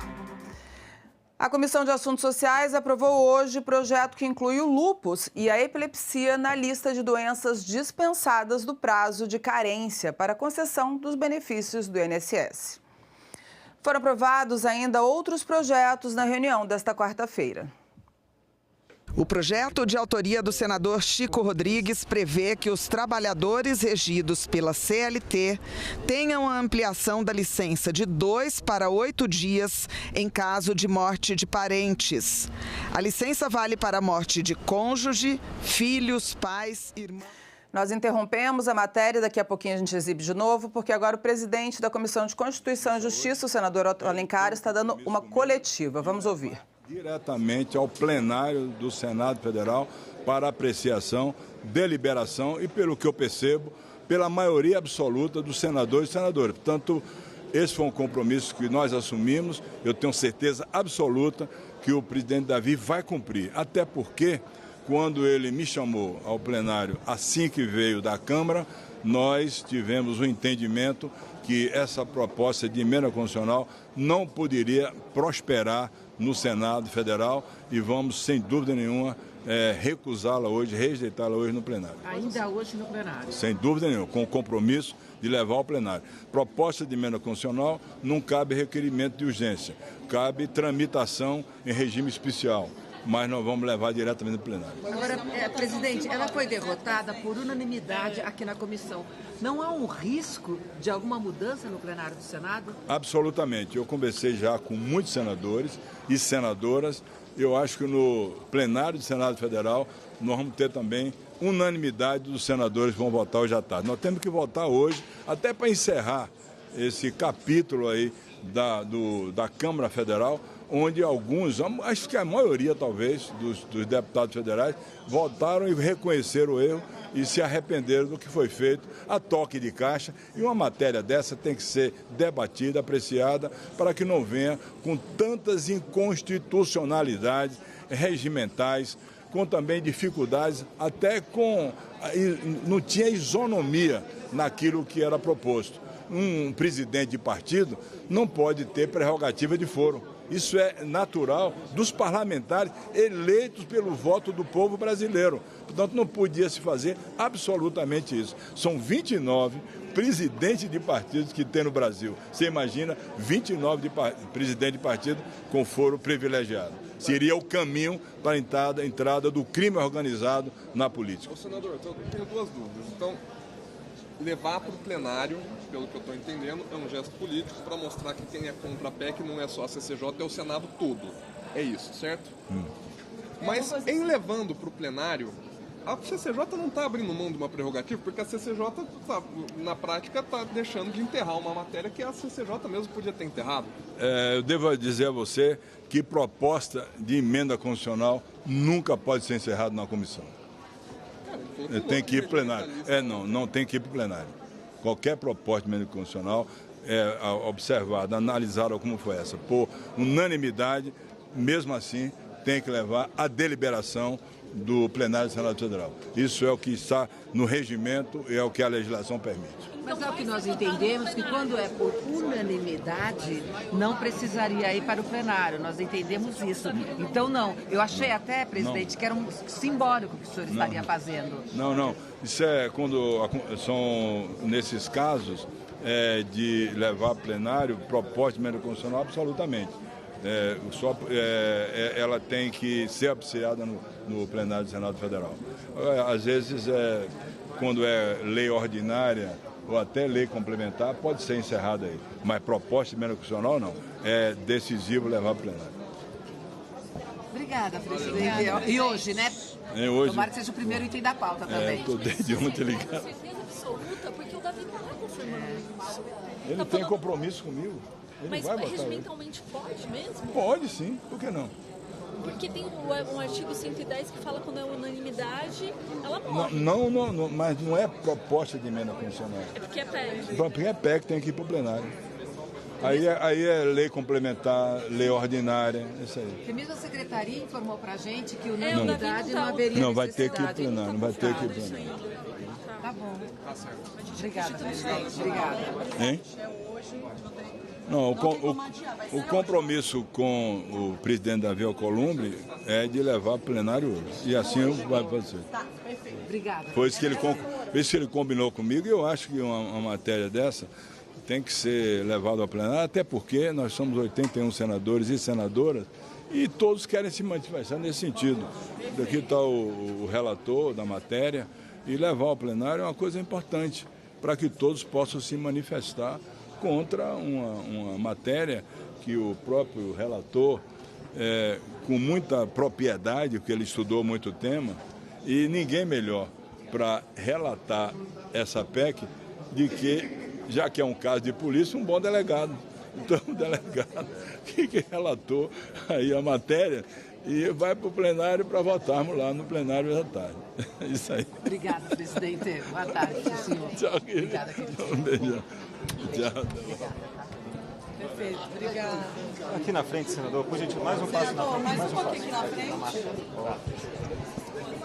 Relator, unanimidade aqui. O senhor acredita numa unanimidade também no plenário, que nós achávamos até que não precisaria ir, mas o presidente acaba de confirmar que vai. O senhor espera unanimidade também? Sim, espero unanimidade. Não há necessidade de consulta ao plenário, é um projeto que já se encerrou, mas entendo o gesto político que o senador Otto deseja realizar e acho que ele é importante para o Brasil, até para que os eleitores brasileiros tenham ciência plena de como votam seus representantes, qual é seu posicionamento. E o posicionamento, na minha visão, deve ser unânime contra uma PEC que é flagrantemente inconstitucional, inoportuna e inadequada. O senhor acha que foi um equívoco aprovar essa PEC lá na Câmara? Equívoco é a palavra mais leve para descrever o que aconteceu. Você tem dois tipos de parlamentar que votam favoravelmente a um projeto desse. Aqueles que querem proteger bandido e aqueles que não sabem no que votam. Não tem um terceiro tipo de parlamentar para votar nisso. É muito grave o que se tentou fazer e que, graças a Deus e graças ao trabalho sério que muita gente fez, está sendo encerrado aqui no Senado da República. E qual que é a perspectiva ali no plenário? Tem uma contagem de votos, de qual que é o número para aprovação do seu parecer para enterrar a PEC? O parecer já está aprovado. Na verdade, não há quórum para o que vai ser feito. O que nós vamos ter é uma oportunidade dos colegas se manifestarem, registrarem sua opinião, registrarem seu voto, mas de fato, tecnicamente falando, já está encerrado. Foi encerrado por unanimidade. E mesmo então, com essa decisão aqui, mesmo que lá no plenário alguém se manifeste contra a PEC, isso não muda, o ritual não muda o que aconteceu aqui. Não, não muda. E não há clima, não há possibilidade de você ter lá. Imagine que uma PEC para ser aprovada, ela exige 49 votos. Nós temos orientação unânime dos partidos contrários. Hoje PL firmou sua manifestação contrária também no plenário da CCJ. Então não há possibilidade nenhuma de reversão. Essa é uma matéria encerrada. O senhor esperava mesmo unanimidade aqui na CCJ? Trabalhamos desde o começo pela unanimidade. Acho que esse é o gesto correto que a casa tem que dar. As pessoas têm que saber separar aquilo que é o interesse político individual, que é legítimo, e aquilo que é o interesse do Brasil. E acho que o Senado hoje sinaliza claramente que consegue fazer essa distinção. Quando tem a liderança adequada, quando tem equilíbrio técnico, você consegue mostrar que sim, é possível deixar de lado a polarização e entregar o resultado que o Brasil precisa. E no plenário, tem alguma perspectiva, mesmo que seja simbólica? A perspectiva é de unanimidade. Não consigo imaginar, não imagino outra coisa diferente disso. Obrigada, relator. Parabéns, hein, relator? Obrigado. Bom teu voto, viu? Que bom. Não, isso eu, mas muito bom teu voto. Obrigado. E a gente conferiu aí agora a coletiva do relator da PEC, do mandato parlamentar na CCJ. Antes a gente ouviu o presidente da CCJ, o senador Otto Alencar. Agora a gente ouviu o senador Alessandro Vieira. Eles comentaram a derrota do projeto por unanimidade, que foi agora há pouco na CCJ. E agora a gente continua a exibir a matéria sobre a Comissão de Assuntos Sociais que aprovou hoje um projeto que inclui o lúpus e a epilepsia na lista de doenças dispensadas do prazo de carência para concessão dos benefícios do INSS. Assista. O projeto de autoria do senador Chico Rodrigues prevê que os trabalhadores regidos pela CLT tenham a ampliação da licença de 2 para 8 dias em caso de morte de parentes. A licença vale para a morte de cônjuge, filhos, pais, irmãos ou pessoa que vive sob a dependência do trabalhador. Os servidores públicos federais, redigido pela Lei 8.112, já possuem o prazo diferenciado de 8 dias de afastamento, incluídos casos de falecimento dos parentes mais próximos. Os professores também possuem esse prazo estendido pela própria CLT, que possibilita o afastamento por 9 dias, inclusive um dia a mais, e já pela CLT. Assim, o PL corrige a distorção entre os trabalhadores seletistas e servidores públicos e outras exceções positivas que existem, né? Visto que ambos precisam de um prazo adequado para lidar com a perda de familiares. Outro projeto aprovado na CAS amplia a lista de doenças que dispensam os trabalhadores de contribuir por 12 meses antes de ter acesso aos benefícios do INSS. Pelo texto, portadores de lúpus e epilepsia agora também ficarão livres dessa carência. Cabe destacar o baixo impacto financeiro da medida, de acordo com os dados do Ministério da Previdência Social, do total dos auxílios por incapacidade temporária de natureza previdenciária concedidas em 23, somente 0,23% foram direcionados à epilepsia e só 0,15% para lúpus. Portanto, espera-se que o referido impacto seja absorvido sem maiores problemas pelos cofres públicos. Ainda na área da saúde, foi aprovada a criação do Programa Nacional de Cuidados Paliativos. O texto estabelece diretrizes para o tratamento de pacientes em estágios avançados e trará segurança jurídica a procedimentos que já existem no Brasil, como o testamento vital e o mandato duradouro. O testamento vital permite a uma pessoa registrar previamente por escrito suas preferências sobre cuidados futuros, tratamentos e procedimentos desejados ou indesejados, caso se torne incapaz de tomar decisões por si mesma, como em casos de inconsciência por doença terminal ou estado vegetativo permanente. Com o mandato duradouro, a pessoa designa um representante específico para tomar decisões em seu lugar nessas situações. E a Comissão de Assuntos Sociais aprovou ainda a criação de condições especiais para a contratação de jovens no primeiro emprego. O contrato de primeiro emprego vai beneficiar jovens com idade entre 18 e 29 anos que nunca tenham trabalhado com carteira assinada. A medida estabelece que a duração será de 6 a 24 meses, podendo ser renovado por até 3 vezes e possibilidade de se tornar permanente a qualquer momento. Para ser contratado, o jovem deve cumprir uma das seguintes condições: estar matriculado em curso de graduação, educação profissional e tecnológica ou educação de jovens e adultos, ter concluído o ensino superior ou a educação profissional e tecnológica, ou não ter concluído o ensino superior ou a educação profissional e tecnológica e estar fora do ambiente escolar. Pelo texto, empresas com até 10 empregados poderão contratar apenas um trabalhador e aquelas que possuem de 11 a 20 empregados ficam autorizadas a contratar 2 trabalhadores. A contratação para o primeiro emprego só poderá ocorrer para novos postos de trabalho. E olha que notícia boa. A isenção de imposto de renda para rendimentos até R$ 5.000 foi aprovada pela Comissão de Assuntos Econômicos. A proposta também cria um refis para pessoas físicas com renda até R$ 7.350. O texto será enviado à Câmara, onde já tramita um projeto do governo prevendo isenção do imposto de renda. A aprovação foi por unanimidade e aconteceu um dia após a leitura do relatório do senador Renan Calheiros, depois do pedido de vista coletiva concedido aos senadores.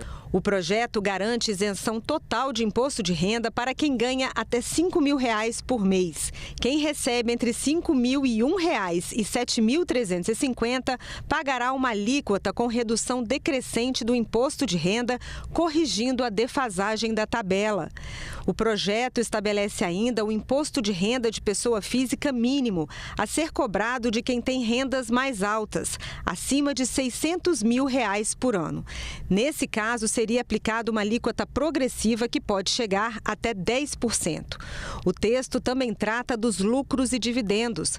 A pessoa física que receber mais de R$ 50 mil por mês vai descontar na fonte a alíquota de 10%, desde que o recurso seja proveniente de empresa.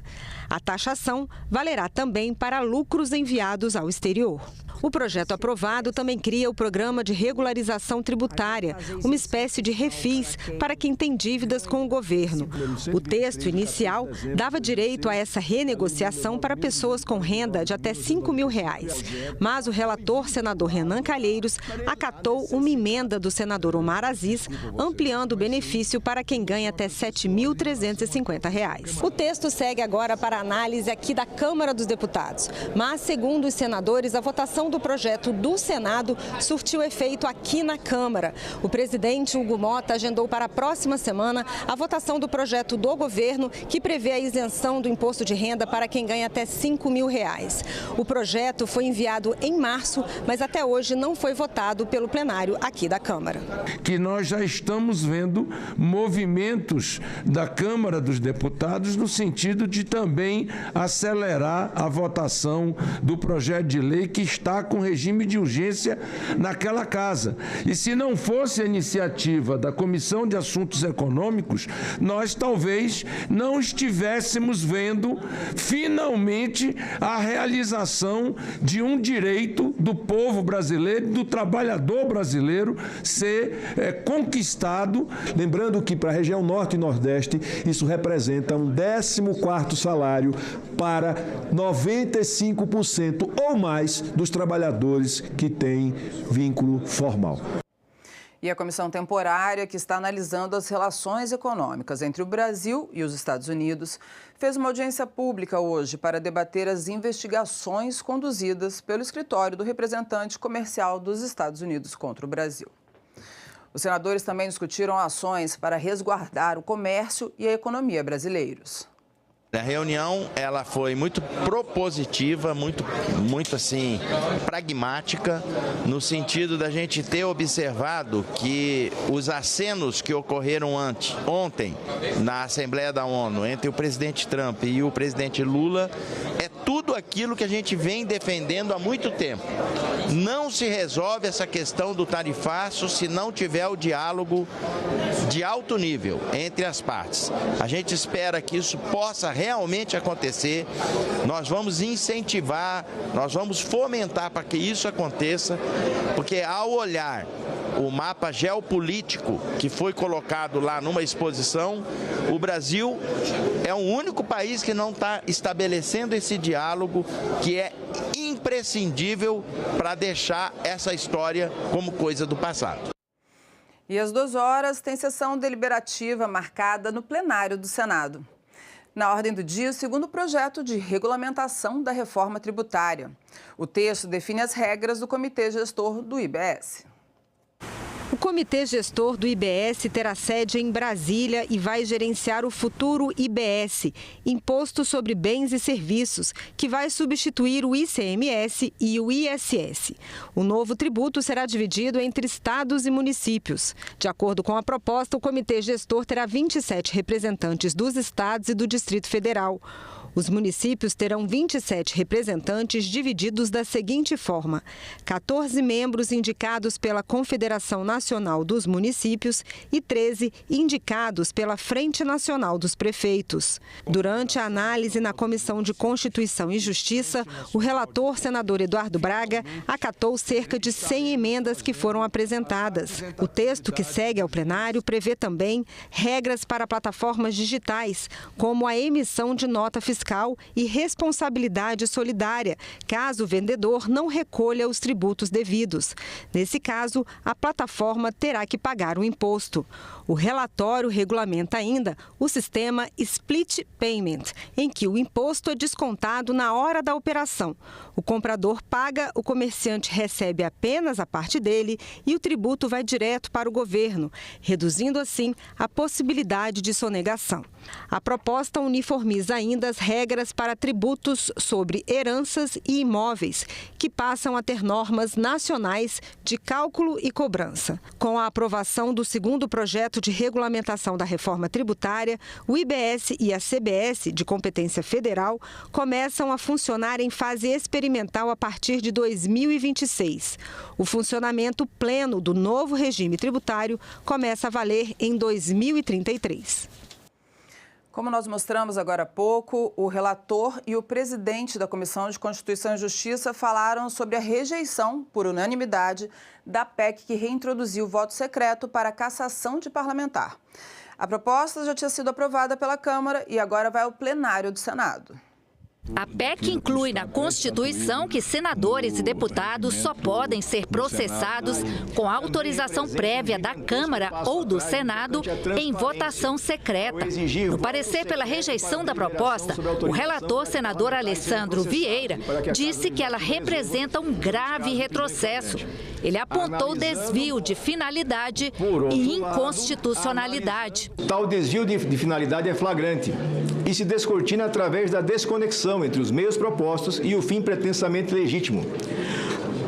A proteção de mandatos parlamentares, senhor presidente, colegas senadores e senadoras, não é compatível com a criação de obstáculos para a investigação de crimes como, por exemplo, homicídio, corrupção passiva, tráfico de drogas, lavagem de dinheiro, organização criminosa. O relator apontou também que, ao invés de um instrumento para proteger o parlamento, a PEC abre as portas do legislativo para criminosos de todos os tipos. Sob a aparência de constitucionalidade, o que efetivamente se pretende com a PEC da blindagem não é dar condições plenas aos parlamentares para exercerem a sua atividade fim, mas sim blindá-los dos processos e das penas por cometimento de crimes das mais variadas espécies. O objetivo real da PEC da blindagem é proteger autores de crimes graves, como corrupção, lavagem de dinheiro, organização criminosa, tráfico de entorpecentes e infiltração cada vez mais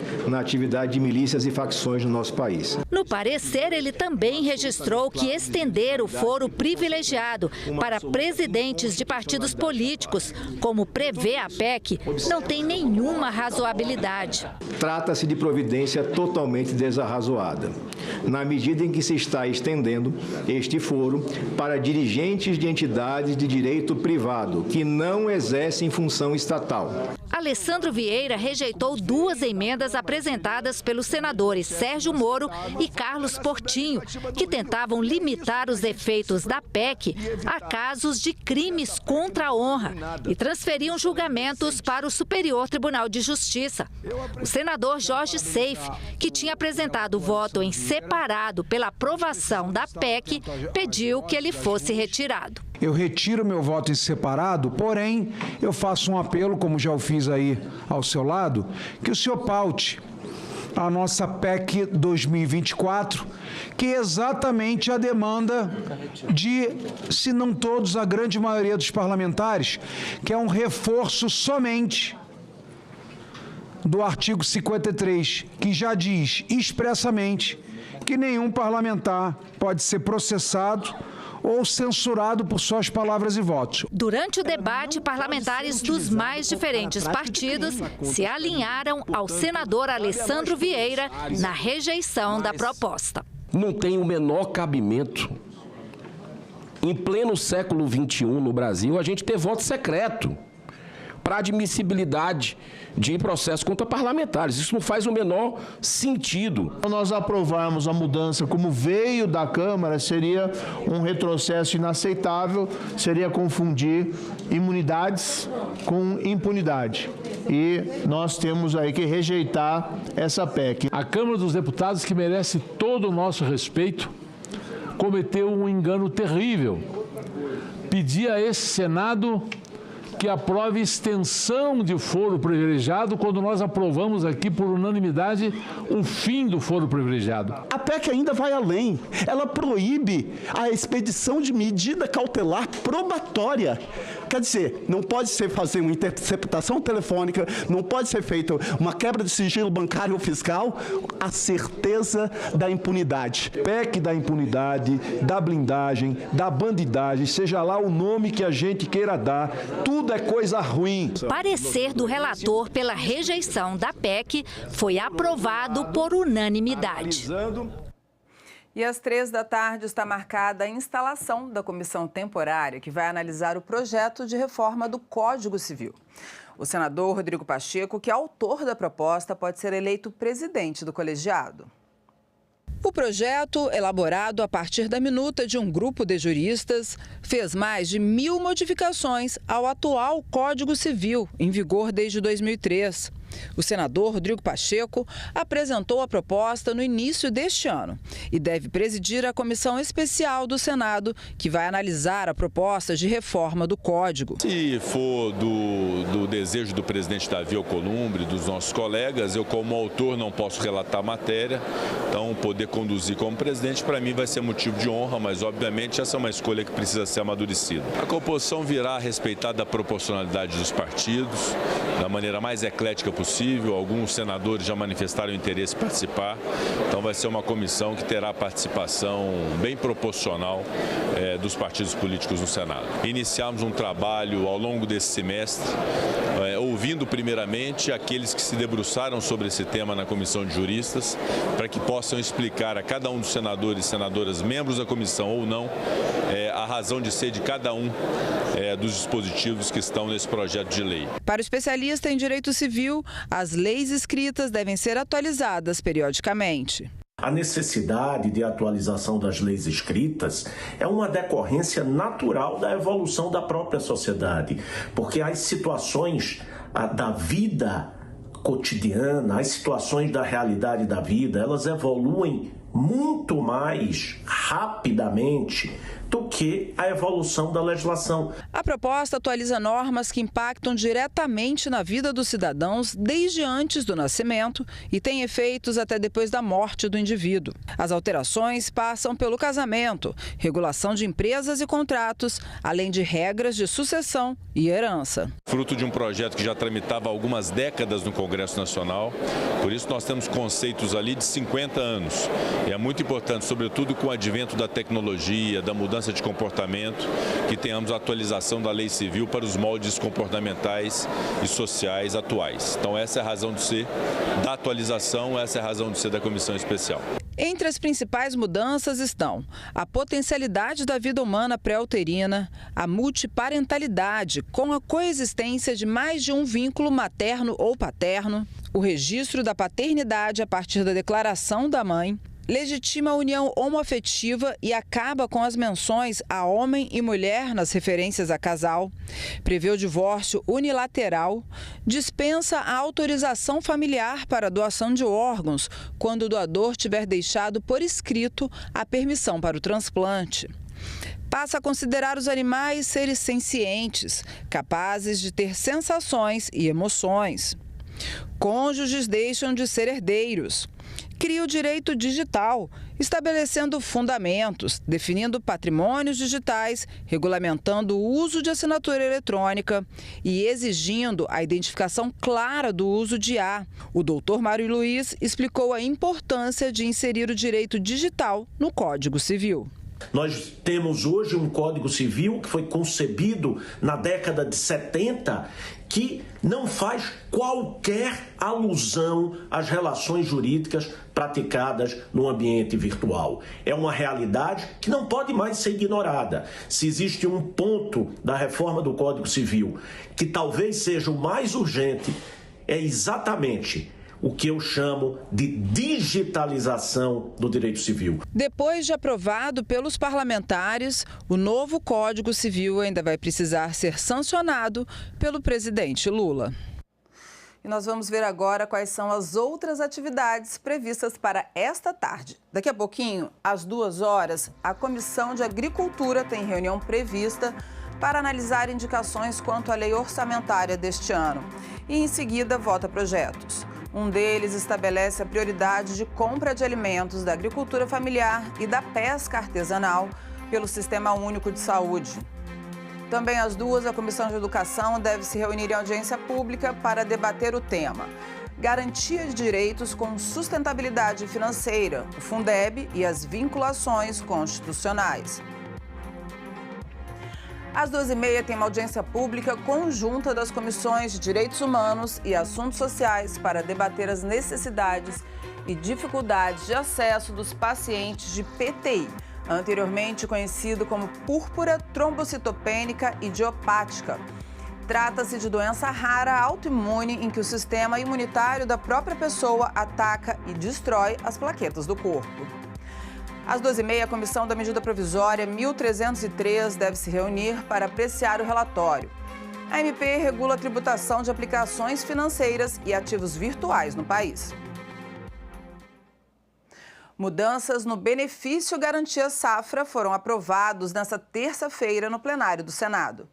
O projeto de lei, que segue para a sanção presidencial, diminui a perda mínima de safra para que o agricultor familiar tenha acesso ao benefício. A proposta aprovada nesta terça-feira pelo plenário do Senado diminui a perda mínima de safra para que o agricultor familiar possa ter acesso ao benefício Garantia Safra. Hoje, o produtor pode fazer uso do benefício se perder 50% da sua safra. O projeto reduz esse piso para 40%. A perda se refere à produção de culturas comprometidas por estiagem ou excesso de chuvas. As medidas propostas pela proposição podem melhorar as condições atuais do Garantia Safra, mantendo o objetivo central de assegurar a renda mínima para a manutenção da agricultura familiar nos municípios sistematicamente sujeitos à perda da safra em razão de estiagem ou do excesso hídrico. E os senadores também aprovaram a urgência para o projeto de lei que cria o Sistema Nacional de Educação para coordenar a cooperação entre União, estados e municípios na área. Repercutiram no plenário do Senado os discursos de Lula e Donald Trump na Assembleia Geral da ONU nesta terça-feira. Lula foi o primeiro chefe de Estado a falar e o presidente dos Estados Unidos o segundo, dizendo que deve se reunir com Lula na semana que vem para começar as tratativas sobre o tarifaço. O presidente Lula destacou a defesa da soberania nacional. Disse serem inaceitáveis qualquer tipo de ataque às instituições, defendeu a economia e o judiciário brasileiro. Enfatizou a importância do multilateralismo, da cooperação internacional e da proteção ambiental, reafirmando o compromisso do Brasil com a sustentabilidade e os direitos humanos. Discordo desse tarifaço, sempre deixei claro isso aqui, né? É algo que realmente prejudica o nosso país, são empregos, e nós temos uma relação histórica, mas é inegável o que o presidente falou agora, o presidente americano, dizendo que o Brasil sofreu sanções por causa da censura e das perseguições políticas promovidas por um judiciário corrupto. É necessário que haja o quê? Unidade no essencial. O que é o essencial? É a pacificação, né? Sempre que você estende a mão, reconhece determinados excessos, quem ganha são os seus semelhantes. E nós, que falamos várias vezes, que ia chegar a hora do presidente Trump entender a gravidade dos tarifaços, iria, na verdade, fazer uma reflexão para que pudesse novamente fazer com que as relações diplomáticas entre o Brasil e os Estados Unidos, as relações econômicas, relações políticas, sociais, enfim, entre os dois países com mais de 200 anos, pudessem voltar ao curso da normalidade. Se houve esse encontro, eu também fico satisfeito. Mas quero lembrar uma frase que eu profiro desde o final do mês de julho. O chefe da tribo, o presidente da República, o governador de um estado, prefeito de um município, ou seja, o líder de uma comunidade, tem que cumprir a responsabilidade que decorre do exercício do cargo. E dá uma olhada nessa denúncia. Medidas protetivas para meninas e mulheres em território indígena. O projeto de lei em análise na Comissão de Direitos Humanos tenta frear a violência. O assunto foi debatido nesta terça-feira na comissão. A violência tem nome: menina indígena. Crianças que apanham, são estupradas, engravidam e muitas vezes são usadas como moeda de troca por bens materiais.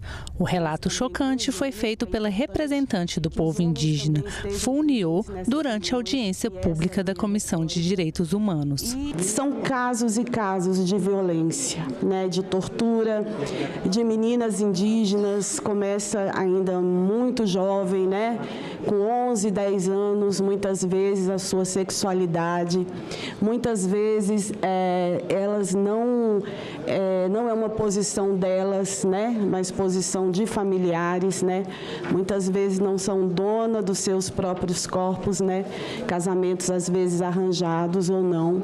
O fato é que a sexualidade começa muito cedo e sem a gente entender muito o que é isso, né. Não existe protocolo. Eu mesmo, quando jovem, me casei, não vou citar o nome, mas eu me casei e sofri uma violência doméstica, né,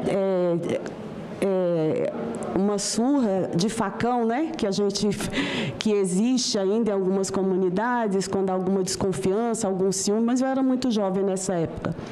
E aí, bastante machucada, eu procurei apoio na delegacia mais próxima, né, fugi e procurei apoio. Só que quando chegou lá, o delegado disse que não ia atender, que ele não queria confusão com índio, senadora. Um projeto em tramitação no Senado pretende mudar essa realidade. O texto da deputada Célia Chacriabá quer garantir que mulheres indígenas vítimas de violência doméstica e familiar tenham um acolhimento individualizado, respeitando a cultura e com o apoio de intérpretes quando necessário. A proposta foi defendida na comissão. Nós sabemos que nas delegacias sequer tem tradução dessas leis para garantir que essas mulheres estão sendo escutadas. A língua também é um código importante, porque essas mulheres não sentem segurança de falar a partir do lugar onde elas vão ser compreendidas ou elas vão ser expostas. Nós temos aqui um índice de registro de violência contra a mulher indígena aumentado 258% de 2014 a 2023. Isso é absurdamente um número que a gente não pode deixar, aliás, não pode traduzir só em número, né? Isso aqui são vidas, pelos relatos que a gente vai ouvir aqui. E 50% desses são de meninas menores de 14 anos. O texto abriga todos os tipos de violência que podem atingir mulheres indígenas, como a física, psicológica, sexual, verbal, patrimonial e política. E especifica que, nos casos de violência sexual envolvendo adolescentes e com requintes de crueldade, seja disponibilizado acompanhamento psicossocial com a família da vítima. E o nosso compromisso de irmandade entre Ministério das Mulheres e Ministério dos Povos Indígenas, ambos liderados por mulheres fortes, competentes e comprometidas, é que a gente dê respostas rápidas. Nesse momento, nós temos já dentro do orçamento investimento para políticas de enfrentamento à violência contra as mulheres indígenas. Nós temos aí o desafio de enfrentar essa coisa que se chama de cultura patriarcal. A cultura do patriarcado, ela se reproduz também em todos os níveis, em todos o globo terrestre. É a ideia de que a mulher é inferior ao homem, é a ideia que faz com que o corpo da mulher seja negociado e trocado por uma motocicleta, uma bicicleta ou por um bem material. Essa ideia, ela se reproduz, ela é de fato cultural, mas por ser cultural ela pode mudar. Mas estamos aqui e nossa presença é um ato político. Nossa voz é a flecha que rompe o silêncio cúmplice que por muitos séculos permitiu que a violência contra nós fosse normalizada e invisibilizada. Os nossos sonhos, eles não podem existir. A Subcomissão Temporária sobre Prevenção e Tratamento do Câncer fez nesta terça-feira uma audiência pública para debater propostas que contribuam para o diagnóstico precoce da doença. A regulamentação da pesquisa e desenvolvimento de vacinas, medicamentos e terapias contra o câncer foram temas debatidos na audiência pública realizada pela subcomissão. A ideia é contribuir para o diagnóstico precoce da doença. O Ministério da Saúde, ele pode sim avançar um pouco mais na questão do diagnóstico precoce, dando à população a oportunidade de ter mais acesso aos exames que fazem com que nós consigamos ter o diagnóstico precoce. Especialistas e representantes da área ressaltam a importância de regulamentar pesquisas, garantir o acesso dos pacientes aos tratamentos e estimular a população a adotar medidas de prevenção, como a vacinação. Pesquisa clínica, ensaios clínicos, é uma chance da população brasileira ter acesso a novas tecnologias, mitigar, reduzir o custo. Nós encerramos o jornal porque teve início agora o plenário do Senado.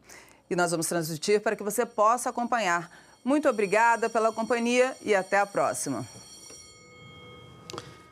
Havendo número regimental, declaro aberta a presente sessão. Sob a proteção de Deus, iniciamos nossos trabalhos. As senadoras e os senadores poderão se inscrever para o uso da palavra por meio do aplicativo Senado Digital, por lista de inscrição que se encontra sobre a mesa ou por intermédio dos totens disponibilizados na casa.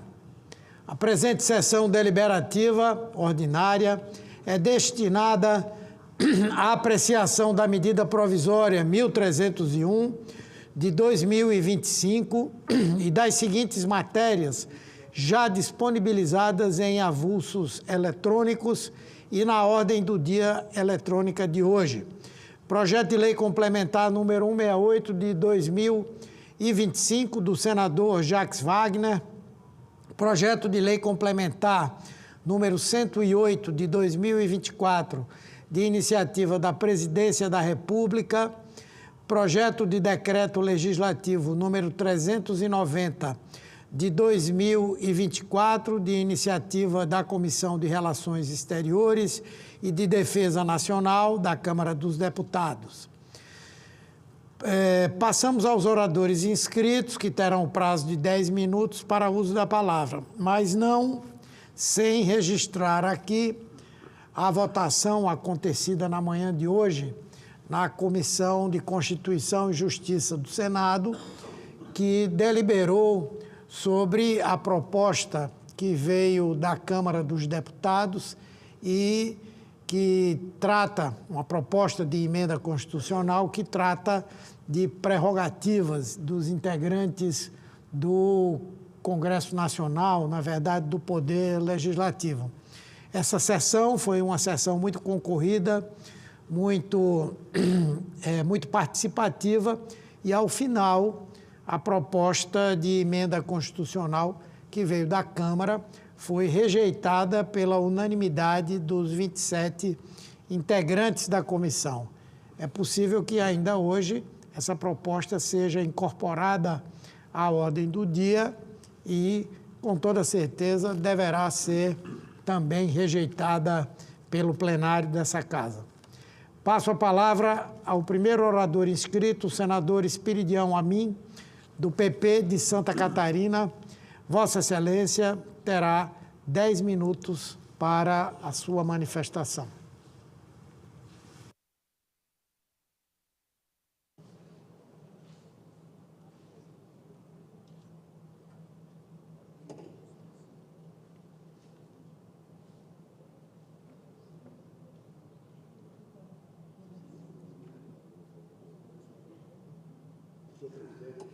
Senador Humberto Costa, senhoras e senhores senadores, não posso deixar de cumprimentar de maneira muito efusiva o senador Paulo Paim, e eu inicio as minhas palavras exatamente pelo assunto que o presidente Humberto Costa assinalou.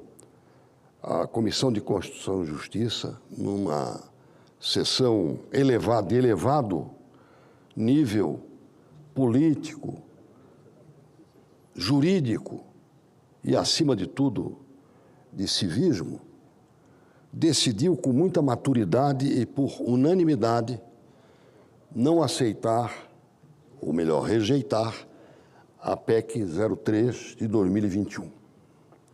É sobre isto que eu quero assinalar e repisar o meu voto. Por que votei contra? Votei contra pelo excesso de pecados que ela carrega, uma vez que ela tem que vir aqui ainda. Qual é o principal pecado? Ela generaliza crimes comuns, corrupção, tráfico, envolvimento com organização criminosa, com crimes de opinião. Estes devem ser protegidos. Ou seja, os parlamentares devem desfrutar da chamada imunidade material por opiniões e por palavras que proferem em função do exercício do seu mandato. Isso é elementar. É uma conquista que tem pelo menos 810 anos, desde a Magna Carta da Inglaterra. Só que o acúmulo de questões que podem ser criminalizadas, beneficiadas pela prerrogativa parlamentar, corrompeu a proposta. O segundo erro foi estender prerrogativas. Vejam bem, o Senado Federal, por unanimidade, aprovou o fim das prerrogativas do foro privilegiado. De vez em quando ele ressuscita, como ressuscitou recentemente no julgamento do ex-presidente Jair Bolsonaro.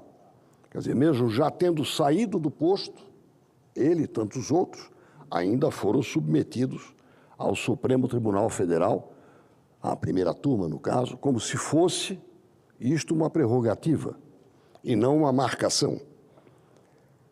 O fato de passar para o Senado a desagradável tarefa de dizer não à inclusão de um outro tipo com esta prerrogativa, que seria o de presidentes de partidos, é demais.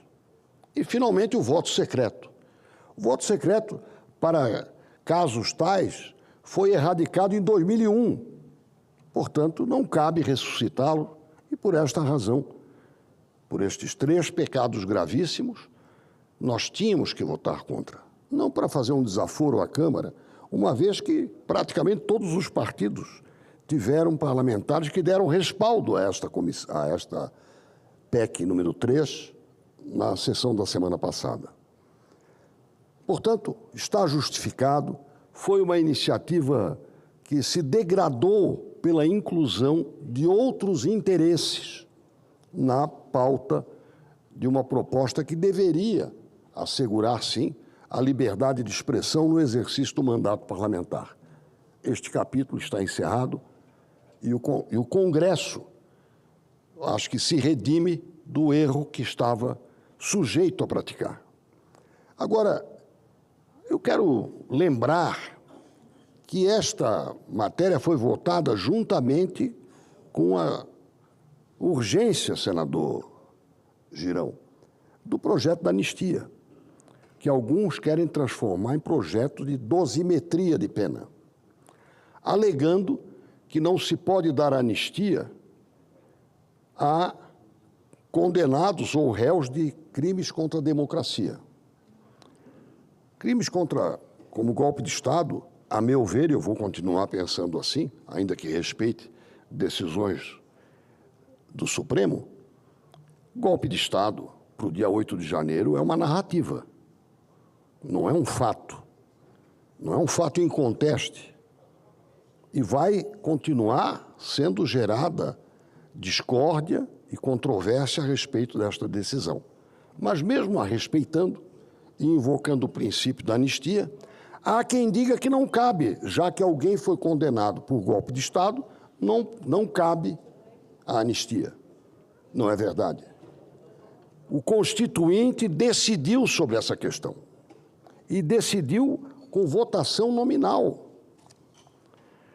O deputado Carlos Alberto Caó, que, como sabe o senador Paulo Paim confirmou isto hoje, teve um grande papel na defesa das causas contra o racismo, como deputado constituinte do PDT, apresentou emenda e destaques que versam sobre este assunto. Ou seja, o autor constituinte Carlos Alberto Caó propugnou pela seguinte redação: constitui crime inafiançável, imprescritível, insuscetível do benefício de anistia, e prosseguiu, a ação de grupos armados, civis e militares contra a ordem constitucional e o Estado democrático. Esta matéria, ou este destaque, foi submetido ao plenário da Constituinte. E nós recuperamos aqui a votação nominal de todos os deputados e senadores constituintes, ou seja, os parlamentares constituintes da época. E assinalamos que o então deputado federal Luiz Inácio Lula da Silva deu o voto sim à retirada, ou seja, que não constasse essa ressalva de não serem passíveis de anistia crimes tais. Portanto, é nesse contexto que nós vamos debater o texto e o contexto, eu repito, da anistia. O que uma coisa tem a ver com outra? Tanto a PEC da blindagem, que hoje nós rejeitamos, quanto a urgência para o projeto de anistia estavam na pauta da Câmara dos Deputados na semana passada. E essa combinação acho que não fez bem nem a uma causa nem a outra. E muito menos, agora resta prejudicada, a tese da anistia. Portanto, eu quero aqui renovar o meu propósito de voto a uma anistia que seja ampla, capaz de pacificar o país, capaz de nos libertar do apego a narrativas extravagantes, ainda que momentaneamente transformadas em sentença. Quero aqui reafirmar o meu voto contra a PEC da chamada blindagem, com a mesma serenidade com que votarei a favor do projeto de anistia. A PEC 0321 percorreu um caminho turvo e ínvio, um caminho complicado. Foi deturpada, eu repito, pelos excessos que eu já registrei. E a proposta de anistia deve transitar serenamente, com o juízo de cada um, eu me reservo ter o meu de ser a favor, para que o Brasil possa respirar aliviado dessas questões e nós possamos ver a Câmara deliberar, senador Girão, senador Humberto, das questões mais relevantes. Por exemplo, a PEC das decisões monocráticas, que está lá desde 2023, que foi aprovada por 52 votos aqui, e que de vez em quando é acordada por um motivo outro, não pelo seu mérito.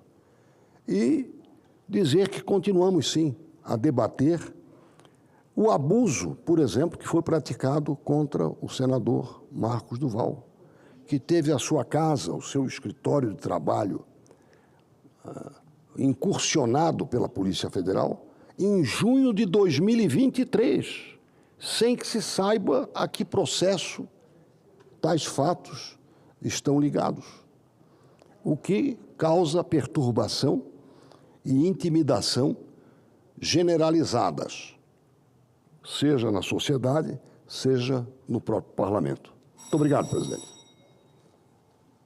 Tudo bem, senador Espírito Amin, brilhante como sempre no seu pronunciamento e reafirma a sua disposição, sua posição de votar contra essa PEC, como já votou agora na CCJ, e fez uma série de ponderações como ele vê esse momento desse debate. Senador Humberto Costa, vice-presidente do Senado e presidente do Mercosul. Senhor presidente, senhoras senadoras, senhores senadores, o público que nos acompanha pelos serviços de comunicação do Senado e nos segue pelas redes sociais. Nós estamos todos, ainda hoje, impactados positivamente pela potência do discurso do presidente Lula, realizado na abertura da 80ª Assembleia Geral das Nações Unidas. O Brasil, como é tradição desde os primeiros anos da ONU, inaugurou os debates. E que alívio é não precisar mais ouvir um presidente brasileiro levar para aquela tribuna de importância global temas como a privatização da Companhia de Águas e Esgotos do Rio de Janeiro, como chegou a fazer Bolsonaro para vexame do nosso país, porque nada tinha de mais relevante a falar. Que orgulho ouvir um líder de dimensão internacional, com firmeza e altivez de estadista, ser não apenas a voz do Brasil, mas também do Sul global, da democracia e da humanidade. O presidente Lula reafirmou o lugar do Brasil no concerto das nações. Um país que não se curva, que não se cala, que não se intimida diante das arbitrariedades. Um país que defende o multilateralismo, a soberania dos povos, a dignidade humana e os princípios mais caros da civilização. Lula mostrou ao mundo que resistimos a ataques sem precedentes à nossa democracia, que julgamos e condenamos um ex-chefe de Estado que tentou subverter a ordem constitucional e, ao fazê-lo, demos um recado claro a todos os aspirantes a autocratas do planeta. Não pode haver espaço para golpes, para tutelas, para falsos patriotas. A democracia é inegociável. O presidente do Brasil teve ainda a coragem de denunciar diante do mundo o enfraquecimento da ONU frente às políticas de poder e intervenções unilaterais, especialmente praticadas pelos Estados Unidos de Donald Trump, que a tudo assistiu pela transmissão na antessala do plenário geral.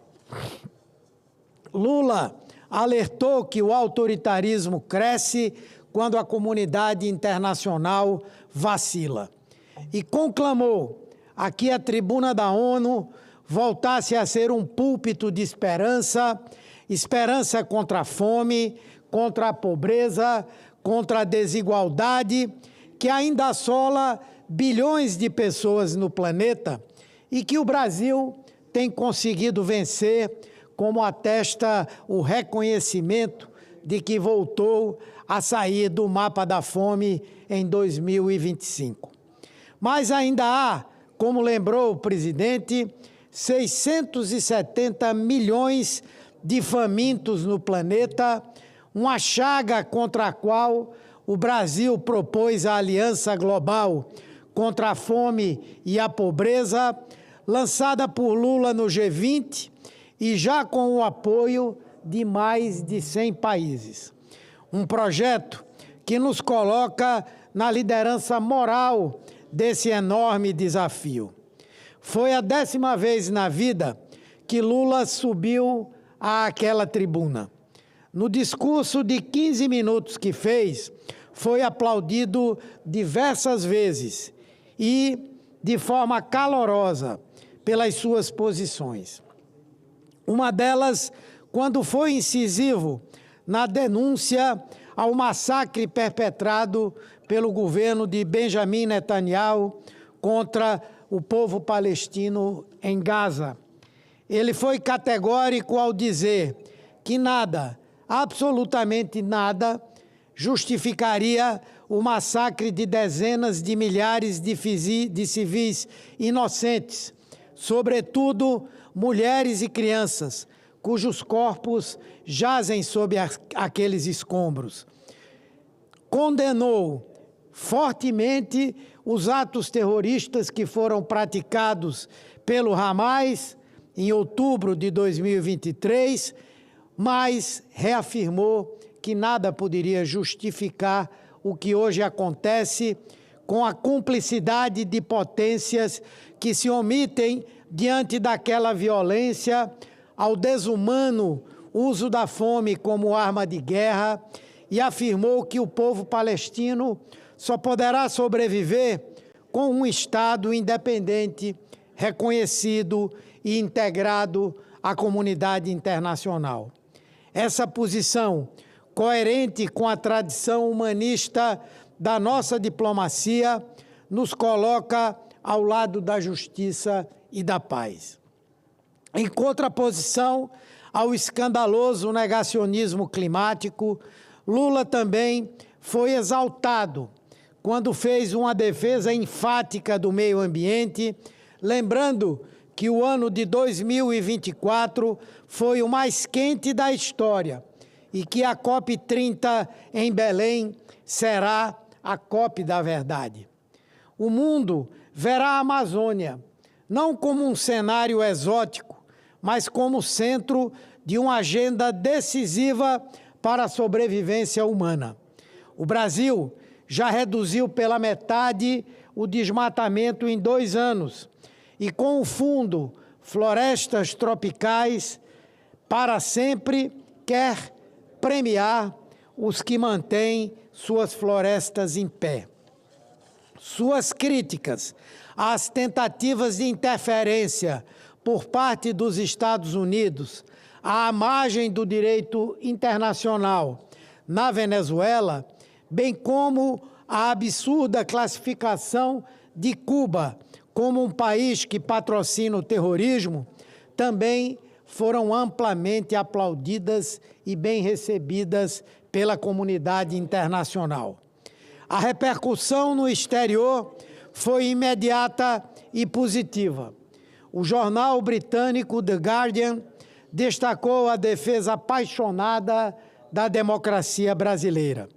O New York Times sublinhou a contundência de Lula, que, ao mesmo tempo, abriu caminhos ao diálogo.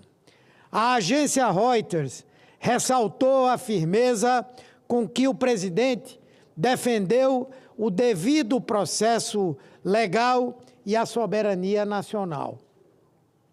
A alemã Deutsche Welle apontou a coragem de criticar os excessos de Benjamin Netanyahu e a política arbitrária de sanções. Em uníssono, a imprensa internacional reconheceu: o Brasil voltou a ser uma voz de peso, respeitada, ouvida e necessária. O discurso de Lula não foi apenas para o presente, mas também para o futuro. O presidente do Brasil voltou a reivindicar a reforma da ONU, pediu um Conselho de Segurança mais democrático e defendeu que a ordem internacional seja multipolar e multilateral e não regida pelo jogo da soma zero.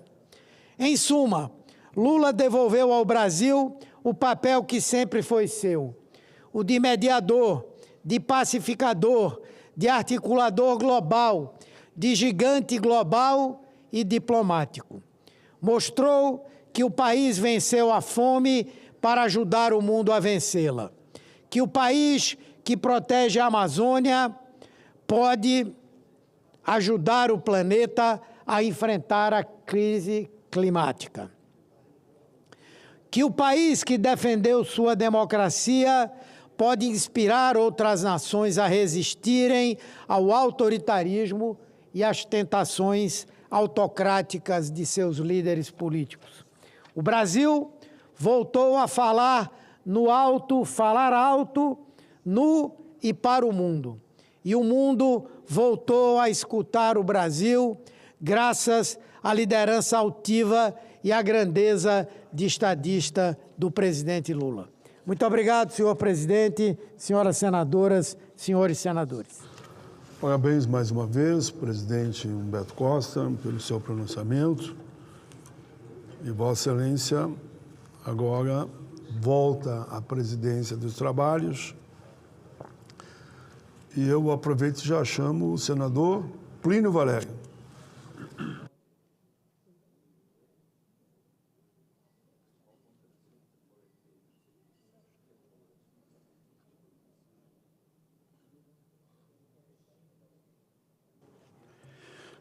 Presidente, senadoras, senadores, foi bom o senador Humberto ter citado a Amazônia preservada para o mundo, porque, mais uma vez, eu vou mostrar o que custa essa preservação para nós, amazônicos. A condenação eterna à pobreza. E é preciso que os senhores e as senhoras, brasileiros e brasileiras, tomem conhecimento disso. E lá vem eu, mais uma vez, falar sobre isso, porque foi para isso que eu vim. Essas vozes que não são ouvidas, essas pessoas que não são enxergadas, alguém tem que mostrar e falar disso.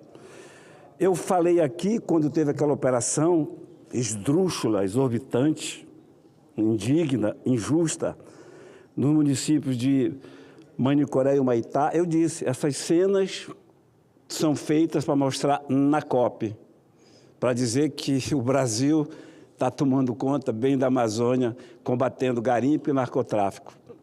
Mentira, deslavada, cretinice, hipocrisia, que não demorou, nem esperaram o COP, não. Está aqui hoje, CNN. Polícia Federal explode dragas usada por garimpos ilegais no Rio Amazonas. 1 bilhão em prejuízo. Polícia Federal destrói 277 dragas em garimpos legais na Amazônia. Olha as dragas que eles destruíram.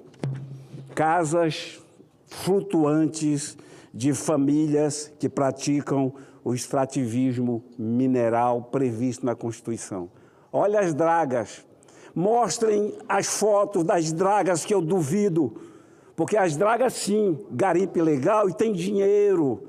Você destrói uma draga, eles têm 3 dragas em uma semana, porque lá eles tiram quilos de ouro durante uma semana.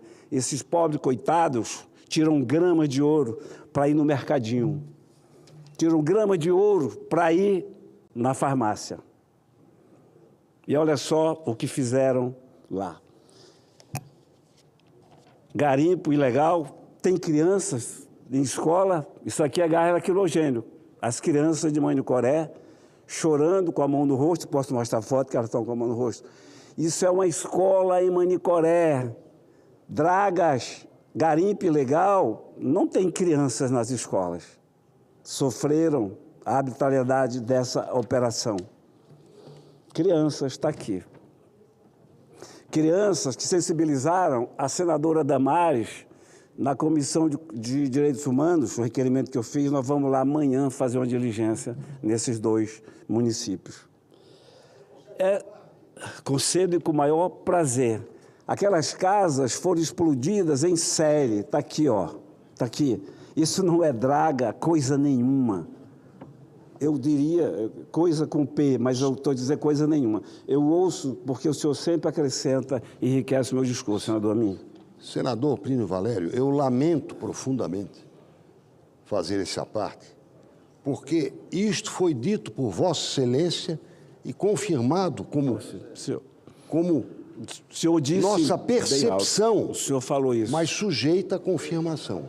Fizeram aquele espetáculo parecido com Apocalipse Now, com um filme, com um helicóptero, tiro, porta do helicóptero aberta, aquela cena de violência, como se fosse uma guerra contra poderosos inimigos. Vossa Excelência nos alertou.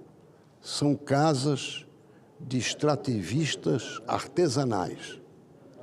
12 casas, se não me engano, enfileiradas, só numa pegada.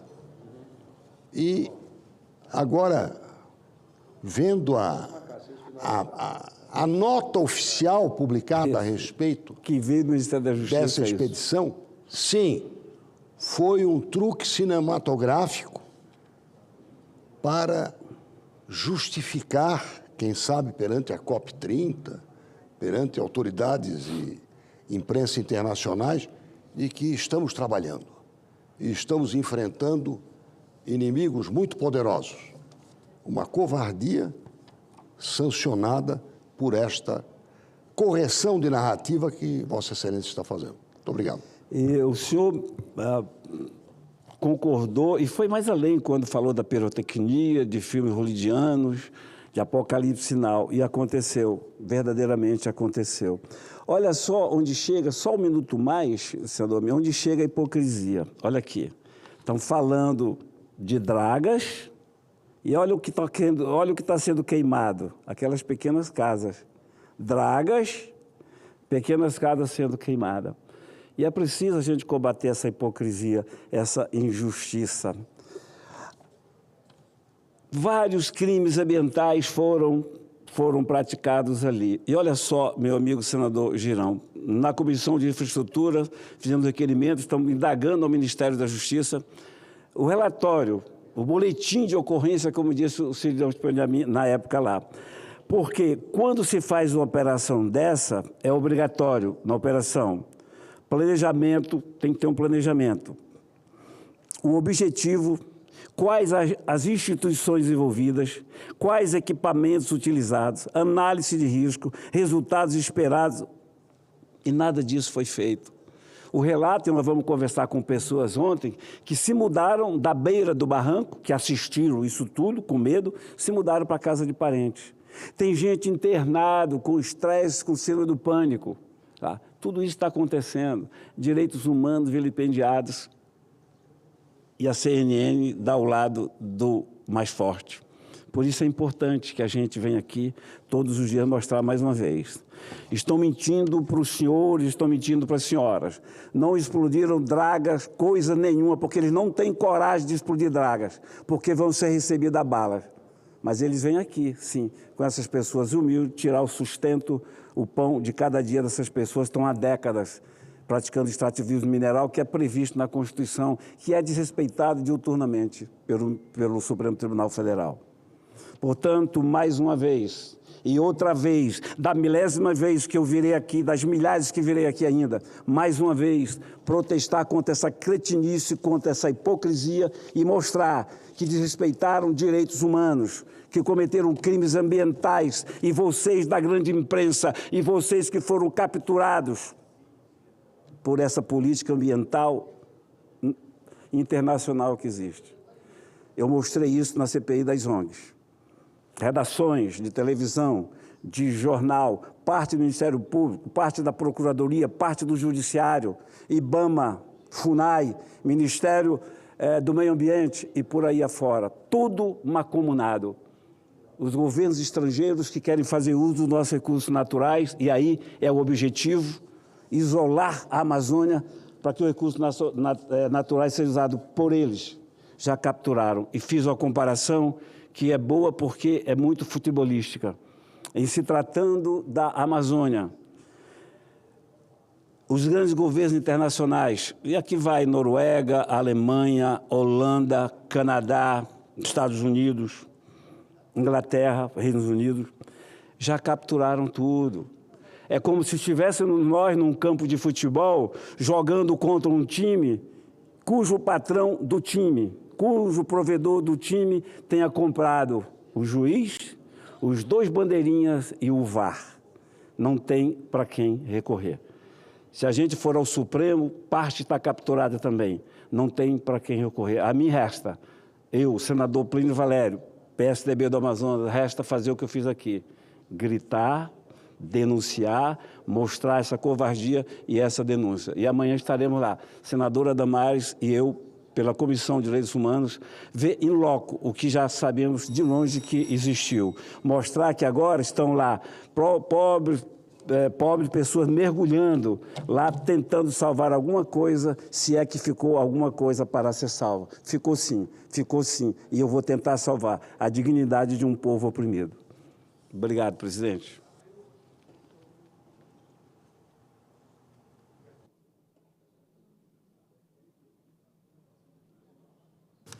Agora, com a palavra, o senador Isalci Lucas, para sua manifestação por 10 minutos.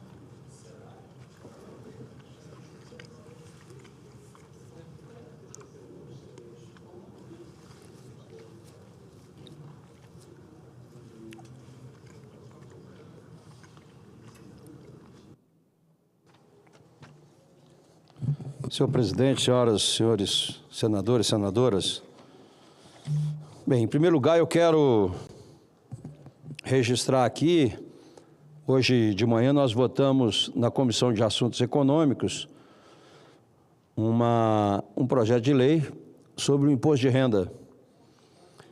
Ontem, quando esse projeto foi avaliado e apresentado o relatório, eu pedi vista, exatamente porque era um projeto de 2019, mas que foi totalmente modificado pelo relator.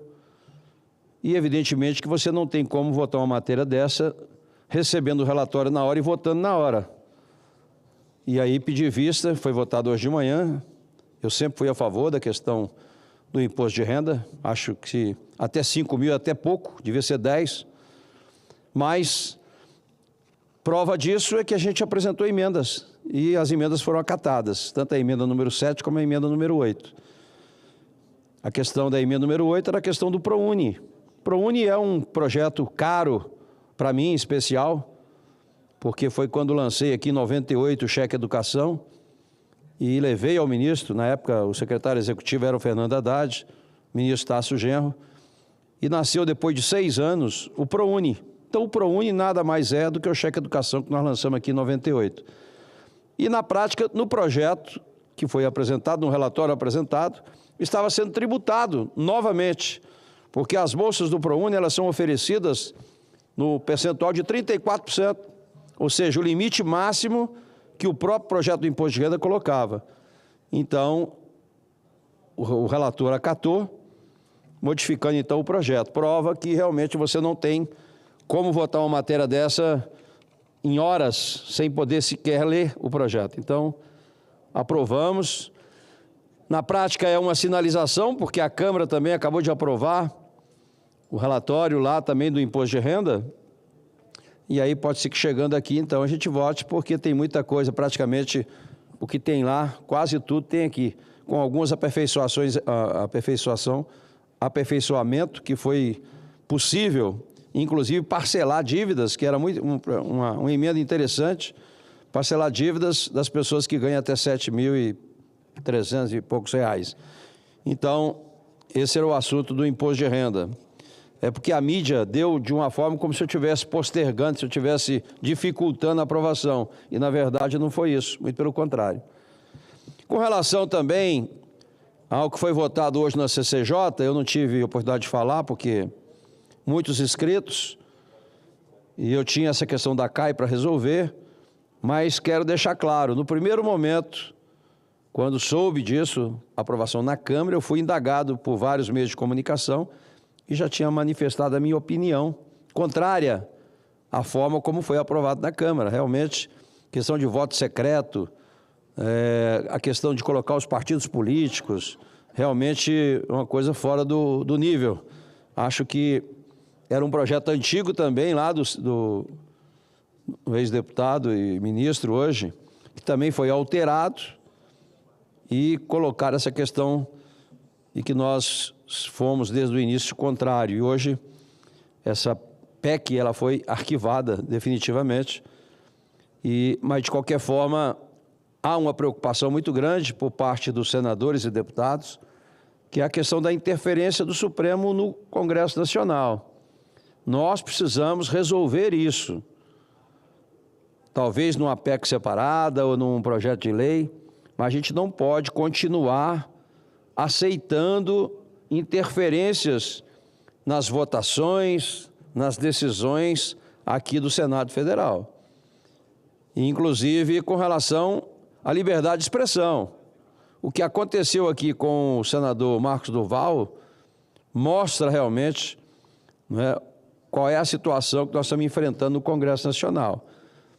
Sem inquérito, sem sentença nenhuma, chegou a ficar preso, com torneiras eletrônicas aqui, com salários retidos, coisas absurdas que vêm acontecendo. Por enquanto, não pegou todo mundo. A hora que pegar a turma, já será tarde demais. Aí as pessoas vão acordar, porque o que está acontecendo já há algum tempo. Desde a gestão passada do senador Rodrigo Pacheco, a gente vem alertando isso, que o Senado perdeu realmente muita credibilidade em função das matérias aprovadas aqui, que sequer foram aprovadas na Câmara. Então, a gente precisa acordar para isso. E essa era a preocupação nossa hoje, né? O senador Sérgio Moro apresentou e deverá apresentar um projeto, o senador Seif apresentou uma PEC também com relação a essas questões, mas, de qualquer forma, essa chamada PEC da blindagem, ou da bandidagem, não sei o nome que foi adequado, mas foi arquivado definitivamente. Bem, hoje nós temos aqui, presidente, uma tarefa de votação da reforma tributária. É uma coisa complexa. O senador Eduardo Braga, de fato, fez muitas audiências, acatou muitas emendas. Eu mesmo tive várias emendas minhas acatadas. Mas, de qualquer forma, há ainda algumas pendências que a gente vai tentar resolver aqui no plenário. Um dos destaques que eu apresentei, não é, vai ser a questão da contribuição patronal de sindicatos e confederações que estão querendo cobrar IBS, CBS em contribuição patronal. Não tem sentido isso, nunca cobraram, ninguém paga ISS, ninguém paga ICMS, e agora tem que pagar a IVA de 26%. É um absurdo, eu espero que a gente consiga reverter aqui no plenário. A outra coisa é a questão do NAFTA. Não é? Eu apresentei a emenda, foi acatado parcialmente. A reforma tributária já prevê que a partir de 2033 a tributação do etanol, do NAFTA, ela será monofásica, porque o que significa isso? Significa o que aconteceu, e eu denunciei isso há mais de ano, quando se discutia aqui o PERS, eu disse aqui o que estava acontecendo em São Paulo e Rio. Mostrei aqui, inclusive, documentos elaborados pela Fundação Getúlio Vargas, que só no Rio de Janeiro e São Paulo, a sonegação nessa matéria ultrapassava 25 bilhões de reais. E depois veio a operação da Polícia Federal, onde ficou constatado realmente que o tráfico estava tomando conta, principalmente da área de combustível. E aí ficou uma pendência, que eu espero que também aqui seja corrigido no plenário, porque até 2033... não foi acatada a questão do ICMS. Então, conclusão, da forma como está, vai permitir que haja sonegação, não é? E essas organizações criminosas vão continuar fazendo até 2033. Então, não tem sentido. Nós precisamos estancar isso já de imediato. Então, eu espero que a gente consiga aprovar pelo menos esses dois destaques que eu estou apresentando. A outra questão está aqui, é difícil, cara. A gente que está na área de ciência e tecnologia, a gente fica encabulado, abismado e decepcionado, né, quando se quer tributar, né, os institutos de pesquisa, cara, as fundações de pesquisa. Esse país, a gente conseguiu aqui avançar muito um projeto de minha autoria que proíbe o contingenciamento na área de ciência e tecnologia do FNDCT, que é o Fundo Nacional de Desenvolvimento Científico e Tecnológico, não é? Que até então, nos últimos anos, o contingenciamento era praticamente total, se investia muito pouco em ciência e tecnologia, e nós conseguimos aprovar uma lei proibindo o contingenciamento. Então, hoje, só deste ano, são quase 15 bilhões. Pois não, senador Plínio?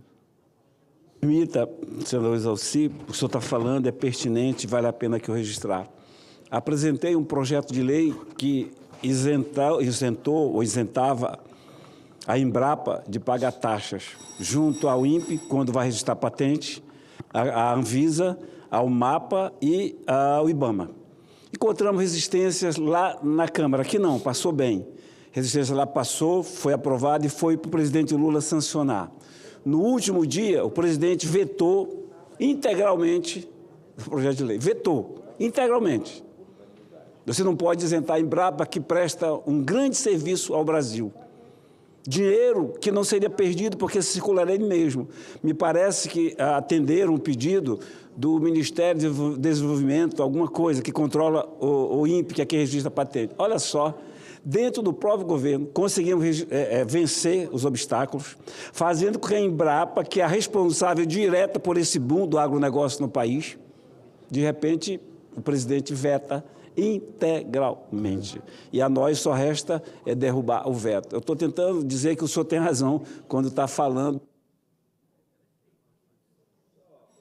Presidente, de fato, né, a Embrapa, por incrível que pareça, deveria ser referenciada aqui, né, exaltada, premiada. Agora, todo ano tem que vir com um pires na mão pedindo emenda, cara. A Embrapa chegou há 2 anos atrás, quase que 70% do orçamento por emenda parlamentar. Uma coisa absurda, uma coisa que é reconhecida no mundo todo e, infelizmente, a gente não valoriza aqui. Mas essa tributação das fundações, que são fundações das universidades, é nessas fundações que se tocam os projetos de pesquisa. Querem tributar o IVA em cima disso. Então, há um discurso bonito, mas que na prática, né, é totalmente diferente do discurso, né? Então, isso inviabiliza realmente a ciência, a tecnologia, inovação e pesquisa no Brasil, que é um dos países que menos investe nisso. Por isso que a China está disparada, a Índia, Estados Unidos, todo mundo, a Alemanha. Por quê? Porque investem... Conclua, Excelência. Nessa área de inovação, ciência, tecnologia e capacitação profissional. Hoje nós vivemos num país que não tem mão de obra, né? Por quê? Porque as pessoas não querem mais ter carteira assinada porque tem programas, recebe programas, né? Bolsa Família, Pé de Meia, né? Seguro defeso, seguro disso, seguro daquilo, e a gente realmente fica agora sem mão de obra, né? Principalmente os jovens, né? Nessa área de inovação aqui, que é muito importante. Então, vamos tentar aqui durante a votação sensibilizar aqui os parlamentares para que a gente possa realmente tirar essa tributação também do Instituto de Pesquisa e das fundações. Muito obrigado, presidente. Uma palavra ao senador Paulo Paim para a sua manifestação por 10 minutos. Perdão, senador. Senador Eduardo Girão.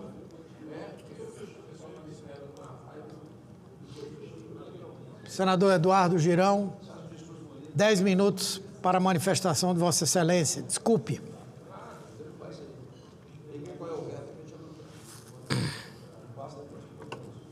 Muitíssimo obrigado, presidente. Quero saudar aqui os colegas, senadores, senadoras. Senhor presidente, a anistia, ela não pode e nem deve virar uma mera disputa ideológica, com a separação de dois lados, como se fossem torcidas apaixonadas de futebol, diante de seus times disputando uma final de campeonato. Afinal, nós estamos tratando de destruição de vidas inteiras, de famílias. Eu até entendo questão de jogada eleitoral para se mobilizar a militância com objetivo de poder, isso vale. Brincando com vidas. Nós já tivemos exemplos no passado, e eu quero relembrar, de maturidade. Você pode fazer esse tipo de barganha em tudo, mas aqui eu acho que é um ponto que não é de direita, não é de esquerda, não é de centro. É de humanidade que nós estamos tratando.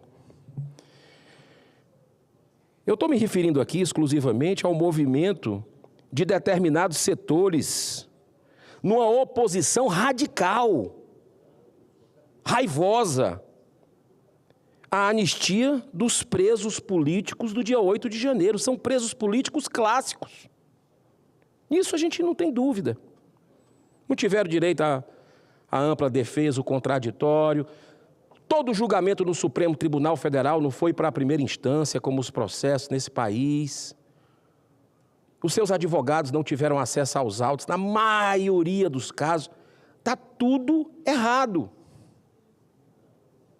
Boa parte dessas lideranças que estão com o espírito equivocado de vingança, de revanche, foram beneficiados com a anistia ampla, geral e irrestrita aprovada em 1979, decorrente dos 21 anos da ditadura militar. E é bom ressaltar que boa parte dos anistiados de 79 pegaram em armas, fizeram sequestros, inclusive de embaixadores, cometeram assaltos, explodiram aeroportos, mataram. E os efeitos da anistia foram muito além da restauração do Estado democrático de direito. Promoveram, na realidade, uma grande pacificação naquela época, reconciliação, e nós chegamos até aqui por isso. perdurou por décadas. E agora não se vê uma situação até mais branda, porque não teve ninguém com arma nenhuma, nem arma branca, foi encontrada naquele movimento de revolta que houve aqui, efeito manada, sem liderança, do dia 8 de janeiro. Eu quero aqui ressaltar mais um caso emblemático sobre as cruéis injustiças decorrentes do 8 de janeiro, constantemente denunciado pela atuante vereadora de Fortaleza, a vereadora mais votada da história da minha terra, da capital cearense, Priscila Costa. Trata-se de um caso que envolve uma mulher. Uma dessas vítimas do dia 8 de janeiro, dos vilipêndios, cujos devido processo legal não foi minimamente respeitado, que é da Roberta Brasil Soares, fortalezense formada em engenharia e estudante de medicina. Ela não fez nenhum tipo de vandalismo, assim como ocorreu com a maioria dos manifestantes daquele fatídico dia. Apenas adentrou pacificamente no plenário do Senado, aqui, e segundo imagens das próprias câmaras de segurança, atenção, senhoras senadoras e senhores senadores, segundo as imagens das próprias câmaras de segurança que serviram para a sua defesa, Roberta simplesmente se ajoelha e entra em oração aqui dentro dessa casa. Isso é muito grave, o que eu estou trazendo aqui a público. Mesmo assim, a maioria dos ministros a condenaram a 14 anos de prisão. Esse caso vem se somar a outros também emblemáticos, como a Débora Rodrigues, a Débora do Batom, que por ter pichado uma estátua, foi também condenada por 14 anos como uma perigosa golpista. As imagens mostraram, senador Cleitinho, a Roberta Brasil, uma cearense conterrânea minha, aqui no Senado, não quebrou absolutamente nada, o momento que entrou, o momento que saiu. Agora, na hora lá, não deixaram dar o play para mostrar o vídeo na hora da defesa dela, no STF. Agora eu vou trazer um caso que resultou em morte de um brasileiro sob a tutela do Estado. Clériston Pereira da Cunha, o Clezão, que morreu durante a sua prisão preventiva sem sequer ser julgado. Tinha sérias comorbidades, com 3 pareceres favoráveis da PGR pedindo sua prisão domiciliar. O ministro Alexandre de Moraes, senador Plínio Valério, não liberou. E ele morreu. Todo dia que eu não encontro com as filhas dele aqui, com a sua esposa, isso é algo que dói. Não tem como não doer. Uma vida que poderia estar preservada junto com a sua família. Agora, eu repito que o senador Espiridião Moamin trouxe aqui, que é muito sério e a gente precisa saber. Numa votação histórica da Constituinte de 1988, o destaque número 2184, apresentado pelo deputado Carlos Alberto Caó, para a emenda número 655, retirou o artigo 5º, a expressão insuscetível do benefício da anistia. Com a aprovação dessa emenda, presidente, em plenário por 281 votos a favor e 120 contra, ficou expressamente clara a vontade dos constituintes para que os crimes contra a ordem constitucional e democrática fossem passíveis de anistia. Agora o detalhe, devemos destacar que todos os parlamentares do campo da chamada esquerda votaram a favor, inclusive o próprio Lula. Olha só a história voltando. Teve a anistia, votou pela anistia, ampla, geral e restrita, e agora não quer isso? Quem é que concorda com isso? Isso é vingança, isso é revanche. Não podemos aceitar num país cristão como o nosso. Em um dos discursos mais memoráveis, o deputado Jutaí Magalhães fez uma análise histórica sobre os efeitos positivos para a pacificação do país, lembrando das anistias concedidas em 1932, 1945 e principalmente a de 1979, senhor presidente. Nós temos uma história de anistia que é isso. O que é que está acontecendo? O ódio vai vencer sempre. Nós vamos nos movimentar aqui pelo ódio, pela vingança, pela revanche. Isso vai levar o Brasil para frente onde, independente de Lula, de Bolsonaro, de qualquer um, isso vai levar o Brasil para frente. Como? Não tem como dar certo. Como não está dando.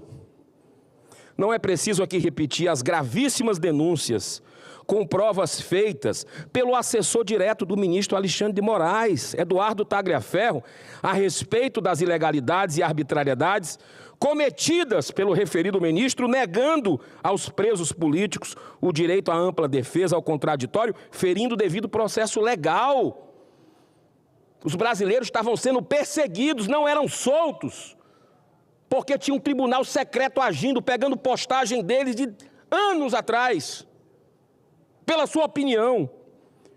O senador Espiridião Amin trouxe aqui, está precisando da numeração dessa que será a CPI redentora da Vaza Toga. Último minuto, senhor presidente, se eu puder me conceder para eu encerrar, lhe agradeço. Eu volto a dizer que essa importante questão não pode fazer parte de uma disputa ideológica entre direita e esquerda. Quem é contra e é a favor do governo, isso é uma insanidade, se levarmos para esse lado.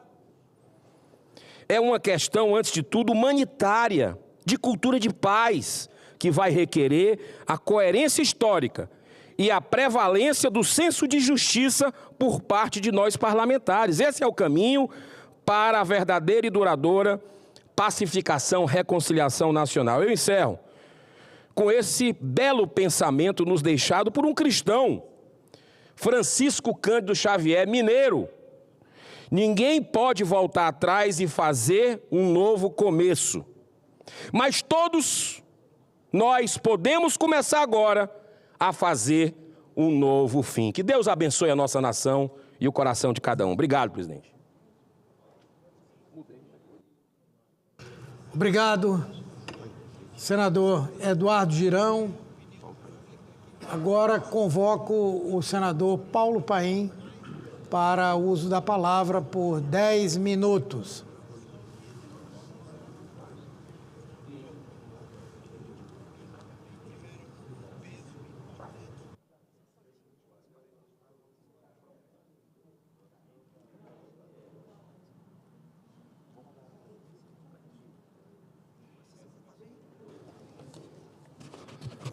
Senhor presidente, o dia de hoje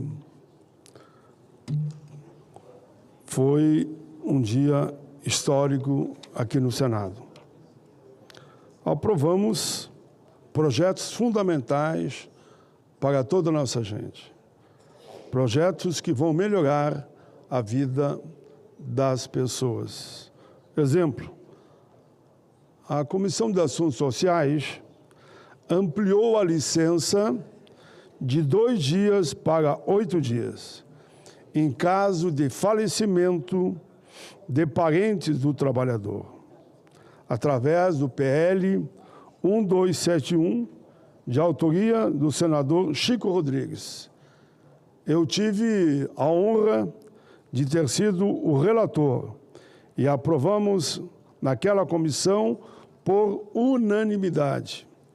O texto permite a ausência do empregado no serviço por até 8 dias consecutivos em caso de falecimento, no caso ali da esposa ou do esposo, do companheiro, da companheira, do pai, da mãe, da madrasta, do padrasto, filho, enteado, menor sob guarda ou tutela e irmão. Vai para a Câmara dos Deputados. é bom destacar que essa realidade já existe no serviço público. No serviço público, no falecimento de um parente, ele fica, o servidor, afastado por 8 dias. Aqui foi construído com muito carinho e responsabilidade o mesmo direito aos trabalhadores da área privada. Fiz o relatório, li o relatório, defendi a tese do deputado Chico, porque entendi que é mais do que justo. Outro projeto aprovado na Comissão de Assuntos Sociais foi o projeto 2472 de 2022. Esse de minha autoria e relatado pela senadora Damares. Ele isentou da carência no INSS para aposentadoria e auxílio doença de pacientes com lúpus e epilepsia. Eu persigo esse projeto no bom sentido, venho apresentando, reapresentando, quando ele é arquivado, não é votado, há mais de 20 anos. Esperamos agora que as pessoas que tiverem lúpus ou epilepsia tenham assegurado esse direito. Eu estou apenas garantindo aqui o mesmo tratamento que é dispensado às pessoas com doenças graves. Quero também dizer que tanto esse projeto quanto o anterior foi amplamente dialogado, conversado, ajustado com a participação do governo do presidente Lula. Quero também destacar que a CAI, Comissão de Assuntos Econômicos, aprovou hoje também o PL 1952, garantindo a isenção de imposto de renda para quem ganha até R$ 5.000. Quem ganha até R$ 5.000 vai pagar 0 de imposto de renda. E também terá um desconto escalonado aqueles que recebem entre R$ 5.000 e R$ 7.350 por mês. Cumprimento aqui o autor do projeto, senador Eduardo Braga, e a relatoria foi do presidente da CAI, senador Renan Calheiros. O projeto foi acelerado porque há um projeto nesse sentido na Câmara e está lá engavetado. Se a Câmara não vota, nós votamos. E como aconteceu hoje, espero que ele ajude a pressionar a Câmara para que trate de temas que interessam ao povo brasileiro. E não, por exemplo, essa PEC, que felizmente hoje, eu vou falar também sobre ela, a CCJ, como eu digo, não teve velório lá. Chegou lá, ela foi de imediato lida, debatida e enterrada por 27 votos a 0. Virá por uma questão simbólica aqui para o plenário. No meu entendimento, quando é votado por unanimidade, morreu, mesmo sendo PEC. O projeto, repito, que eu falo aqui de 5.000 e 7.350 por mês, que não paga mais imposto de renda, é de autoria do senador Eduardo Braga, com a relatoria de Renan Calheiros. Mais de 12 milhões de trabalhadores serão beneficiados em todo o país. Destaco também que foi aprovado também hoje na CAS, projeto relatado pela senadora professora Dorinha. É um outro projeto que ajudamos a construir no passado e, infelizmente, foi aprovado, já foi vetado em anos e anos atrás, e o veto não foi derrubado. O Alex, que é o presidente da entidade maior, daqueles que são motoristas de ambulância, insistiu e a senadora Dorinha ficou, então, com a relatoria do projeto e ele foi aprovado por unanimidade também hoje na Comissão de Assuntos Sociais. É um projeto mais do que justo, Motorista de ambulância, muitas vezes, vira parteiro ou parteira, como quiserem. Motorista de ambulância, porque ele tem curso de primeiros socorros, já salvou vidas. Motorista de ambulância já entrou, e eu já vi isso, hospital lá dentro, porque a maca não vinha, com o paciente no colo, nos braços, e salvaram vidas. Motorista de ambulância é muito querido nas suas cidades. Alguém poderia me dizer, mas muitos já viraram até vereador. E daí? Não pode virar vereador? Se ele tem compromisso com o povo, presta serviço. Qual o problema de concorrer? Quem de qualquer profissão, é enfermeiro, é metalúrgico, eu sou metalúrgico, por exemplo, é pedreiro, é motorista de ambulância, e também qual é o problema de ser relator. Mas, senhor presidente, os últimos 3 minutos, eu quero falar de como foi o debate hoje na CCJ. Primeiro, o povo, com a sua mobilização, mostra que ele tem condição de escrever história. A CCJ, aqui do Senado, disse não à chamada PEC da blindagem. Muitos falam a PEC da bandidagem, dos bandidos. Tem tudo a ver. Foi uma decisão unânime, de 27-0. O relatório foi do senador Alessandro Vieira, casualmente delegado. E a sessão foi conduzida pelo também tão competente quanto o Alessandro e grande senador, presidente do colegiado, senador Otto Alencar. Essa proposta, essa PEC absurda, deplorável, buscava garantir impunidade. A quem? Aos parlamentares de todo o Brasil, de Câmara de Vereadores, da Assembleia, aqui do Congresso, para que não pudessem ser punidos em nenhuma hipótese, a não ser que eles fossem primeiro absolvidos ou não pelo plenário das casas. Ou seja, matou uma pessoa, dependerá primeiro se o plenário quer ou não que ele seja investigado. Felizmente, a rejeição na CCJ por unanimidade, e a sua rejeição, tenho certeza, para mim não precisava nem vir para cá, eu não tenho dúvida no regimento. A sua rejeição aqui no plenário do Senado, eu tenho certeza que será tão massacrante, tem que ser mesmo, como foi a votação hoje na CCJ por 27-0. Aqui, se estiver presente 80, eu espero que seja por 80. 81-0. Se tiver 70, que seja 70-0. Já está liquidado. Quem está nos ouvindo, não se preocupe. Ah, mas não poderá... Não, eu conheço mais ou menos esse plenário e afirmo com segurança que aqui será mantido com tranquilidade a votação que foi feita na CCJ. É uma vitória da justiça, da democracia e da luta do povo brasileiro. A população foi às ruas em todo o país, nas capitais, em centenas de cidades do interior. Houve também grandes movimentos no exterior. Atos foram realizados, que chegou ao meu conhecimento, em inúmeras cidades. Cidades de outros países, Lisboa, Londres, Paris, Berlim e tantas outras, que devido ao tempo eu não vou citar. Os artistas se mobilizaram também de forma contundente aqui no Brasil.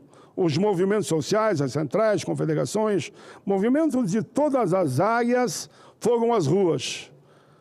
Eu diria que superaram, num único dia, o próprio movimento da Direta Já. Eu acompanhei. Da Direta Já, eu participei da Direta Já, ia aos comícios, mas era um comício, às vezes, por estado. De um estado nós íamos para o outro. E, nesse caso, no único dia, dia 21 de setembro, início da primavera, o povo foi às ruas protestar contra essa PEC da bandidagem.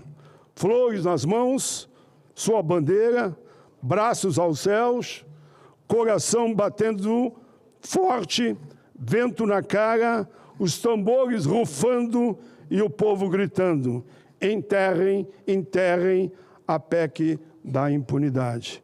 Foi a maior mobilização, eu repito, de todos os tempos da nossa geração. Mais de 2 milhões de pessoas foram nesse grande momento. Lembra a primavera, que lembra grandes revoluções.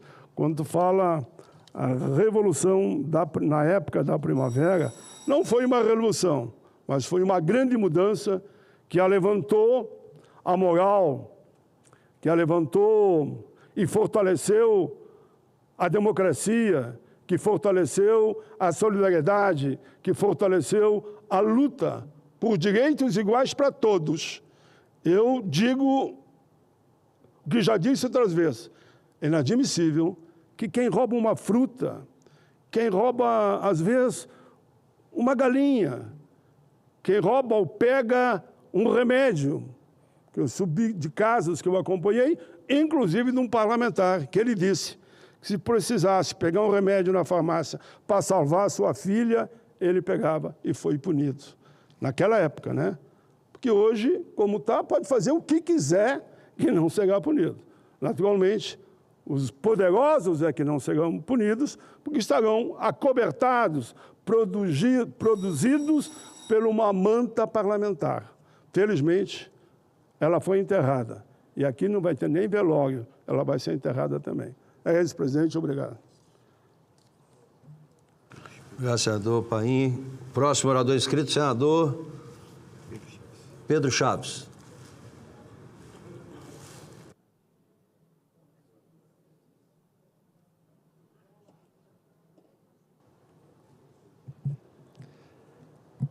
Senhor presidente, senador Exalcis, senhoras e senhores senadores, ergue-se hoje, nesta casa, um debate que não é corporativo, é constitucional e civilizatório. A PEC 3 de 2021 mexe no coração das garantias e dos limites do poder político. Ao condicionar a abertura de processos criminais contra parlamentares à licença prévia da Casa, ao restabelecer o voto secreto nessas deliberações e ao ampliar o foro por prerrogativa e de função para dirigentes partidários, a proposta inverte um ciclo de aperfeiçoamento institucional construído ao longo de 2 décadas. Em linguagem simples, ela nos empurra para trás. Primeiro, a licença prévia. Desde 2001, com a emenda constitucional número 35, o Brasil substituiu o filtro político prévio por um controle posterior e excepcional. A Casa pode sustar o andamento da ação após o recebimento da denúncia, mas não impede sua abertura. Foi um marco de moralização, que separou a imunidade necessária à função das tentativas de transformar imunidade em impunidade. Trazer de volta a licença prévia é ressuscitar o mecanismo que no passado bloqueou sistematicamente a responsabilização penal de parlamentares. Não é proteção institucional, é blindagem pessoal. A emenda constitucional número 76 de 2013 enterrou o voto secreto para cassações e vetos presidenciais. E o espírito daquela reforma iluminou toda a vida parlamentar. Mais luz, mais responsabilização, mais prestação de contas ao eleitor. Reintroduzir voto secreto justamente para decidir se um parlamentar pode ser processado ou permanecer preso em flagrante de crime inafiançável é caminhar na contramão da história e daquilo que a sociedade espera de nós, coragem para combater de maneira aberta pelos próprios atos. Ou melhor, coragem para responder de maneira aberta pelos próprios atos. Terceiro, o fórum por prerrogativa. O Supremo delimitou o fórum a crimes cometidos no exercício do cargo e relacionados às funções. A jurisprudência restringiu abusos e alinhou o Instituto à sua finalidade, proteger a função do Estado, e não indivíduos, organizações privadas.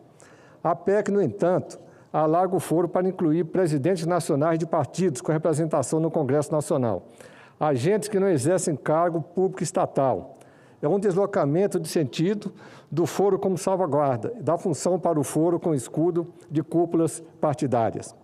Quarto, a operacionalidade da justiça. A PEC centraliza medidas cautelares no Supremo Tribunal Federal e fixa prazos e ritos que, na prática, podem estimular manobras protelatórias, ainda que se preveja a suspensão da prescrição. Com mais processos cautelares concentrados no vértice, o resultado provável é aumentar a sobrecarga no tribunal, reduzir a celeridade e produzir desigualdade de tratamento processual em relação ao cidadão comum. Não ganhamos eficiência nem igualdade, perdemos as duas. Quinto, o recado à sociedade. Depois de um ciclo consistente de avanços, da abertura do voto à restrição racional do foro e à responsabilização efetiva de autoridades, aprovar esta PEC equivaleria a anunciar que o Parlamento quer decidir em segredo quem pode ser processado. Quando e como isso corrói confiança, deseduca a República e afasta o país das melhores práticas de integridade pública. Não há democracia robusta com decisões invisíveis, quando o assunto é responsabilidade penal de quem legisla. Por tudo isso, senhoras e senhores parlamentares, meu posicionamento é claro.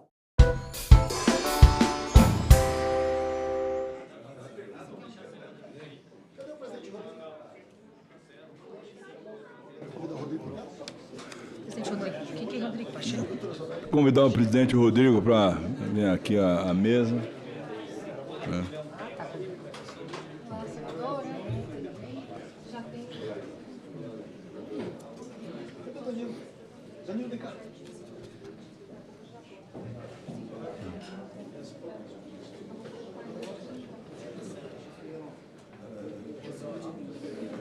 Vamos lá? Davi.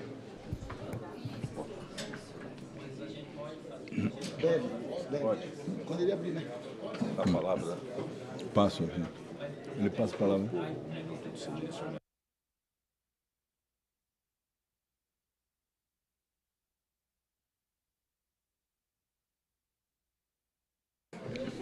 Oi, Bandeira. Vai, tudo bem? O nome dele é como? Barroso? Vou passar.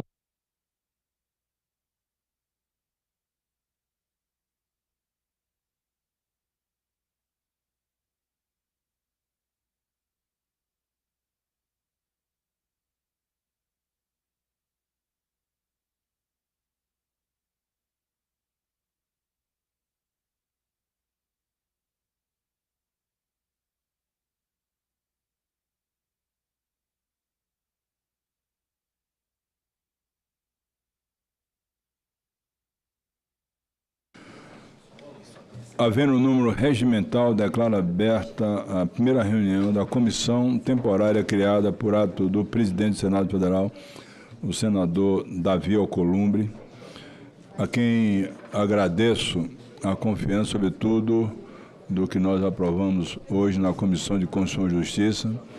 E o perfil de Vossa Excelência é um perfil que eu já conheço há algum tempo, de ter compromisso e aquela decisão fundamental de ter dado a palavra, cumpri-la e ajudar o que nós aprovamos hoje no Senado Federal, que não é um ato político, mas um ato de interpretação jurídica de um projeto de lei. É para examinar o projeto de lei número 4 de 2025, que dispõe sobre a atualização da Lei 10.406, de 10 de janeiro de 2002, do Código Civil, e da legislação correlata. Essa reunião destina-se à instalação da mesa diretora dessa comissão. Eu vou propor, senhores senadores e senadoras, que possamos eleger como presidente o nosso sempre presidente, o senador Rodrigo Pacheco, por aclamação, e pergunto ao plenário se todos concordam. Então, por aclamação, está sendo eleito o presidente dessa comissão temporária, o nobre senador pelo Estado de Minas Gerais, presidente dessa casa, senador Rodrigo Pacheco, a quem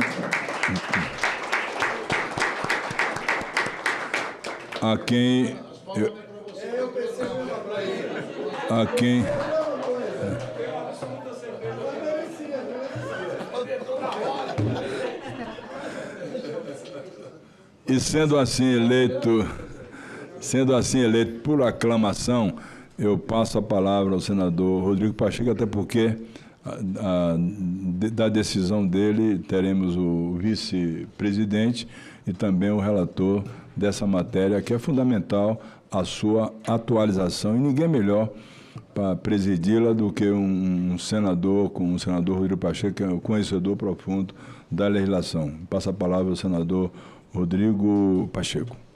Muito obrigado, senador Otto Alencar, que preside os trabalhos de instalação desta comissão temporária. Saudação em especial ao nosso presidente do Senado e do Congresso Nacional, senador Davi Alcolumbre, cuja presença empresta muito prestígio a essa comissão e ao objeto dela, que constitui a atualização do Código Civil a partir de um projeto de lei do qual eu tenho muita honra de ser o autor. Todos os nossos senadores, senadoras que aqui estão presentes, os nossos servidores, consultores legislativos, alguns membros da comissão de juristas que antecedeu o projeto de lei que foi apresentado no início deste ano. Antes de meu pronunciamento, senador Otto Alencar, eu gostaria de dizer, e faço nesta ocasião, porque, embora tenha participado da sessão da Comissão de Constituição e Justiça na manhã de hoje, aliás, cumprimento Vossa Excelência e todo o colegiado pelo bom mérito da decisão a partir do parecer do senador Alessandro Vieira em relação ao tema que foi tratado no início da manhã. Votei favoravelmente ao parecer do senador Alessandro Vieira, mas não pude me pronunciar, infelizmente, na manhã de hoje na Comissão de Constituição e Justiça, se não teria feito o que vou fazer agora nesta ocasião. Esse é o primeiro momento que tenho para fazer essa solicitação em razão da perda ontem de um grande colaborador do Senado Federal, que de forma súbita nos deixou, o nosso querido diplomata, embaixador Nilo Barroso, que durante 4 anos da minha gestão como presidente do Senado, foi diretor de Relações Internacionais do Senado, organizava toda a nossa agenda internacional, a relação com Itamaraty, a relação e as visitas de chefes de Estado, chefes de governo, delegações e comitivas dos parlamentos mundo afora que visitaram o Congresso Nacional Brasileiro. Um grande diplomata de carreira que há pouco havia se tornado embaixador e pronto para uma nova missão que teria no Consulado Geral de Miami, nos Estados Unidos da América, que infelizmente nos deixou ontem de forma súbita, para grande tristeza minha em particular, mas de todos aqueles que conviveram com ele. Dizia o presidente Davi Alcolumbre que o nosso embaixador Nilo Barroso era uma pessoa sem defeitos, de tão humilde, de tão carinhoso, de tão atencioso, de tão dedicado ao serviço que prestou ao Senado Federal naquele tempo, comigo na presidência, e continuando sob a presidência do presidente Davi como diretor de Relações Internacionais, até que pudesse assumir essa missão que se avizinhava, mas que infelizmente foi interrompida por força do destino, por força da vontade de Deus. Por isso eu gostaria de promover esse voto de pesar pelo falecimento do embaixador Nilo Barroso, prestar a minha solidariedade e os meus sentimentos aos seus filhos, à sua esposa Isadora, a todos os seus familiares, que certamente estão muito abalados diante desse acontecimento, porque não se esperava, era alguém que não tinha comorbidades, que não tinha nenhum tipo de problema e de repente nos deixa de maneira súbita. Por isso eu promovo, presidente Otto Alencar, esse voto de pesar em homenagem ao meu querido amigo, embaixador Nilo Barroso, e peço a Vossa Excelência, se puder nos permitir que façamos, em homenagem a ele, a sua memória, 1 minuto de silêncio nesta comissão temporária. 1 minuto de silêncio, como pede o senador Rodrigo Pacheco.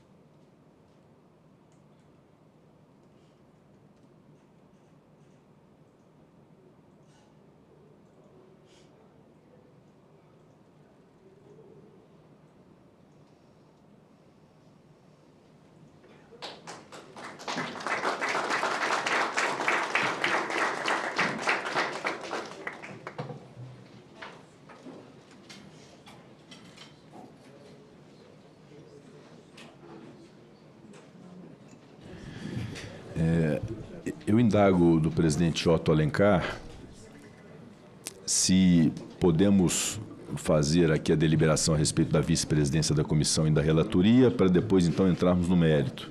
Eu gostaria de propor, presidente Davi, senador Otto, senador Efraim Filho, senador veneziano Vital do Rego, demais senadores presentes, é uma sugestão ao plenário da comissão, que possamos ter como vice-presidente dessa comissão, compartilhando com essa presidência e revezando com essa presidência o trabalho de condução, em razão de ser algo muito complexo, um trabalho de grande fôlego, que vai exigir muito de nós todos, que possamos ter o senador Efraim Filho como vice-presidente da comissão temporária de atualização do Código Civil e tenhamos na figura do senador veneziano Vital do Rego, até pela sua formação, que possamos ter a relatoria geral desse projeto de lei e, naturalmente, a todos aqueles membros da comissão temporária poderão ter, a partir do critério do senador veneziano Vital do Rego, as sub-relatorias próprias para cada livro do Código Civil que é objeto desse projeto de lei, mas a partir de um programa de trabalho a ser apresentado pelo senador veneziano, consonante com aquilo que seja a vontade individual dos membros da comissão de colaborar mais em relação a um tema do que a outro tema a partir dessas sub-relatorias. Então, é a proposta que faço ao senador Otto Alencar, ao presidente Davi, a todos os membros dessa comissão temporária, para que, se possamos dar esse encaminhamento, já fazê-lo por aclamação, seja a condição do senador Efraim Filho de vice-presidente, seja a condição de relatoria do senador veneziano Vital do Rego. Coloco em votação a proposta encaminhada pelo presidente da comissão, vice-presidente, senador Efraim Filho, e relator, senador veneziano Vital do Rego. Senhores senadores e senadoras que aprovam, permaneçam com desconto. Está aprovado. Com a palavra o senador Omar Aziz. Primeiro, parabenizar o presidente Davi Alcolumbre pela indicação do senador Rodrigo Pacheco. Primeiro, o senador Rodrigo Pacheco, ele é um jurista e um legalista por princípios e por conhecimento. E isso nos deixa muito felizes e tranquilos.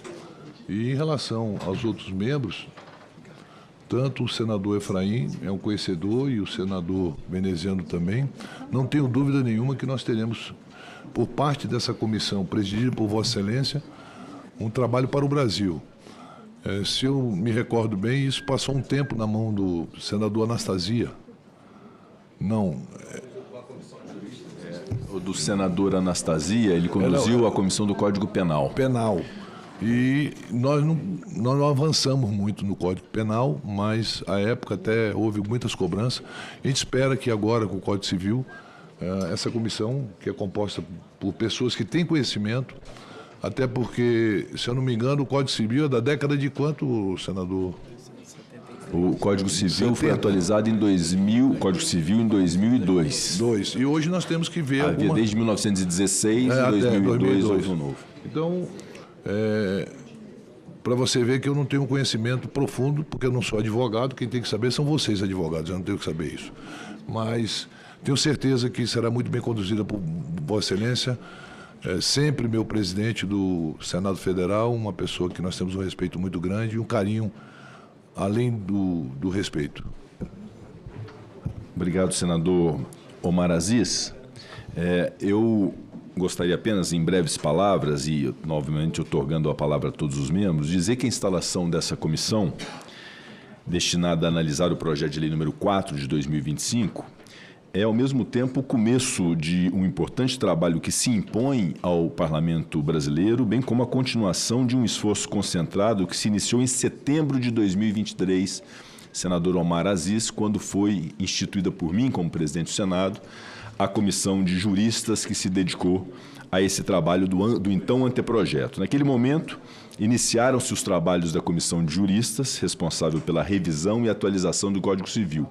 Um Código Civil que havia sido atualizado e que foi atualizado em 2002, mas a partir de um projeto que já tramitava há cerca de 30 anos no Congresso Nacional, portanto, ideias concebidas há 50 anos, quando, a partir da data de hoje, ou considerando a data de hoje, as ideias que foram concebidas há 50 anos no Brasil e, naturalmente, precisava ser atualizado. Esse trabalho da Comissão de Juristas foi um trabalho muito meticuloso, sem o qual nós não estaríamos tratando desse tema tão importante e necessário que é essa atualização do Código Civil. Sendo assim, não poderia prosseguir sem um agradecimento merecido, e faço aqui já no início dos trabalhos, à comissão de juristas que assumiu a tarefa hercúlea de elaborar o anteprojeto em que se baseia este projeto de lei número 4 de 2025. Nossos profundos agradecimentos ao ministro Luiz Felipe Salomão, ministro do STJ, que presidiu aquela comissão de juristas responsável por esta atualização, bem como ao ministro Marco Aurélio Belize, também do Superior Tribunal de Justiça, egresso do Rio de Janeiro, ambos, senador Carlos Portinho, o ministro Luiz Felipe Salomão e o ministro Marco Aurélio Belize, que foram presidente e vice-presidentes daquela comissão de juristas. Tive a oportunidade de subir à tribuna como advogado de contencioso algumas vezes quando ainda eram desembargadores. E bons desembargadores, né?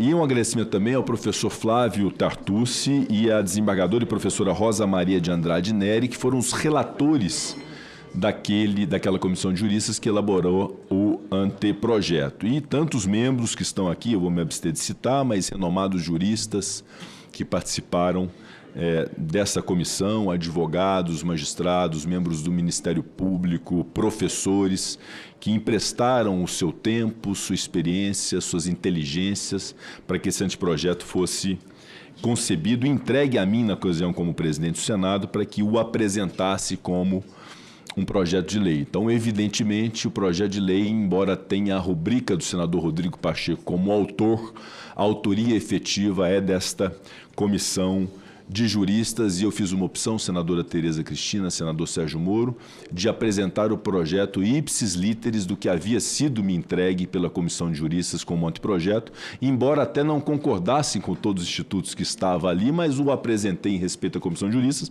justamente para que possamos ter o debate e a decisão final pelo parlamento, considerando que esse é um ponto de partida, um anteprojeto que se torna um projeto e ponto de partida para que o parlamento decida quais institutos devem prevalecer, quais não devem prevalecer, o que deve ser modificado.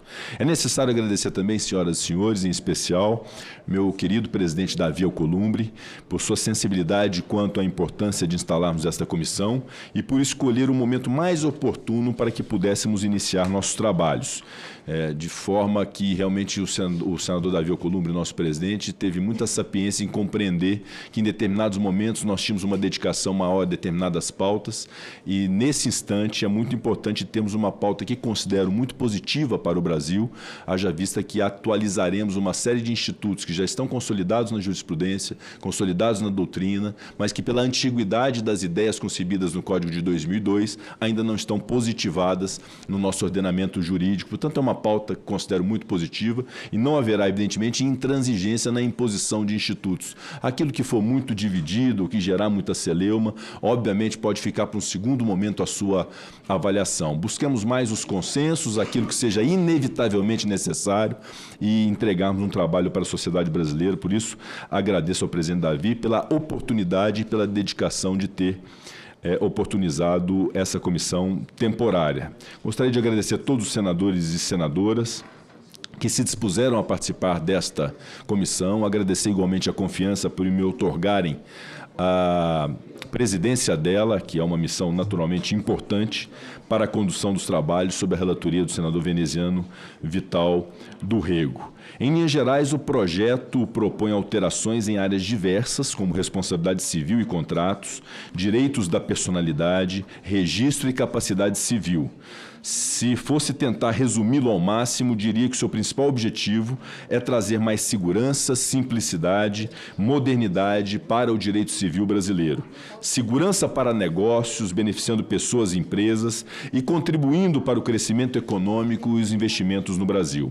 Simplificação de uma série de processos, como divórcios e inventários, reduzindo burocracia e aumentando o acesso da população à justiça. Modernização ao tratar da nova realidade digital, e aqui nós temos a professora Laura Porto, que contribuiu muito nesta parte no anteprojeto da Comissão de Juristas, mas tratar da nova realidade digital e de suas responsabilidades civis, algo que obviamente não foi adequadamente contemplado pelo atual Código Civil, porque não havia essa realidade informacional, digital, de internet em 2002, como existe existe hoje. E é justamente ali, quando lida com essa nova realidade digital, no qual estamos definitivamente imersos, que o PL 4 de 2025 torna-se mais inovador. Ele propõe a criação de um livro dedicado ao direito civil digital.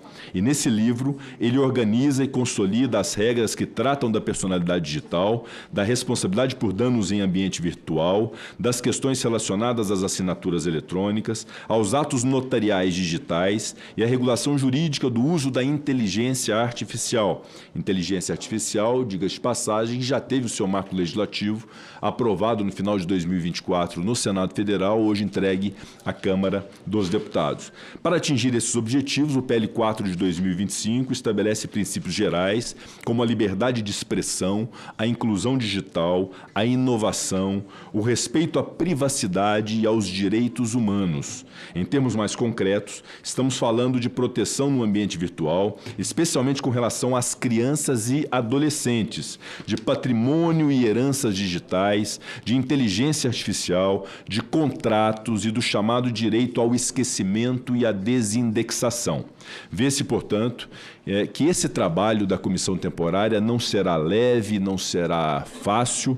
Teremos e trataremos questões da mais alta relevância e de grande impacto para a sociedade de um modo geral. Estou certo, entretanto, que conseguiremos avançar nesses temas e que encontraremos as melhores soluções para disciplinar a vida civil brasileira em benefício de todos. Por isso, eu quero agradecer uma vez mais a confiança, dizer ao eminente relator, senador veneziano Vital do Rego, que nos possa apresentar um cronograma e um projeto de trabalho. Desde já reputo muito importante que para esta comissão possam se apresentar os membros da comissão de juristas para explicar ponto a ponto a razão de ser do projeto e o quanto ele impacta na sociedade brasileira, além, obviamente, daquilo que o relator e os demais membros da comissão sugerirem como dinâmica para o trabalho desta comissão. Agradeço a confiança de todos e devolvo a palavra ao nosso decano dessa comissão, senador Otto Alencar. Agradeço ao excelente senador Rodrigo Pacheco, que passa a palavra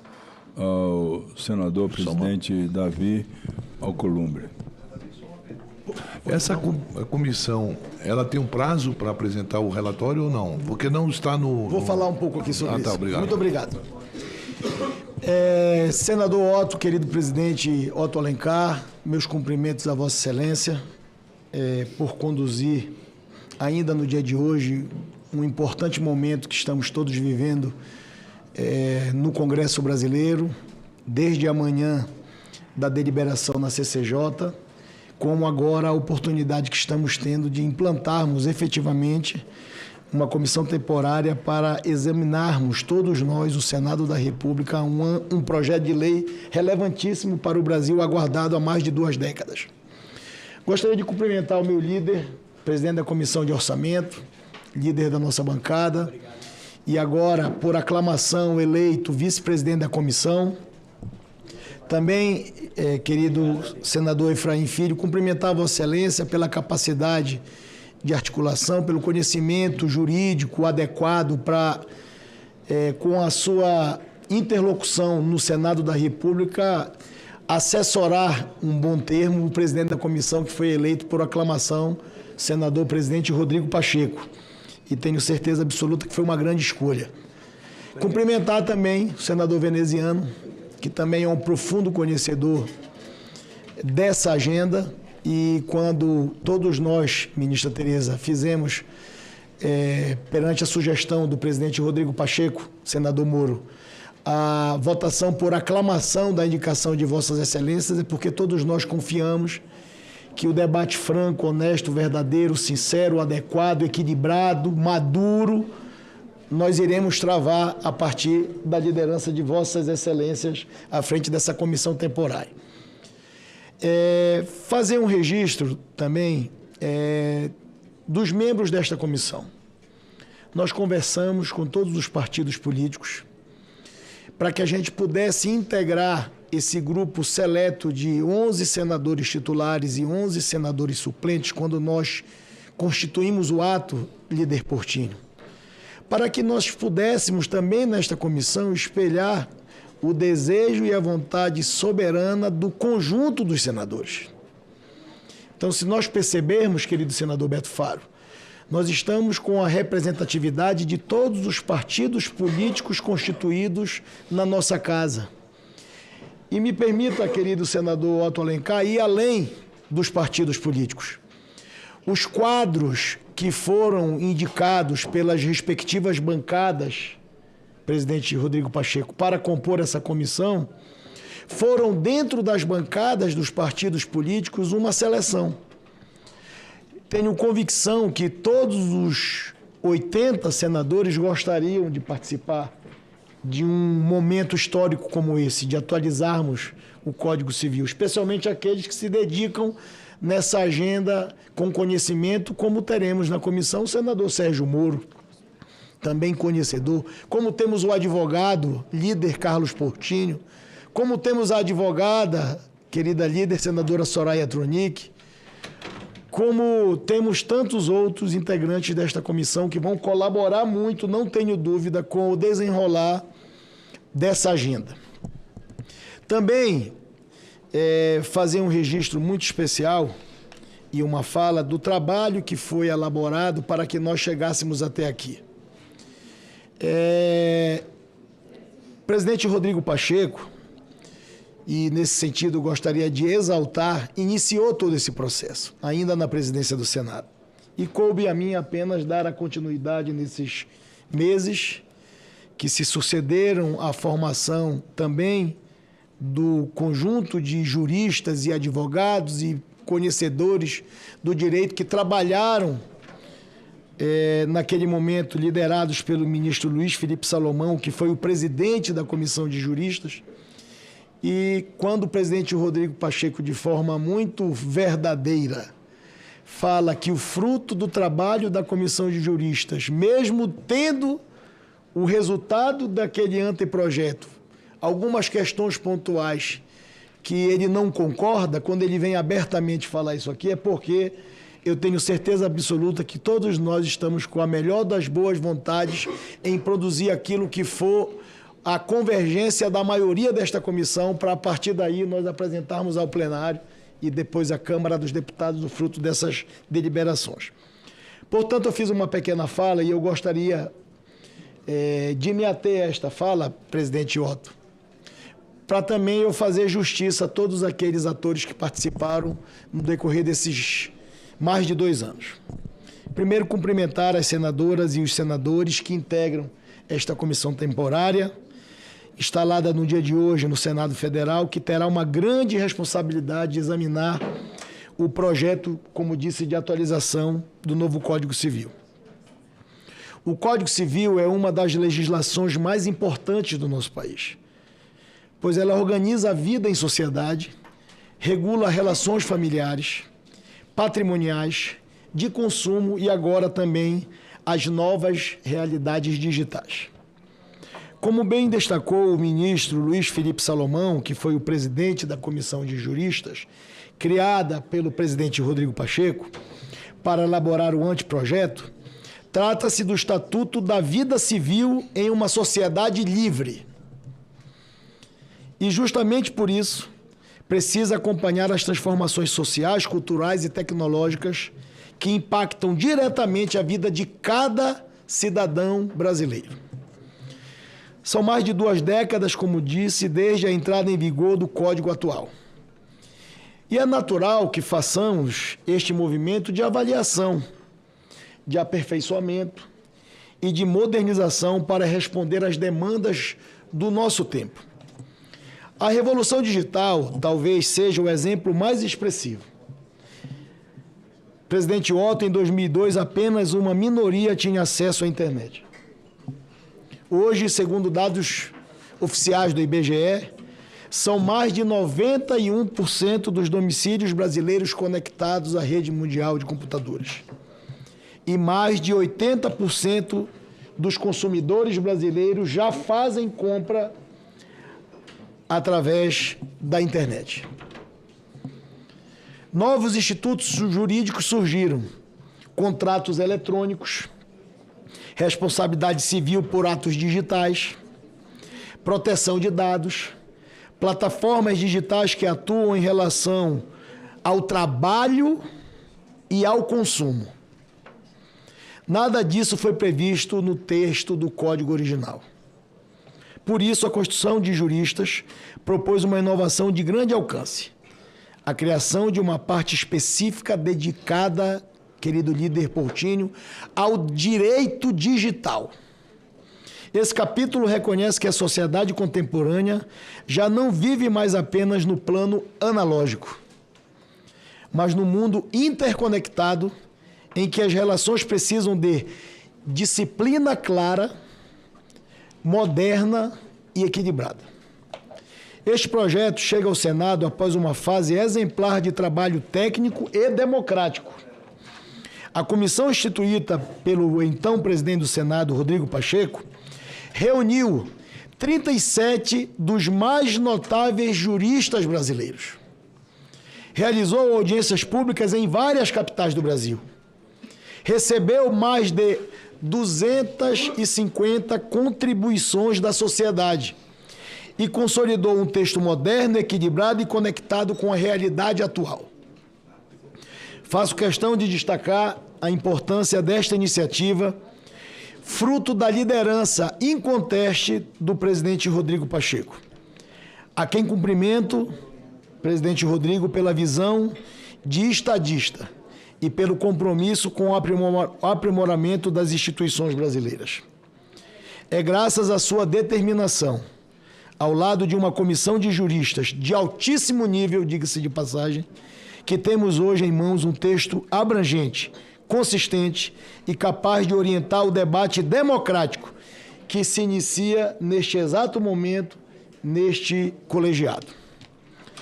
Meus cumprimentos também, de forma muito especial, ao ministro Luiz Felipe Salomão, do Superior Tribunal de Justiça. E também faço a todos os integrantes da Comissão de Juristas que realizaram um trabalho extraordinário, de grande relevância para o futuro do país e para o fortalecimento da justiça e da cidadania do Brasil e dos brasileiros. Senhoras e senhores, o Senado Federal cumpre, assim, o papel constitucional, abrindo espaço para o diálogo amplo com a sociedade, com o judiciário e com todos os setores interessados em debater. Nosso dever agora é dar a consequência a esse trabalho, examinando com seriedade e espírito público as propostas apresentadas, atualizando o que precisa ser atualizado. Talvez nem tudo o que seja proposto torne-se lei ao fim e ao cabo, mas debateremos as mudanças com responsabilidade, com maturidade institucional, buscando aperfeiçoar a proposta original, que será em seguida submetida à Câmara dos Deputados. Estou convicto de que o trabalho desta comissão resultará em um Código Civil moderno, equilibrado e sintonizado com os desafios do nosso tempo, que respeita as liberdades, proteja os direitos e garanta a segurança jurídica aos brasileiros. Tenho a certeza que esta comissão, sob a presidência do senador Rodrigo Pacheco e com a relatoria do senador Veneziano Vital do Rego, com a vice-presidência do senador Efraim Filho, entregará ao Brasil um Código Civil moderno, inclusivo e capaz de orientar as próximas gerações. Portanto, cumprimento Vossas Excelências, desejo êxito, que tenhamos debates verdadeiros, profícuos, duradouros, honestos, com a sociedade brasileira a partir do Parlamento, do Senado da República, da Casa da Federação, e consultei a nossa assessoria de servidores, que cumprimento também o quadro do Senado Federal, um quadro altamente capacitado, a imprensa aqui presente, senhoras assessores, assessoras, e respondendo à pergunta do senador líder Omar Aziz, regimentalmente a informação é que a comissão temporária tem um prazo de 2 meses estabelecido pelo regimento, que pode ser ampliado em até 4 vezes.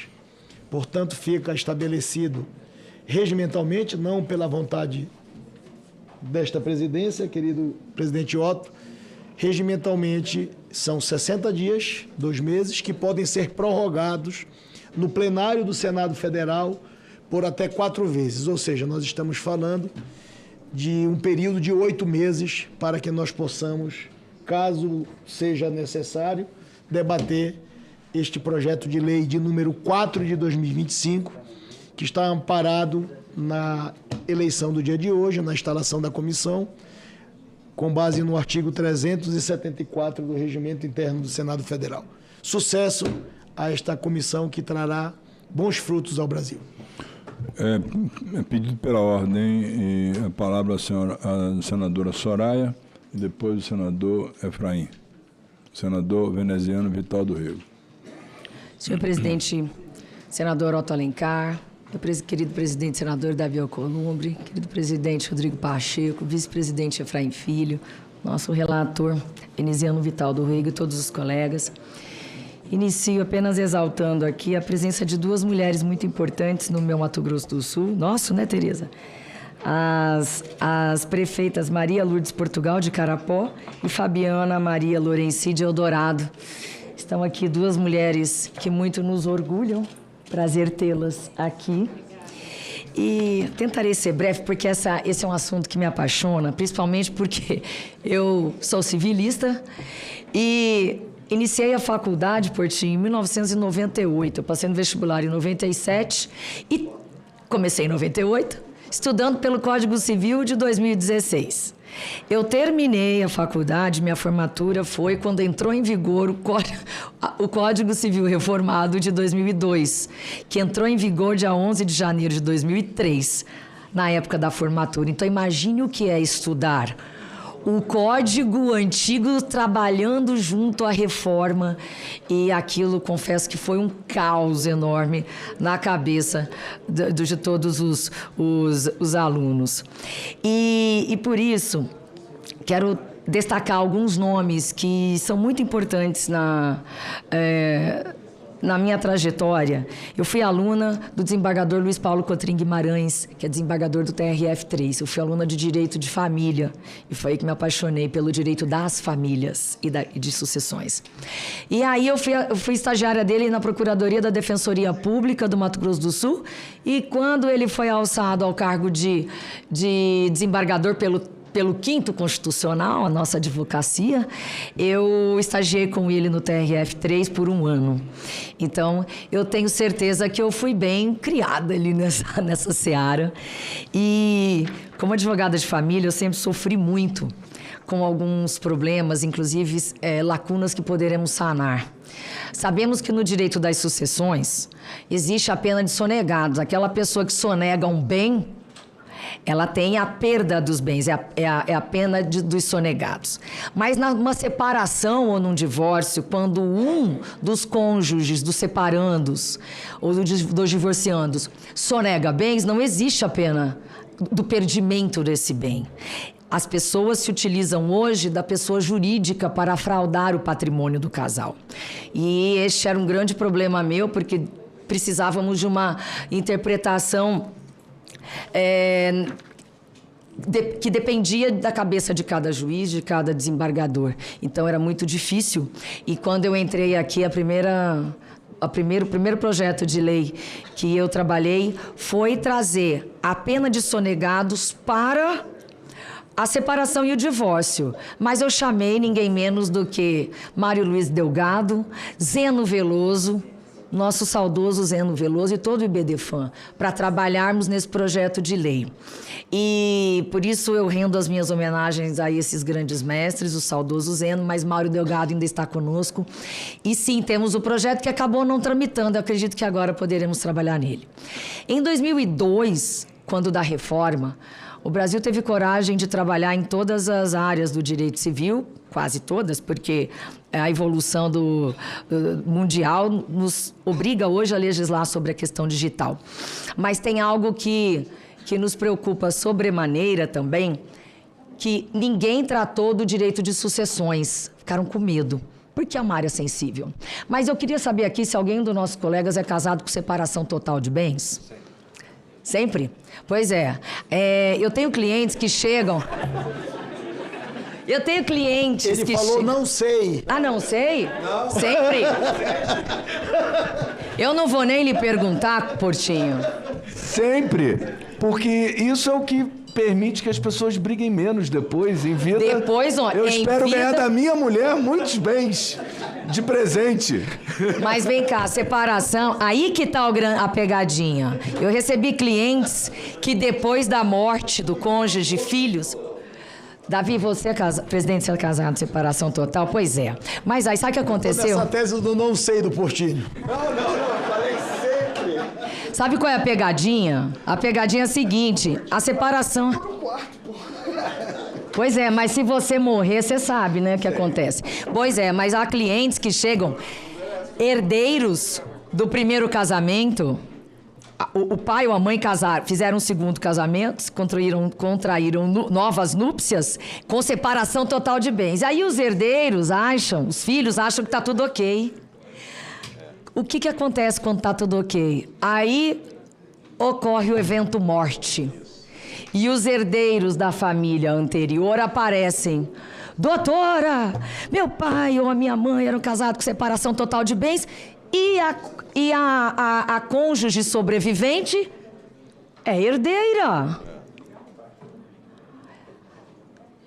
A pessoa que sobreviveu é herdeira e vai concorrer com os herdeiros, com os filhos. E aí eles aparecem se descabelando. Por quê? Porque a separação total de bens, ela vale apenas e tão somente para caso de separação ou divórcio. Mas a pessoa continua herdeira. Ela continua herdeira. Então, muita gente faz este acordo antinupcial e fica rindo, ele ou ela, independe. Ela continua herdeira, pode ser ele também. Pois é, mas tem muito homem... Só para registrar que ainda não começou o debate da comissão. É, mas o bicho vai pegar aqui, ó, vai pegar, porque já tem gente, até tive que chamar a Mário Delgado para uma live, porque começaram a falar que eu era contrária às viúvas, mas enfim... Sabemos que teremos uma... E completamente, minha mãe ficou viúva muito cedo, sou muito favorável a viúvas e viúvos, tá? Então, para que as pessoas entendam um tema tão complexo, nós precisamos nos debruçar aqui. Então, tamanha a minha alegria em poder participar deste momento único, porque acabamos de reformar o Código Civil, mas é necessário reformá-lo e atualizá-lo, como é o caso do Código Comercial, que o nosso querido senador Pedro Chaves trouxe e terminou o relatório, senador Davi. Mas nós não avançamos. E até procurei Fábio Ulloa e o próprio ministro Humberto Martins, que trabalharam na reforma, e que disseram, eles que trabalharam naquela ocasião, e consideraram que o próprio código deles estava muito extenso, nada pragmático. Precisamos, sim, melhorar a nossa legislação. Então, é um prazer estar aqui. Eu agradeço imensamente a indicação e que tenhamos sucesso com a necessidade do que precisa o povo brasileiro. Muito obrigada. Muito bem, senador Otto Alencar, que tão brilhantemente nos presidiu pela manhã na sessão histórica da CCJ, já assume agora mais uma missão. Meu caro presidente, senador Rodrigo Pacheco, queria lhe agradecer a confiança no nosso trabalho para que possa subsidiar a sua presidência também com a nossa atuação. Não tenho dúvidas de que não poderia estar em melhor situação, em melhor condução do que a sua. Então, espero que sejam poucas as oportunidades que eu tenha de substituí-lo. Porque eu sei que você vai estar dedicado integralmente a essa tarefa, que você traz com ela não apenas na letra fria da lei, mas quando se defende aquilo em que se acredita, se faz muito bem feito. E aqui está muito mais do que letras jurídicas, a sua sabedoria, a sua sapiência. Aqui tem seu coração dentro dessa comissão, dentro desse trabalho. Então, é por isso que eu aceitei o convite e sei que aprenderei muito, também estando ao seu lado aqui nessa comissão, porque formado nos bancos né, de Direito da Universidade Federal da minha querida Paraíba, com pós-graduação em Direito do Consumidor pela Universidade de Granada, na Espanha, mas a vivência aqui, ela é absolutamente... Ela nos traz uma convicção muito forte, né, daquilo que a gente faz, e estar nesse Código Civil é algo que também me realiza como advogado que sou, como jurista, né, que me formei, e que a política nos deixa um pouco longe desse exercício, mas estando do outro lado da banca, que é a banca do legislador, a gente consegue fazer com que esses sonhos também e esse conhecimento que a gente adquiriu possa ser usado, né, para transformar vidas e transformar a realidade, porque é disso que o Código Civil trata, né? O Código Civil trata da vida, né? O que está ali entre a certidão de nascimento e a certidão de óbito, o Código Civil trata disso. Aliás, antes da certidão de nascimento, ainda na concepção, o Código Civil já trata desses temas, e após a certidão de óbito, também na sucessão, o Código Civil vai além. Então, é essa beleza, Otto, de saber que aqui nós vamos estar lidando com a vida. Por isso que 3 pontos, senador e presidente Davi, são essenciais, e rapidamente direi que eles irão nortear esse trabalho, no meu ponto de vista, pelo menos é assim que chego. Primeiro, dizer que chego também com a mente aberta para convencer e ser convencido. Senadora Tereza, tem ideias que eu compartilho, que estão no Código, tem ideias que eu já observei que eu tenho uma certa divergência, mas com a mentalidade, senador veneziano, escolhido relator também pelo brilhantismo da sua verve, do seu conhecimento, somará muito a essa comissão. Eu tenho certeza que todos nós estamos com essa mentalidade, né, de convencer e ser convencido.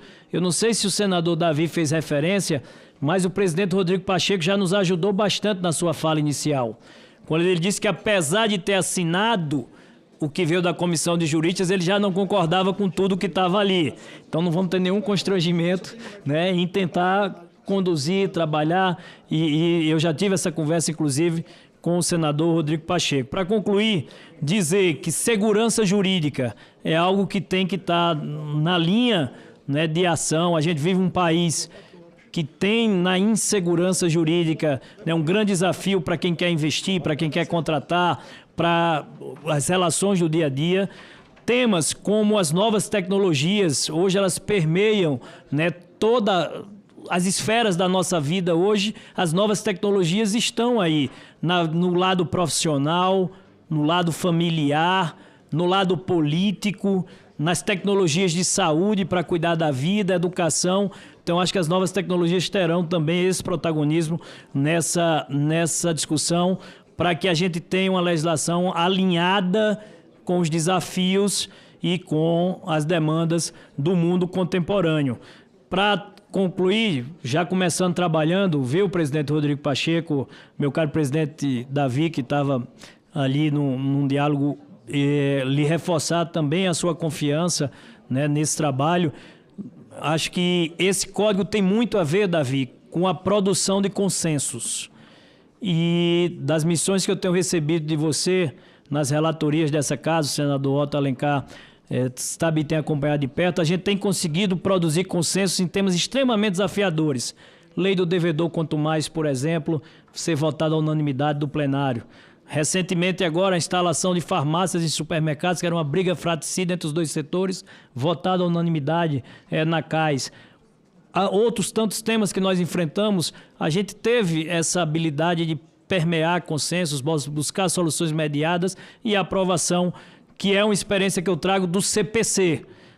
Eu tive e serei talvez um dos poucos parlamentares que tiveram a oportunidade de atuar na reformulação do novo Código de Processo Civil enquanto deputado na Câmara dos Deputados e agora como senador do novo Código Civil, duas das principais leis infraconstitucionais do Brasil. E dizendo que já começava a trabalhar, enquanto o senador Davi falava sobre os prazos, a assessoria já trouxe aqui, e para dar conhecimento dos prazos, né, para a imprensa e para as assessorias que cobrem, senador Rodrigo Pacheco, caso tenhamos, né, os prazos quadruplicados, Primeiro, o prazo de emendas, se for seguir o prazo de agora, vai até dia 22 de outubro, tá certo? Teremos esses prazos. Eu não sei se o presidente Rodrigo Pacheco está com esses prazos aí também ou não? Que quer se reportar a eles? Nós temos aqui pela assessoria os eventos dentro da normalidade do prazo da comissão, que eu particularmente acho, não sei se todos comungam, considerando a complexidade do tema, a quantidade de artigos, a quantidade de conceitos, eu acho que 2 meses é um período muito curto para que seja feito, a menos que a gente fique aqui com sessões diárias, e o relator já balança a cabeça que não concorda com essas reuniões diárias. Eu também não, viu, senador Veneziano e senador Efraim? Então eu sugiro, senador Efraim, se Vossa Excelência também concordar, e os demais membros, que possamos fazer desde já propositura ao plenário para que essa comissão temporária tenha os prazos quadruplicados e que tenhamos um prazo de 8 meses, sem prejuízo eventualmente de uma antecipação, e será o esforço de todos nós que possamos fazer a antecipação, mas que tenhamos esse prazo quadruplicado para que a gente possa ter o tempo necessário para poder refletir sobre todos os temas. E desde já também, já que me permitiu a parte, senador Efraim, a sugestão, a partir dessa quadruplicação dos prazos, se poderíamos fazer reuniões semanais, e aí fica a critério também da comissão, o melhor dia, considerando as muitas atividades que aqui temos também, rotineiras e ordinárias do Senado, e o horário, né? O dia e o horário para que façamos reuniões semanais do Código Civil, sem prejuízo também de audiências públicas que possam ser em momentos excepcionais também, com membros, com juristas, que eu acho que é muito importante trazer a sociedade civil, a academia, o direito para dentro do Senado para debater esse projeto. Perfeito. Então, só para, presidente, acho até bom você esclarecer, com os prazos quadruplicados, o parecer final estaria previsto para encerrar no início de julho, né, isso, do próximo ano. Seria essa, né, a perspectiva de trabalho da comissão com o relator. E encerro, viu, Portinho, Davi, para entrar na linha de como o Código Civil tem entrado nessas relações pessoais. Tem uma brincadeira, né, que dizem que se tem uma brincadeira para acabar com a confusão que se aplica, né, como esse Código Civil interfere na vida das pessoas, que um cidadão disse ali que ele está devendo, e o superendividamento das famílias faz parte de um tema que tem que ser tratado. E ali dizia, tem um cidadão que disse, eu estou devendo tanto que chamei a mulher de meu bem, o banco veio e tomou. Então, acho que a gente tem muitos desafios pela frente. Parabéns ao plenário e toda a comissão. Com a palavra o senador relator, senador Veneziano Vital do Rio. Querido presidente, os meus cumprimentos, boa tarde a Vossa Excelência, e para não me distanciar das congratulações que a Vossa Excelência foram reservadas com toda a razão, saúdo pela condução, pela firme disposição ao tratar sobre a matéria que demos cabo na tarde de hoje, relacionada à PEC 03, que por força do número final já disse tudo, do posicionamento do Senado, e Vossa Excelência teve um papel definitivo ao lado do presidente Davi Alcolumbre, com todos os devidos cuidados, mantendo a tramitação, que para alguns nem precisaria diante daquilo que ficou patente de infelizes decisões adotadas, mas é fato consumado,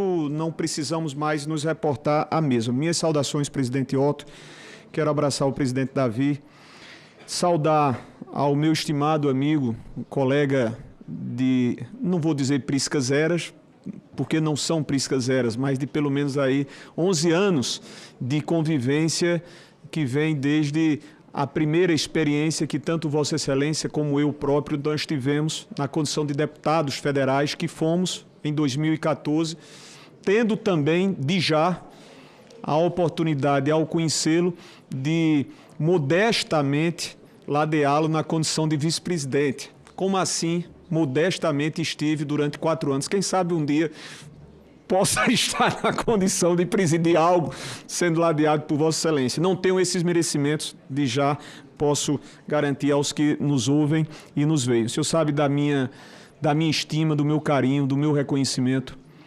É de fato, presidente Davi, presidente Otto, meus companheiros, senadora Soraya, meu estimado amigo senador Carlos Portinho, minha senadora Margarete, senadora Tereza, senador Muro, senador Omar, os que estiveram entre nós, senador Beto, deputado Marcelo Ramos, meus cumprimentos pela sua presença entre nós.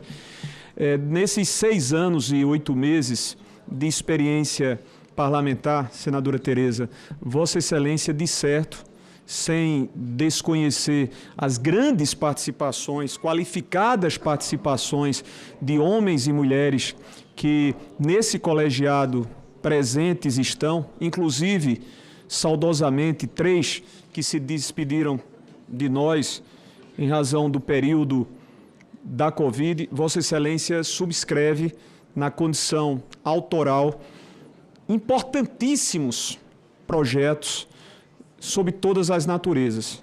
Eu aqui não vou sair fazendo menções, mas Vossa Excelência bem o sabe o quanto tem colaborado sob esse aspecto do legislador que é e sob o aspecto político, o tamanho da importância do homem público, do político Rodrigo Pacheco, na quadra atual e na quadra mais recente.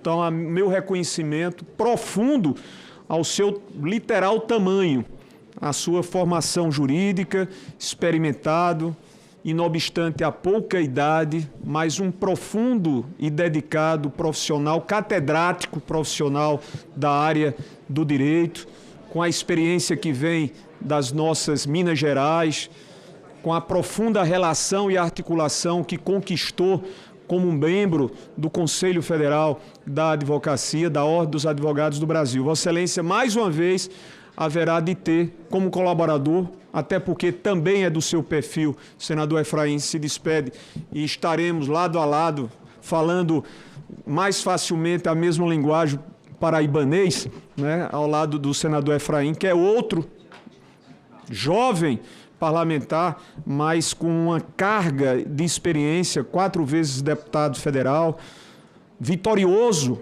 principalmente, além da sua competência, pela sua perseverança ao mandato senatorial, e aqui nada além do que nós já sabíamos, também subscrevendo grandes conquistas para o Senado, para o país e para o nosso Estado. Vamos estar nesse tripé, e não tripé, nesse colegiado, fazendo o nosso devido trabalho. Então, em minhas saudações, eu agradeço igualmente, senador presidente Davi Alcolumbre, pela lembrança que o senador Rodrigo fez, sugerindo-nos a Efraim, como a nós, na condição de parceiramente fazer esse trabalho, vice-presidência e relatoria. Evidentemente, é mais uma oportunidade para que nós nos debrucemos, para que nós voltemos a estudar, não é?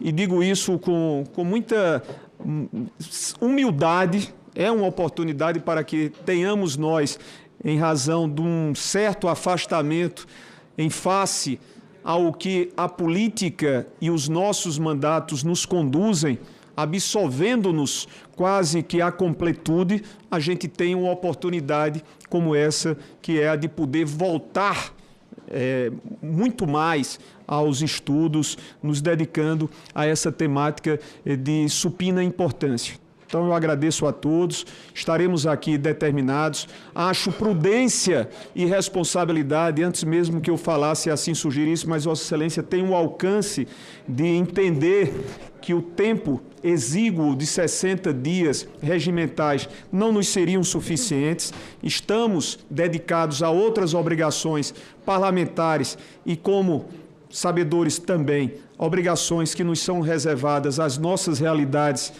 em nossos estados. É mais prudente e de maior responsabilidade para que tenhamos a oportunidade ou as oportunidades de ouvirmos, de trazermos de volta as presenças daqueles e daquelas que foram responsáveis pelo primeiro grande estudo, apresentando o anteprojeto, para que depois ganhasse vida na forma de um projeto de lei número 4, para que nós tenhamos as nossas audiências, para que nós nos reportemos à sociedade civil, para que nós estejamos, enfim, abertos a uma construção que se aproxime da realidade dinâmica dos nossos dias.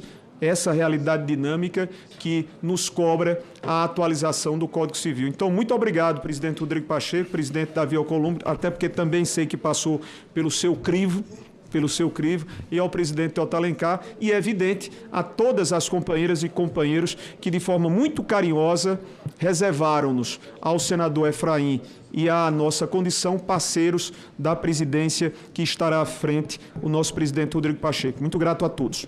Eu agradeço ao senador veneziano, parabenizo pelas suas colocações. Passo a palavra ao senador Sérgio Moro.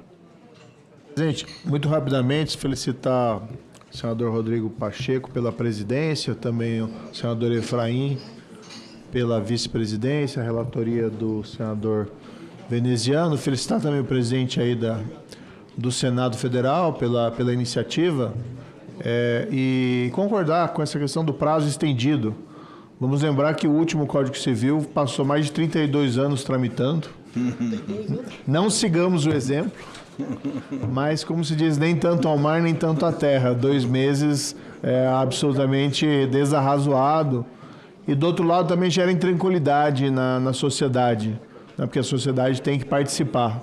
Cumprimentar também o presidente da mesa, aí também pela presidência hoje da CCJ, que foi rejeitado aquele projeto, como foi aqui convencionado por todos os membros da CCJ. E lembrar, né, senador Pacheco, que o debate do Código Civil tem uma história na Casa do Senado, famoso lá o debate do Rui Barbosa com o senador Carneiro Ribeiro em cima do Código de Clóvis Bevilacqua, que acabou sendo aprovado em 1916. E penso que o tempo de tramitação é importante para o amadurecimento, para sair um bom produto, porque a minha avaliação sempre foi também de que o Código de 1916, tecnicamente, é superior ao atual Código Civil. Talvez o trâmite de 30 anos ali tenha feito com que o projeto original tenha perdido no caminho muito da sua característica, muito da sua qualidade, muito da sua técnica, enquanto que o de 1916, embora tenha tido aí uma tramitação também longa, talvez por ser uma outra época, e a gente ter, né, gente como Rui Barbosa, Carneiro Ribeiro, e vinha o projeto de Clóvis Bevilacqua, um dos maiores juristas brasileiros, tenha propiciado essa qualidade. Mas fico também feliz em ouvir de Vossa Excelência, acho que isso é importante, porque já quando tramitava na Comissão de Juristas, eu recebi uma série de provocações da população reclamando já de conteúdo do anteprojeto. E eu sei que o trabalho foi de qualidade, mas um Código Civil tem muitas divergências. E uma delas é essa questão que foi mencionada aqui da herança do cônjuge. Eu sempre dizia ali para quem me provocava, olha, isso ainda vai tramitar no Senado e vai ter um espaço amplo para discussão junto à sociedade, e a sociedade vai poder ser ouvida, porque de fato são questões aí cruciais que interferem na vida dos indivíduos, no cotidiano, regime de casamento, regime sucessório, contratos, regime de propriedade. Então são temas muito sensíveis e essa comissão, senador Pacheco, tem que estar aberta para ouvir. Eu sei que esse também é a característica de Vossa Excelência, mas para ouvir todas as ponderações da sociedade. É um trabalho hercúleo, não invejo no trabalho da presidência, porque sei que vai ser bastante difícil esse trabalho, mas o resultado final pode ser algo extremamente positivo. Então, desejo sucesso a essa comissão, vou buscar contribuir da melhor forma possível, reservando também o fato de que, apesar da qualidade do trabalho dos juristas, eu tenho também algumas divergências pontuais em questões centrais. E queria só finalizar aqui, que ficou parecendo algo diferente, que eu sou casado em comunhão parcial de bens. Tá? Pois é. Espero que seja preservado esse regime matrimonial no Código. Senadora Tereza. aqui com o nosso colega. Senadora Tereza, o presidente está me dando pressa aqui porque ele vai para o plenário. Só parabenizar, dizer que não poderia estar em melhores mãos, senador Rodrigo Pacheco.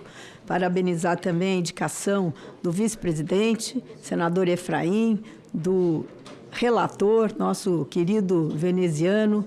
E eu fiquei surpresa e agradeço a indicação, porque tenho certeza, sou engenheira agrônoma, mas vou aprender muito aqui e também colaborar com os anos de vida e com a minha experiência, de vida, poder colaborar com o Código Civil. Muito obrigada. Não havendo nenhum outro senador, para usar a palavra, está encerrada essa sessão. Meu amigo.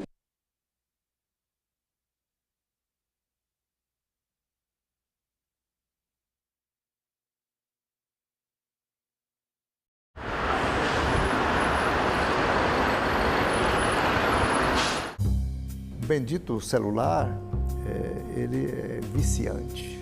Vício precisa de psiquiatra, precisa de psicólogo. Como o senhor vê a publicidade voltada para a criança no ambiente digital hoje? O meu projeto estipula as condicionantes, quais são as propagandas mais nocivas. Salão Nobre, hoje, 8 horas da noite, aqui na TV Senado.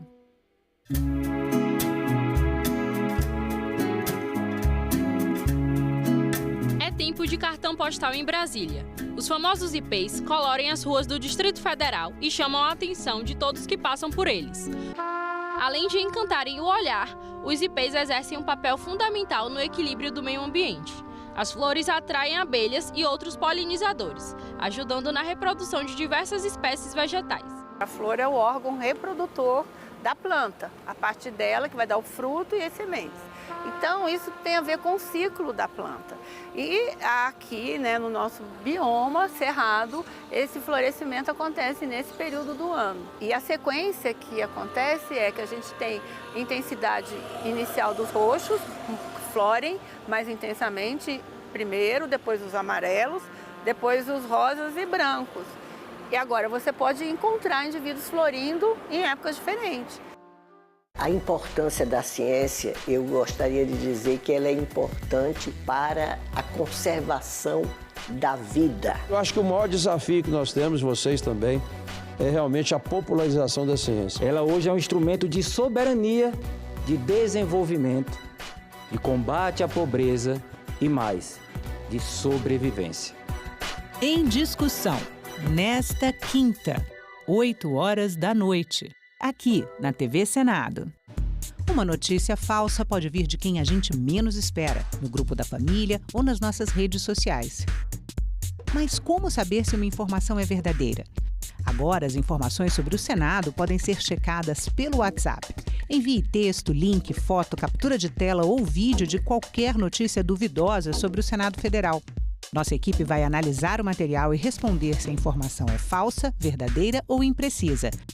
Ficou na dúvida? Senado verifica. A inteligência artificial pode ser usada para tratamentos terapêuticos? Quais os riscos dessa prática? E como colocar limites? A médica psiquiatra Vanessa Fávaro e o psicólogo do Conselho Federal de Psicologia, Leonardo Martins, respondem a essas e outras perguntas ao vivo. TV Senado Live, nesta sexta, 9 horas da manhã. Agora é lei. A reforma tributária prevê 2 impostos, a Contribuição sobre Bens e Serviços, CBS, que é federal, e o Imposto sobre Bens e Serviços, IBS. De competência dos estados e municípios, a CBS vai substituir 3 impostos atuais, PIS, COFINS e IPI, enquanto o IBS será cobrado no lugar do ICMS e ISS. A nova lei detalha ainda as reduções e isenções dos impostos. O Senado votou, agora é lei.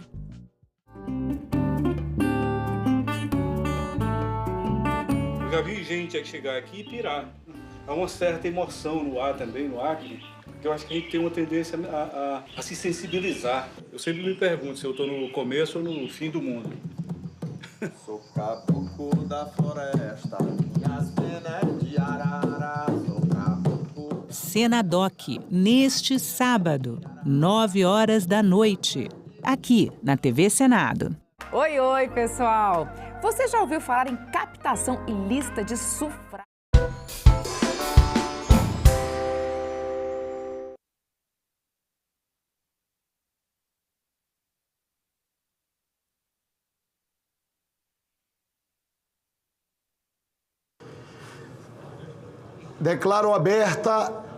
Declaro reaberta a sessão.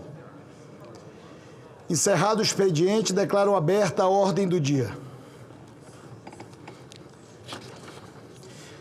Eu gostaria de solicitar a atenção do plenário. Ainda há pouco eu tive a oportunidade de conversar com o querido líder do MDB e relator do PLP 108 de 2024, senador Eduardo Braga, e falávamos um pouco com o senador Eduardo Braga em relação à deliberação desta matéria ainda no dia de hoje.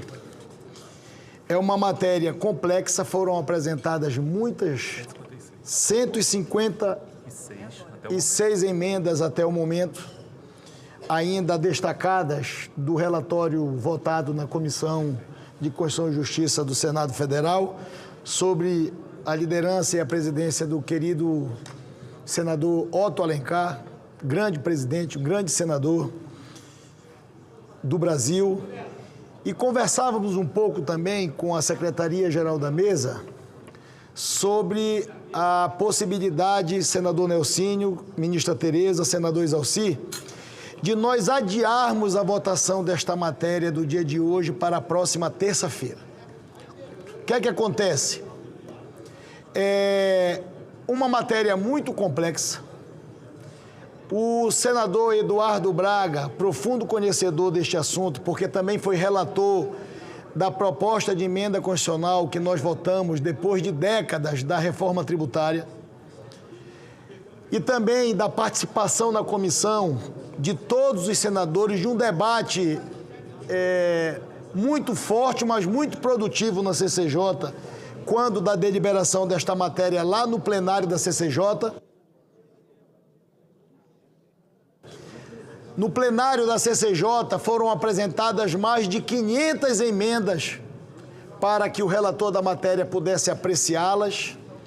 E ele, líder Rogério Carvalho, o senador Eduardo Braga, também como um profundo conhecedor, se dedicou e se debruçou. E eu quero fazer os meus agradecimentos e os meus aplausos ao relator, senador Eduardo Braga, em relação da complexidade deste assunto. E eu conversava ainda há pouco com o senador relator Eduardo Braga, e diante da possibilidade de nós fazermos a deliberação dessa matéria com mais de 150 emendas apresentadas no plenário, e por um motivo muito razoável, eu tive a solicitação de vários senadores, colegas nossos, senadores e senadoras que não estão presentes e não podem, aqui no plenário do Senado, debater as suas emendas destacadas, inclusive o relatório apresentado, esta solicitação que nós fizéssemos a transferência da deliberação desta matéria complexa para a próxima terça-feira. O senador Eduardo Braga fez uma ponderação que eu acho razoável e tem um amparo regimental. A ponderação levantada pelo relator da matéria, para que nós pudéssemos dar ainda mais 7 dias para que os senadores e as senadoras pudessem também conversar com ele, inclusive sobre as emendas novas apresentadas, destacadas em plenário, e teríamos esses 7 dias, senador Flávio Arnes, para que os senadores e as senadoras que apresentaram novas alterações, sejam de destaque, de supressão ou de emendas, pudessem conversar com ele para que ele pudesse avaliar o seu relatório. Então, eu, com esta ponderação feita por mim, de uma demanda de colegas senadores e senadores que solicitaram, eu tenho certeza absoluta que em nada mudará a tramitação desta matéria se nós aguardarmos para a próxima terça-feira, para atender os senadores e as senadoras no quesito emendas apresentadas, como disse e repito, mais de 150. Mas a preocupação, o doutor Danilo me lembra aqui, foi uma preocupação muito bem levantada pelo senador Eduardo Braga, que eu quero registrar no plenário, para ficar consignado, senador Confúcio, para que todos os senadores e as senadoras possam saber quais serão os procedimentos adotados, senador Beto Faro, por esta presidência. O prazo regimental para apresentação de emendas vai se encerrar no dia de hoje, meia-noite, porque a presidência está transferindo, por uma determinação de ofício, a votação da matéria para a próxima semana. Mas a presidência, do ponto de vista regimental, vai seguir os preceitos regimentais, que é prazo de apresentação de emendas até meia-noite. Por quê? Porque uma matéria com mais de 500 emendas apresentadas na CCJ, com amplo debate, com uma ampla discussão, depois da votação na CCJ, mais de 150 emendas destacadas para o plenário. Se nós ficássemos com ela ainda hoje, até terça-feira, para um novo prazo de emendas, nós íamos retomar as 500 emendas destacadas e seria impossível nós conseguirmos chegar a um bom entendimento. Então, eu queria anunciar, é isso, doutor Danilo, do ponto de vista regimental, eu quero anunciar, e vou repetir novamente, a toda a assessoria, aos senadores e senadoras, que o prazo de apresentação de emendas sobre o PLP 108 de 2024 se encerrará no dia de hoje, meia-noite, e fica oficialmente transferida a sua deliberação para, impreterivelmente, na próxima terça-feira, estará na pauta.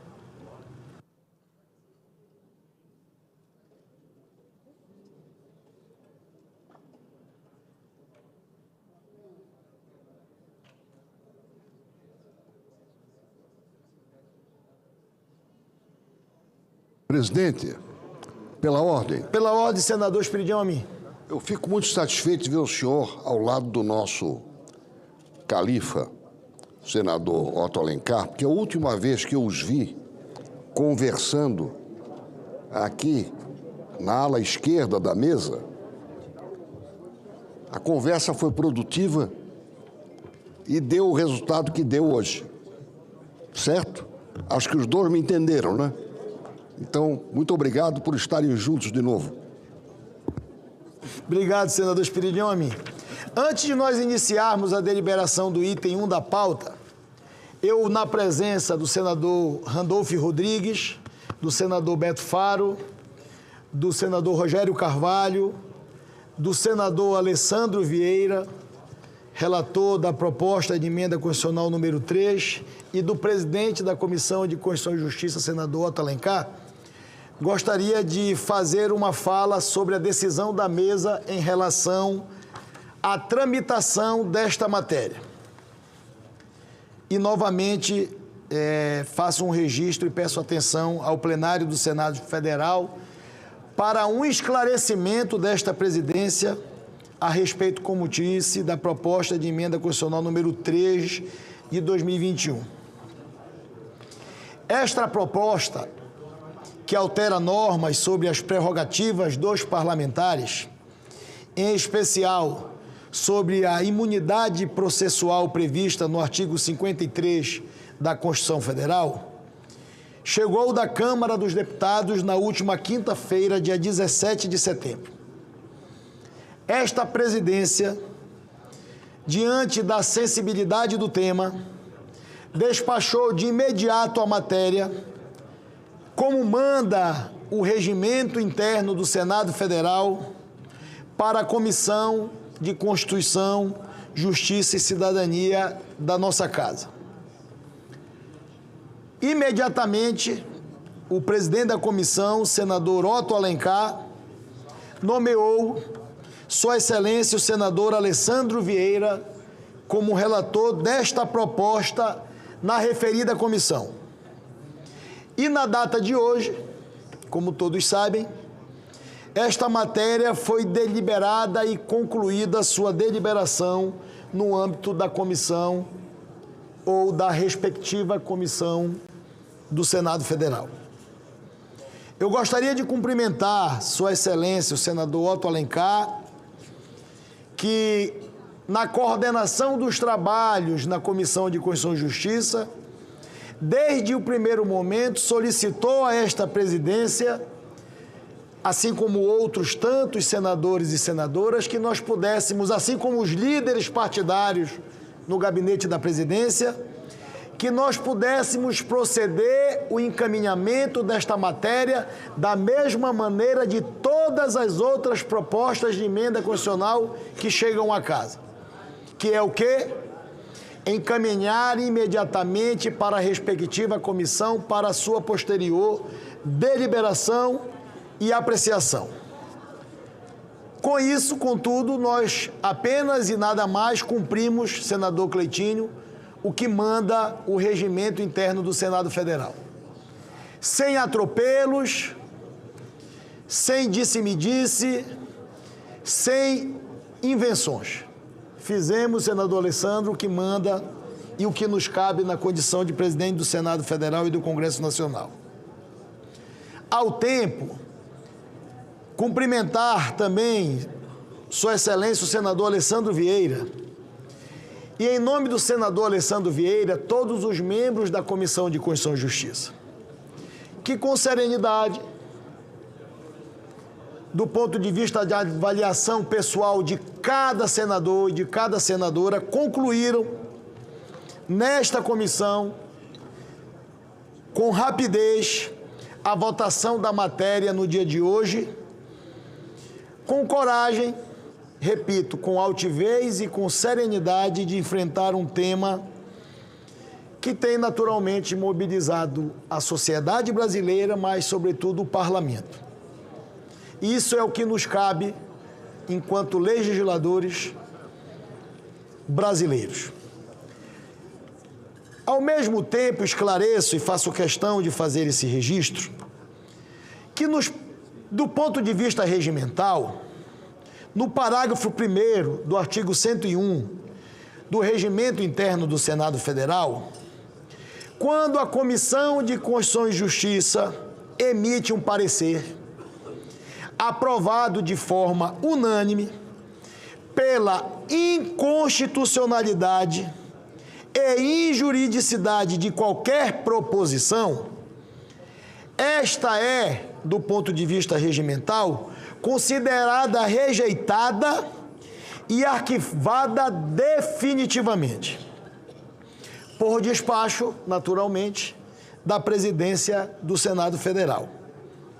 Independentemente, é o que manda o regimento, independentemente de deliberação de plenário. Portanto, não há o que se esclarecer em relação à tramitação desta proposta, querido presidente Otto Alencar, querido senador Alessandro Vieira. Assim, tendo em vista que a Comissão de Constituição e Justiça, no dia de hoje, de forma unânime, aprovou o parecer da lavra do senador Alessandro Vieira sobre essa proposta de emenda constitucional, concluindo no seu parecer pela sua inconstitucionalidade e injuridicidade e no mérito pela sua rejeição, esta presidência, com amparo regimental claríssimo, determina o seu arquivamento sem deliberação de plenário.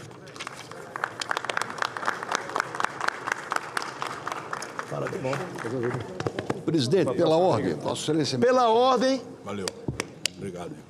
Valeu. Pela ordem, conceda a palavra ao senador Espiridião. Senhor presidente, renovando meus cumprimentos ao senador Alessandro Vieira e ao nosso califa, senador Otto Alencar, e a todos nós que participamos da reunião, eu quero lhe pedir, por favor, que Vossa Excelência despache para tramitar o projeto de lei número 4752, que institui o marco legal da cibersegurança, cria o Programa Nacional de Segurança e Resiliência Digital, que é subscrito pela Frente Parlamentar de Defesa Cibernética, que eu, no momento, presido.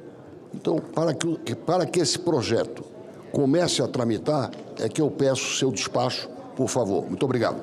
Só para um esclarecimento também ao plenário, na semana passada nós tínhamos represado na Secretaria-Geral da Mesa mais de 60 proposições.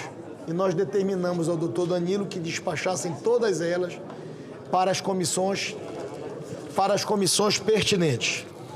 E agora vou recolher e amanhã, como faço toda quinta-feira, vamos organizar com o parecer da Secretaria-Geral da Mesa quais as comissões relacionadas a quais temas específicos carecem da análise das matérias. A sua está anotada, senador Esperidião Amin, PL 4752 de 2025. Senhor presidente. Senhor presidente, pela ordem. Pela ordem, senador Jorge Seife. Senhor presidente, em seguida, senador governador Confúcio. Tá bom. Quero cumprimentar o senhor. Na semana passada, a primeira medida foi despachar para a CCJ. É um tema que mobilizou todo o país. Segundo, também parabenizar o senador Otto Alencar pela brilhante condução dos trabalhos, como habitualmente o faz. E terceiro, cumprimentar o relator Alessandro Vieira pelo seu voto, pelo seu parecer contra esse projeto. Na semana passada, senhor presidente, eu lhe pedi uma gentileza, o senhor respondeu positivamente, também comentei hoje com o senador Otto Alencar. Toda essa questão, toda essa polêmica que foi criada através dessa PEC da blindagem, ou PEC das prerrogativas, ao fim e ao cabo, sem desmerecer o trabalho dos nossos colegas na Câmara Federal, é sobre o nosso direito de parlar, sem nenhum tipo de retaliação. Até hoje o relator bem lembrou, o senador Alessandro Vieira bem relembrou, de que hoje um partido político, se houver uma representação que fira o artigo 53, pode entrar, um partido político pode entrar com a extinção no Supremo Tribunal Federal. Só que hoje, infelizmente, o Supremo Tribunal Federal, especialmente na figura de um dos ministros, tem feito inquéritos intermináveis e colocado pareceres ali de forma que os partidos políticos não conseguem sustar as ações judiciais contra esses parlamentares. Por isso, reforço o pedido que na semana passada, aí nesse mesmo lugar, lhe pedi, e hoje retirei meu voto em separado, conversei com o senador Otto Alencar, presidente, honroso presidente da nossa CCJ, de que a minha PEC 5 de 2024, portanto, antes de toda essa polêmica, que visa descrever, desenhar, especificar e proteger o direito de Randolfo falar, o direito de senador Seife falar, o direito de todos nós falarmos de acordo com as nossas ideias, nossa cultura, nossa tradição, nossas bandeiras, nossa crença, sem que haja esse tipo de retaliação. E quero lhes lembrar um caso emblemático, que é o do senador Marcos Duval e do deputado Daniel Silveira, que estão sendo investigados, sofreram multas, prisões por falas.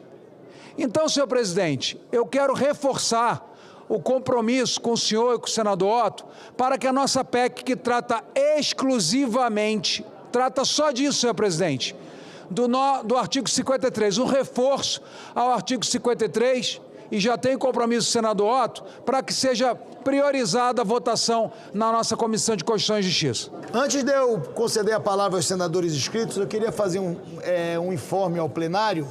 Querido senador presidente Jader Barbalho, senador Girão, senadora Tereza Leitão, a Câmara dos Deputados está deliberando agora, nesta tarde, nosso ministro Humberto, que está aqui, que é um profundo conhecedor da saúde brasileira, como profissional da saúde, a Câmara dos Deputados está deliberando agora a medida provisória número 1301, que trata dos mais especialistas, que tem como relator da matéria Sua Excelência o senador Otto Alencar, que também é um profundo conhecedor, como um profissional da saúde altamente qualificado. E eu estou preocupado sobre a votação desta medida provisória, porque eu vou ter que manter o painel aberto, porque é um programa muito importante para o Brasil, que leva a saúde pública aos rincões do Brasil, dando a possibilidade de que os brasileiros possam ter um atendimento de qualidade na saúde pública brasileira. Então eu vou manter o painel aberto. Eu queria informar o plenário do Senado Federal. O senador relator da matéria, Otto Alencar, me lembra, e eu queria agradecer a importância desta votação ainda no dia de hoje. porque essa medida provisória vence hoje. Então é um problema nós deixarmos perder uma matéria tão relevante para a saúde pública brasileira. Então eu vou manter o painel aberto, aguardar a votação na Câmara dos Deputados, e ela já estava publicada como item extra-pauta, porque eu achava que a Câmara dos Deputados ia votar desde a semana passada, mas acabou que ficou para o último dia de novo e nós vamos ter que cumprir com as nossas obrigações aqui no Senado Federal. Também dizer que nós temos os senadores que estão inscritos aqui pela ordem. Eu consulto se é para tratar do assunto do item 1 da pauta ou se são manifestações de lideranças partidárias. Concedo a palavra ao senador Confúcio Moura. Senhor presidente, eu quero cumprimentar e saudar o presidente da Comissão de Constituição e Justiça, senador Otto Alencar, e o relator dessa PEC da blindagem aqui no Senado, Alessandro Vieira, que se manifestaram contrários a ela muito antes das manifestações de rua. Então, o que o senador Otto Alencar, ele se posicionou anteriormente às manifestações de domingo, significando que a posição dele não teve diretamente a influência das ruas. É uma decisão de foro íntimo de um parlamentar preparado, maduro e consciente. Da mesma forma, a lucidez do senador Alessandro Vieira, que também se posicionou anteriormente, antes mesmo de saber que seria o relator dessa matéria, contrário a ela.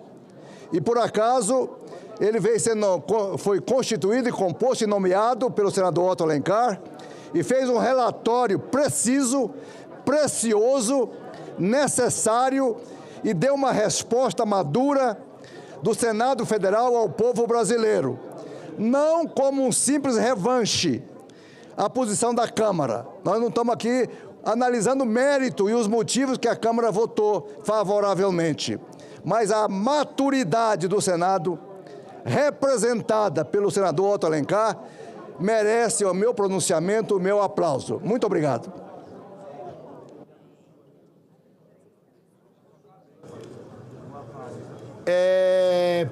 Para fazer uso da palavra, concedo a palavra ao senador Jaime Bagatoli.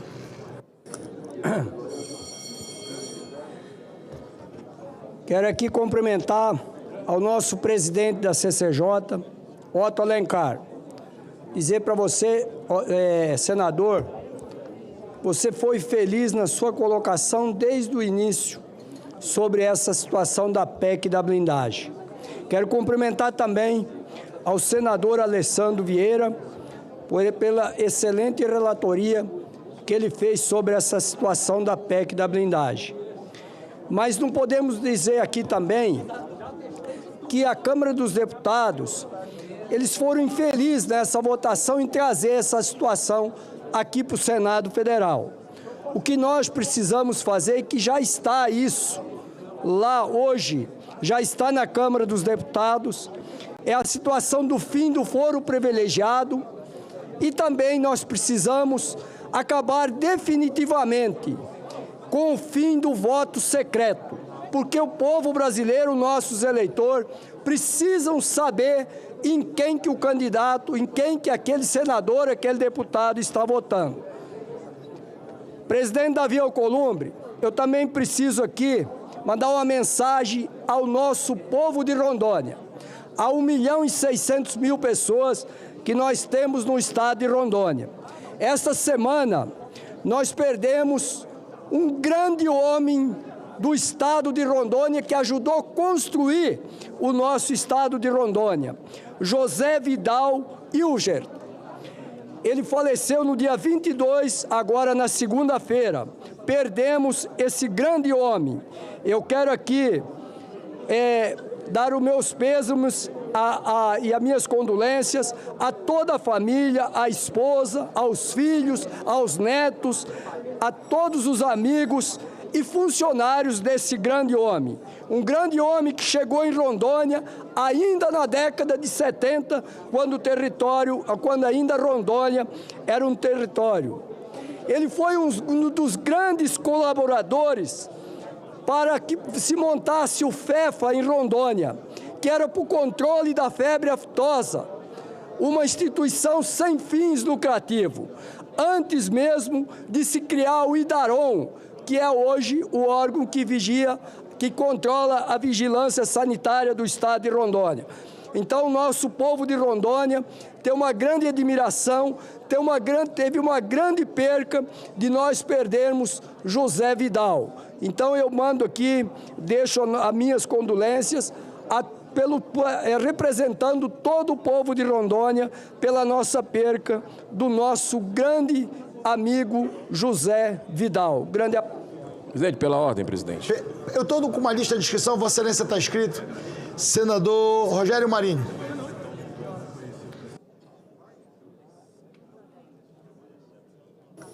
Bom, senhor presidente, primeiro uma indagação. Tem uma lista de oradores, né? E o PLP vai aguardar a medida provisória que chegue aqui da casa, né?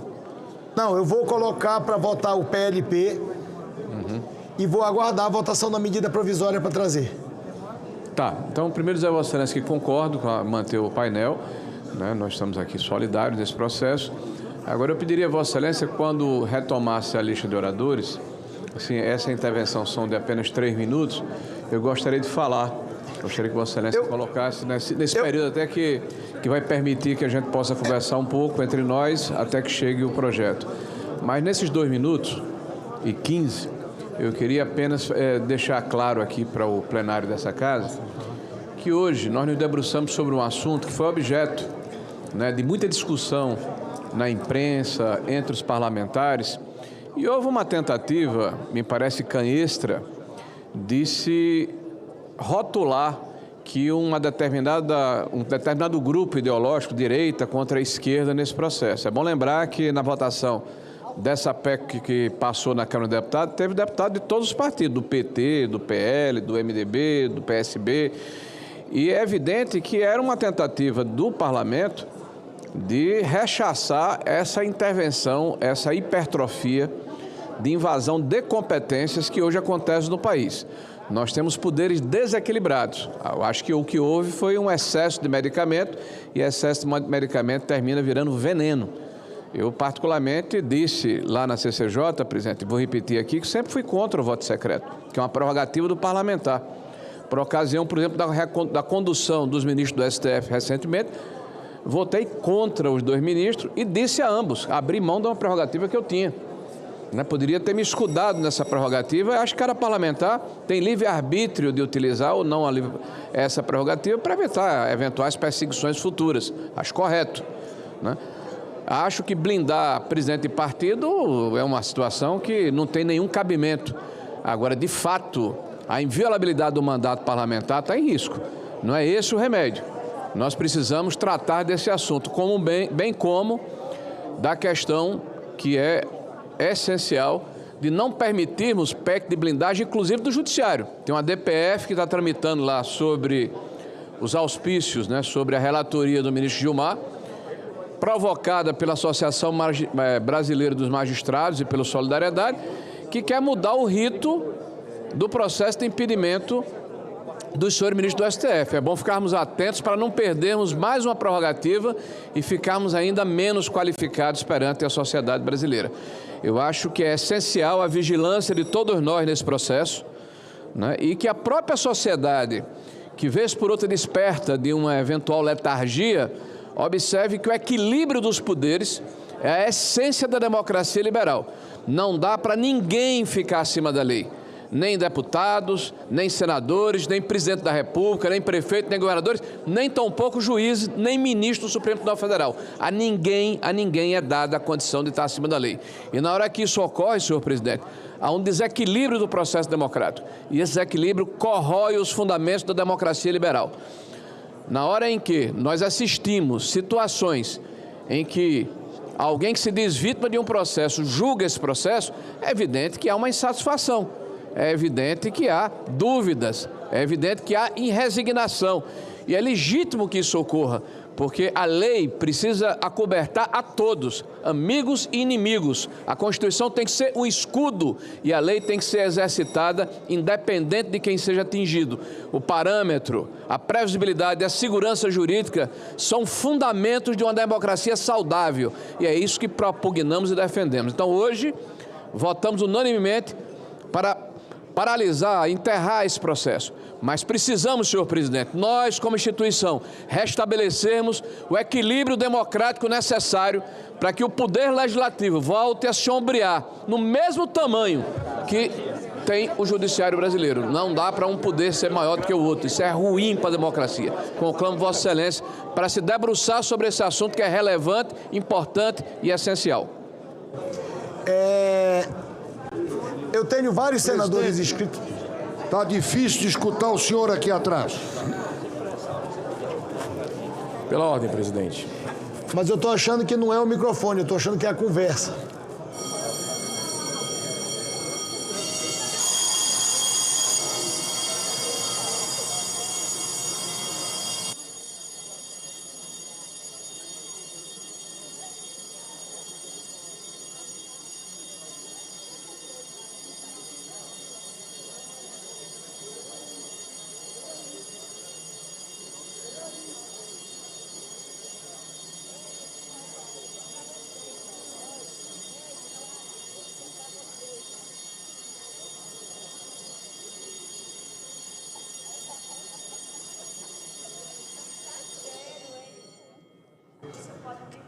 Queria pedir aos nossos convidados que estão no plenário do Senado Federal que nós pudéssemos tentar da melhor maneira possível falar um pouco mais baixo para a gente poder dar atenção às manifestações das senadoras e dos senadores.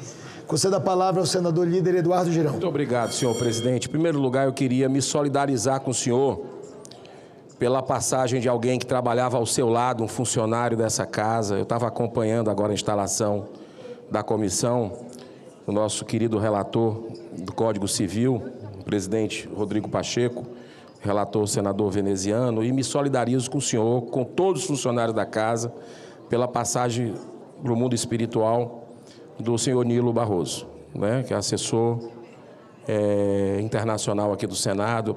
Eu não tive, assim, a oportunidade de conviver, mas todo mundo tem um carinho muito grande e eu me solidarizo. E quero lhe parabenizar também, presidente, pela medida correta e necessária que o senhor teve na semana passada. Eu não lhe parabenizei, eu faço questão de elogiar o afastamento do senhor Eduardo Rômulo Bueno, membro do Conselho Editorial desta casa, em razão da inaceitável manifestação que fez ao comemorar a morte de um ser humano, no caso o ativista conservador Charlie Kirk. A vida é um valor supremo e nenhuma divergência política pode justificar tamanho desatino. Contudo, senhor presidente, diante dessa sua acertada iniciativa, senhor presidente, rapidamente, só para concluir, porque é um assunto também muito importante, que nós estamos aqui para cumprir nosso papel, nosso dever perante quem nos trouxe aqui. E eu me sinto no dever de registrar que a lógica e correta coerência que o senhor teve com o senhor Eduardo Bueno exige, nesse momento, do presidente do Senado, a atitude igualmente firme em outras situações. Eu refiro-me ao advogado Paulo Boldens, que recebeu, segundo a Polícia Federal, revelado recentemente pela revista Veja, a vultuosa quantia de 3 milhões de reais da empresa Arpar Participação em Empreendimentos, hoje investigada pelo roubo bilionário dos aposentados e pensionistas do Brasil. Eu faço parte dessa comissão, sou titular dela, e o que eu estou vendo de história cabeluda desse careca do INSS, envolvimento aqui dentro, a gente não pode absolutamente ter outra postura. Eu quero fazer esse pedido a Vossa Excelência. Não é, infelizmente, a primeira vez que o nome de Bolden surge atrelado a práticas reprováveis. Em 2021, ele assumiu responsabilidade em um caso de rachadinha que envolvia até grávidas. Na ocasião, firmou acordo judicial e devolveu os valores indevidamente apropriados. Portanto, senhor presidente, eu peço para Vossa Excelência agir com o mesmo equilíbrio e rigor em relação ao citado advogado.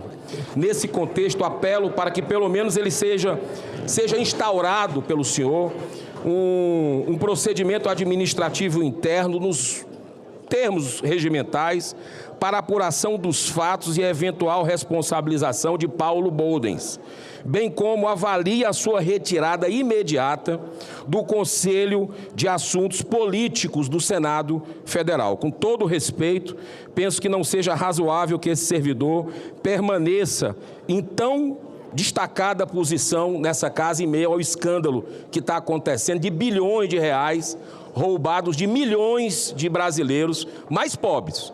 E também, senhor presidente, por fim, eu queria lhe apelar mais uma vez pelo pedido de impeachment que está na Advocacia Geral do Senado. O senhor já falou, já encaminhou.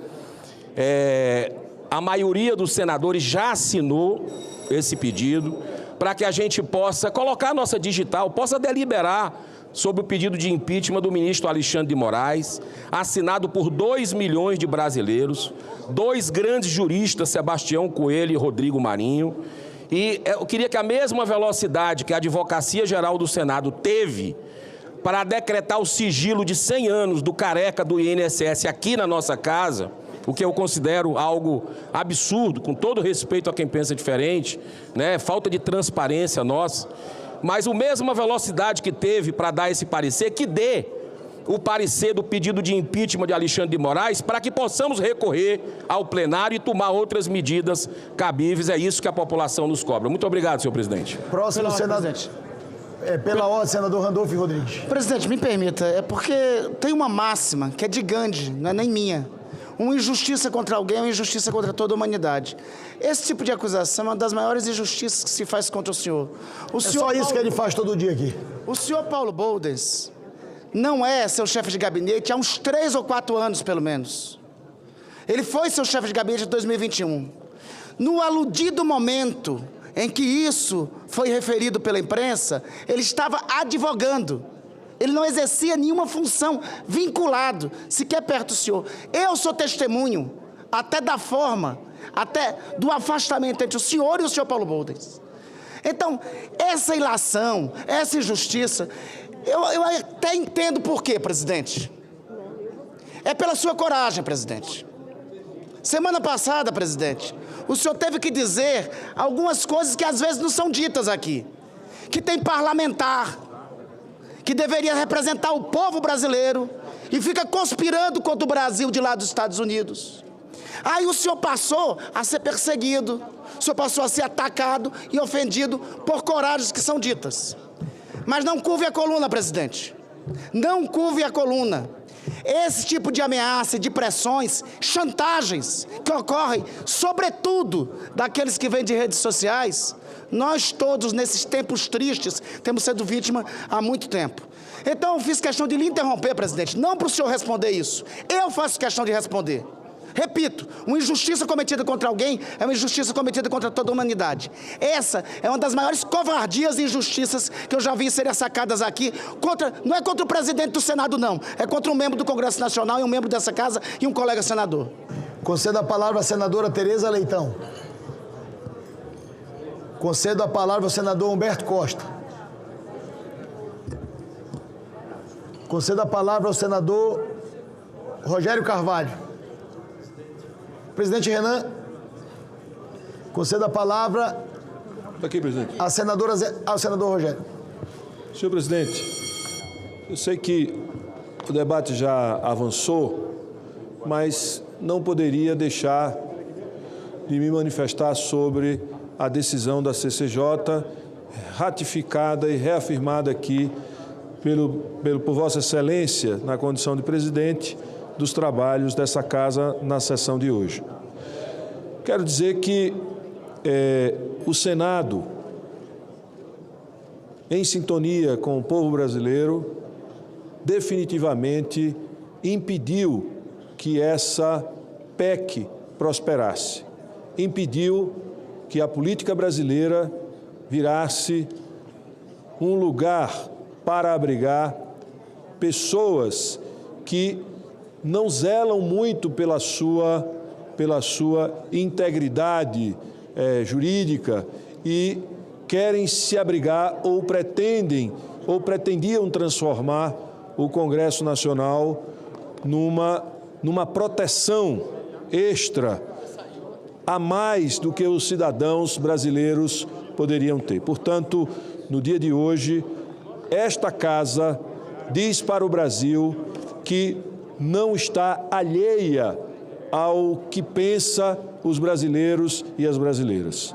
Acho que, neste momento, além desta matéria, eu quero também cumprimentar aqui o presidente Renan Calheiros, cumprimentar o senador Eduardo Braga, porque nós, no dia de hoje, também aprovamos a isenção do imposto de renda para quem ganha até R$5.000 na Comissão de Assuntos Econômicos. O que mostra que nós não só enterramos a PEC da blindagem, como votamos e aprovamos o projeto de lei que isenta os brasileiros e brasileiras que ganham até R$5.000, dando a milhares de brasileiros um 14º salário e, além disso, senhor presidente, para as nossas regiões, a região de Vossa Excelência, a nossa região Nordeste, para o meu estado, para todos aqueles estados cuja média salarial de quem tem carteira assinada, por exemplo, não ultrapassa R$5.000, 95% dos nossos trabalhadores não ultrapassam R$5.000. Portanto, em torno de 95% dos assalariados dessas regiões e a maioria dos assalariados brasileiros vão ter um 14º salário em função da aprovação dessa medida no dia de hoje, dessa lei no dia de hoje, na Comissão de Assuntos Econômicos. Então, é o Senado dizendo que não é... e, ao mesmo tempo, votando matérias de interesse do Brasil, como está pautado para a semana que vem a reforma tributária, como foi pautado o seguro-safra no dia de ontem. Então, parabéns, senhor presidente, e parabéns a esta casa. Conceda a palavra, pela ordem, ao senhor presidente Rodrigo Pacheco. Presidente Davi Alcolumbre, cumprimento Vossa Excelência, cumprimento os colegas parlamentares, senadoras e senadores. Apenas para registrar, porque é importante fazê-lo como ex-presidente dessa casa por 4 anos, de fazer aqui um testemunho, um reconhecimento e um registro do quanto Vossa Excelência, presidente Davi Alcolumbre, tem sido importante para a estabilidade institucional e política deste país. As posições de Vossa Excelência, a coragem de Vossa Excelência, em momentos muito turbulentos de uma polarização que insiste em preponderar no nosso país e que Vossa Excelência tem chamado a responsabilidade e afirmado posições que se espera de um presidente do Senado Federal. Quando se invoca a cassação de ministro do Supremo Tribunal Federal, que já não é de hoje, Vossa Excelência tem a coragem de dizer que esta é uma prerrogativa da presidência do Senado e que não importa a quantidade de assinaturas, porque essa é uma prerrogativa que Vossa Excelência não pode deixar de exercer e de tê-la, porque Vossa Excelência está investido por todos nós da presidência do Senado. É uma decisão de Vossa Excelência que deve ser respeitada, sobretudo à luz de uma realidade prática de que hoje, como ontem, não há a mínima viabilidade política para a cassação de um ministro do Supremo Tribunal Federal. A mesma coragem que Vossa Excelência teve quando eu estava sentado na sua cadeira, de apoiar-me naquele momento e outros colegas, para votarmos aqui uma proposta de emenda à Constituição que limita as decisões monocráticas do Supremo Tribunal Federal. Votamos, aprovamos por apertada maioria e, chegando à Câmara dos Deputados, aqueles que a propagavam como a solução para a limitação dos poderes do Supremo, calaram-se e deixaram de abordar esse tema no Congresso Nacional e insistiram com uma tese absolutamente inviável de impeachment de ministro do Supremo Tribunal Federal, num critério muito seletivo daquilo que gera adesão na rede social, aquilo que gera aplauso na rede social, deixando de apoiar a PEC das decisões monocráticas, que foi votada por mim com apoio de 50 e poucos senadores da República. E Vossa Excelência teve a coragem naquele momento de dizer que aquilo era importante e pouco importa se desagradasse o Poder Judiciário. E Vossa Excelência tem essa mesma coragem quando se impõe no alto da sua cadeira e de sua autoridade para dizer que cassação de ministros do Supremo Tribunal Federal, enquanto não houver justa causa, fato demonstrado, tipicidade, adequação à lei de responsabilidade de crimes de responsabilidade e viabilidade política, por uma maioria que não é de 41, é de 54 votos nessa casa, Vossa Excelência demonstra muita coragem cívica de fazer esse enfrentamento, porque isso gera, sim, para Vossa Excelência um desgaste enorme, como gerou para mim também um desgaste enorme, do ponto de vista pessoal, eleitoral e político. Isso é coragem cívica e institucional que Vossa Excelência tem. A mesma que tem agora de colocar a bola no chão em relação a essa blindagem de mandatos parlamentares. E Vossa Excelência se posiciona, dando a tramitação devida e, juntamente com o senador Otto Alencar, estabelece aquilo que é o espírito do Senado, tanto que votado à unanimidade na CCJ, rechaçando essa ideia de se ter um excesso de prerrogativas parlamentares no âmbito de investigações policiais. A mesma coragem que tem de fazer o que é óbvio, de dizer que é inadmissível que um parlamentar esteja fora do país a conspirar contra o seu próprio país. E Vossa Excelência teve coragem de dizê-lo na presidência do Senado Federal, porque também é presidente do Congresso Nacional, e pontuando então aquilo que é de uma obviedade solar, de uma clareza solar, de que é absolutamente impossível se ter o exercício parlamentar, ainda que tenhamos essa modalidade remota e semipresencial em algumas situações, fora do nosso país. E aqui não é nenhum tipo de opinião sobre a figura do parlamentar, a pessoa do parlamentar, tampouco o que ele está fazendo lá. É a obviedade que não se pode exercer um mandato parlamentar fora do nosso país, porque o nosso regimento e a nossa Constituição não permitem isso. Então, Vossa Excelência tem tido a coragem de adotar posturas, são as posturas que o Brasil precisa. Há pouco tempo falava com alguns políticos e líderes partidários dizendo quanto Vossa Excelência, no momento de tanta conflagração, tem sido importante para poder estabelecer, repito, essa estabilidade política e institucional. Isso me orgulha muito, porque eu sei o que é o peso dessa cadeira. Eu sei as responsabilidades que se impõem para essa cadeira, eu sei as pressões que nós sofremos quando sentamos nesta cadeira, e Vossa Excelência tem honrado a todo minuto, a todo instante, a confiança que eu depositei em Vossa Excelência ao votar em Vossa Excelência no dia 1º de fevereiro para me substituir. E juntamente com essa coragem, com essas posições políticas corretas que Vossa Excelência tem e haverá de ter o reconhecimento do Legislativo, dos demais poderes, das instituições e da sociedade desse país, juntamente com isso vem, obviamente, as críticas, as conspirações, as ilações, os pré-julgamentos, ferindo, inclusive, princípios constitucionais de presunção de inocência, de ampla defesa, de contraditório, com críticas absolutamente vazias por conta de especulações que surgem a qualquer instante e que tem como alvo, evidentemente, um presidente do Senado.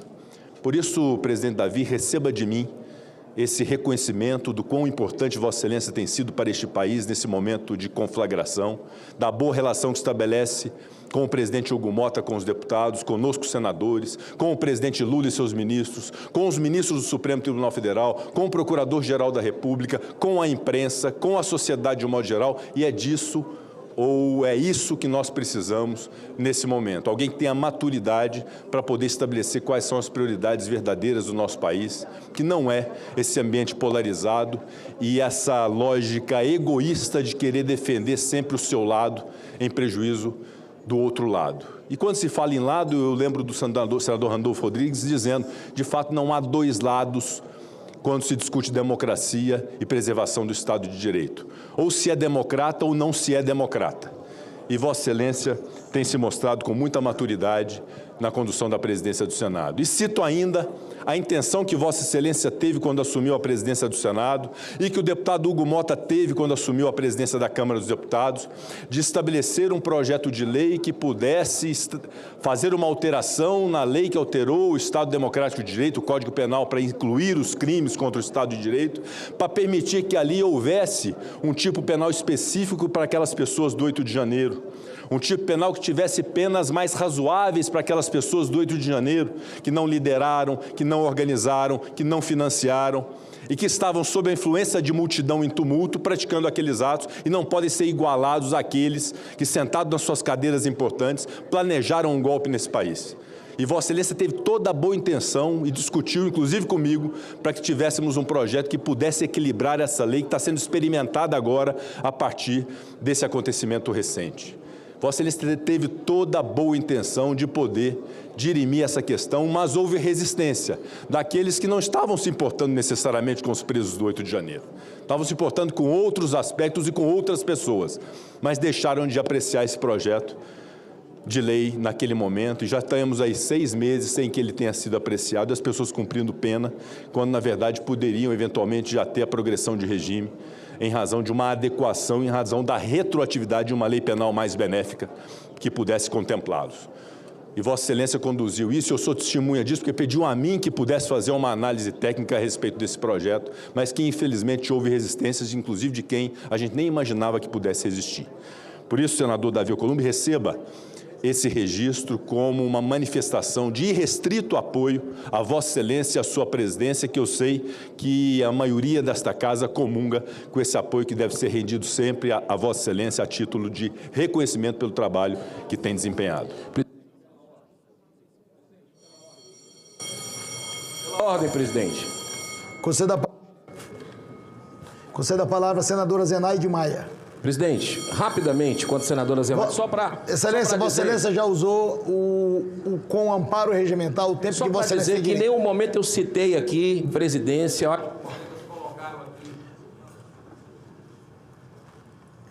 Isso é ditadura. Com a palavra, a senadora Zenaide Maia. Senhor presidente, colegas senadoras, colegas senadores... Agência Senado, TV Senado, Rádio Senado. Primeiro eu queria parabenizar o presidente, nosso presidente, que fez aquela fala, como já foi falado aqui por nosso Rodrigo Pacheco. Para assumir um lugar como esse, precisa ter um equilíbrio emocional, uma inteligência emocional acima de qualquer coisa, porque aqui os debates... Aliás, Nelsinho, desde que eu cheguei aqui para deputado em 2015, que eu não vi nada calmo nesse Congresso. Foi impeachment, reforma trabalhista, tudo o que pensar, viu, Contarato? Terceirização plena, não tinha pauta tão simples. Mas eu quero falar aqui, nessa medida provisória, agora tem especialistas, porque ela vai salvar vidas, gente. Isso é uma pauta construtiva. A felicidade de estar agora ter especialista como médica há mais de 30 anos e como senadora do Rio Grande do Norte, sei o quanto essa iniciativa é urgente para salvar vidas e garantir dignidade à nossa população. Todos nós conhecemos a dura realidade das filas do SUS, esse SUS que é uma pérola nacional e que salvou muita gente durante a pandemia e que vem salvando brasileiros e brasileiras. Em alguns estados, são mais de 150 mil pessoas esperando por um procedimento como endoscopia ou colonoscopia. E sabemos que cada demora pode significar o agravamento de doenças ou até a diferença entre a vida e a morte. E todos nós que estamos aqui sabendo, a gente luta aqui pelo diagnóstico precoce das neoplasias, câncer, que a gente sabe que quando o diagnóstico é feito precocemente e o tratamento precocemente, deixa de ser uma sentença de morte. É por isso que defendo com firmeza a aprovação dessa medida provisória. Ela mobiliza o poder público e a iniciativa privada em parceria para ampliar o acesso a consultas e a cirurgias especializadas.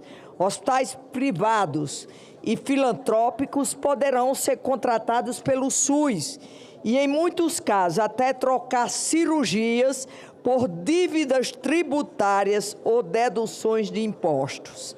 Uma solução inovadora que transforma dívida em vida salva, gente.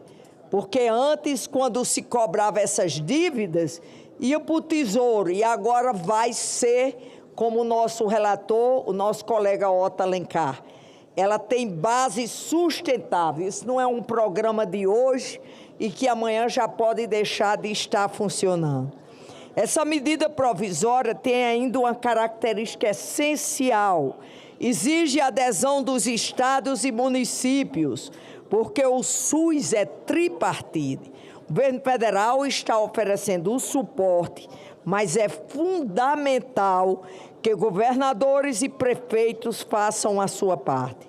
Eu faço aqui um apelo a todo o Rio Grande do Norte, governo estadual e todos os municípios que ainda não aderiram a esse programa, que faça adesão imediatamente.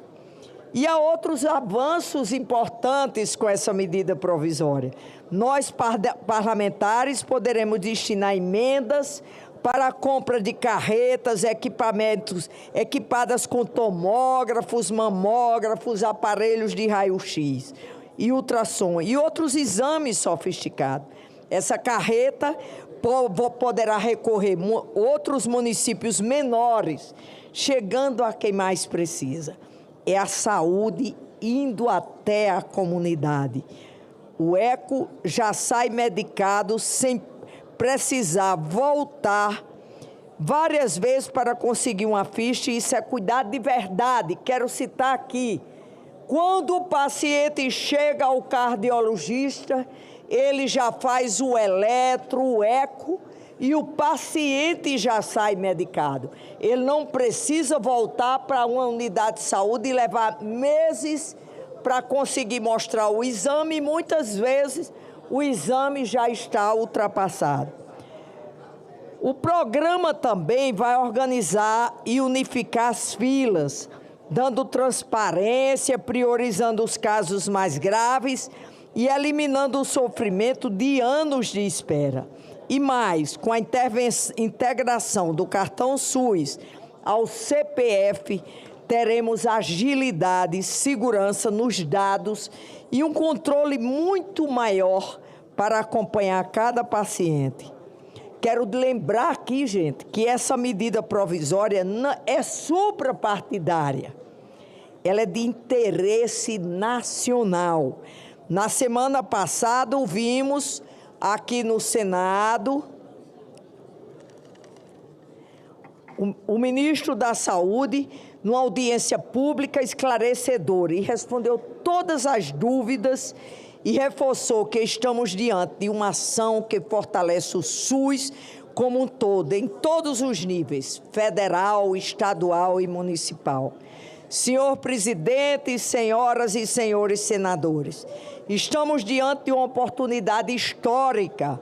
O agora tem especialistas significa mais consultas, mais exames, mais cirurgias, menos dor e mais vidas preservadas. Significa que mulheres não terão que esperar anos por uma histerectomia, sofrendo com miomas e anemia, que pessoas com cálculo de vesícula ou hérnia não vão mais arriscar a vida por falta de uma cirurgia, que pacientes oncológicos terão diagnóstico precoce e tratamento a tempo. Eu voto sim a essa medida provisória e convido a todas as senhoras senadores e todos os senhores senadores para aprovarem comigo esse programa.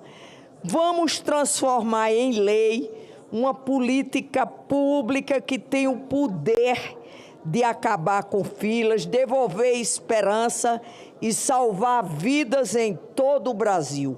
Muito obrigada, senhor presidente. Eu conversei, antes de nós entrar... conceda a palavra pela ordem ao senador Fabiano Contarato. Senhor presidente, eu quero aqui falar para Vossa Excelência, primeiro também minha admiração pela conduta exemplar à frente da presidência desse Senado em diversos momentos, em governos diferentes. Isso demonstra a altivez, a serenidade e a sobriedade de Vossa Excelência. Eu aqui faço minha, com humildade, as palavras do nosso querido Rodrigo Pacheco. Mas, presidente, ontem eu recebi uma notícia que me comoveu bastante. O nosso querido Nilo, diplomata, faleceu, uma morte abrupta, né, que nos deixa assim em choque e reflexivo. Então eu tomei a humilde liberdade de apresentar um voto de pesar, e eu vou ser, bem breve, mas que eu acho que o Senado deve isso, e peço até a subscrição, que eu tenho certeza que Vossa Excelência assim também o quer, nesse voto de pesar, que eu vou passar a leitura bem rápida. Com pesar, registramos o falecimento de Nilo Barroso Neto, diplomata de carreira do Itamaraty, que exerceu com dedicação exemplar o cargo de secretário de Relações Internacionais da Presidência do Senado Federal. Ao longo de sua trajetória nessa casa, Nilo deixou marca singular pela competência técnica e pela habilidade em construir pontes com instituições estrangeiras, contribuindo de forma decisiva para a projeção internacional do Senado. Sua atuação firme e sensível fortaleceu o papel do Parlamento brasileiro no diálogo global, sempre orientada pelo compromisso com o interesse público e com o fortalecimento da democracia. Nilo também se destacou como escritor, defensor de causas sociais e ambientais, revelando uma visão de mundo humanista e comprometida com valores que ultrapassam o exercício profissional. Entre colegas e parlamentares, sempre será lembrado pelo espírito colaborativo, pela generosidade no convívio diário e pela lealdade às instituições que serviu. Este voto de pesar é a expressão do reconhecimento dessa casa à sua memória, à sua trajetória de serviço público. Manifestamos ainda nossa solidariedade aos familiares, amigos, colegas, desejando conforto e serenidade diante dessa irreparável perda. Senador Fabiano Contarato, eu estou até tentando não falar sobre esse assunto, mas eu vou recolher a assinatura dos senadores para a gente botar em votação sobre o servidor Nilo. Tá bom? Daqui a pouco. Obrigado, senhor presidente. Obrigado. Senhor presidente, Vossa Excelência permite, pela ordem? Eu estive com o embaixador Nilo na semana passada. E eu estive com ele amanhã do domingo toda. Realmente nos chocou esse passamento da forma abrupta. Eu pediria a Vossa Excelência, senador Fabiano Contarato, com a anuência da mesa, que a gente possa subscrever. Ele me fez um pedido, senhor presidente, e sem saber que iria acontecer o que aconteceu, amanhã pela manhã, já devidamente, previamente marcado, o pedido que ele me fez vai acontecer na Comissão de Relações Exteriores. Ele pediu para sabatinar um diplomata que vai sair de um posto de onde ele teria a oportunidade de ocupar. Infelizmente, o destino não quis isso, e eu quero aqui registrar que o embaixador Nilo começou a trabalhar conosco na Comissão de Relações Exteriores em 2020, e logo depois que o presidente Davi saiu da presidência, entrou o presidente Pacheco, ele me pediu para apresentá-lo ao presidente Pacheco, porque são mineiros. E eu fiz isso e acabou dando certo a colocação dele no gabinete da presidência. Eu tenho as melhores lembranças do embaixador Nilo Barroso. Que Deus, na sua infinita bondade, possa confortar os seus familiares. E eu quero dizer a Vossa Excelência, senhor presidente, que o meu professor de cirurgia uma vez me viu triste, igual Vossa Excelência está, e ele pôs a mão no meu ombro e falou assim: Nós só vamos entender isso, residente Trade, o dia que a gente for. Senador Veneziano. Presidente, ainda é intenção da mesa colocar em discussão o PLP 168? Sim.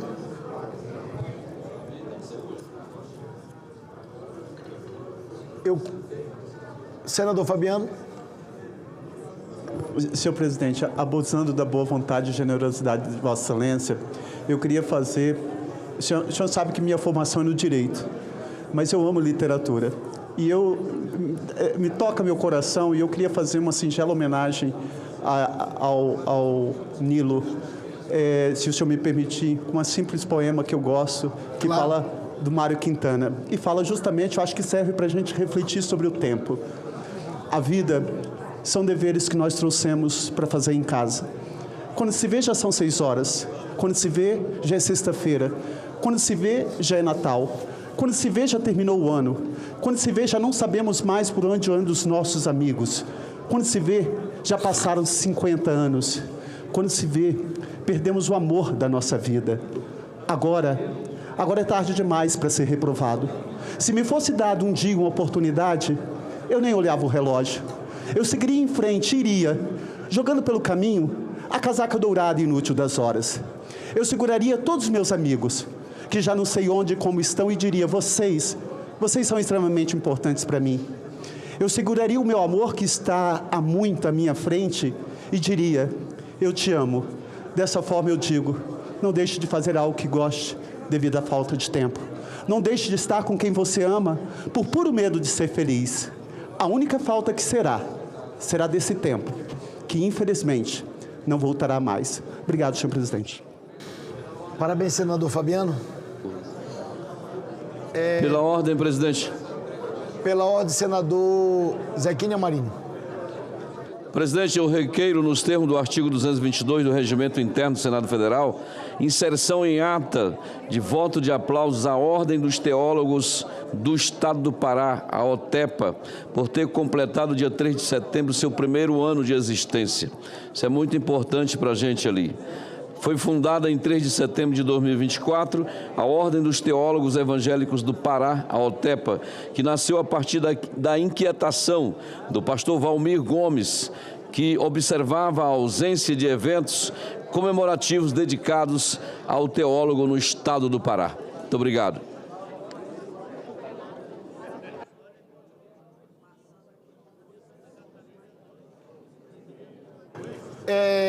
Nos termos regimentais, a mesa recepciona os votos propostos por Vossa Excelência e encaminhará as providências cabíveis à sua publicação. Líder Randolph Rodrigues, senhores líderes, senador Omar Aziz, eu queria fazer uma consulta também ao líder Rogério Marinho. Foram apresentados destaques, querido líder. Nós vamos manter o destaque, senhor presidente. Exatamente isso. Item 1 da pauta, eu informo ao plenário do Senado Federal que a Câmara dos Deputados ainda está em processo de deliberação da medida provisória relatada por Sua Excelência o senador Otto Alencar, 1303. Então, nós vamos aguardar a deliberação da Câmara para a apreciação no plenário do Senado Federal.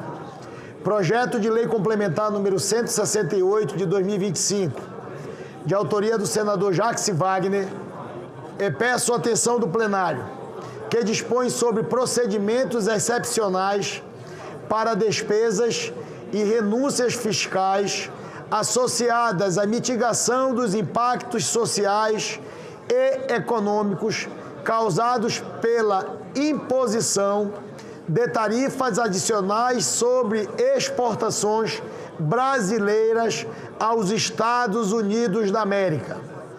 Parecer número 49 de 2025 da Comissão de Assuntos Econômicos. Nesta comissão, o relator da matéria foi Sua Excelência o senador Veneziano Vital do Rego. O relatório do senador Veneziano Vital do Rego foi favorável ao projeto, com a emenda número 22 de redação que apresenta e contrário às emendas de número 1 a 21. As emendas não acatadas na comissão são consideradas pelo regimento inexistentes, nos termos do artigo 121.1 do Regimento Interno do Senado Federal.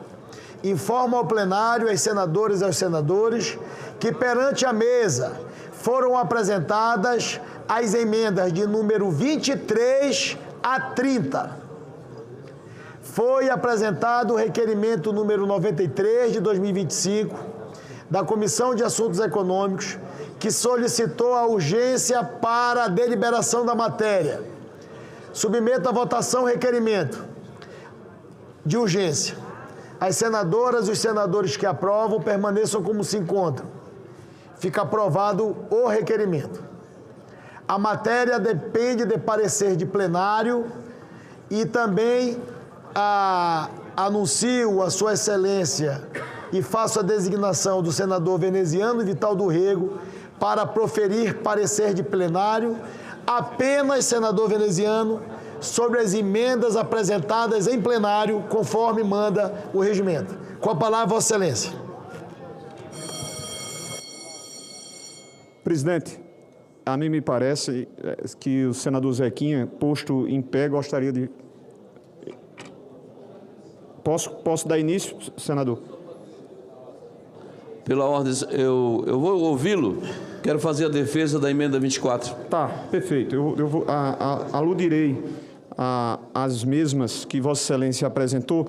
Senhor presidente, quando da fala e da homenagem proposta e seguida por outros companheiros, iniciativa do senador Fabiano Contarato, eu não mencionei o episódio triste que a todos nos surpreendeu, trazendo-nos, de fato, uma dor emocional, sentimento de perda, que principalmente ele é dimensionado quando fatos dessa natureza acontecem de inopino, é porque eu gostaria, como agora eu faço, vindo à tribuna, também prestar homenagem, meu querido senador Nelson Trade, a uma pessoa que, de fato, chamava-nos a atenção exatamente pelo seu cavalheirismo, além, evidentemente, da grande competência intelectual como diplomata. Somos sabedores que a estes e a estas, indiscutivelmente, exigidas essa condição do conhecer, do aprofundar-se, do ter dotados esses conhecimentos gerais, universais, mas a figura do nosso querido embaixador Nilo Barroso era algo que nos encantava, que a todos nos conquistava. Eu tive uma experiência mais recente agora, no mês de julho, quando pude, com ele, com a senhora sua esposa, dona Isadora, e quanto também seu pequeno filho, nós fazíamos uma rápida viagem. Mas um cidadão fidalgo, carinhoso, atencioso, e aí eu posso, como nós podemos, principalmente em razão de uma convivência que nós tivemos e nutrimos no período em que ele reservava as suas atenções e a sua presença profissional à presidência do senador Rodrigo Pacheco e igualmente do senador Davi Alcolumbre. Então, os nossos sinceros pesares a todos os familiares, aos seus filhos, à senhora sua esposa, porque é chocante. Abruptamente, fomos tomados no dia, tarde e noite de ontem, surpreendidos com esse infausto, o falecimento deste extraordinário servidor da diplomacia nacional e também colaborador do Senado. Senhor presidente Laércio Oliveira, senhoras e senhores, eu quero inicialmente agradecer as atenções que nos foram dispensadas pelo presidente Renan Calheiros, presidente da Comissão de Assuntos Econômicos, que chamou-nos para que nós pudéssemos colaborar com o nosso trabalho, confeccionando o nosso parecer a respeito do projeto de lei complementar, senador Marcelo Castro, 168, que tem como seu autor o senador Jacques Wagner. Quero igualmente agradecer agora à presidência, o senador Davi Alcolumbre, que faz essa igual designação para que assumisse e tomasse o posto nesta tribuna para relatar o mesmo.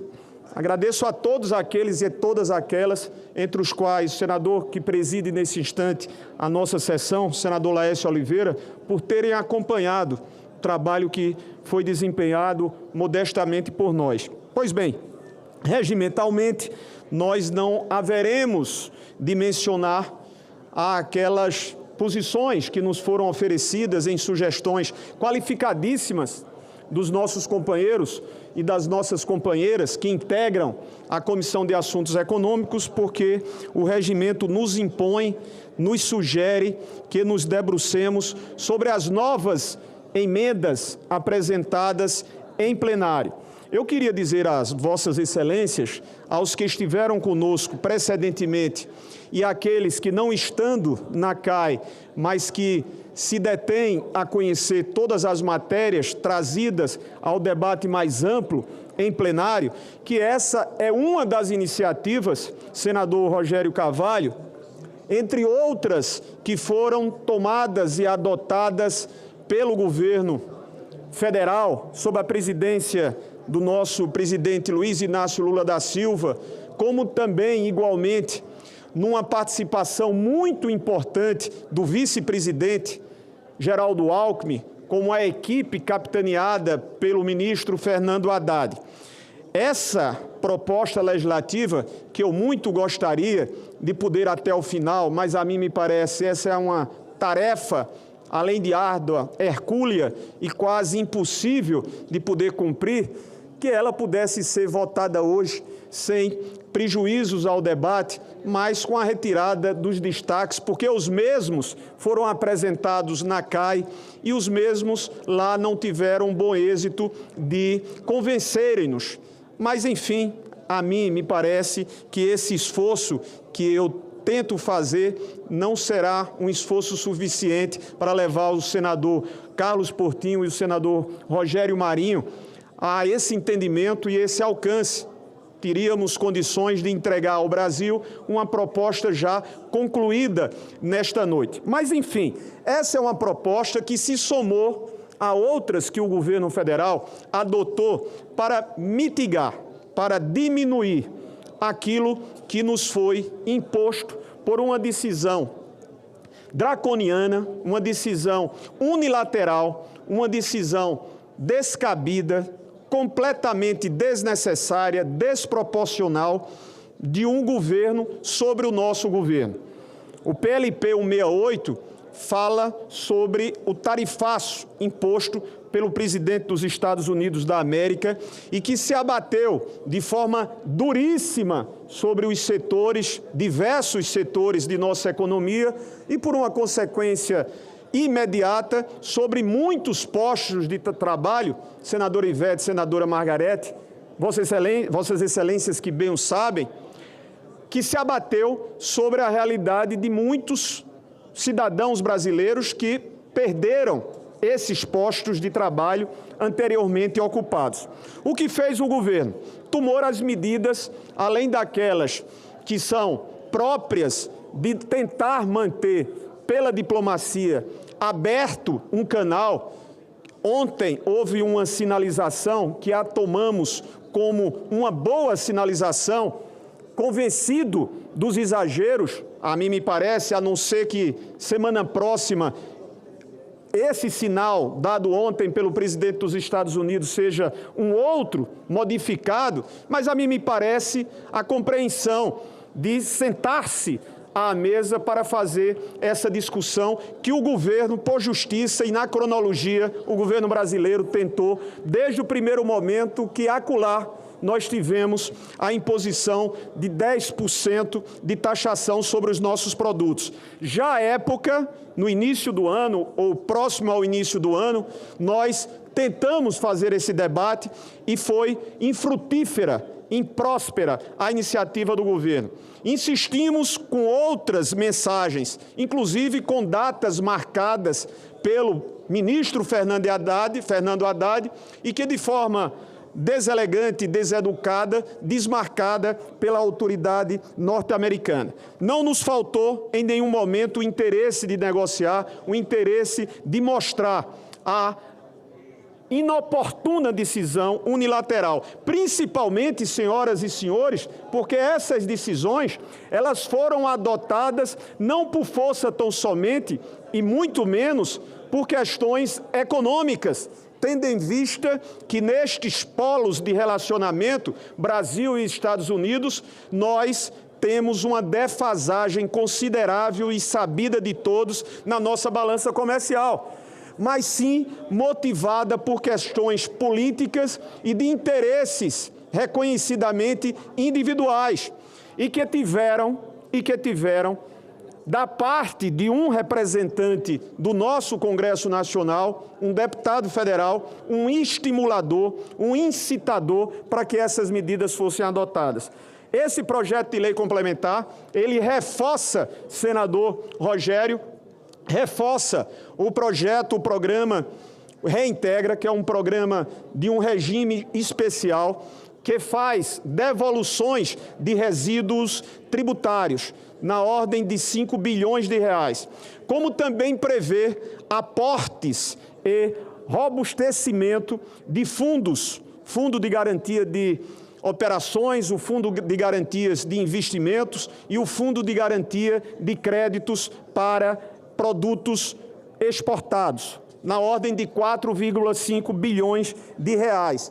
E mais do que isso, a importância de se saber que é uma proposta com tempo sabido e conhecido para o seu fim, 2026, para esses próximos finais, meses do ano de 2025 e o ano de 2026. São excepcionalidades.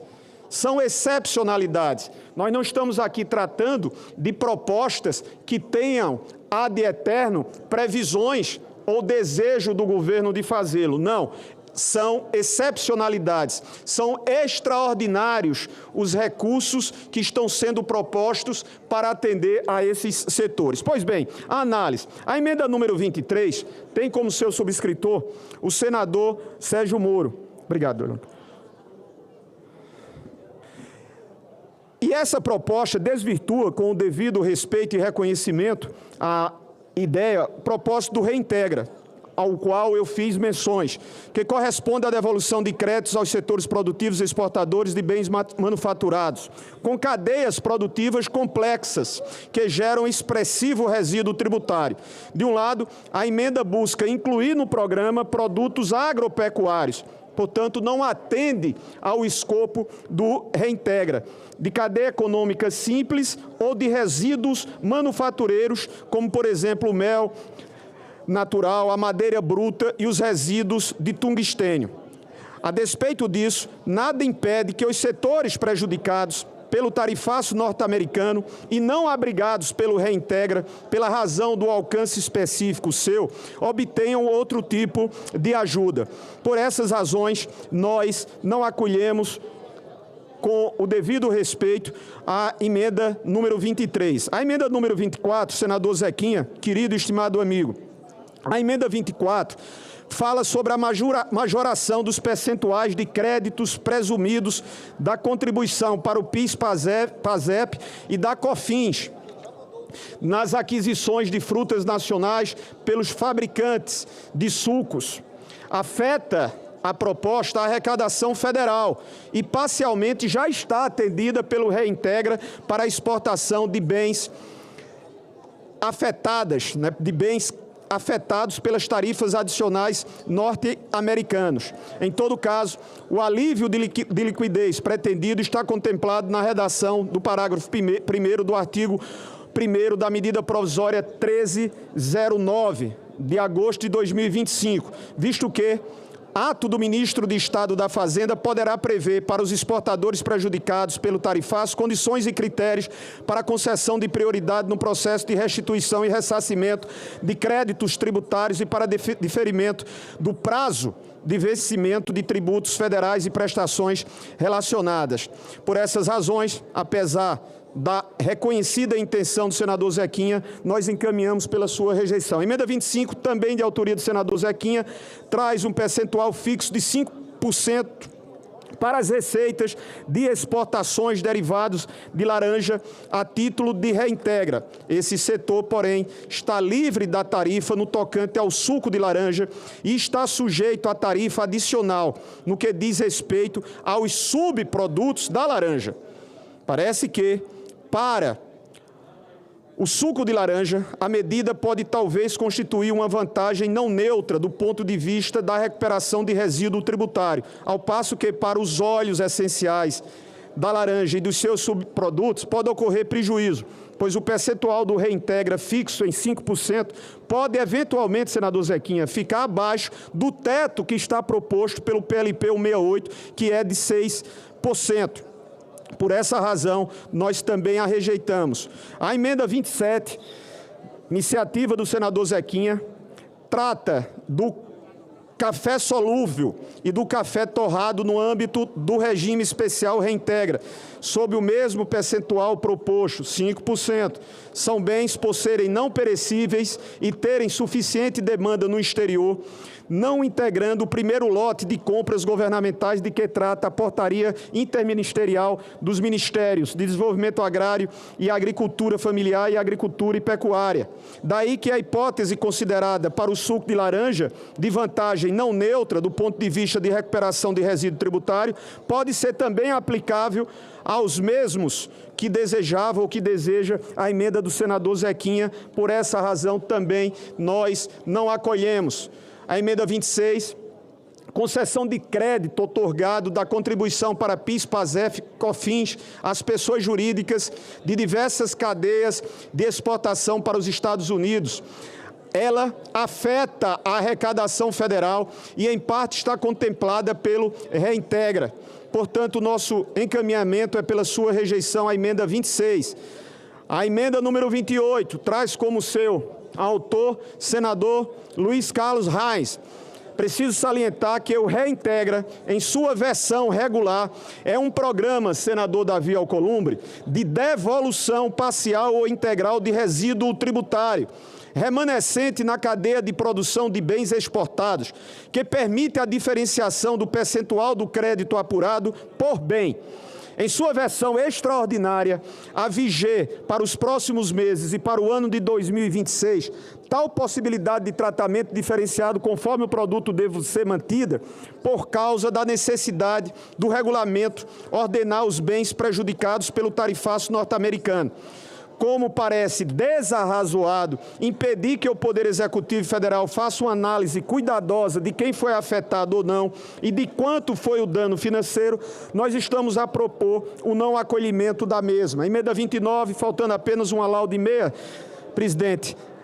Os aportes da União ao Fundo de Garantia de Operações, senador Zequinha, no valor de 1 bi, ao Fundo Garantidor do Comércio Exterior, no valor de 1,5 bilhão, e ao Fundo Garantidor para Investimentos, FGI, no valor de 2 bilhões, destinam-se a garantir operações de crédito voltadas exclusivamente à mitigação dos impactos sociais e econômicos causados pela imposição de tarifas adicionais. Felizmente, não há certeza de que as medidas unilaterais impostas pelo país, os Estados Unidos, ao nosso Brasil, se encerrem até o dia 31 de dezembro de 2026, o que desaconselha, no momento, a previsão de devolução de valores não comprometidos a título de garantia de operações de crédito. Assim, encaminhamos pela sua rejeição.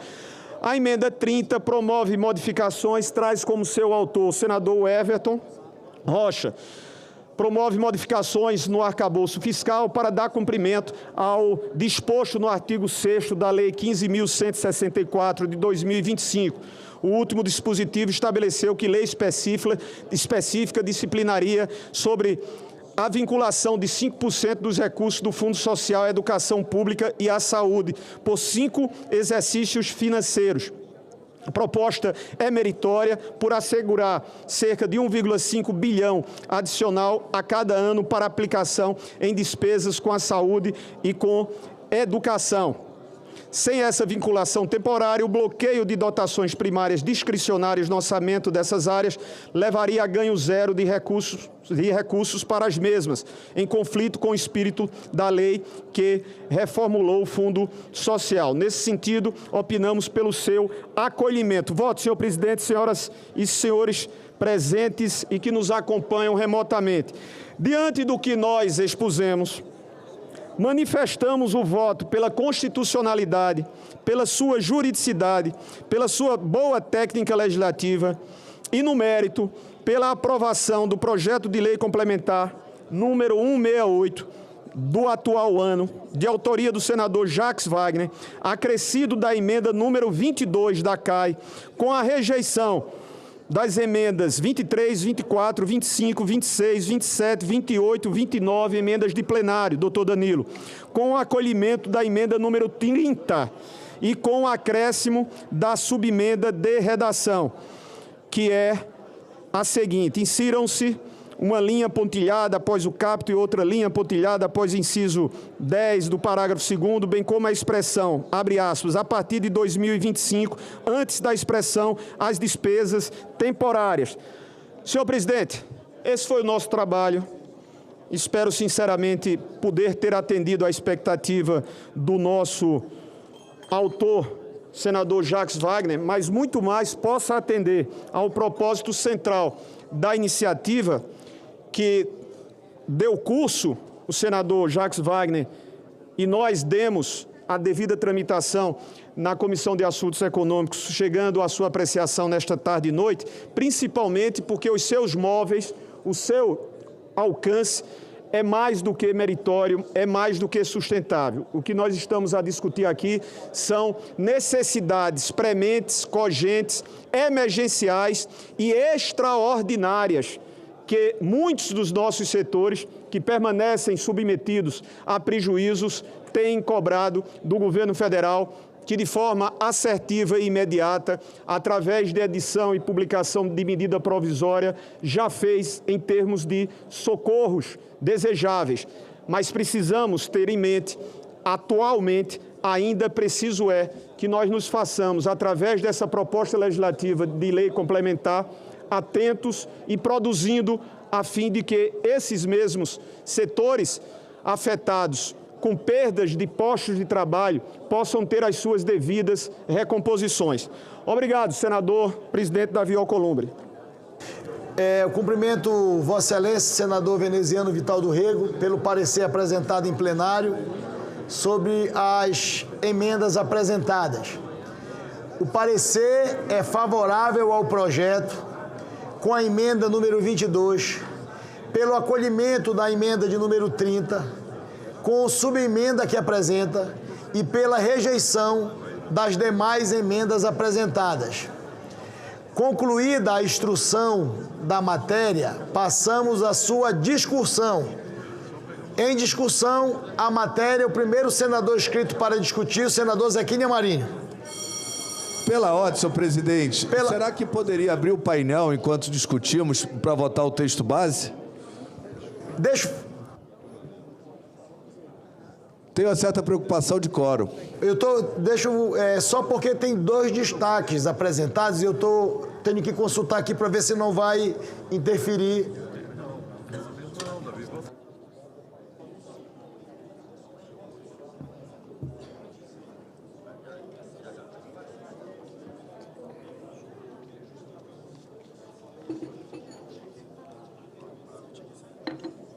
Obrigado. Senador líder Portinho, senador presidente Eduardo Gomes, senadores e senadoras, líder Rogério Marinho, senadora Margarete, eu estava consultando o doutor Danilo, na verdade foram destacados, tem 2 emendas destacadas, uma da liderança do Podemos e uma da liderança do PL. Acabei de consultar o líder Rogério Marinho sobre a manutenção ou a retirada do destaque. O PL vai manter a emenda destacada, é isso? Eu consulto, antes de tomar uma providência sobre a sua solicitação, querido senador Portinho, eu consulto o Podemos, o senador Carlos Viana ou o senador Zequinha Marinho, se ainda mantém o destaque apresentado, que está amparado pelo regimento, se ainda mantém o destaque. Vamos manter sim, presidente, vamos manter. Então, eu vou acolher a solicitação do senador Portinho, mas vou informar que nós teremos apenas 2 destaques para deliberarmos após a votação do texto principal. Não dá para depois criar outro destaque. Concordam? Então, com o apoio do plenário na unanimidade, eu determino a secretaria.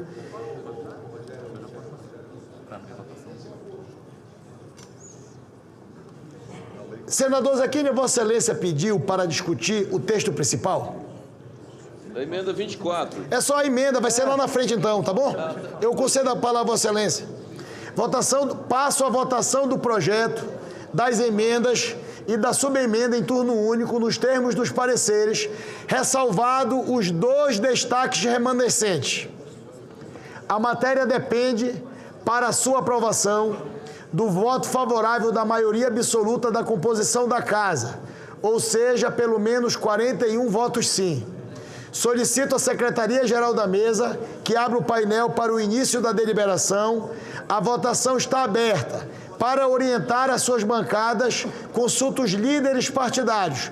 Como vota o relatório apresentado pelo senador veneziano no plenário, texto principal, a liderança do PL. Líder Rogério Marinho. Voto favorável, senhor presidente. A oposição também. Ao texto principal, ressalvado os destaques. Então pode registrar o PL e a oposição voto sim ao texto principal? Como vota o MDB? Senador veneziano, o MDB orienta o voto sim. Como vota o PSD? Senador vice-líder Otto Alencar. Senhor presidente, o PSD encaminha o voto sim. PSD orienta o voto sim. Como vota o PT, líder Rogério Carvalho? Senadora Augusta. Senadora Tereza. Como vota o Partido dos Trabalhadores? Vota sim, senhor presidente. PT vota sim. Como vota o progressista, senador Espiridião Amin? Progressista vota sim, presidente. Progressistas orientam o voto sim. Como vota a União Brasil, senador Sérgio Moro? Falando pela liderança aqui provisoriamente, a União orienta sim, ressalvados também os destaques. A medida é importante para suavizar o impacto fiscal, financeiro e econômico em cima dessas empresas. O União Brasil orienta o voto sim. Como vota o PSB, senador Flávio Arnes? PSB encaminha o voto sim, senhor presidente. Como vota o republicano e senador Hamilton Mourão? Republicano vota sim, presidente, ressalvados os destaques. Como orienta o Podemos, senador Carlos Viana? Senador Carlos Viana, querido líder. O Podemos vota sim, excelência. Podemos orienta o voto sim. Como orienta o PDT? Como orienta o PSDB, senador Stevenson Valentim? Vota sim, presidente. PSDB orienta voto sim. Como orienta o Novo? Como orienta a maioria? Como orienta a minoria? Como orienta o governo, senador Rogério Carvalho?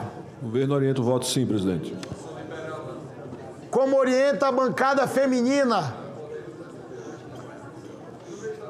Senadora Zenaide. A bancada feminina orienta o voto sim, senhor presidente. Informo as senadoras e os senadores que o painel está aberto, presidente Renan, e Vossa Excelência já pode votar. Senador Alan Rique, senadora doutora Eudócia, senador Fernando Farias, senador Pedro Chaves, senador Nelsinho Trade, senadora Soraya Tronic, senador Zequinha Marinho, senador Cleitinho, senador Efraim Filho, senador Chico Rodrigues, senador Oriovisto Guimarães, senador Irajá, senador Laércio Oliveira. Vossa Excelência já pode votar. Senadora professora Dorinha Seabra, senador Plínio Valério, senador Randolfo Rodrigues, senador Eduardo Girão, senador Augusta Brito, senador Elisiane Gama, senador Flávio Bolsonaro, senador Jorge Seife. As senadoras e os senadores já podem votar. Nós estamos em processo de votação nominal. Pela matéria se tratar de um projeto de lei complementar, carece de no mínimo 41 votos sim para a sua aprovação. Nós temos a orientação de todas as bancadas. Senador Amin, pois não? Presidente, está faltando a voz do pregoeiro. Do senador Cid Gomes. É, o pregoeiro. Nós vamos ter que fazer uma reunião para tirar esse cargo dele, porque ele está muito ausente esses últimos dias. Como os senadores...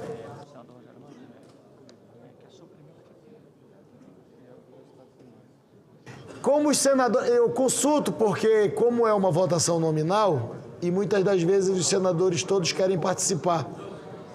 Nós estávamos com um quórum de 68 senadores presentes e temos apenas 59 votantes. Eu consulto Vossas Excelências se nós podemos...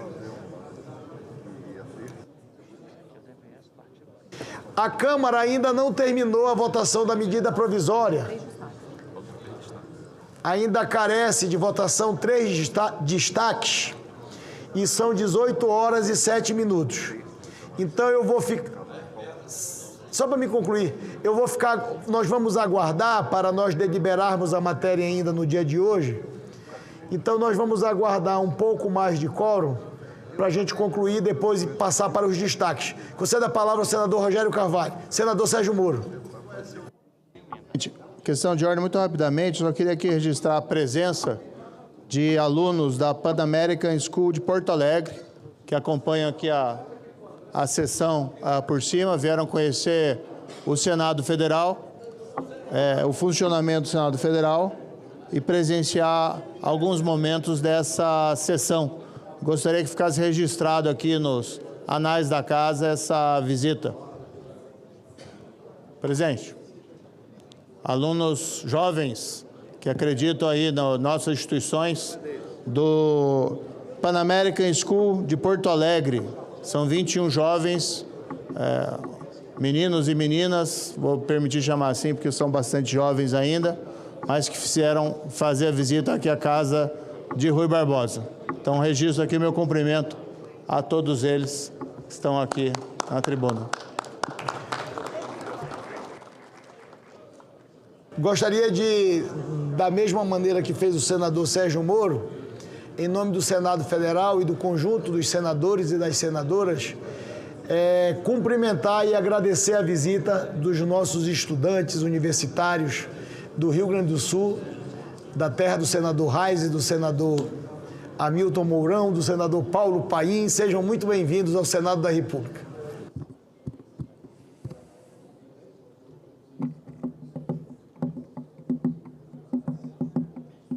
Pera aí.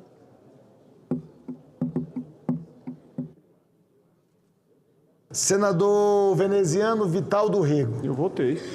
Não, é porque ainda estamos... Alguns senadores que estavam presentes no plenário que ainda não votaram.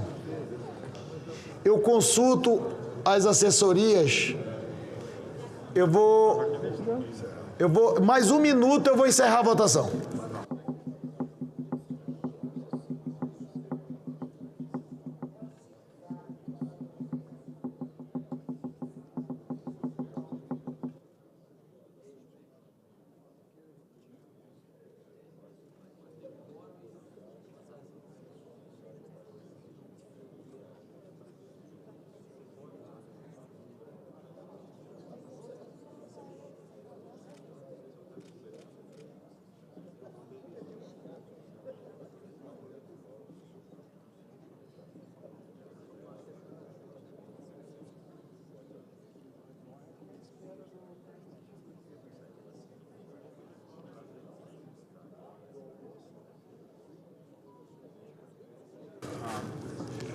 Senador veneziano? Não. Me permita aí o plenário fazer um informe do auto da presidência do Senado Federal. Em 2020, quando tive a honra de presidir esta casa, nos difíceis dias da pandemia, criamos o Senado Verifica, uma ferramenta simples, mas fundamental para combater notícias falsas sobre o Senado da República e o trabalho do Poder Legislativo. De lá para cá, em 5 anos, milhares de brasileiros já recorreram ao serviço para tirar as suas dúvidas. Hoje, faço o anúncio de um novo capítulo desse compromisso com o combate à desinformação. O novo portal Senado Verifica. Além das checagens acessíveis ao cidadão, a página na internet passa a oferecer também conteúdos de educação para o uso responsável da informação. Não vamos apenas reagir à desinformação, vamos ajudar a sociedade a se proteger dela, com conhecimento, com transparência e com informação de qualidade. O Senado cumpre o seu papel no combate às fake news.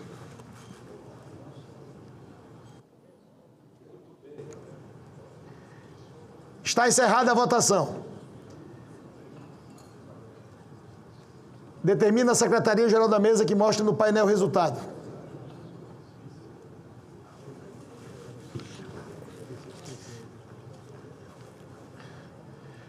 Votaram sim 64 senadores e senadoras, não nenhum. Está aprovado o projeto com a emenda número 22 e a emenda número 30 com subemenda, ressalvados os destaques. Concedo a palavra ao líder Rogério Carvalho. Senhor presidente, queria sugerir a Vossa Excelência, na verdade, que nós deixássemos os destaques para serem votados na próxima semana, uma vez que hoje a gente tem é uma matéria que requer 41 votos, nós temos 64 somente, e nós pudéssemos votar esses destaques na próxima sessão. Pela ordem. Pela ordem, senador Otto Alencar. Quero fazer coro com o senador Rogério Carvalho, até porque esse projeto é da lavra do senador Jacques Wagner, que está em recuperação de uma cirurgia no tornozelo, e ele deve estar presente na próxima semana, e aí seria importante que ele pudesse participar e também debater esses destaques do nobre líder da oposição e dos outros senadores, para chegar talvez a um entendimento, ele que é o autor da matéria. Querido senador Otto Alencar, Vossa Excelência faz um registro que a mesa carece de considerar. Esta matéria foi destacada pelo Podemos e pelo PL e foi, com amparo regimental, deferida pela mesa. Mas Vossa Excelência lembra que o projeto, a autoria deste projeto, é do senador Jacques Wagner, que está de licença médica para um tratamento de saúde. Eu tenho certeza absoluta que o plenário do Senado Federal e as lideranças que apresentaram os destaques, senador veneziano, me permita fazer essa ponderação, não irão se opor a essa solicitação feita pelo líder Rogério Carvalho, até pela homenagem que Vossa Excelência fez em relação ao autor do projeto. Como se deve, senador Carlos Viana, e peço a compreensão de Vossa Excelência, a boa convivência em vários episódios durante o exercício da presidência, em algumas oportunidades a mesa foi questionada em relação ao quórum de votação. E houve sempre um questionamento que nós pudéssemos, nas matérias que careciam de maioria como a de hoje, que nós pudéssemos ter um quórum mais adequado. Então eu queria consultar as lideranças partidárias, mas de pronto compreender o argumento apresentado por Vossa Excelência. Concedo a palavra ao líder Rogério Marinho, autor do destaque. Senhor presidente, senhores senadores, em especial a liderança do governo, eu faço só um apelo a Vossa Excelência, porque esse é o tipo do assunto, da matéria, que requer a presença física dos senhores e senhoras senadores aqui no plenário. Eu sei que nós tivemos em 2020 e 2021, questão da pandemia, e nós criamos aquele processo da votação pelo Infolegs, à distância e tal. Eu só peço a Vossas Excelências que esse tipo de procedimento só ocorra excepcionalmente, né? Então, nós vamos concordar com o adiamento, em função do pleito que foi feito aqui, né? Mas que essa discussão, a exemplo de outras matérias relevantes, a gente tenha a oportunidade de discutir no plenário, na comissão, fisicamente, presencialmente, a não ser com as exceções de praxe, como é o caso da senadora Mara Gabrilli, que é perfeitamente compreensível.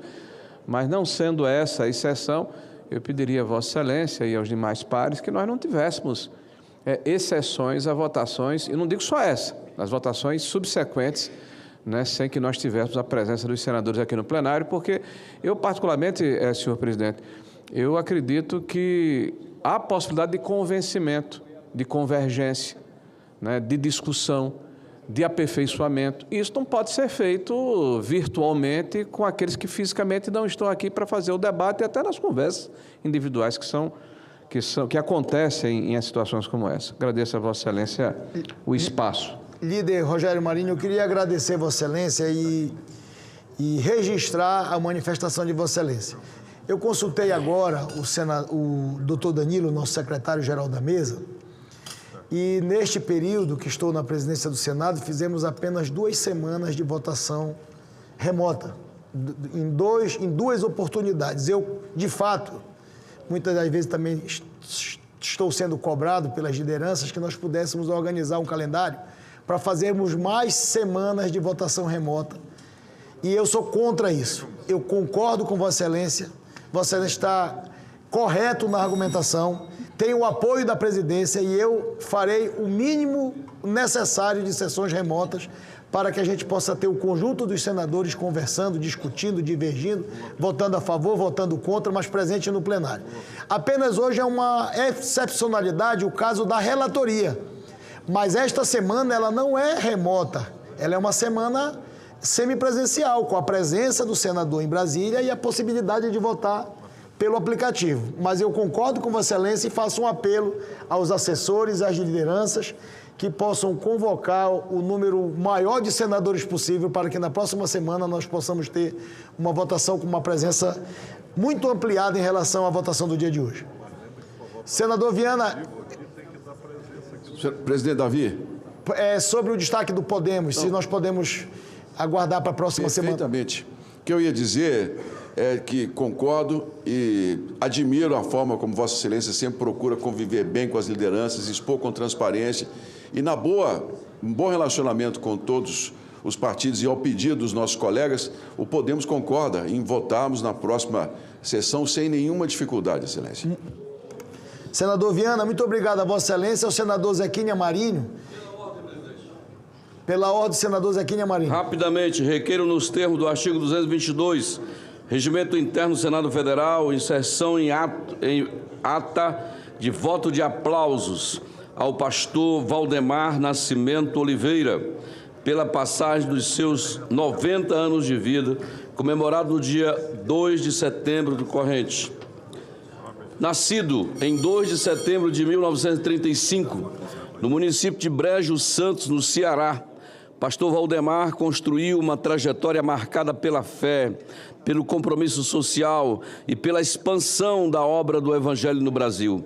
Desde sua mudança para o Maranhão em 1942 e posteriormente para o estado do Pará em 1969, sua atuação pastoral tem sido pautada pela ética, pelo amor ao próximo e pela incansável missão de disseminar valores cristãos. Pastor Valdemar, muito conhecido e respeitado em nossa convenção, a Comiadepa, é chamado e considerado por todos como o apóstolo da Transamazônica. Pastoreou diversas igrejas, mas há 46 anos está em Altamira, aquela grande cidade. Deixa um legado extraordinário, está agora jubilado, não é? O seu filho Joel Mendes assume a liderança e o pastor Valdemar Nascimento merece aplausos por todo esse trabalho e principalmente nesse momento, nesse mês, pela passagem do seu aniversário de 90 anos. Muito obrigado. A mesa recolhe a solicitação de Vossa Excelência e encaminhará para as providências cabíveis. Concedo a palavra pela ordem ao senador Lucas Barreto. Senhor presidente, senador Davi Alcolumbre, senhoras e senhores senadores, mais uma vez, senhor presidente, eu volto a esta tribuna para cobrar a licença para a prospecção do petróleo na costa do Amapá. Senhor presidente, como é que nós podemos atrair investimentos se a Petrobras levou apenas 2 semanas para dar a licença ambiental para a perfuração na margem equatorial no Rio Grande do Norte, enquanto no Amapá, passados mais de 30 dias após a bem-sucedida avaliação pré-operacional, nenhuma satisfação foi dada ao povo do Amapá e nem à Petrobras. Que IBAMA é esse, senhor presidente, que para um estado tem um peso e para o Amapá tem outro peso, que também é estado importante do Brasil e que também é o estado de importantes senadores para o governo? Não se demonstra, senhor presidente, nenhum respeito com o povo do Amapá. Pior do que esta lentidão desrespeitosa do IBAMA é o seu silêncio, que impede o desenvolvimento do Amapá e retira a esperança de alcançarmos o bem-estar social de nossa gente. Enquanto, senhor presidente, os benefícios da indústria do petróleo não chegam ao manto da insegurança e não chegam, o manto da insegurança e violência dominam as sociedades rurais e urbanas do Amapá. Quero aqui fazer um apelo ao presidente Lula. É tempo de determinar o início da perfuração dos 9 poços nesta fase final geológica da margem equatorial, senhor presidente, e acabar com o absurdo do IBAMA e do Ministério do Meio Ambiente de desrespeitarem o povo do Amapá mais uma vez. Obrigado, senhor presidente.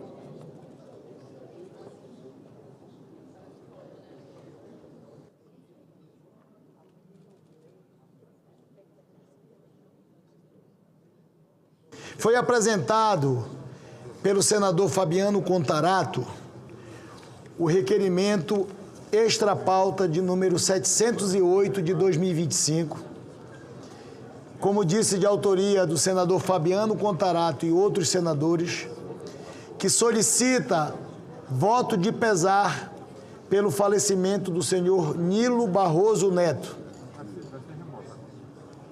diplomata de carreira, embaixador, que serviu ao Congresso Nacional, ao Senado da República, na Secretaria Internacional da Presidência do Senado Federal até o dia de ontem. Em votação, o requerimento. As senadoras e os senadores que aprovam permaneçam como se encontram. Aprovado o requerimento por unanimidade, será encaminhada a cópia do voto nos termos solicitados aos seus familiares.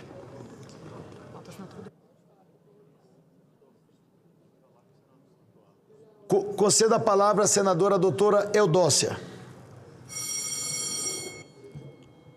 Boa tarde, senhor presidente. Boa tarde, senhoras senadoras e senhores senadores. A construção de uma política nacional de ciência e tecnologia voltada à oncologia exige uma abordagem sistêmica, envolvendo a articulação entre os setores público e privado, agências de fomento, universidades, centro de pesquisa e a indústria nacional e internacional. Foi com esse propósito que criamos a CAS Câncer. A CAS Câncer, que é uma subcomissão da CAS, que é a Comissão de Assuntos Sociais. Realizamos ontem a primeira audiência pública da CAS Câncer, reunindo especialistas que estão transformando o cenário oncológico do nosso país. O principal objetivo da subcomissão é elaborar propostas concretas para avançar a pesquisa clínica, reduzir desigualdades no SUS e garantir o acesso de pacientes com câncer a vacinas e terapias oncológicas avançadas. Durante a audiência pública, a doutora Angélica Nogueira, da Sociedade Brasileira de Oncologia Clínica, ressaltou que o Brasil precisa destravar a pesquisa clínica para trazer novas terapias ao SUS e capacitar melhor seus profissionais. Nessa mesma linha, a doutora Dayana Mendes Ribeiro, do Hospital de Amor de Barretos, lembrou que o acesso a terapias avançadas e vacinas oncológicas é decisivo para aumentar a sobrevida dos pacientes e defendeu a ampliação da pesquisa clínica, de modo que mais brasileiros e mais brasileiras possam participar de protocolos inovadores. Já o doutor Gustavo Guimarães, cirurgião oncológico da Beneficência Portuguesa, reforçou a necessidade de regulamentações mais ágeis e seguras, capazes de acelerar a incorporação de terapias como imunoterapias e CAR-T, colocando o Brasil em posição de protagonismo no desenvolvimento tecnológico e no cuidado oncológico. Dentre as autoridades públicas ouvidas, destaca-se o Dr. Rafael Sanches Pereira, da Anvisa, que explicou o processo de registro de medicamentos, vacinas e imunoterapias e alertou que muitos produtos já aprovados ainda não chegam aos pacientes. E, por fim, o senhor Martim Bonamino, da Fiocruz, destacou o papel da instituição na luta contra o câncer, especialmente na pesquisa translacional, na detecção molecular do HPV, no desenvolvimento de vacinas de RNA e em terapias avançadas como o CAR-T-Cells. Ele também ressaltou a relevância da cooperação com o INCA e das parcerias público-privadas que aceleram diagnósticos, tratamentos e imunoterapias, projetando o Brasil como protagonista no cenário mundial. A CAS Câncer surge como espaço estratégico de diálogo, articulação e construção coletiva de soluções. O trabalho da comissão tem o potencial de transformar o enfrentamento ao câncer no Brasil, aproximando especialistas, gestores e legisladores para propor medidas concretas que ampliem o acesso, fortaleçam a inovação e garantam mais equidade no tratamento oncológico. A audiência evidenciou o enorme potencial e a urgência das vacinas contra o câncer. Elas representam uma das maiores inovações da medicina contemporânea e podem mudar radicalmente a forma como prevenimos e tratamos a doença, salvando vidas e ampliando horizontes para milhões de brasileiros. Essa missão é de todos nós, cuidar da vida, avançar na inovação e transformar o Brasil em referência no enfrentamento ao câncer. E eu queria reforçar aqui dizendo, senhor presidente, caros colegas senadores e colegas senadoras, que o câncer hoje é a segunda doença que mais mata no nosso país e no mundo. Só perde para as doenças, doenças cardiovasculares e AVCs. Então, isso é um motivo de nos preocuparmos, de nos debruçarmos cada vez mais, especialmente todos nós que fazemos parte do quadro da comissão da CAS, Comissão de Ação Social, a CAS, que é a Comissão de Assuntos Sociais, me perdoem. E dentro da CAS, a CAS Câncer. O que é que eu quero ressaltar para vocês? Que o câncer, ele está avançando de uma forma de uma forma avassaladora e matando pessoas também de uma forma avassaladora. E quero aqui colocar que, infelizmente, as políticas públicas no nosso país esquecem de priorizar as pessoas que dependem totalmente do SUS. E aqui eu falo das imunoterapias, que são terapias avançadas para tratamento do câncer. Inclusive, eu tenho um projeto de lei que é o marco regulatório da vacina contra o câncer. Esse marco regulatório, onde dentro do seu esboço, do seu arcabouço, tem as imunoterapias. Vacinas essas que ajudam o paciente a avançar contra o câncer, ajudando os pacientes que têm indicação precisa para tratamento dessas imunoterapias. E aqui eu quero colocar para o Ministério da Saúde, eu quero colocar para o governo federal, que olhem com atenção os casos de câncer das pessoas que dependem totalmente do SUS, que têm indicação precisa de serem tratadas com imunoterapias pelos nossos oncologistas clínicos e que, infelizmente, padecem na fila, esperando sequer uma dose de imunoterapia, e essa dose nunca chega, e esse paciente falece na fila do SUS por não ter acesso a essas terapias avançadas contra o câncer.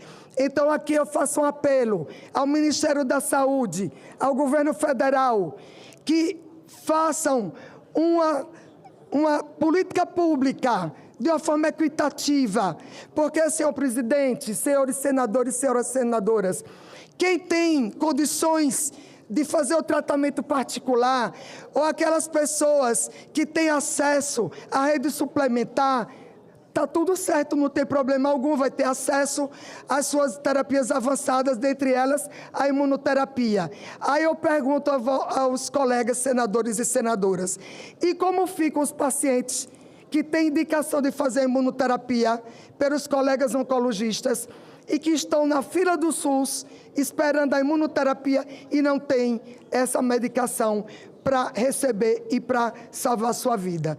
Então aqui a gente está falando de vida, de pessoas. Então quero dizer a todos os brasileiros e todas as brasileiras que aqui no Senado tem uma senadora que levanta uma bandeira contra o câncer, para acabarmos, para conseguirmos diminuir substancialmente o número de diagnósticos de câncer na nossa sociedade e, uma vez diagnosticado, ter acesso ao tratamento de ponta. E, no caso, aqui estou falando especialmente de imunoterapia. Então, eu quero fazer esse apelo ao governo federal e ao Ministério da Saúde para que possa, lado a lado, trabalhar junto com a CAS-Câncer para que a gente diminua o número de mortalidade dos nossos pacientes oncológicos no nosso país. Muito obrigado, senhor presidente. Muito obrigado, caras colegas e colegas senadores e senadoras. Cedo a palavra ao senador Reise.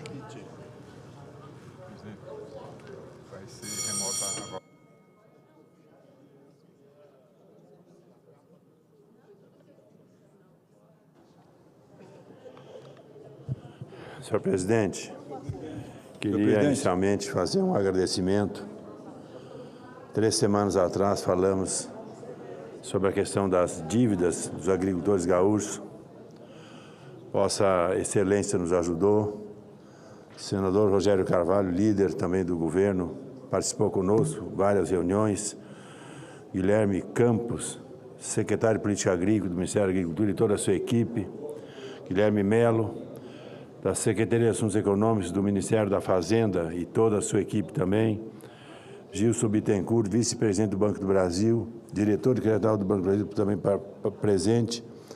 Nas conversações com a FETAG, com a Farsul, com a FECOAGRO, com a OSERGS, com os movimentos SOS Agro, a Securitização Já, a Associação de Produtores e Empresários, conseguimos, ao longo de 3, 4 semanas, avançarmos. Não foi o ideal, mas foi o possível de se conseguir naquele momento. Já na Expo Inter foi anunciado uma medida provisória no valor de 12 bilhões de reais. Esse recurso saiu na semana passada. Agora estamos acompanhando na Fazenda, na Agricultura e no Banco Central. Sexta-feira que passou, saiu também o voto do Conselho Monetário Nacional, que para nós era fundamental. Na sexta-feira, a gente agradece também ao Banco Central, saíram as resoluções do Banco Central, que já foram encaminhadas aos bancos. Nós agora esperamos que o Banco do Brasil, que o Sicredi, que são os dois maiores financiadores do Rio Grande do Sul, mais Sicobi, Cressol, Banrisul e os demais bancos, nós possamos ter agilidade no processo de fazer a contratação das renegociações que os produtores precisam. Agradecemos. Raquel Nadal, que está agora no lugar do Guilherme Melo, também tem nos ajudado, e agora a gente precisa agilizar o processo dessa negociação o mais rápido possível. Em torno de 85% são municípios gaúchos que serão beneficiados com as enchentes e com as secas que nós tivemos ao longo dos últimos 6 anos. E também precisamos, além dessa agilidade, resolver o assunto das negociações e iniciar o mais rápido possível a questão da contratação da safra de soja e da safra de arroz, que é a maior safra que nós temos no Rio Grande do Sul. Alguns municípios do Mato Grosso do Sul também estão contemplados, municípios do Paraná estão contemplados, municípios do Santa Catarina contemplados. Então agora é mãos à obra, o que a gente pede aos bancos a compreensão, ajuda para que o maior número de agricultores possam acessar essas negociações e também nós conseguirmos fazer a contratação do custeio dessa safra de verão, que é a maior safra que nós plantamos no Rio Grande do Sul. Entendemos a gravidade do momento que esses produtores passam e precisamos, de uma certa forma, dessa compreensão por parte do sistema financeiro para ajustarmos essa posição. Um detalhe, já conversamos com o Ministério da Agricultura, também com a doutora Raquel, é que nós precisamos incluir, o que não foi incluído agora em função da celeridade, faltaram nessa negociação a safra 24-25. Foram resolvidas aqui as operações que estavam em dia em 30 de junho de 2024.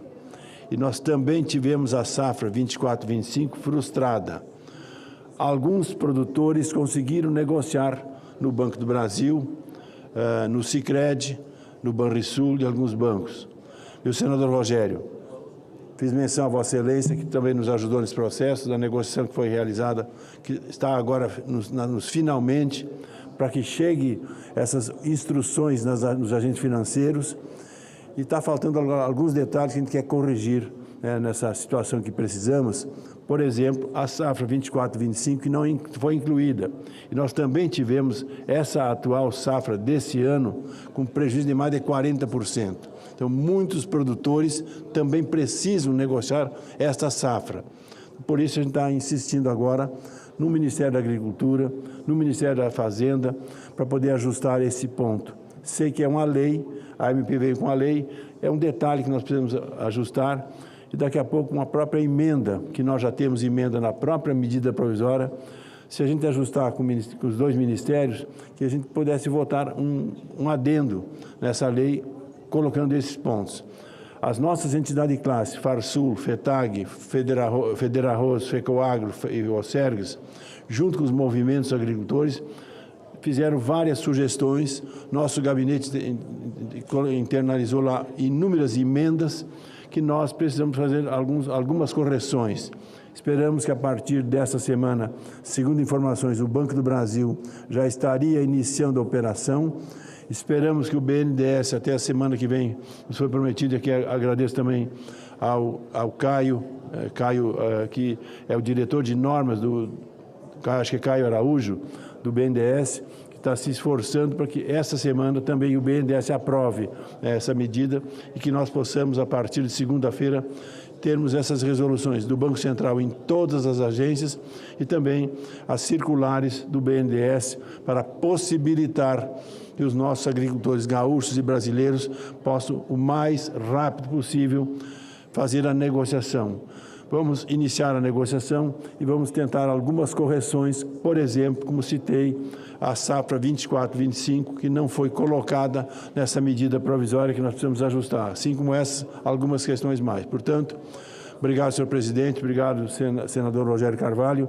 Vamos seguir nessa luta para a gente poder ajudar os milhares e milhares de produtores gaúchos e brasileiros. Obrigado, senhor presidente. Obrigado, senador Reise. Informo ao plenário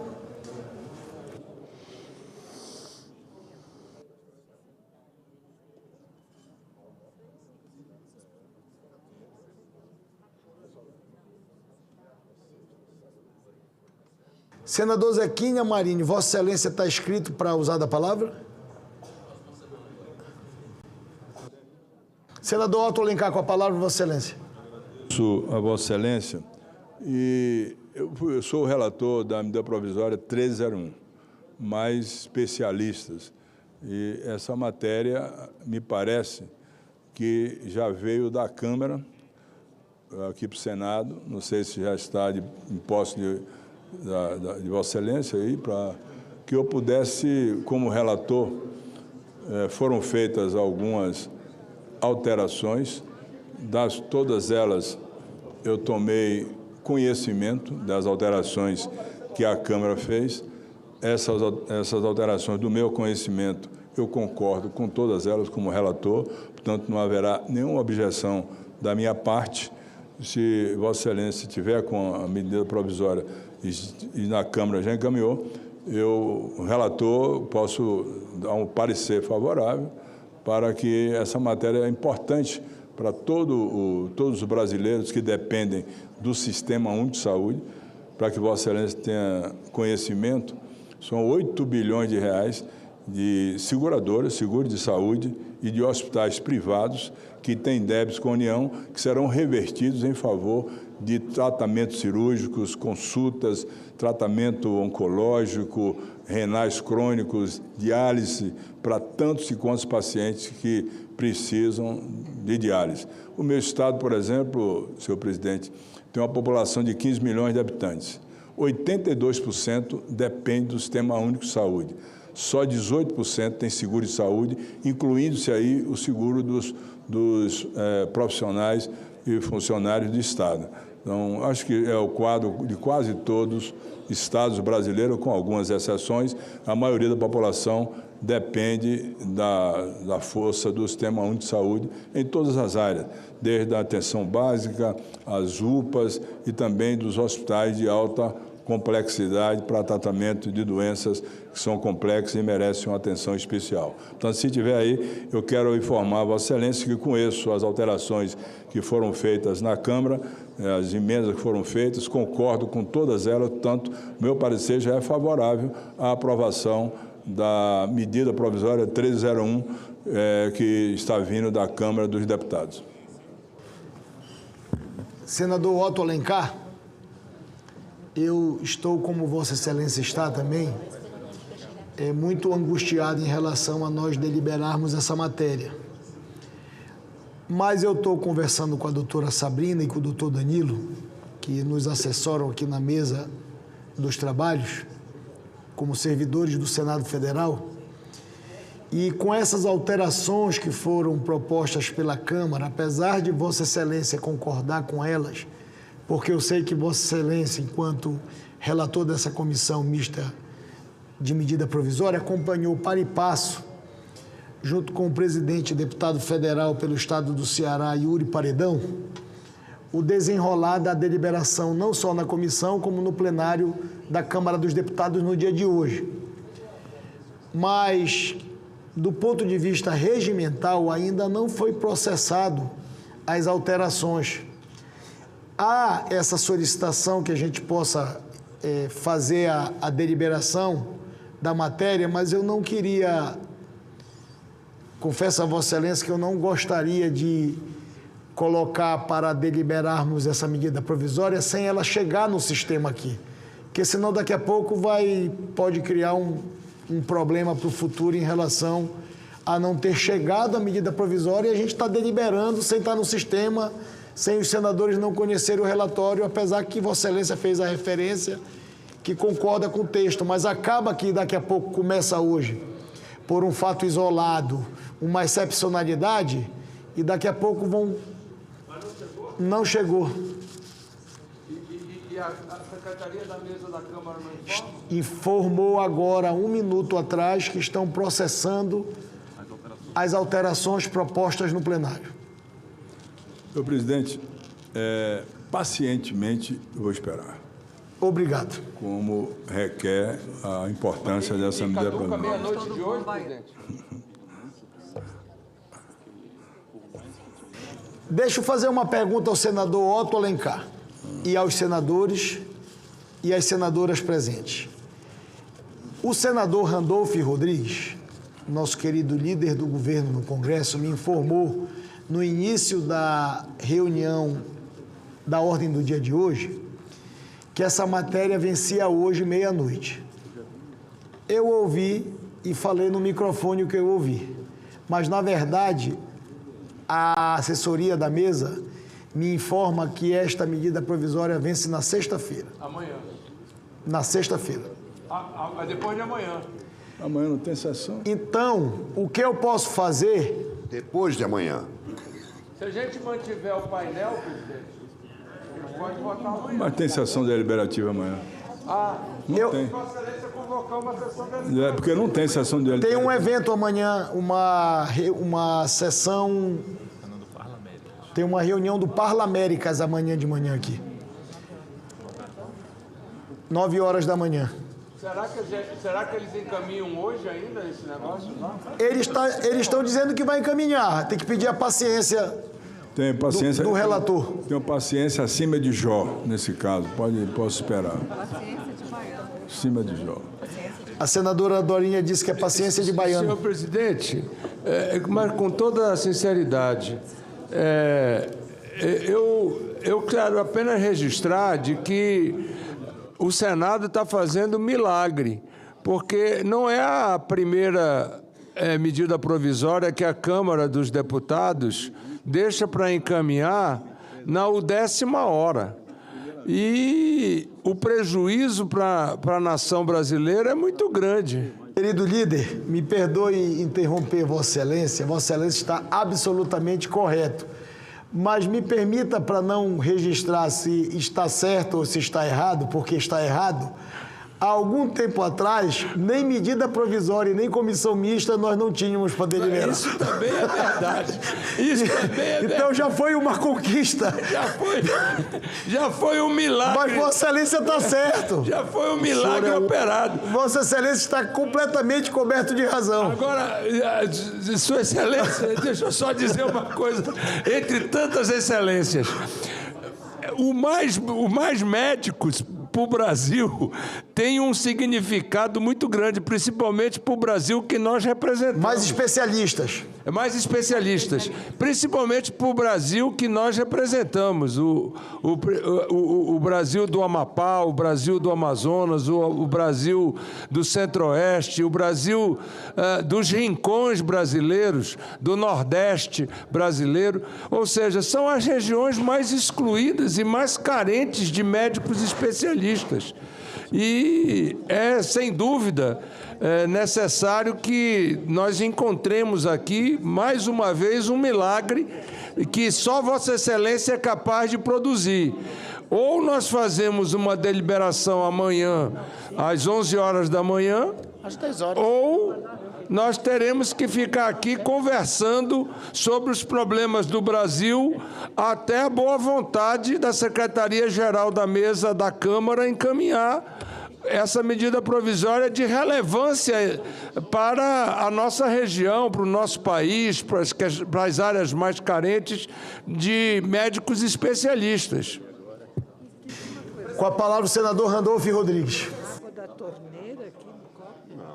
Presidente, secundando o líder Eduardo Braga, veja, não me parece que tenha, como o próprio líder Eduardo falou, essa medida é tão importante para o Brasil, Aliás, a Secretaria da Mesa traz até um alívio, porque até esse líder imaginava que a medida provisória estava encerrando hoje.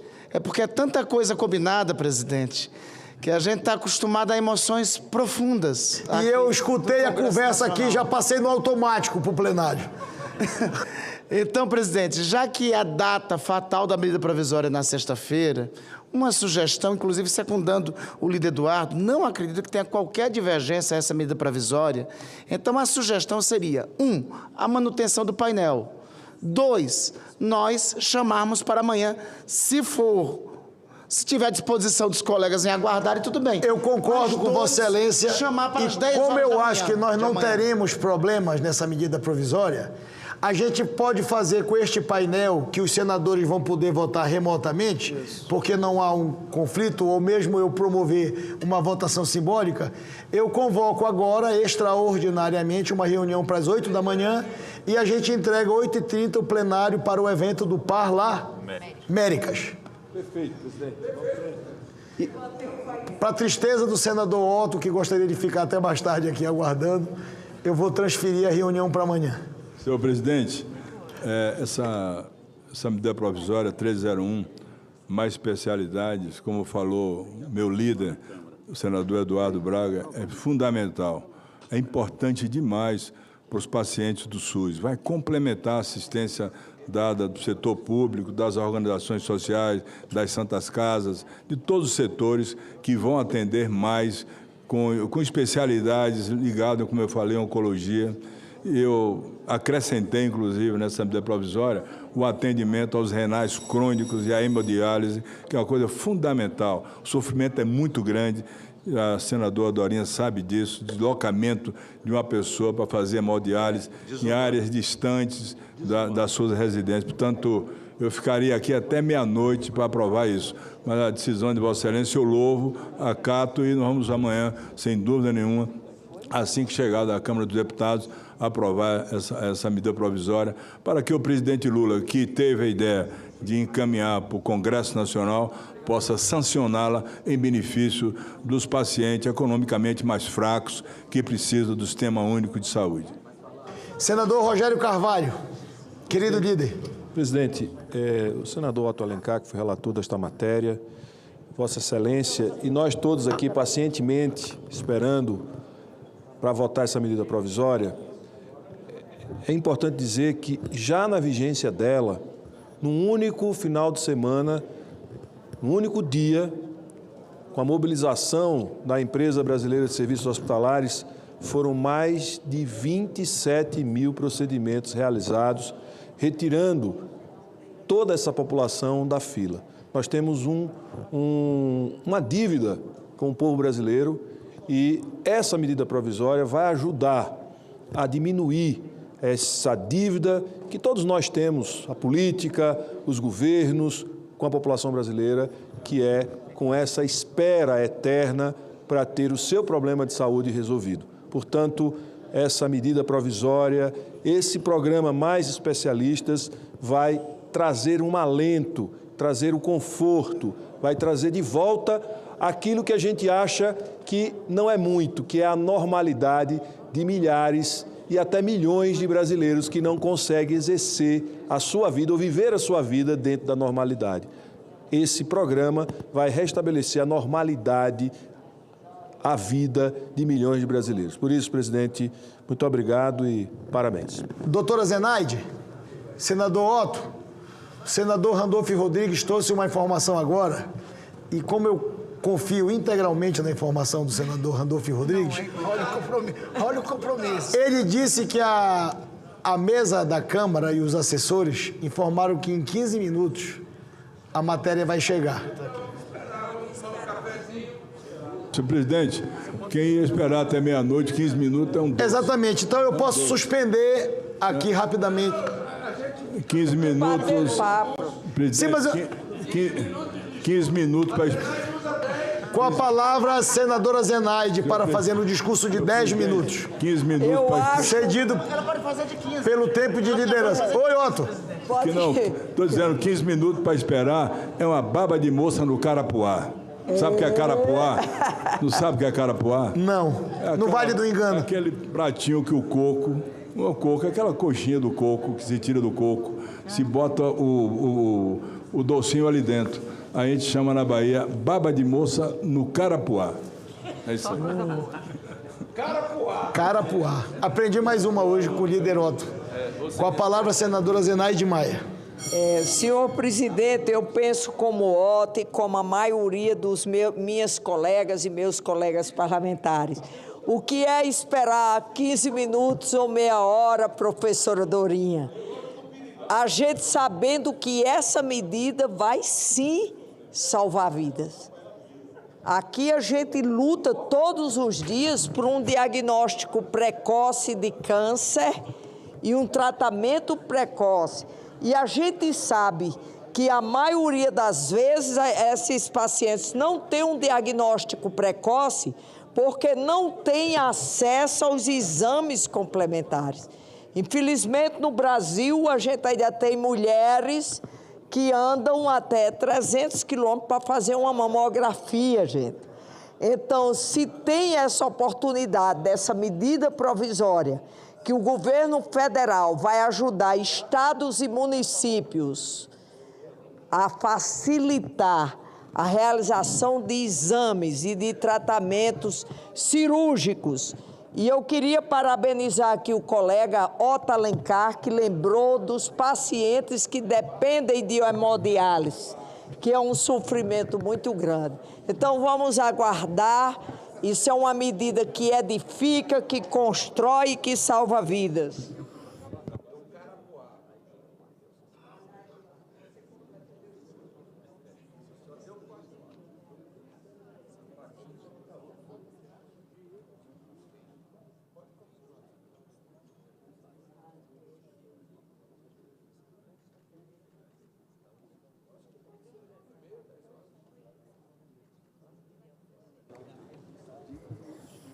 Pela ordem, presidente. Mande bala. Pela ordem, senadora Tereza Leitão. Pode gastar mais 10 minutos. Vou contribuir com a espera. A respeito do projeto mais especialistas. Sexta-feira próxima, dia 29 de setembro, estará no nosso estado de Pernambuco, mais precisamente no IMIP, uma referência em saúde, o diretor regional Cariri, o diretor Rodrigo Cariri, para o acolhimento dos mais médicos especialistas e ampliação das residências e a certificação dos hospitais de ensino, que é o caso do IMIP. Somente desta vez, senhor presidente, serão 10 médicos especialistas em Palmares, na Zona da Mata, uma das regiões mais pobres do estado de Pernambuco, a região da Mata Sul, em Oricori, no sertão do Araripe, em Afogados e em Gazeira, também no sertão. Em Palmares serão 7 médicos, em Oricori 1 médico, em Afogados 1 médico, em Gazeira 1 médico, e 56 novas vagas em programas de residência e certificação de 9 hospitais de ensino.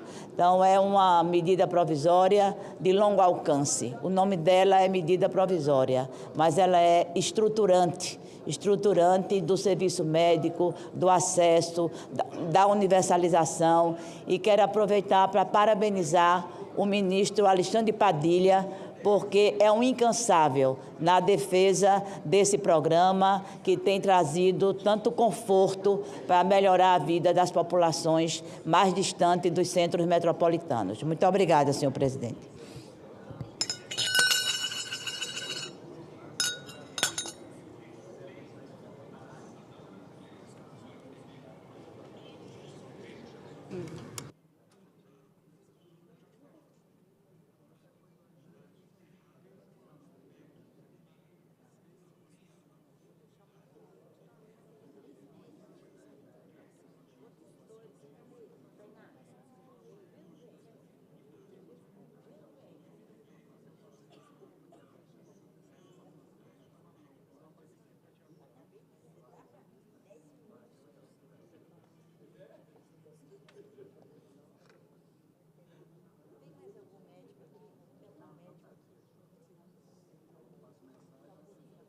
Presidente, pela ordem, presidente. Pela ordem, líder Eduardo Braga. Presidente, eu queria aproveitar a oportunidade para comunicar ao Senado e ao povo do Amazonas de que, na segunda-feira, nós teremos em Manaus o ministro Silvio Costa numa agenda extremamente importante sobre a questão de portos e a inauguração do porto de Envira. Nós vamos até o município de Envira, no Alto Juruá, para fazermos a inauguração do porto municipal de Envira. Esta é a maior obra pública no município de Envira. E vamos também ao município de Erunepé, aonde apresentaremos o projeto da recuperação do porto que está interditado no município de Erunepé. Portanto, na segunda-feira teremos no Amazonas a presença do presidente da ANTAC, teremos no Amazonas a presença do ministro Silvio Costa para tratarmos de vários aspectos sobre a questão dos portos. Nem a propósito, o porto da cidade de Manaus vive, neste momento, uma série de denúncias sobre excesso e abuso no custo e na cobrança de tarifas para os usuários de um porto que é público e que há 25 anos está sobre uma gestão privada que, lamentavelmente, não presta a contraprestação do serviço que é pago àquele porto. Portanto, a ANTAC, que é responsável pela fiscalização dos portos, estará em Manaus, acompanhando, portanto, todas essas reclamações e denúncias que estão sendo apresentadas. O ministro de Portos e Aeroportos também estará em Manaus e estará em Erunepé e em Envira, para levar não só a inauguração do porto de Envira, mas também a notícia de novos investimentos no porto de Erunepé. Esta é uma notícia importante que nós estamos aqui, através do Senado da República, anunciando para o povo do Amazonas a presença, portanto, do ministro Silvio Costa e do presidente da ANTAC, doutor Frederico, para tratarmos de uma matéria que é vital para um Estado que depende muito dos seus rios, dos seus portos, para a sustentação e a vida cultural, social, econômica do povo da capital e do interior do Estado do Amazonas, senhor presidente. Pela ordem, concedo a palavra ao senador líder Randolfo Rodrigues. Presidente, venho aqui para trazer a notícia que diz respeito muito a uma luta comum de Vossa Excelência, de todos nós, do governador do Amapá e do povo do Amapá. O IBAMA acabou de comunicar o seguinte: comunico à Petrobras que a APO realizada foi considerada aprovada pelo IBAMA, devendo a operadora apresentar os ajustes requeridos pela instituição para a finalização do processo e elaboração da licença de operação da atividade proposta. Isso é dito pelo parecer técnico do IBAMA. Esse parecer técnico, presidente, é um atestado de que essa APO foi feita com todas as exigências técnicas ambientais que eram necessárias para que a operação da Petrobras ocorra na costa amapaense, na margem equatorial, de forma segura, sem nenhum dano ao meio ambiente, mas, sobretudo, podendo pesquisar, explorar nossas riquezas e beneficiá-las para o presente e para o futuro do povo do Amapá. Nessa data de hoje, tão importante para a nossa terra, para o nosso povo, presidente Davi, nesse 24 de setembro, que eu creio que agora se assinala para a história do Amapá e central importância para o Brasil, porque até aqueles que defendem a transição energética, como eu, sabem a importância que tem dessas reservas, visto que todas as nossas reservas de petróleo se esgotarão, no máximo até 2030, 2031, segundo o que a melhor técnica e a melhor ciência recomenda. Então, nessa data, fundamental para a história do Amapá, decisiva para o Brasil, eu queria aqui cumprimentar Vossa Excelência, porque eu sei o esforço, a luta e a mobilização que Vossa Excelência fez para chegarmos até aqui. Cumprimentar o governador do Amapá e esse nosso time, que, como a gente costuma dizer, veste a camisa de nosso canto e de nossa terra. Parabéns, presidente, parabéns para todos nós. Hoje é um dia importante para a história do Amapá.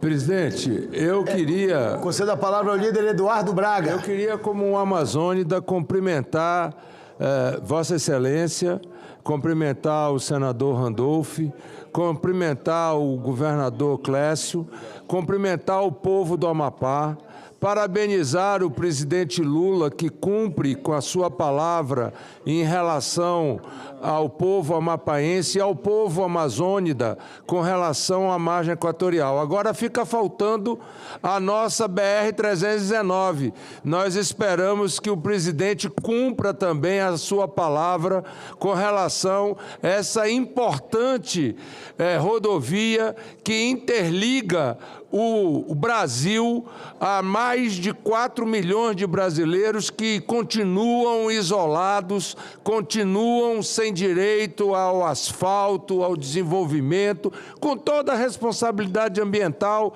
Ninguém quer destruir, nós queremos construir com responsabilidade ambiental, com desenvolvimento sustentável, e quero cumprimentar Vossa Excelência. Sei que a liderança de Vossa Excelência foi fundamental para essa conquista, e pedir emprestado o apoio de Vossa Excelência para que nós possamos também no Amazonas realizar o sonho do licenciamento da BR-319. Queria, ao tempo, querido senador Randolph Rodrigues, senadora professora Dorinha, líder Eduardo Braga, agradecer as palavras de Vossa Excelência, querido líder senador Randolph Rodrigues. Gostaria de fazer uma fala desses longos 13, 14 anos de espera em relação à possibilidade de buscarmos essa riqueza que é do povo brasileiro, da nação brasileira, do Brasil e que também é dos amapaenses.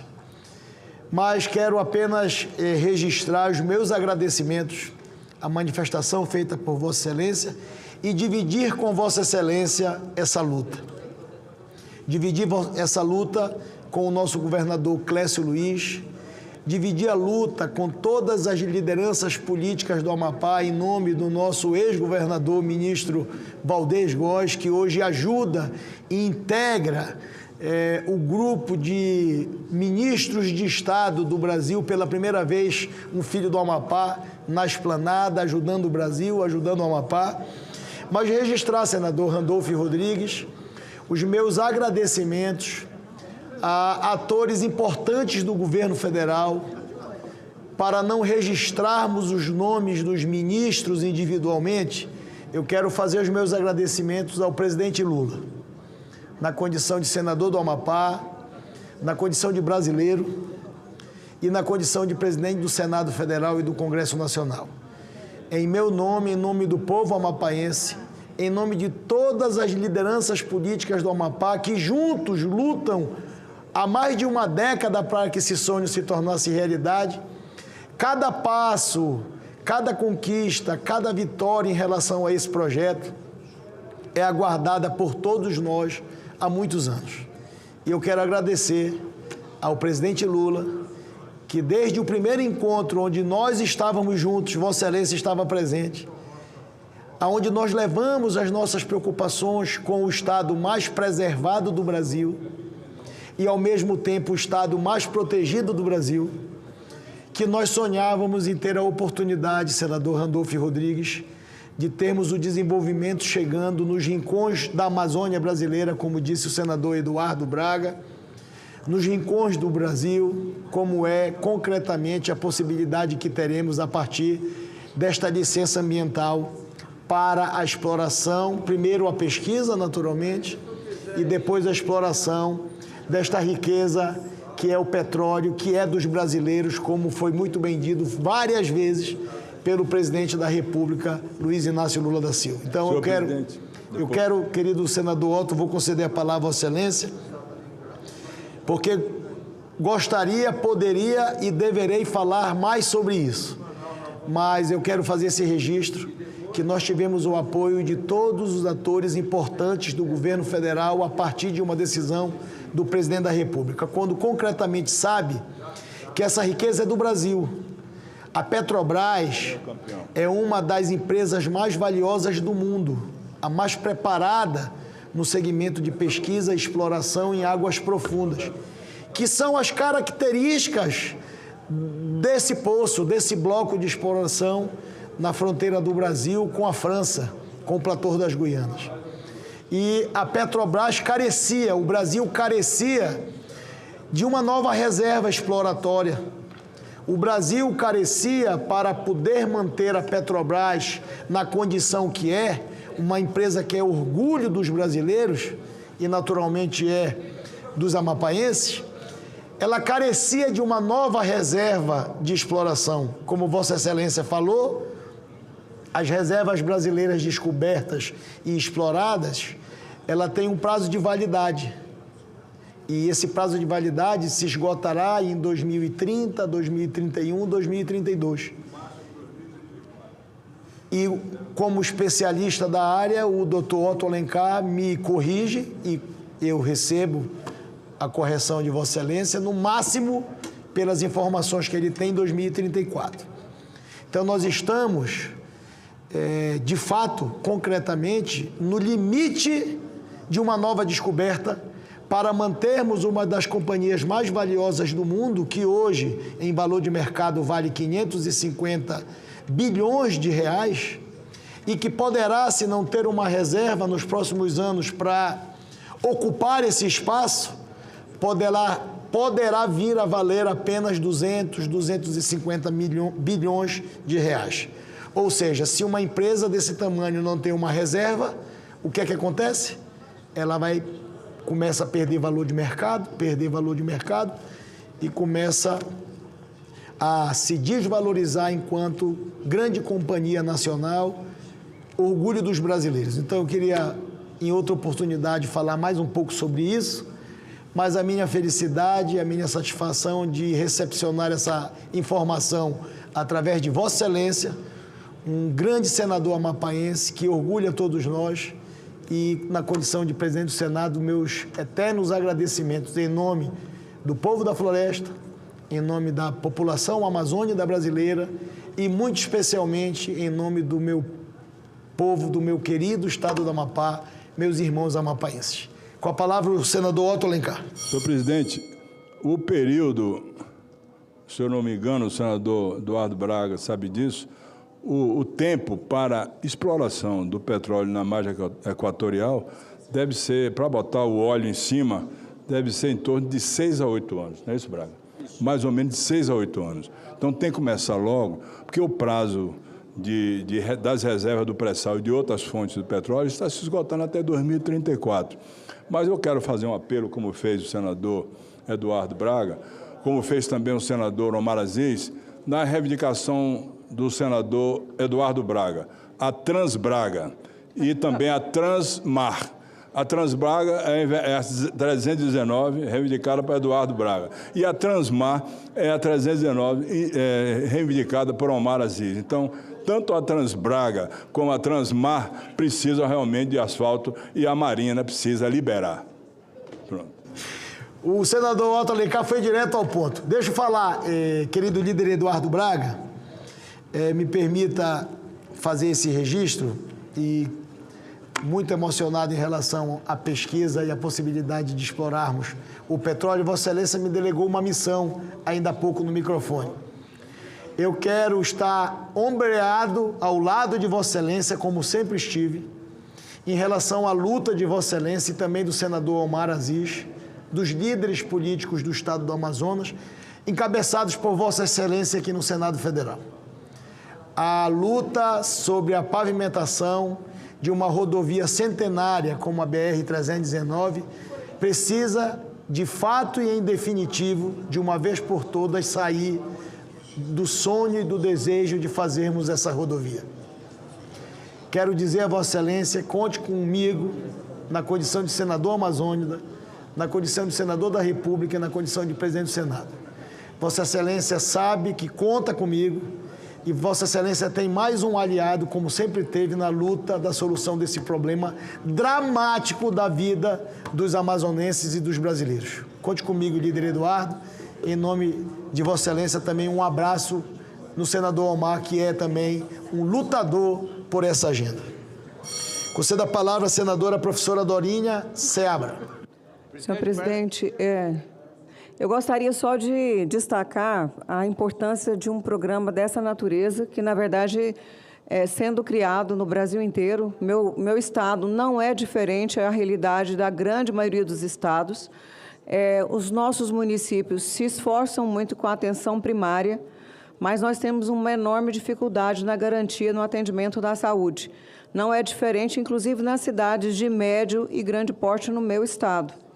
E o programa, ele não só vai permitir que nós possamos zerar as filas que, na grande maioria dos nossos estados, muitas delas, pessoas que estão há 4, 5 anos esperando um atendimento na área das especialidades, tratamento de câncer. Quero parabenizar a iniciativa e a preocupação demonstrada pelo relator, senador Otto Alencar. No meu gabinete, senador, eu tenho um paciente que aguarda um transplante de rins. E a grande maioria dos nossos municípios, e às vezes 3 vezes por semana, deslocando de municípios do meu estado para o atendimento para hemodiálise ou outro tratamento similar, as pessoas andam por semana, 3 vezes, 300, 400, 500 quilômetros. E o que é importante aqui é que as regras do SUS, a permissão de conveniar, de contratar, para garantir um rápido atendimento à população. Então, o programa acerta ao criar a garantia de especialidades dentro do programa Mais Médico, mas permitindo que cada estado construa a sua própria rede, com parcerias importantes, na verdade, no cuidado com a saúde, com o objetivo, inclusive, também de garantir inovação e pesquisa, porque o programa, além de olhar para o atendimento, ele abre também a oportunidade de fortalecer as redes existentes, as fundações de apoio à pesquisa, as instituições já locais. No meu estado, nós temos uma luta para a construção do Hospital Universitário da Universidade Federal do Tocantins. Um programa dessa natureza vai permitir que parcerias importantes com instituições de referência possam fortalecer esse atendimento. Tudo dentro do programa, na linha do SUS, mas, acima de tudo, respeitando a necessidade urgente, principalmente nessa área de especialidades. Então, parabéns à grande iniciativa e eu tenho certeza que a mudança na realidade no atendimento da saúde. Eu quero só garantir que no meu estado, que temos aldeias indígenas, regiões quilombolas, pequenos municípios, muitas vezes isolados nesse atendimento da saúde, parcerias importantes serão firmadas para a inovação, para a pesquisa e, sobretudo, a assistência à população. Então, acerta o governo ao desenhar esse programa, que com certeza será cada dia mais aprimorado. É isso, senhor presidente. Projeto de Lei de Conversão número 5 de 2025, derivado da medida provisória 1301 de 2025, que institui o programa Agora Tem Especialistas, dispõe sobre o Grupo Hospitalar Conceição S.A. e dá outras providências. Como disse, proveniente da medida provisória 1301. Perante a comissão mista, foram apresentadas 111 emendas. O parecer número 1 de 2025 da comissão mista, que teve como relator da matéria o senador Otto Alencar, e na comissão mista, como relator revisor, o deputado Duarte Júnior, foi favorável à medida provisória e à parte das emendas, na forma do projeto de lei de conversão apresentado. A matéria foi aprovada hoje no plenário da Câmara dos Deputados e o seu prazo de vigência se esgota no dia 26 de setembro. Passamos à discussão da matéria. Não temo, concedo a palavra ao relator, senador Otto Alencar. Senhor presidente, eu havia já falado antes da matéria ter chegado no plenário do Senado Federal, eu queria reafirmar aqui o apoio e concordar com as alterações que foram formalizadas na Câmara dos Deputados. As alterações, as 2 ou 3 emendas, portanto, o meu parecer é favorável à aprovação da matéria com as alterações formuladas na Câmara dos Deputados e, claro, senhor presidente, pelo PSD, encerrando as discussões, nós vamos encaminhar o voto sim pela aprovação desse projeto da iniciativa do presidente Lula, também encaminhada e discutida pelo ministro da Saúde, Alexandre Padilha, de tal sorte que é um projeto muito importante, como falou há pouco a senadora Dorinha, e nós vamos ter a oportunidade de aprovar para benefício das pessoas de menor poder aquisitivo e que depende também das unidades que serão agora privadas, atendidas com esses recursos de compromisso da União. Continue a discussão a matéria, conceda a palavra ao senador Espiridião Amin. Uma pergunta a fazer ao senador Otto Alencar. Que grau de especialidade ele atribui no projeto a ortopedistas? Sem dúvida nenhuma, claro, teremos cirurgias na área de traumatologia e ortopedia. Lamentavelmente, eu não estou mais operando. Eu tenho vou fazer agora 53 anos de formado, mas se, por acaso, o senador Espiridião Amin, que tem andado aqui claudicando muito e quiser uma cirurgia, uma prótese de joelho, eu estou disposto a fazer pelo SUS, porque eu sei que ele não gosta de pagar, é difícil pagar. Pelo programa Mais Especialista. Ele é mão de vaca, então nós vamos fazer pelo Mais Especialista. Pois eu não entendi, foi a mensagem que eu recebi do senador Tasso Gereissati. Com este projeto e a sua aposentadoria, haverá mais especialistas e menos riscos. Conceda a palavra ao líder Eduardo Braga para discutir a matéria. Senhor presidente, eu quero dizer que nós estamos, ao aprovar essa medida provisória de mais especialistas, abrindo uma porta de esperança para milhões de brasileiros que não têm acesso a especialidades médicas, principalmente nas regiões mais pobres deste país. E a região amazônica é uma das regiões em que temos grandes carências de especialistas médicos, principalmente no interior da Amazônia.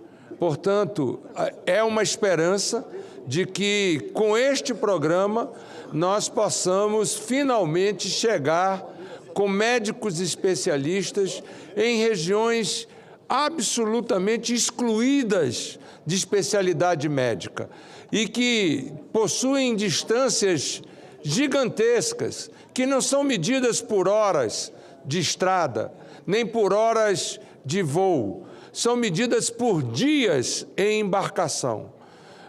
É muito triste você ver, em pleno século XXI, um país como o Brasil ainda ter carências dessa natureza e dessa grandeza na área de saúde. Principalmente quando o Brasil multiplicou enormemente o número de faculdades de medicina. E, infelizmente, por falta de uma política pública, houve uma concentração exacerbada do número de especialistas em algumas regiões do Brasil, em detrimento de outras. Portanto, o papel da política pública e o papel do Estado é exatamente fomentar esta equidade, este equilíbrio entre as desigualdades das regiões. E o Mais Especialistas vem nessa direção. Eu quero cumprimentar o senador Otto Alencar, que foi relator desta matéria na MP 1301, cumprimentar o ministro da Saúde, Alexandre Padilha, pela iniciativa, cumprimentar o presidente Lula pela correta iniciativa de estabelecer uma política pública e volto a dizer, eu sei que este passo inicial não vai resolver da noite para o dia todos os problemas, mas nós agora temos uma política pública, nós temos um caminho estabelecido para poder levar cardiologistas, ortopedistas, ginecologistas, oncologistas para as regiões, neurologistas para regiões mais pobres deste país e mais excluídas. Inclusive, lamentavelmente, ontem esta casa perdeu um dos seus grandes quadros, e aqui os meus sentimentos e o meu mais profundo pesar à família, aos familiares, aos amigos do nosso querido embaixador que este Senado perdeu no dia de ontem. Portanto, é muito importante nós termos especialistas para podermos, inclusive, fazer exames preventivos em regiões onde o câncer do colo de útero e o câncer de mama ainda são responsáveis pela maior mortalidade das mulheres, como é o caso da região de Vossa Excelência e da minha região, a região amazônica. Portanto, eu quero aqui votar favoravelmente, saudar esta iniciativa e esta política pública, porque vai endereçada no caminho certo, senhor presidente. Nós não temos mais senadores inscritos para discutir a matéria. Eu determino o encerramento da discussão. Passamos à apreciação. Informo ao plenário que a presidência submeterá a matéria à votação simbólica. Em votação conjunta, os pressupostos de relevância e urgência, adequação financeira e orçamentária e pertinência temática da matéria e o mérito do projeto de lei de conversão, que tem preferência regimental.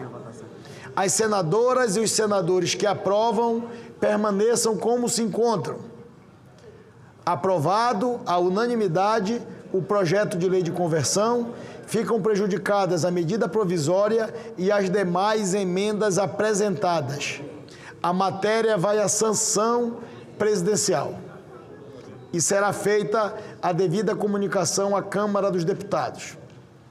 Concedo a palavra ao nosso querido presidente e relator da matéria, senador Otto Alencar. Senador Davi, eu quero parabenizar a sua presidência, Vossa Excelência, e registrar que hoje o Senado Federal teve um dos dias mais produtivos da sua história.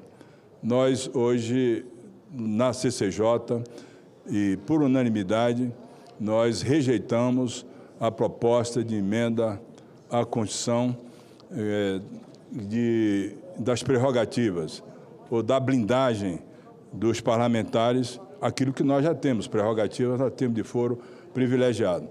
Nós aprovamos hoje, na Comissão de Assuntos Econômicos, um projeto que o senador Renan Calheiros colocou sobre a isenção de impostos e também a cobrança de impostos sobre lucro e dividendos, que é um marco. Eu tenho, inclusive, um projeto desse aqui no Senado há muito tempo que eu não consegui aprovar. Aprovou a Comissão de Assuntos Econômicos.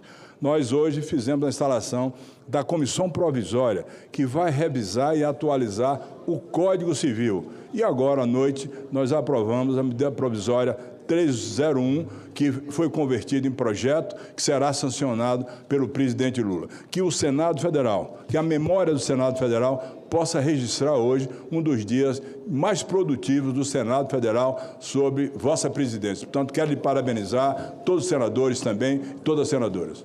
Presidente, se Vossa Excelência me permite... Muito obrigado, líder Otto, pelas palavras de Vossa Excelência, e eu divido todas elas com o conjunto dos colegas senadores e senadoras. Parabéns pela condução de Vossa Excelência hoje pela manhã na Comissão de Constituição e Justiça. Presidente, se Vossa Excelência me permite, concedo a palavra ao senador Randolfo Rodrigues. Rapidamente, só para homenagear Vossa Excelência e homenagear também o senador, relator dessa medida provisória, presidente da CCJ, Otto Alencar.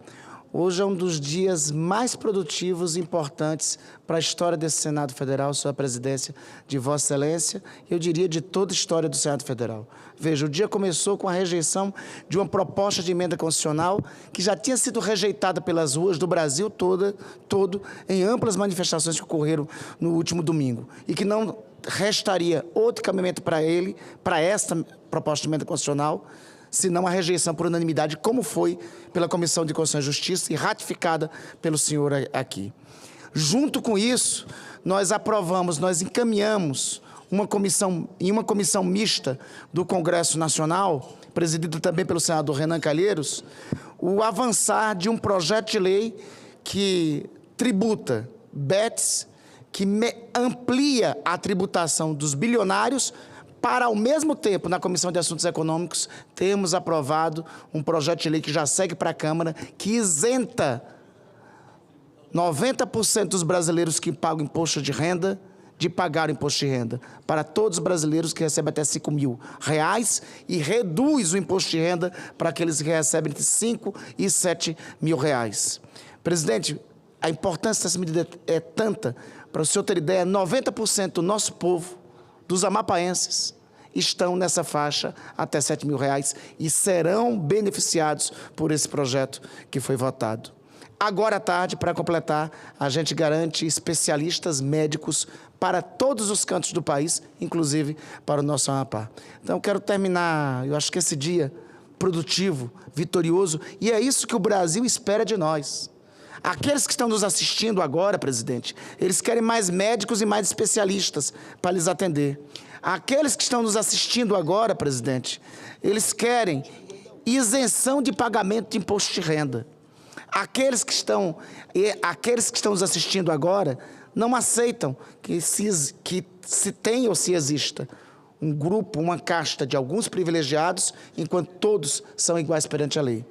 Hoje foi um dia que nós todos sentimos muito orgulho de ser membro dessa casa, do Senado Federal, presidido por Vossa Excelência.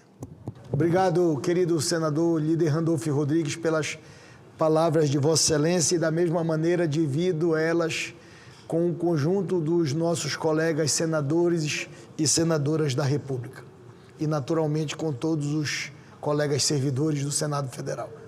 Concedo a palavra ao senador Wellington Fagundes. Senhor presidente, eu gostaria de registrar aqui, hoje, o 95º ano da criação da Arábia Saudita. E eu quero registrar com grande satisfação, principalmente celebrando agora no dia 23 de setembro, ontem, mas na segunda-feira nós tivemos um grande evento promovido pela Embaixada, porque essa data marca a unificação de um país que, ao longo das últimas décadas, consolidou-se como um dos mais relevantes atores no cenário político, econômico e mundial, sendo hoje o parceiro estratégico do Brasil no campo do comércio, da energia, dos investimentos e também da cooperação internacional. Por isso eu quero aqui, em especial, cumprimentar o embaixador Faisal Gulen, que desde 2022 exerce com brilhantismo a sua missão diplomática no Brasil. A sua atuação tem sido decisiva para o fortalecimento do diálogo político, para a aproximação cultural entre nossos povos e, sobretudo, para a intensificação das relações econômicas bilaterais. Eu quero dizer que é importante ressaltar que, nos últimos anos, a Arábia Saudita ampliou significativamente sua participação na balança comercial brasileira, aumentando em 6 bilhões de dólares, garantindo, assim, resultados positivos para o nosso país. O fluxo de exportações do agronegócio brasileiro, especialmente carnes, grãos e açúcar, encontrou no mercado saudita um destino seguro e em expansão, enquanto investimentos sauditas começaram a se consolidar em setores estratégicos no Brasil. Essa parceria não se limita ao campo econômico. Eu quero dizer que, em especial também do meu estado, que é um dos maiores exportadores das commodities agropecuárias para a Arábia Saudita. Por isso, há um compromisso compartilhado com o desenvolvimento sustentável, com a inovação tecnológica e com a promoção da paz e da cooperação internacional. Nesse sentido, a presença ativa do embaixador Faisal Gulen tem contribuído para aprofundar laços históricos de amizade e confiança mútua entre os nossos povos. Que essa data, então, sirva, portanto, para reafirmarmos nosso respeito e apreço pelo Reino da Arábia Saudita, celebrando o seu 95º aniversário e saudando sua crescente contribuição para o progresso do Brasil e para o equilíbrio das relações internacionais. E já, de antemão, também agradeço aqui a Vossa Excelência por já marcar e aceitar para que na próxima terça-feira estejamos numa audiência oficial, na Casa Oficial do Senado, onde Vossa Excelência vai receber o embaixador Faisal Gulen. E eu tenho certeza que Vossa Excelência vai ficar extremamente impressionado, porque é uma figura simples, uma figura extremamente competente, que já teve a oportunidade de ser embaixador em outros países do mundo, principalmente a Finlândia, e com certeza ele já trouxe aqui, na época ainda do nosso presidente Rodrigo Pacheco, uma equipe de parlamentares e quer fazer um convite oficial para que Vossa Excelência esteja lá com o grupo Brasil-Arábia Saudita, também fazendo uma visita àquele país que é muito importante para as nossas relações bilaterais e, claro, o Brasil hoje com um saldo extremamente positivo nas exportações para a Arábia Saudita. Cumprimento Vossa Excelência pela referência e estamos ansiosos aguardando a possibilidade de nos encontrarmos com o embaixador da Arábia Saudita por solicitação de Vossa Excelência na próxima semana. E parabéns, presidente, que essa semana, como todos já falaram, hoje eu acho que a votação na Comissão de Constituição e Justiça, que, claro, sempre liderado por Vossa Excelência, mas foi dada uma resposta ao povo brasileiro. O povo brasileiro não aceita realmente que ninguém tenha privilégio. Todos nós somos cidadãos e que, claro, temos que responder cada um pelos seus atos, mas em condições de igualdade com qualquer cidadão, seja o mais simples, a mais alta autoridade. Se é vereador, se é deputado, se é senador, se é ministro, o importante é que a Constituição brasileira prevê que todos somos iguais. Muito obrigado. Pela ordem, senhor presidente. Pela ordem, concedo a palavra ao senador Jaime Campos. Obrigado, caro presidente Davi Alcolumbre, senhoras e senhores senadores. Eu vim aqui apenas fazer uma manifestação hoje em relação ao arquivamento, ou seja, o enterro da PEC da blindagem. É bom ressaltar que tinha muita gente aí que estava com grandes falsidades. Mas hoje, graças a Deus, no momento de altivez, de grandeza do Senado, nós arquivamos, com certeza, que essa é a PEC da bandidagem. Infelizmente, lamentavelmente, a Câmara propôs uma PEC que não está em consonância, com certeza, com a sociedade brasileira. E eu quero aqui, primeiro, parabenizar Vossa Excelência. Na medida que, quando chegou aqui, Vossa Excelência encaminhou para a CCJ, praticamente com prazo de quase 72 horas, já votou, através da CCJ, e arquivando por unanimidade, 26 votos. Vossa Excelência é o grande artífice, com certeza, no arquivamento, na medida que nós não concordamos. Eu acho que o Senado Federal demonstrou agora a sua altivez, a sua grandeza. Sobretudo, nós temos assunto muito mais relevante para discutirmos, como eu vejo aqui, mais especialista do Brasil. A questão do imposto de renda, para nós votarmos urgentemente. A questão da reforma administrativa do nosso país aqui, que precisa urgentemente ser feito. Enfim, eu quero apenas registrar este momento, que é um momento histórico, presidente Davi, na medida em que a sociedade, como bem disse aqui, quando o presidente aqui, ou seja, o presidente da CCJ, Otto Alencar, já tinha manifestado, eu manifestei dizendo que era ser um soco que estavam querendo dar na cara da população brasileira. Todavia, aqui uma demonstração inequívoca, clara, de que Vossa Excelência atua aqui com altivez, com grandeza, sobretudo em consonância com o que é a aspiração da sociedade brasileira, o que o povo brasileiro quer, de forma que eu acho que o Senado fez um gol de ouro hoje. Nós conseguimos superar, talvez, a desconfiança da população em relação às nossas atitudes aqui. Os nossos projetos têm aprovado aqui, mas são todos projetos de interesse da população brasileira.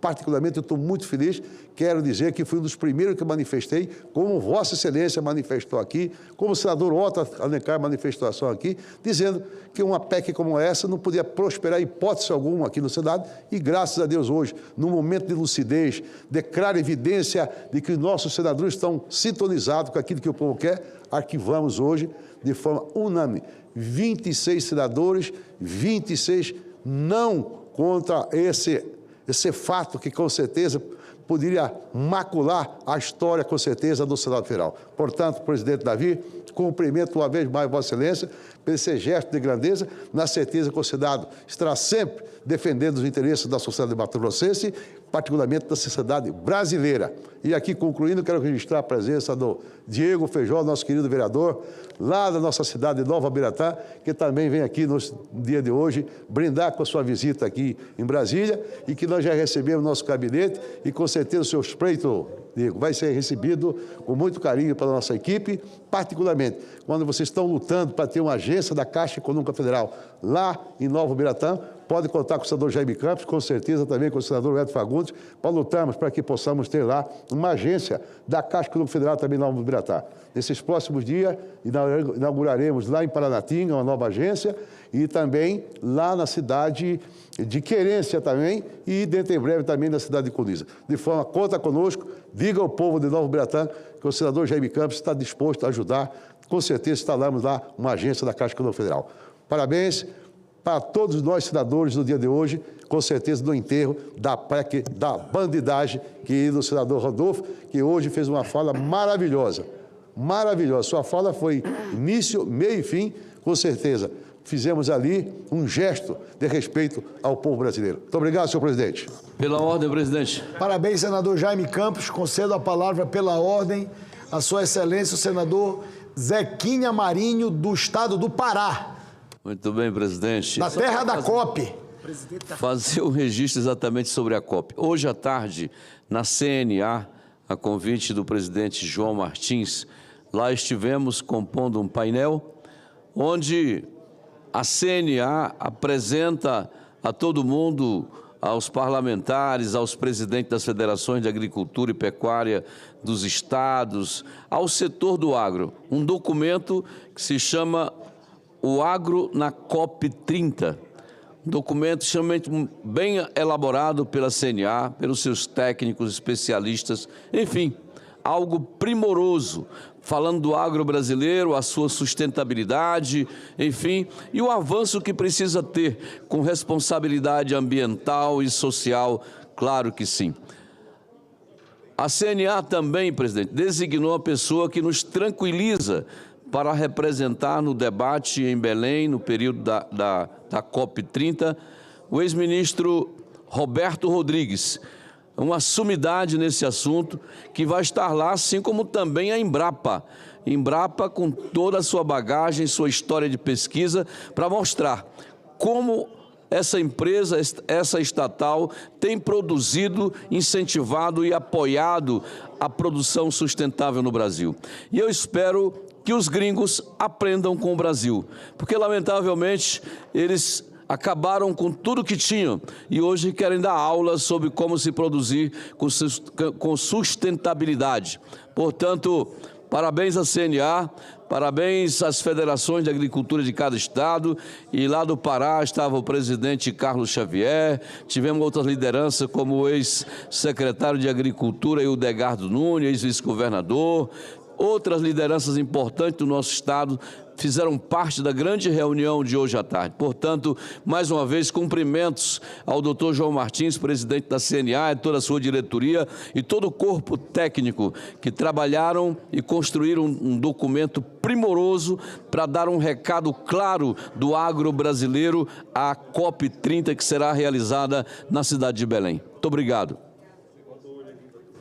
Cumprimento Vossa Excelência, senador Zequinha Marinho, e faço um registro do papel importante da Confederação Nacional da Agricultura, da manifestação feita por Vossa Excelência, porque nós sabemos o potencial do nosso agronegócio para o Brasil e nós precisamos deixar claro, inclusive para todos os países que vão participar desse grande evento global de preservação ambiental, que é possível, sim, nós mantermos a preservação ambiental do nosso país e produzirmos, gerarmos riqueza, que hoje o agro brasileiro sustenta muito a economia do Brasil, gera milhares de empregos para os brasileiros, paga centenas e milhares de bilhões de reais em impostos para o Brasil. Portanto, nós precisamos equilibrar e fazer com que todos esses países compreendam que o celeiro da alimentação do mundo é o Brasil, continuará sendo, e que nós precisamos que, de uma vez por todas, se compreenda que a preservação ambiental deve caminhar ao lado do desenvolvimento, da geração de emprego e renda, da geração de progresso para o Brasil a partir dessa agenda extraordinária que é o agronegócio brasileiro. Então, cumprimento Vossa Excelência pela iniciativa da participação da Confederação Nacional da Agricultura no evento em Belém do Pará, COP30.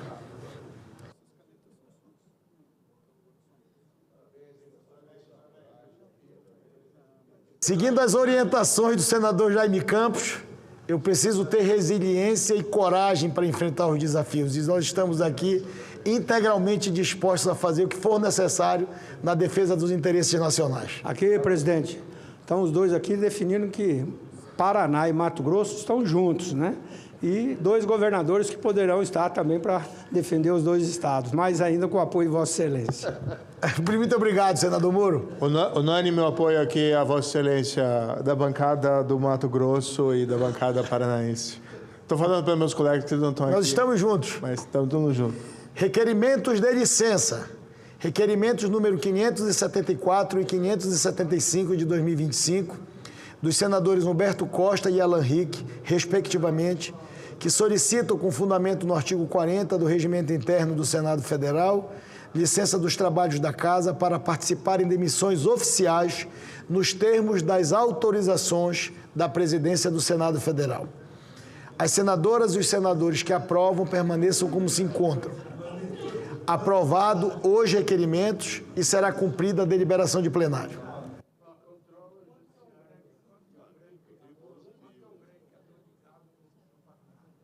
Eu estou aqui consultando a nova servidora da Secretaria-Geral da Mesa, doutora Rafaela Carrera. Doutora Rafaela, doutor Danilo e a doutora Sabrina cuidam extraordinariamente bem dos trabalhos da mesa. Vossa Excelência cuide da Secretaria de Comunicação da Presidência do Senado.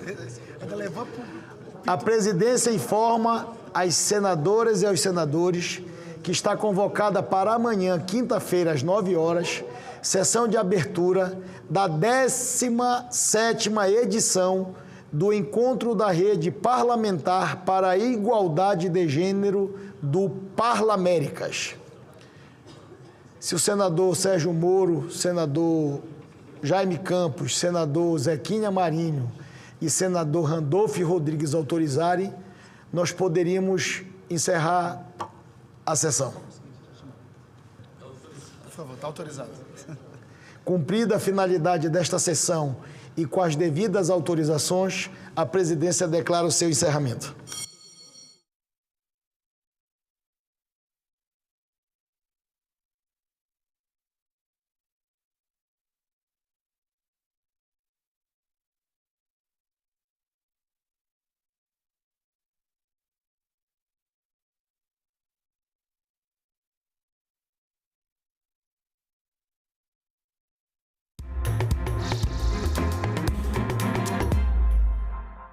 Boa noite. Hoje é quarta-feira, 24 de setembro, e o Senado Notícias está no ar.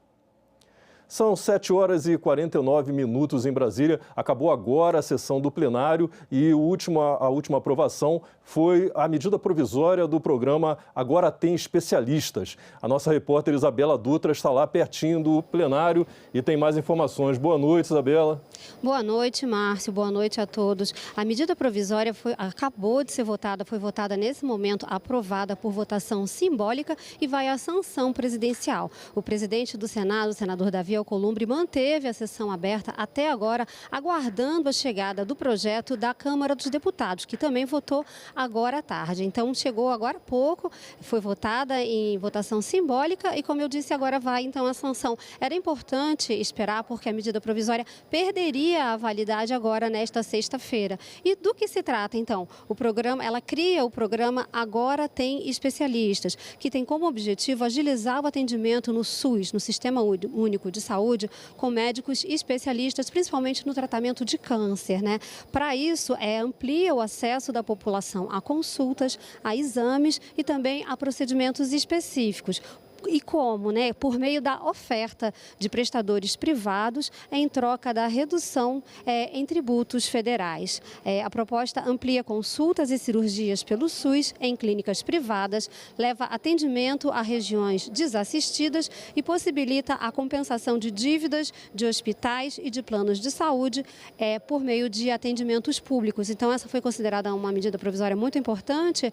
Márcio, como disse, perderia a validade aqui sexta-feira próxima, por isso a sessão ficou aberta até agora, aguardando essa votação. Foi aprovada, então, por votação simbólica. Márcio. Tá certo, Isabela. Muito obrigado pelas informações. E o Senado rejeitou hoje a PEC do mandato parlamentar.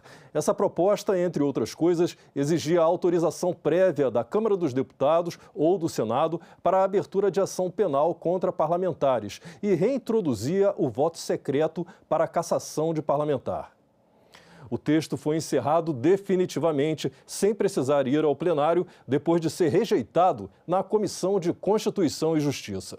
A PEC inclui na Constituição que senadores e deputados só podem ser processados com autorização prévia da Câmara ou do Senado em votação secreta.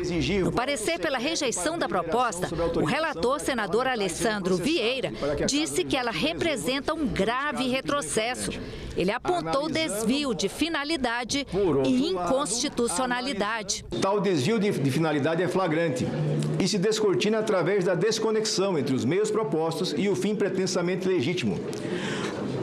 A proteção de mandatos parlamentares, senhor presidente, colegas senadores e senadoras, não é compatível com a criação de obstáculos para a investigação de crimes como, por exemplo, homicídio, corrupção passiva, tráfico de drogas, lavagem de dinheiro, organização criminosa. O relator apontou também que, ao invés de um instrumento para proteger o parlamento, a PEC abre as portas do legislativo para criminosos de todos os tipos. Sob a aparência de constitucionalidade, o que efetivamente se pretende com a PEC da blindagem não é dar condições plenas aos parlamentares para exercerem a sua atividade fim, mas sim blindá-los dos processos e das penas por cometimento de crimes das mais variadas espécies. O objetivo real da PEC da blindagem é proteger autores de crimes graves, como corrupção, lavagem de dinheiro, organização criminosa, tráfico de entorpecentes e infiltração cada vez mais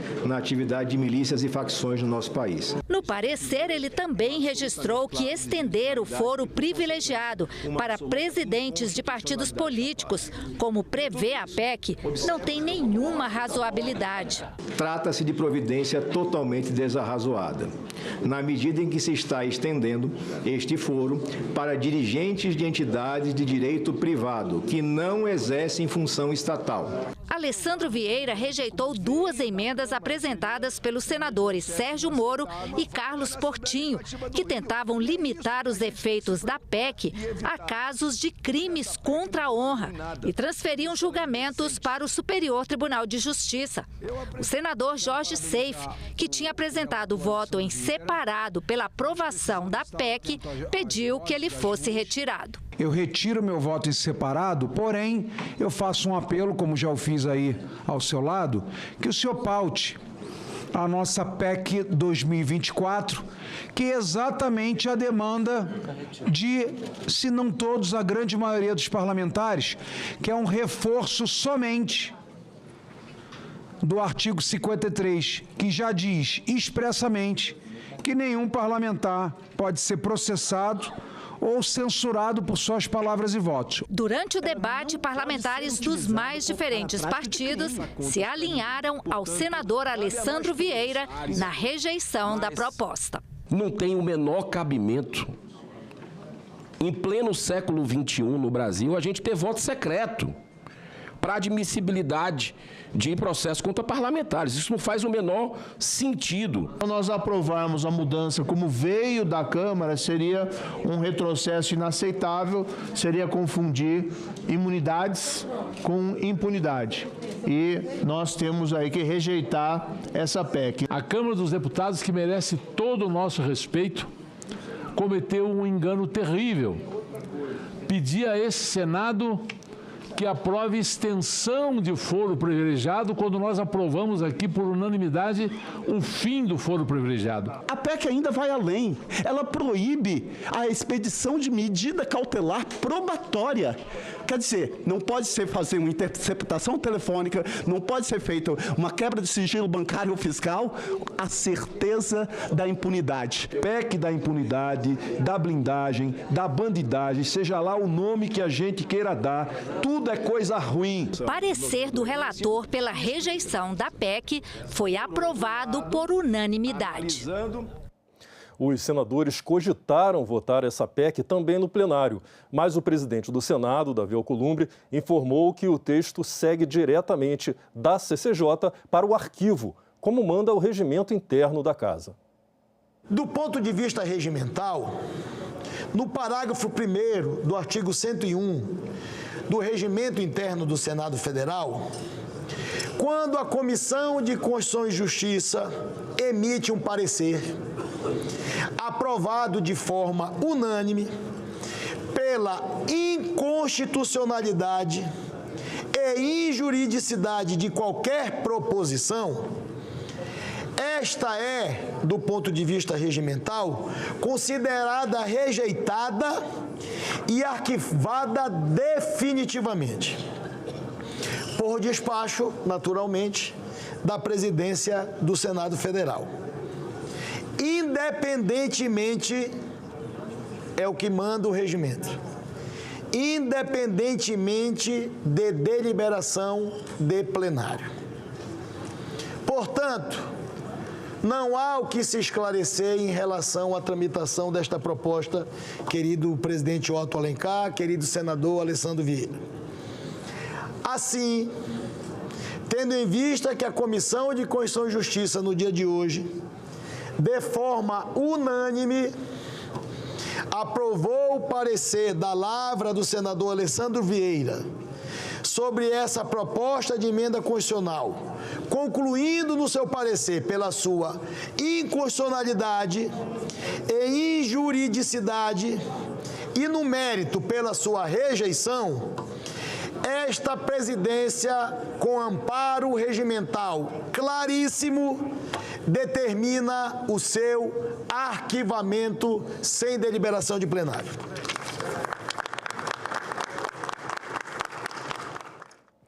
Para frear os impactos do tarifaço americano às exportações brasileiras, o plenário do Senado aprovou hoje o texto base do projeto que cria incentivos para empresas afetadas e retira do teto de gastos as despesas com esses incentivos. Destaques, que são alterações no texto do projeto, devem ser analisadas na semana que vem. A proposta cria medidas excepcionais para reduzir os impactos das tarifas dos Estados Unidos de até 50% sobre exportações brasileiras. Permite que 30 bilhões de reais em despesas e incentivos fiscais sejam retirados da meta fiscal. O texto também autoriza aumentos de participação em fundos garantidores e oferece incentivos para exportadores afetados. O governo estima que quase 36% das vendas para os Estados Unidos sejam diretamente atingidas. As consequências projetadas incluem a perda de até 726 mil postos de trabalho diretos e indiretos, além de impacto negativo no PIB de menos 0,36% e prejuízo de 3,3 bilhões de reais. Essa é uma proposta que se somou a outras que o governo federal adotou para mitigar, para diminuir aquilo que nos foi imposto por uma decisão draconiana, uma decisão unilateral, uma decisão descabida, completamente desnecessária, desproporcional de um governo sobre o nosso governo. O PLP 168 fala sobre o tarifaço imposto pelo presidente dos Estados